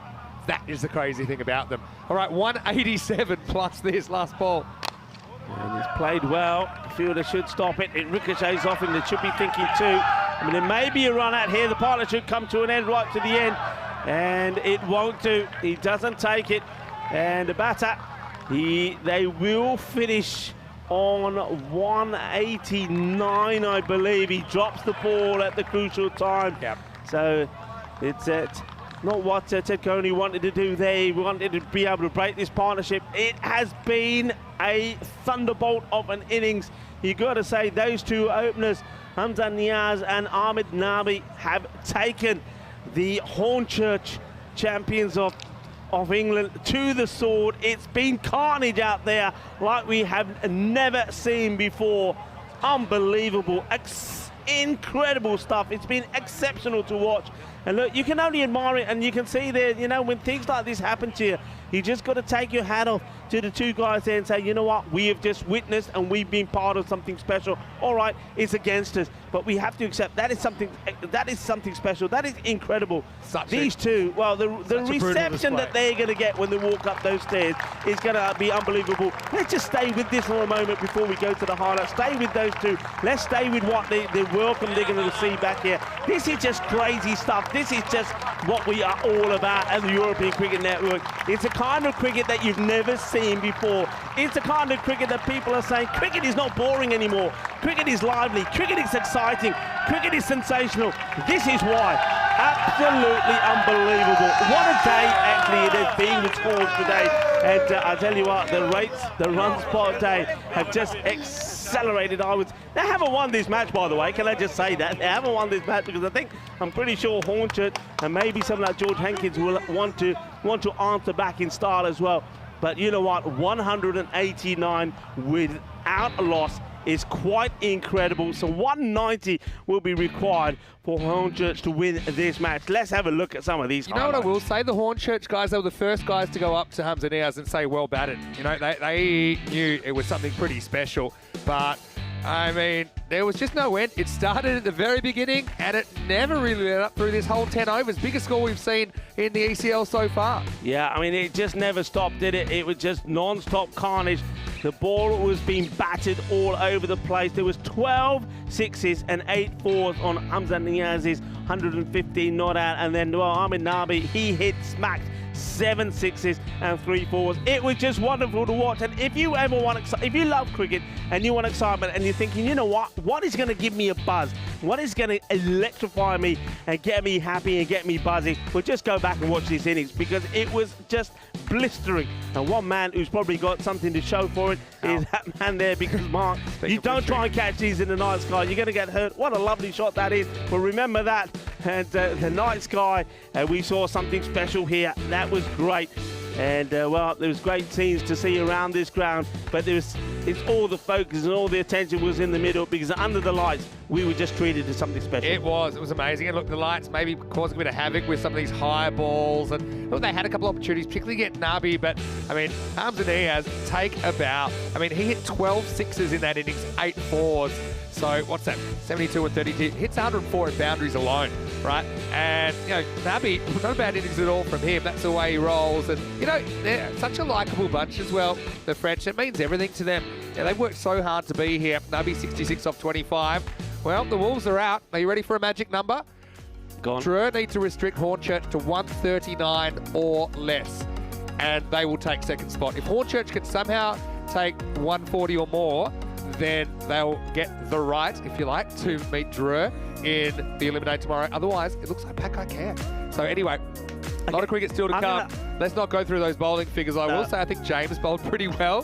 He only went for 23, including the cheapest over the innings. But yeah, that's the scenario. So if Hornchurch can reach 140 or more, then Drew stay in third spot. But if Hornchurch only make 139 or less, then it will be a Pakai care versus Hornchurch eliminated tomorrow. Okay, if you're Hornchurch, bearing in mind what's happened out there, are you going to try and get 140?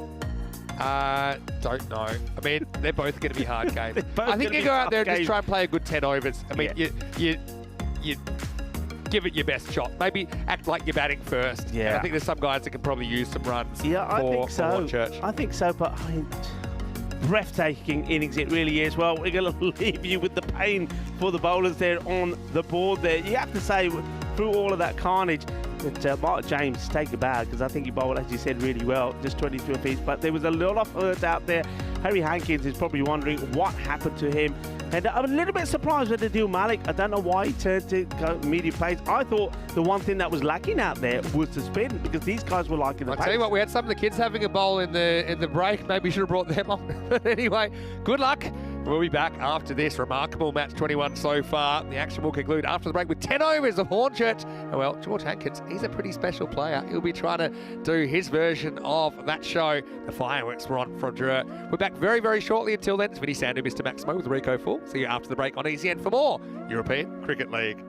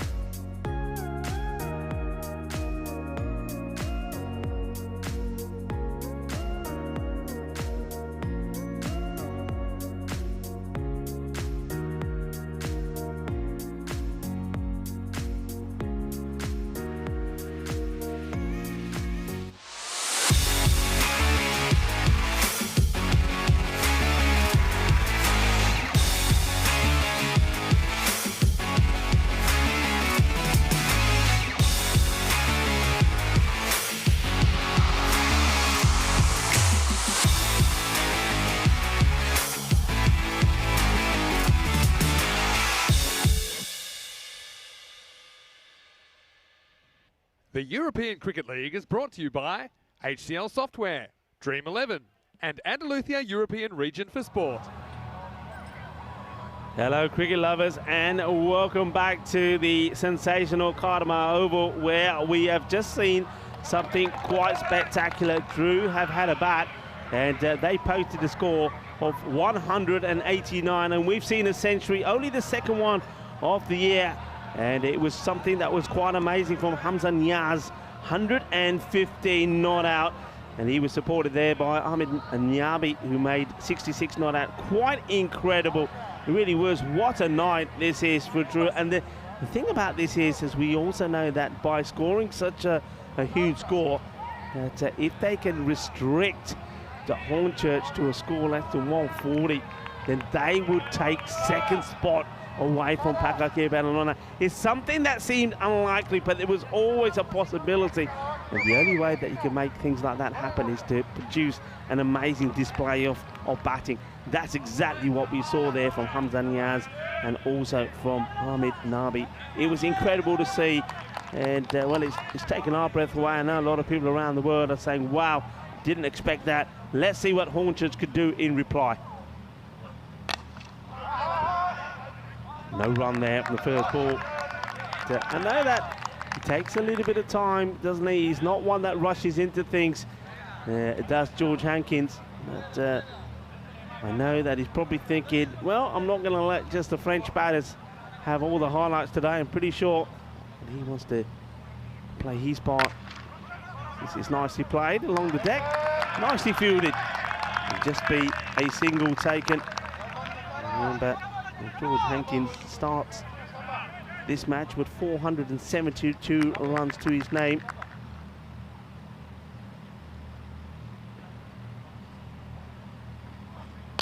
Okay, this is down the ground and he will go the distance all the way. Bolle.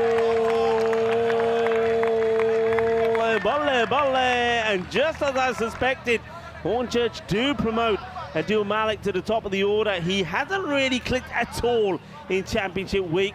And one thing that I was talking to Charlie about is that I would put him up the order and just say, you know what, go up there and bat. And that's exactly what they've done. And he hits his first ball for 6 runs. And now this one, oh my word, I have never seen anything go so high. This is incredible, and it will drop. It doesn't even go to the boundary. Oh, well, Vinny, get the stopwatch out. Vinny's hand goes back into the dream box. I need a real-time replay, guys. Give me a real-time replay. 1, 2, 3, 4, 5, 6. So it could be a 7-seconder. Anything above 6 is like world record pace. That was huge. Well, that's the French out there. Well, that one would have gone up to the top of the Eiffel Tower and back. What is going on out here? Well, he does go back on strike. Slower delivery. And is this going to be the first wicket? Yes, it is. A good catch taken. So that will be the end of Malik. Malik crashes a 6, then runs 2, and then hits this one pretty hard. But Cameron Amazai makes no mistake with the catch. And Yassin picks up the wicket. It's 9 for 1 with a ball to go in the first over. And Drew, well, they're a team that are going to make what a lot of people were thinking the impossible happen, maybe. Yeah, maybe. Yeah, you got to go at it, I guess. It's a good catch because they Cameron Amazai had a great time in the field earlier. But, yeah, well, he might have set a record for the highest ball ever hit. But unfortunately, that was probably the highlight of the innings as Hornchurch lose the first one. And it's 9 for 1. Yassin gets the breakthrough and all smiles at the moment on the face. Says off Drew. Adil Malik is probably just pondering to himself what he needs to do to get things going. So hit a lovely 6 and hit one ball that I've never seen a ball hit so high in my life. Oh, it's bounced off the moon. Anyway, here's VJ. Got one ball to deal with. And just plays this out to the man at long off. He'll take the single, and that means that he'll go back on strike because at the end of the first over, Hornchurch, they've lost a wicket. They're 10 for 1. Well, I think it's safe to say that might tick over the way we're going. Although we did once have a 167 golden ball. For all you nerds out there, and I know you're watching, Hornchurch could still get second place if they were to chase this total in 2.5 overs. But here's the bad news, it's at 17 balls. So they need about 11 runs per ball. And I don't think there's enough 7-ups in the Coca-Cola factory to actually make that happen. But I think it's just about, you know, a matter of any match practice is good practice. You know, so you're still out there. For Hornchurch, maybe you just try and treat it like you're batting first, put a good score on the board. You're going to have to do that tomorrow, and regardless of who you're playing in that 3 versus 4. Here's Wahid Abdul, the headband warrior. Starts with a wide. Gets called straight away. Pick it up for the umpires out there. All the umpires have been absolutely brilliant. Asad Ali and Charles Croucher. Joe Foster, Mr. Birthday Boy. Feliz cumpleaños to Joe Foster. He's being made to work the night shift. I mean, that's a bit naughty, isn't it? Joe Foster working the night shift on his birthday. Sir Rob Kemin, he's a hard draft master. This is just up in the air. Hilderfield will be able to get to it. No, he won't. And Jumpers VJ, is an opportunity for him to try and get some runs and, well, put himself in good form going into finals day tomorrow. And let's see if he's able to do that. Yeah, so I'll tell you how that margin changed a little bit. I'll tell you now. So it was 52 runs they had to win by. Now they only have to run by 50. Why is that? Well, because they've hit such a big total. So it's actually jacked their batting run over so much they got a couple of extra runs on the margin that they can afford. So yeah, 139 is basically where Drew are trying to restrict Hornchurch to. 139 or less, then Hornchurch grab this second place. And they, to be honest, they steal it. Because remember, Pakai Care Badalona, they were just a couple of runs away from sealing it. It was a last ball thriller. Yeah. And Daniel Dolkaya couldn't contact with it. Hit pretty well, but there was a fielder out there. The 2 men out at the moment are very straight long on. And the mid-wicket, yeah, that was crazy, wasn't it? Because I think if he just dropped the bat on it, did he see, and took the single, would have taken it to his golden ball. That's the magnificent trophy that they're playing for, by the way, and a big shout out to our trophy partner, Localized Stars. Looks absolutely stunning. I've got some more fun facts for you, and you know I'm loving fun facts. So that 189 is now the second highest total in ECL history, just behind the famous 222 hit by Max O'Dowd and Scott Edwards in ECL 2019. And Nubby, who was playing second violin during that innings, but one thing he did do, he became the first player in ECL history to hit 100 Maximos, and his total is now 105. So he's hit 100 runs just in, oh, he's hit over 600 runs in sixes now. Wow. So he's hit 105 sixes in his ECL career. Not bad. Well bowled, and turns Vijay inside out, and this is the throw. Well, George Hankins is still going as he's applying the brakes, and now he's just, well, I hope he hasn't tweaked a muscle or something here, as he wasn't able to stop quickly. But let's have a look at this again. I think he was struggling here. Yeah, I'm not so, yeah, it's a bump ball, so hits into the ground. There's no issues there, but yeah, I thought on the run out was pretty close. Good spot by our crew, but I think it was a bump ball. Well bowled by Wahid Abdul. Oh, really well, hasn't it? Just So, keep it nice hold and it. tight. Okay, we'll talk about this in a second because we'll get to the end of the over and the score is 15 for 1. So, listen, think about what Drew had to do to get second spot today, or what they will have to do. They have to beat Pakai Care Badalona and do that in a very high scoring game. And then they have to smash Hornchurch by 50 plus runs. And the way it's looking at the moment, looks like they're going to do that. And so you might say, well, what have Hornchurch got to play for? And okay, they're going to finish in 4th spot. I think it's pretty clear now. But they determine their opponent. I mean, if they can go 140 plus, they play Pakai Care. I mean, who would you rather play? I don't know if you have a preference. I think they're both tough games. Can Drew do this again? I mean, you'd say no. But I know there's no team that want to be playing there. 100%. No team, and you know what? The other thing is, they've scored 322 runs today in the two. That's not bad. 322 runs. That's just come on. It's amazing. Remember, it was 133 that they just defended against Pakai Care Badalona. By the barest of margins. It's a nice looking shot, and that will be 4 runs as it smashes into the stronger together. Boundary boards, nicely played. So George Hankins, this is the way that he normally starts. I mean, don't be fooled. The acceleration, if he's there, will come. But will he come at the rate that they need? Well, it'll come at a rate, as you've seen. Okay, this is sliced up, but he gets enough of it, does he? Oh, it's an opportunity. And I think he does get hands to that. That's Mohammed Nisar. Good effort. I mean, again, none of these are easy running back with the fly. He can afford to smile. That's what happens when you have a wheelbarrow of runs on your side's ledger. But I still would have liked to have gotten rid of the dangerous batter. So he just curved away from him. Hankins ends up getting 2. Back on strike now. That table won't go away, and this ball may not come back because that's almost shot the lights out. Tree topper.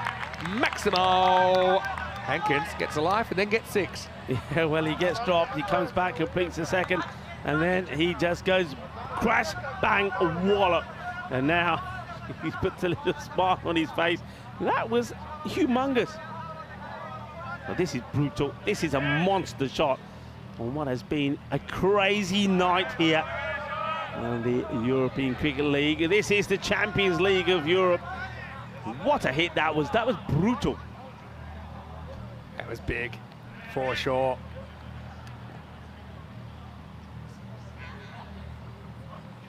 And this is another one back-to-back.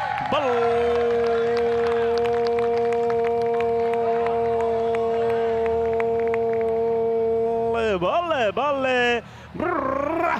Boom. Shaka lug out. Well, I told you, he may start slow, but once he gets going, oh boy, he gets going. And I reckon just giving that chance away, he's probably thought, you know what? I'm not going to be a little bit too cautious here now, because if I get out, I won't be able to have some fun. So let's have some fun. And what a hit. Keep him coming. Hit me. This is hit well, but no run. Hey, what's the record of number of sixes in a match? Good question. It probably was I'll that. give you an answer, but Yeah. first I have to tell everybody it's the end of the over. Yeah. And the score at the end of the third over is 33 for 1. So the record amount of sixes is 41 in a match. It was in the Barcelona Bash, which was the ECS Spain-Barcelona late last year. Yeah. And from memory, actually I'll tell you exactly, because I think it was either in the game, probably just tell you. It was that Badalona Shaheen match, right? When there was an incredible... Yeah, but there was also that one 190 to 187. Yeah, okay, so it actually wasn't in the match that was 229 to 174. It was in the match that was Pat Moncada 190, including 22 Maximos. Here at Sabadell, 187, including 19. So 41 Maximos in the match.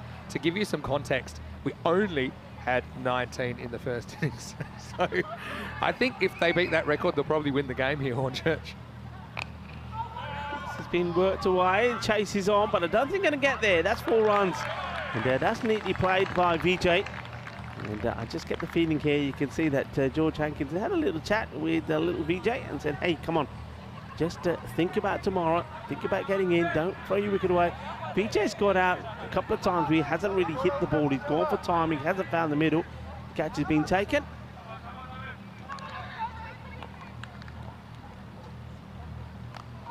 So this time he just guides it way to that short. In the third man's point area, backward point area, gets a single, so he gets the strong and dangerous George Hankins back on strong. Some of our records are bonkers, aren't they? They're bonkers.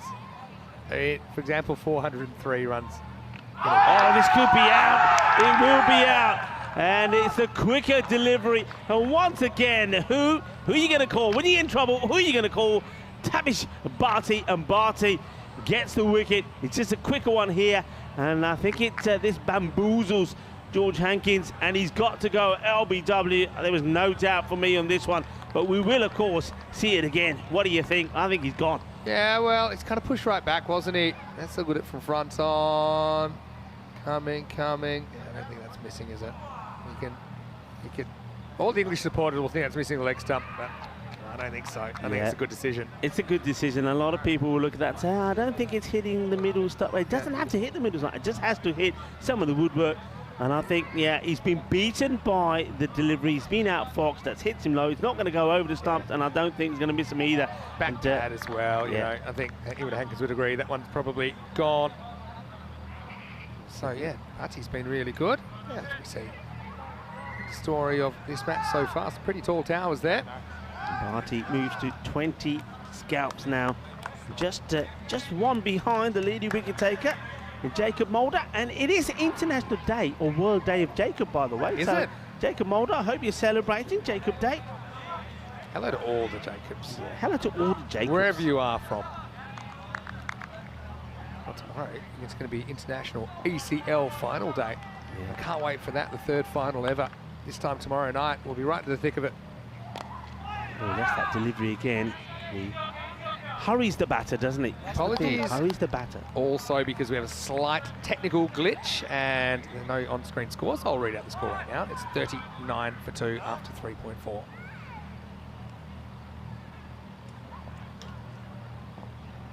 Okay, it is going to be a day that Vijay maybe can put a good score on. He's quite happy just, oh wow, they're hurrying here. And, well, he's got to be gone, isn't he? Yeah, he's gone. He's gone by a couple of steps here. So, yeah, I think that BJ comes out. And Sands is going to be run out, and he's not going to be a happy chappy. I think, is this VJ just kind of pushes and goes even though it's behind him, and to be honest, Wasn't a run there. Yassine fires it back in, and Sainz saying, "What have you done to me?" Because he's going to be run out. You catch it here. He's not in the picture yet, is he? So, to be honest, I think that's VJ just seeing it, hoping it was in a gap. It wasn't, and Sainz pays the price.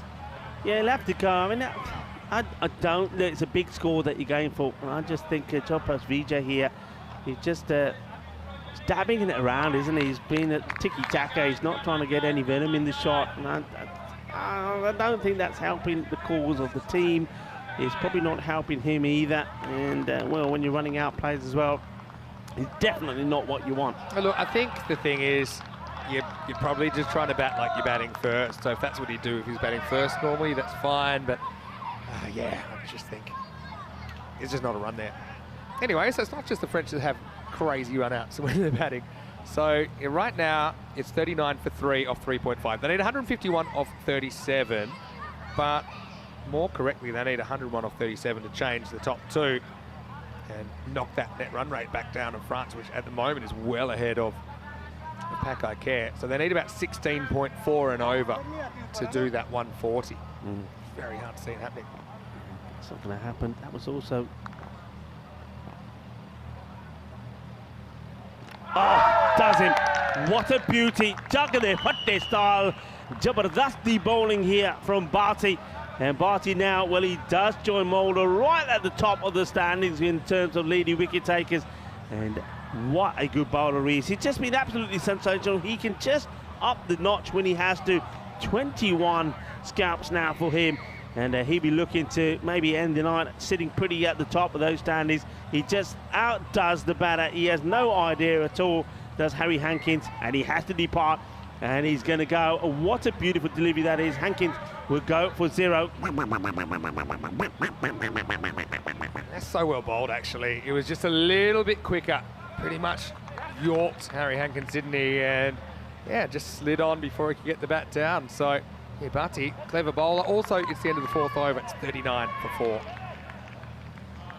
Yeah, it's a disappointment there for Hankins. Just wasn't able to pick that at all. So he's going to go. And it's that man again, Tavish Bharti, getting the wickets. And you just don't see now here where those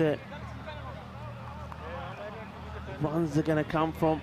Be interesting to see how this young man does. I think he did well behind the stumps. I mean, didn't all go to plan, did it? But Ted Coney now has an opportunity perhaps to put a bit of a partnership together for Vijay Coney. And I think these are opportunities that these batters from Hornchurch have to take, because if they're in this position in any of their matches tomorrow, well, they can't always rely on your top batters. So maybe having this little blip here, maybe having these guys go out there and having a chance to get a knock. I mean, plenty of balls still left. There's still 6 overs to go.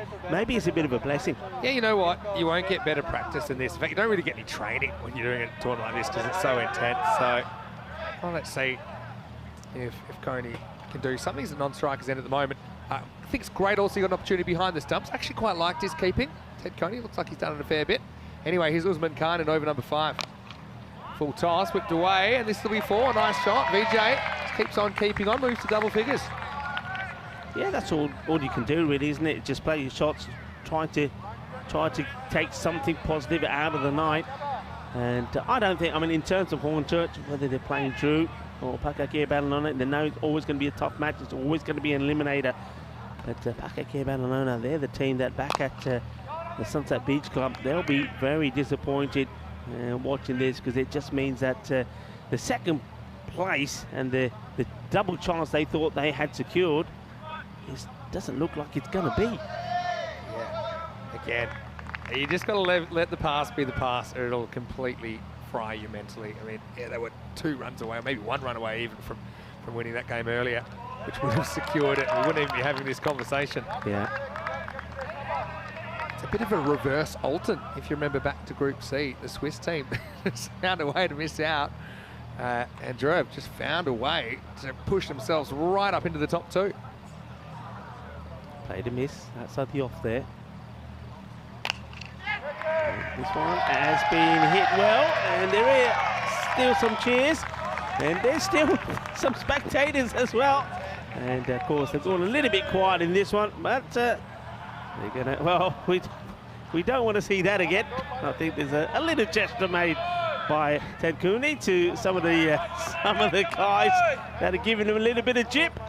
Like that. I think well, he's a keeper. He's got a responsibility to do that. I think he's just ordering a shandy from the bar. That's all. And this one will be called wide. Yeah, so, I mean, there's every chance that these two could potentially still meet each other tomorrow on finals day, and that could be quite a spicy matchup as well. Who's to think that the English and French would have issues?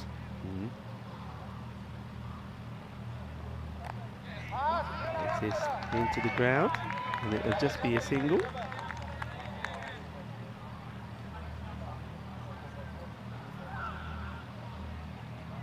I think he was just, like, you know, he used to work in Las Vegas. That's what he used to do. He used to shake the dice and then roll them down the table. Yeah, I think that was the action anyway. 50's up though, Hornchurch. Up-ish, and it's, well, thing is, where was he? I mean, I can't really see. I'm looking at the ball. Was he inside the field of play and then stayed in the air before touching the deck? I think it's a good stop. I think it's basketball style, jumps from inside the court. I think they're all happy with it. We'll have a look at it on the replay, thanks to Spring Productions. Let's just need to worry about this last foot. Yeah, I wonder if we can see it from here. This one probably won't show us too much, but he definitely slaps it. Okay, here we go. Where does he take off from here? Let's see this. Look at the left foot here. Yeah, this is the foot if it's inside, which it is. And then he jumps and he slaps it before he lands. Beautifully so done. No problem. Great Great work footing by from Nisa. Productions. That will be the end of the over. So that will make it 52 for 4 after 5. Well, I guess 5 overs to go. Finals day tomorrow is coming up. We'll have the schedule very shortly, straight after the game. So stay with us. Also some highlights of the day. But right now, let's get ready for over number 6, which is going to start with a wide down the leg side. Yeah, wide signal by the umpire. All happening quick and fast out here at the moment. It's a wide ball down the leg side. We'll just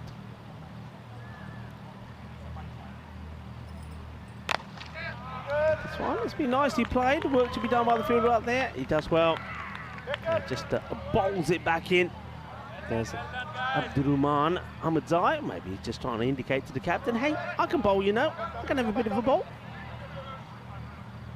Yeah, well, might be time to try a few things. I mean, it seems like there's no way Hornchurch's getting 140 here. Taking, here comes the throw, and once again, Vijay, he's got this thing, isn't he? He just likes to dab there and go. He doesn't really take into consideration the non-striker, and he's pretty lucky that Coney's is pretty quick, but this time they go at his end. But look, he just hits it and he wants to go. It's very T20. Coney does the same to him. He says, well, okay, if you're playing that game, I'm playing that game too. So it looks like these two maybe have just decided, you know what, let's use the opportunity to try and get a good knock here, because it could serve us well tomorrow.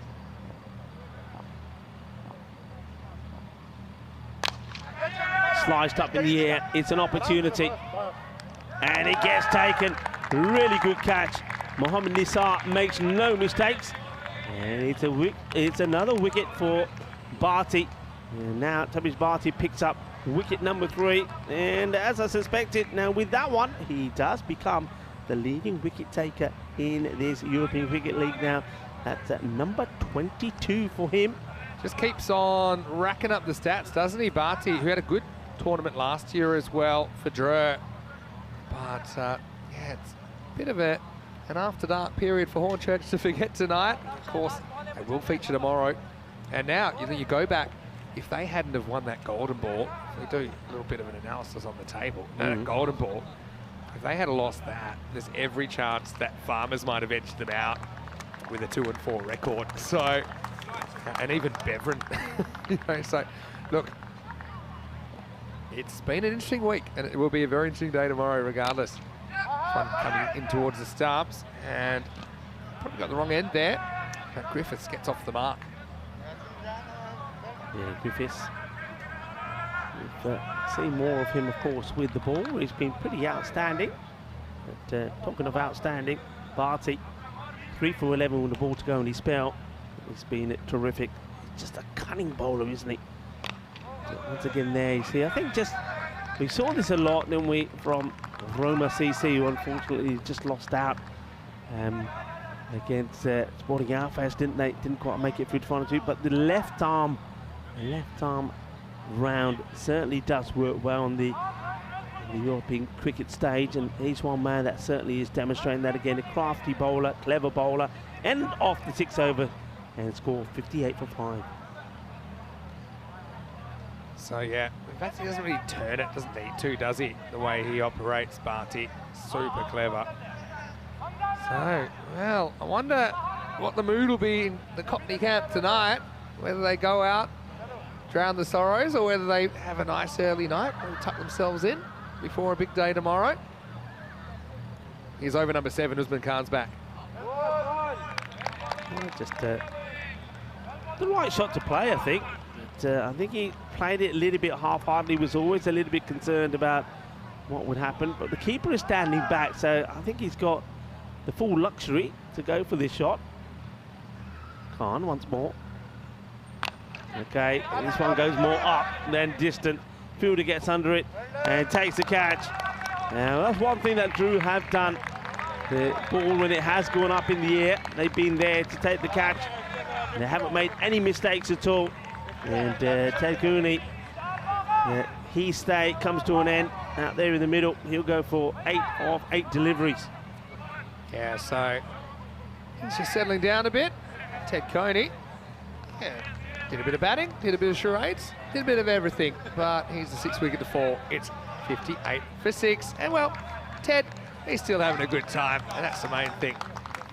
Yeah, that's what we like. We like the good characters there as well. I think he had done a little bit of everything, and does a little bit of acting there for us as well. And Barty showing that he's not just a bowler. All right, Whitlock's hitting a 6 here. Whitlock's 6s should be worth 60. All right, he's coming up at 8, a couple of slots higher than we saw him last time.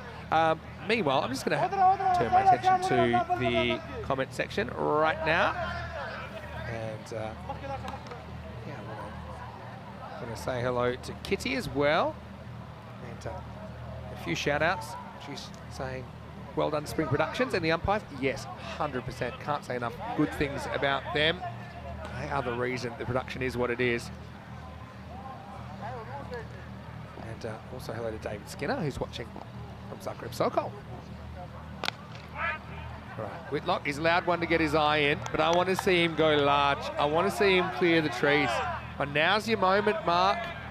Time to make the bus fly. Yeah, well, the whole church spectators haven't had too much to cheer about. If he whacks one out of here, they certainly will cheer about that one. Well, he just places away. He wants to get himself off the mark first. He says, let me get off the mark first, he says. Because if I don't, you know, I'll have to pay a big fine if I don't get any runs on the board. He does that nicely. Just have a look. Just in comes the throw, but you can see, yeah, he gets enough of the bat down. Yeah, just. Yeah, almost plugs. Watch this. It just plugs, and then he manages to. Oh, I reckon he's out. Look, he's out. He's out.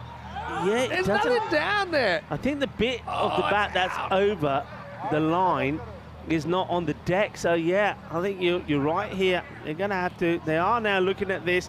You see, that's the shot I saw. But here we go. The bails are already off there. So he's going to find that he's gone. Oh, I reckon no. he's gone here. Well, if you have some plugs, that to me, it's not ground over the line. Don't know if he can go in on the bat there. But yeah, I reckon he's out. Gavin Griffiths, I think he's going to be giving his marching orders. A little bit left, if you because the bit of the bat on the deck is not actually past line. I'm just wondering if I just don't think there's any. The other side of the bat can't be grounded. The other corner can't be grounded, and he's going to be out. Yeah. Well, get all your bad luck out the way today, Hornchurch fans. And yeah, Charles Croucher makes the correct decision. Yeah, the first time we saw that, we're like, yeah, no, he's fine. But then at the instant that the bails are removed, yeah, he's only got a little bit maybe hanging over the line, but it wasn't grounded. Yeah, it's one thing that we keep reminding batters, when you're running, if you're going to try and slide the bat in off the artificial, sometimes it will plug, and that is a plug. I think if he's on the artificial there, he slides and he gets it past. He's having a look at it now, and I think when he looks at it a few times, he'll realise, yeah, that the bat plug-in just doesn't help him. So unfortunate for Gavin Griffiths. He was hoping to get out there and score some runs. So, hey, Vinny, what a story this is. Who would have thought it?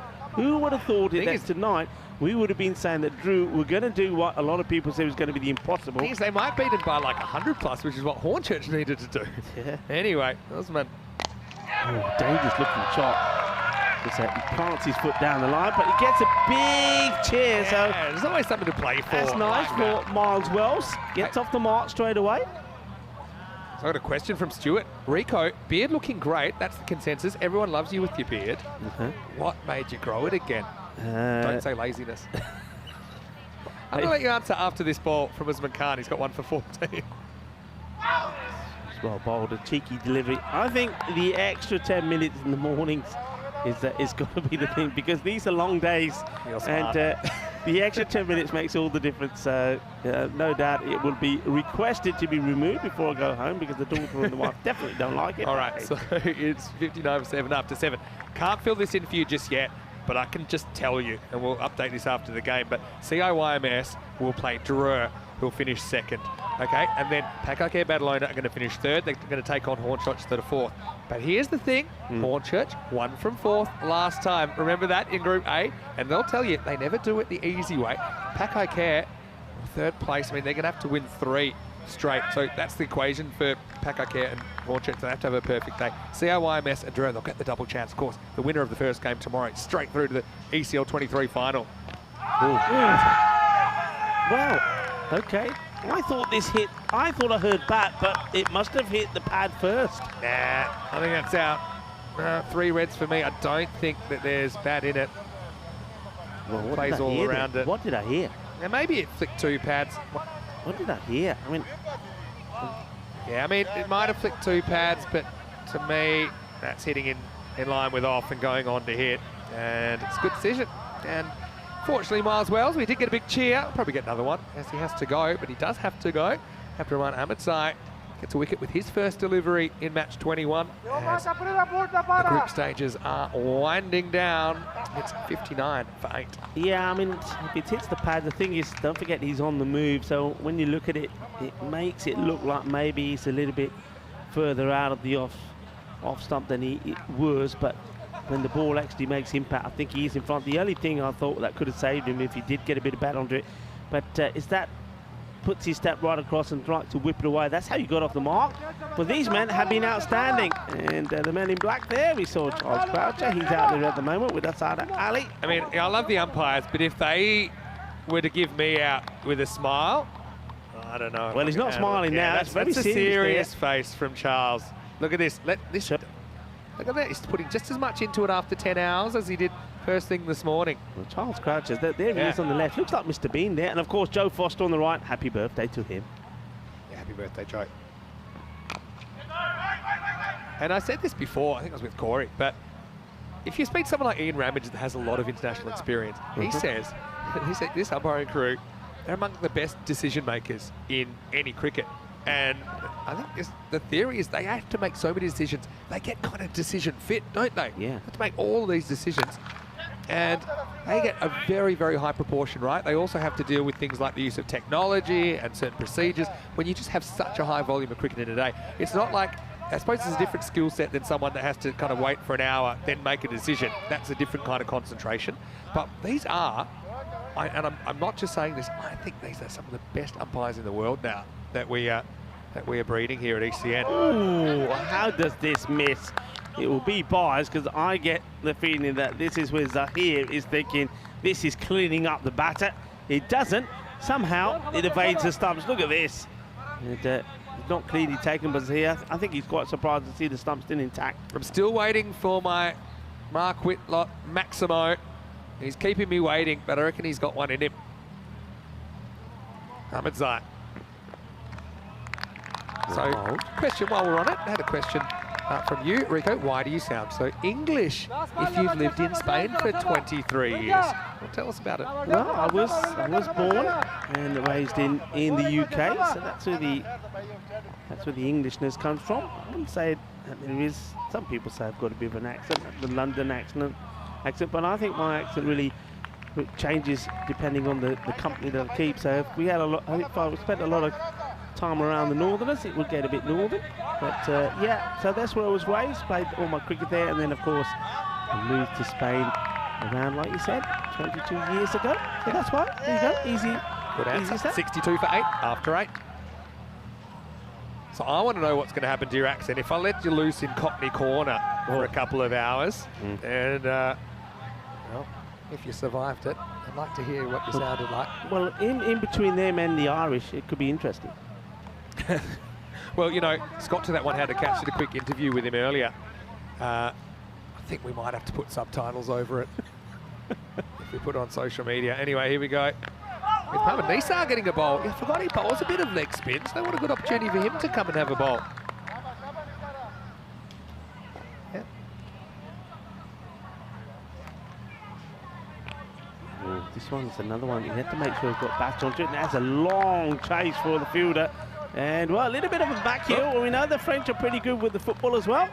And there's the back heel off the line. Well, Nabi's the one guy that if he took on the fence, I think that Nabi would win. There's not that many of those around.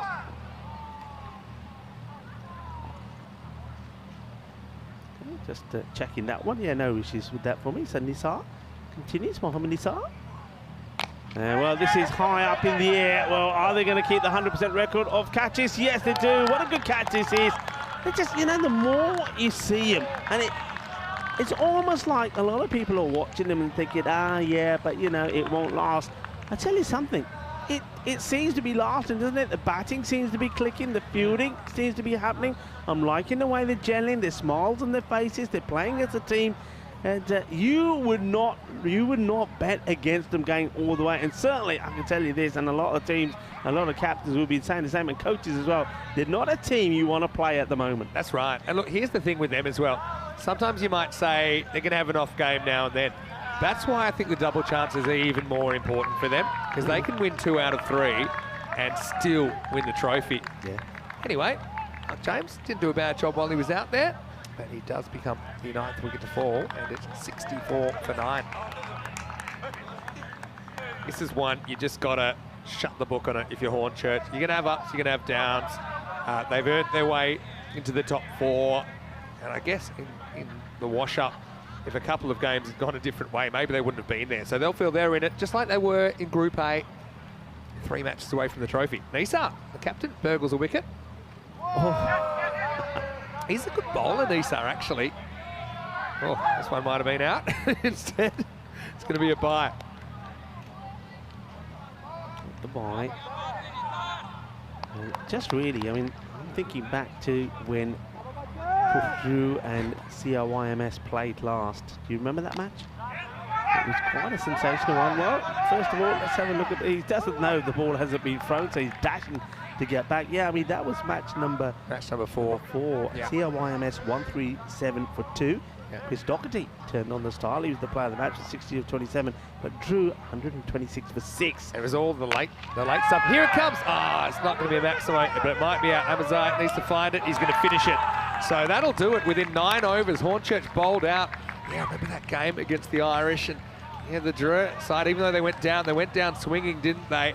But in the end, Whitlock plays out his own personal maiden. He thought he might have been hitting that one up here, but it was just a bit too high, not far enough. Cameron Amazai did the rest. The margin in the end is 124 runs, and yeah, I think we're very sure now that that means that Drew will grab that double chance, and they're going to finish in 2nd place. Well, the night finishes with Duck on the menu. But,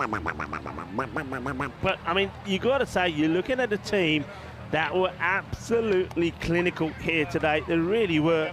They were maybe in that real dramatic match number 18 in championship week against Bakakir Banana, 133 to 132. That was a sensational match. That was a sensational performance from them, Drew winning that one by 1 run. But what they've done here tonight, they basically turned around and said, you know what, we are definitely championship contenders, and we're hungry, we're raw, we're talented, we want to get our hands on that marvellous trophy. And there's nobody that will say they can't do it. I mean, we're going to see some of the highlights here. Wait till you see the net run rates. They've gone to now plus 2.9 and Pack Care are plus 1.7. So they've actually smashed it because of the size of this win. But I mean, they just built it on a huge total and big hitting, and yeah, we didn't quite see the same thing in the second innings, which is 3 maximos and 4 boundaries in there. But, you know, Hankins, he's a big man. When he goes, you know, it can spell trouble. Still think Adil Malik, he's a guy, he could click at any moment and he can really add another dimension to their batting that we haven't really seen in Championship Week. But the French, I mean, it wasn't just their batting. Obviously, they set up the game and it was never really going to be chased down. Their bowling was pretty solid, wasn't it? Particularly the work of Barty, the left-arm spinner. Barty bowled so well, yeah. I mean, picked the bowlers by far, 3 for 12. And also there, Mohammad Nisar there, just wanted to pick up a few wickets towards the end. He picked up 2 for 2. But, I mean, it was just sensational work. It was great to see. Great, of course, if you're neutral, and great, of course, if you're French and you're a Drew supporter, because they really did entertain us in the first innings. And really, the 2 innings were so far apart, weren't they? It was just sensational, wicketless from Drew when they piled on the runs, 189. And then, of course, we see them bowling out the Hornchurch with 6 balls to go. And then, you know, I thought this was the moment the flying bus was going to get one out of the ground, but in the end, didn't actually leave the infield. Anyway, when it comes down to it, like I said, you just got to kind of draw a line under it. Yeah, and this is good to see, isn't it? We saw the 2nd century off our season here. Mahmood Ali, remember, he's up there for Gozo Zalmi, 140 in 41 deliveries. Also has the record the most number of 6s because he hit 26s in that one. But Hamza Niaz, what an innings that was from him today, and performing on the big stage, 115. And don't forget the partnership there with Ahmed Nabi. He was 66 not out as well. It's absolutely sensational. We were treated to something magical tonight. All right, time to fill in the blanks. So COIMS played Dreux, rematch of match 4, as you said, on Monday. And then we've got Pack Barcelona in the Eliminator. The Eliminator is second tomorrow. Slight change in the fixtures, but it starts at the same time, 10:30 a.m. GMT, 11:30 in Central Europe, and 4 p.m. in Europe, in India, actually. I'll try and work out where I am. And Hornchurch, well, they were just a bit off tonight, and you can understand why. They're a bit shell-shocked, weren't they? After that first innings of 189. Hankins with 21 top scores, 16 for VJ. Not a lot to write home about apart from that. It looks just a 3 wides in their 9 completed overs in the end. Took all the wickets within the 9 overs. And yeah, for me, Barty again continues to impress, 3 for 12 of his spell. Nisar, well, here's another little option which we haven't seen much of. Didn't really bowl a bad ball in his over. He took 2 for 2. Also wickets for Ahmed Sai. That's Abdurrahman Ahmed Sai as well as Usman Khan. And Yassine had one up front. Wahid Abdul also bowled a pretty tidy over. Well, once again, it has been our pleasure to have you on the European Cricket Network as we brought you the coverage of the second last day. Don't forget, we've got finals day tomorrow, probably biggest day on the calendar, along with the ECC Championship Week finals day. But don't forget, we've got cricket all through the year. We've got women's cricket coming on Saturday and Sunday. We've got domestic T10 cricket and a bit of international T10 cricket as well throughout the year on our YouTube channel, ECN European Cricket Network. So make sure you subscribe to that and get all the updates with so many live matches, almost 3,000 hours of live cricket this year alone. But, well, a bit of a day of surprises, day which is a bit sad because we have to say goodbye to 3 more sides. But, you know, a few highlights as well. Beveridge getting there first, but I think they deserved it. You know, they were so close to knocking off over Hornchurch. Sad to say goodbye to Sporting Alfas as well, who performed admirably. They were kind of parachuted in, and you think about their tournament, couple of games could have gone the other way. They could have been in the mix as well. And of course, Farmers, not many people gave them a bit of a prayer at all because of the 8 changes they had to make, but they brought a couple of players in. They were really competitive. Again, they just miss out on that top 4. Yeah, and look, don't forget Farmers. Remember what they did yesterday morning when they beat Drew. I mean, what a sensational match that was. They posted 160 against Drew, winning that match. And also, I think it was great. It was great to see some young Zach.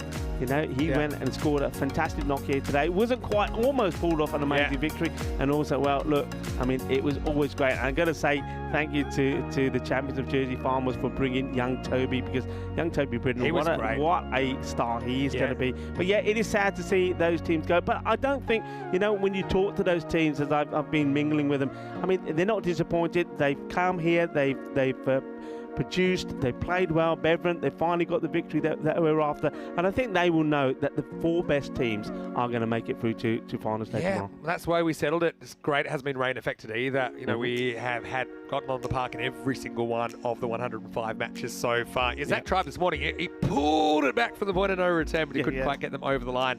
Look, I want to say just quickly to everyone, like I said, our YouTube channel, subscribe if you haven't already, like the video so more people can learn about European cricket. Also go to our social media at European Cricket. Thanks to everyone again who's messaged us, and sorry if we don't get back to you straight away, but it is quite a hectic time of the year. And finally, our website, europeancricket.com, that's the place you can go. So even got fixtures for the women's this weekend, and of course going into the ECS next week, which is the domestic T10. Well, what a day. I think it's time we had a Victoria Surveyor. I'm pretty exhausted. That's if there's any left, because Cockney Corner, I think their consumption went up about 37% during that last game, but yeah, certainly a day we'll remember. It's a day that, well, I'll remember this day for a long time. I've never quite seen an explosive partnership like that before. That was quite sensational, and really we were treated to, not just that one, but we were treated to a special day today. I mean, even thinking about the match that we saw where the likes of Upaka battle on at that match there. Just, you know, so close against Drew as well. Drew certainly are a team that know how to entertain. Well, we've got a lot of entertainers here. Well, on behalf of myself and Rico Full, and of course Corey Ruckers and Charlie Hunt, it was great to have Charlie up here in the box as well today. We're going to leave you with some highlights of the day on behalf of Spring Productions. Hope everyone has a safe, a happy evening. Please join us tomorrow, because this time tomorrow night we will have our champion in ECL 23. Until then, it's hasta mañana.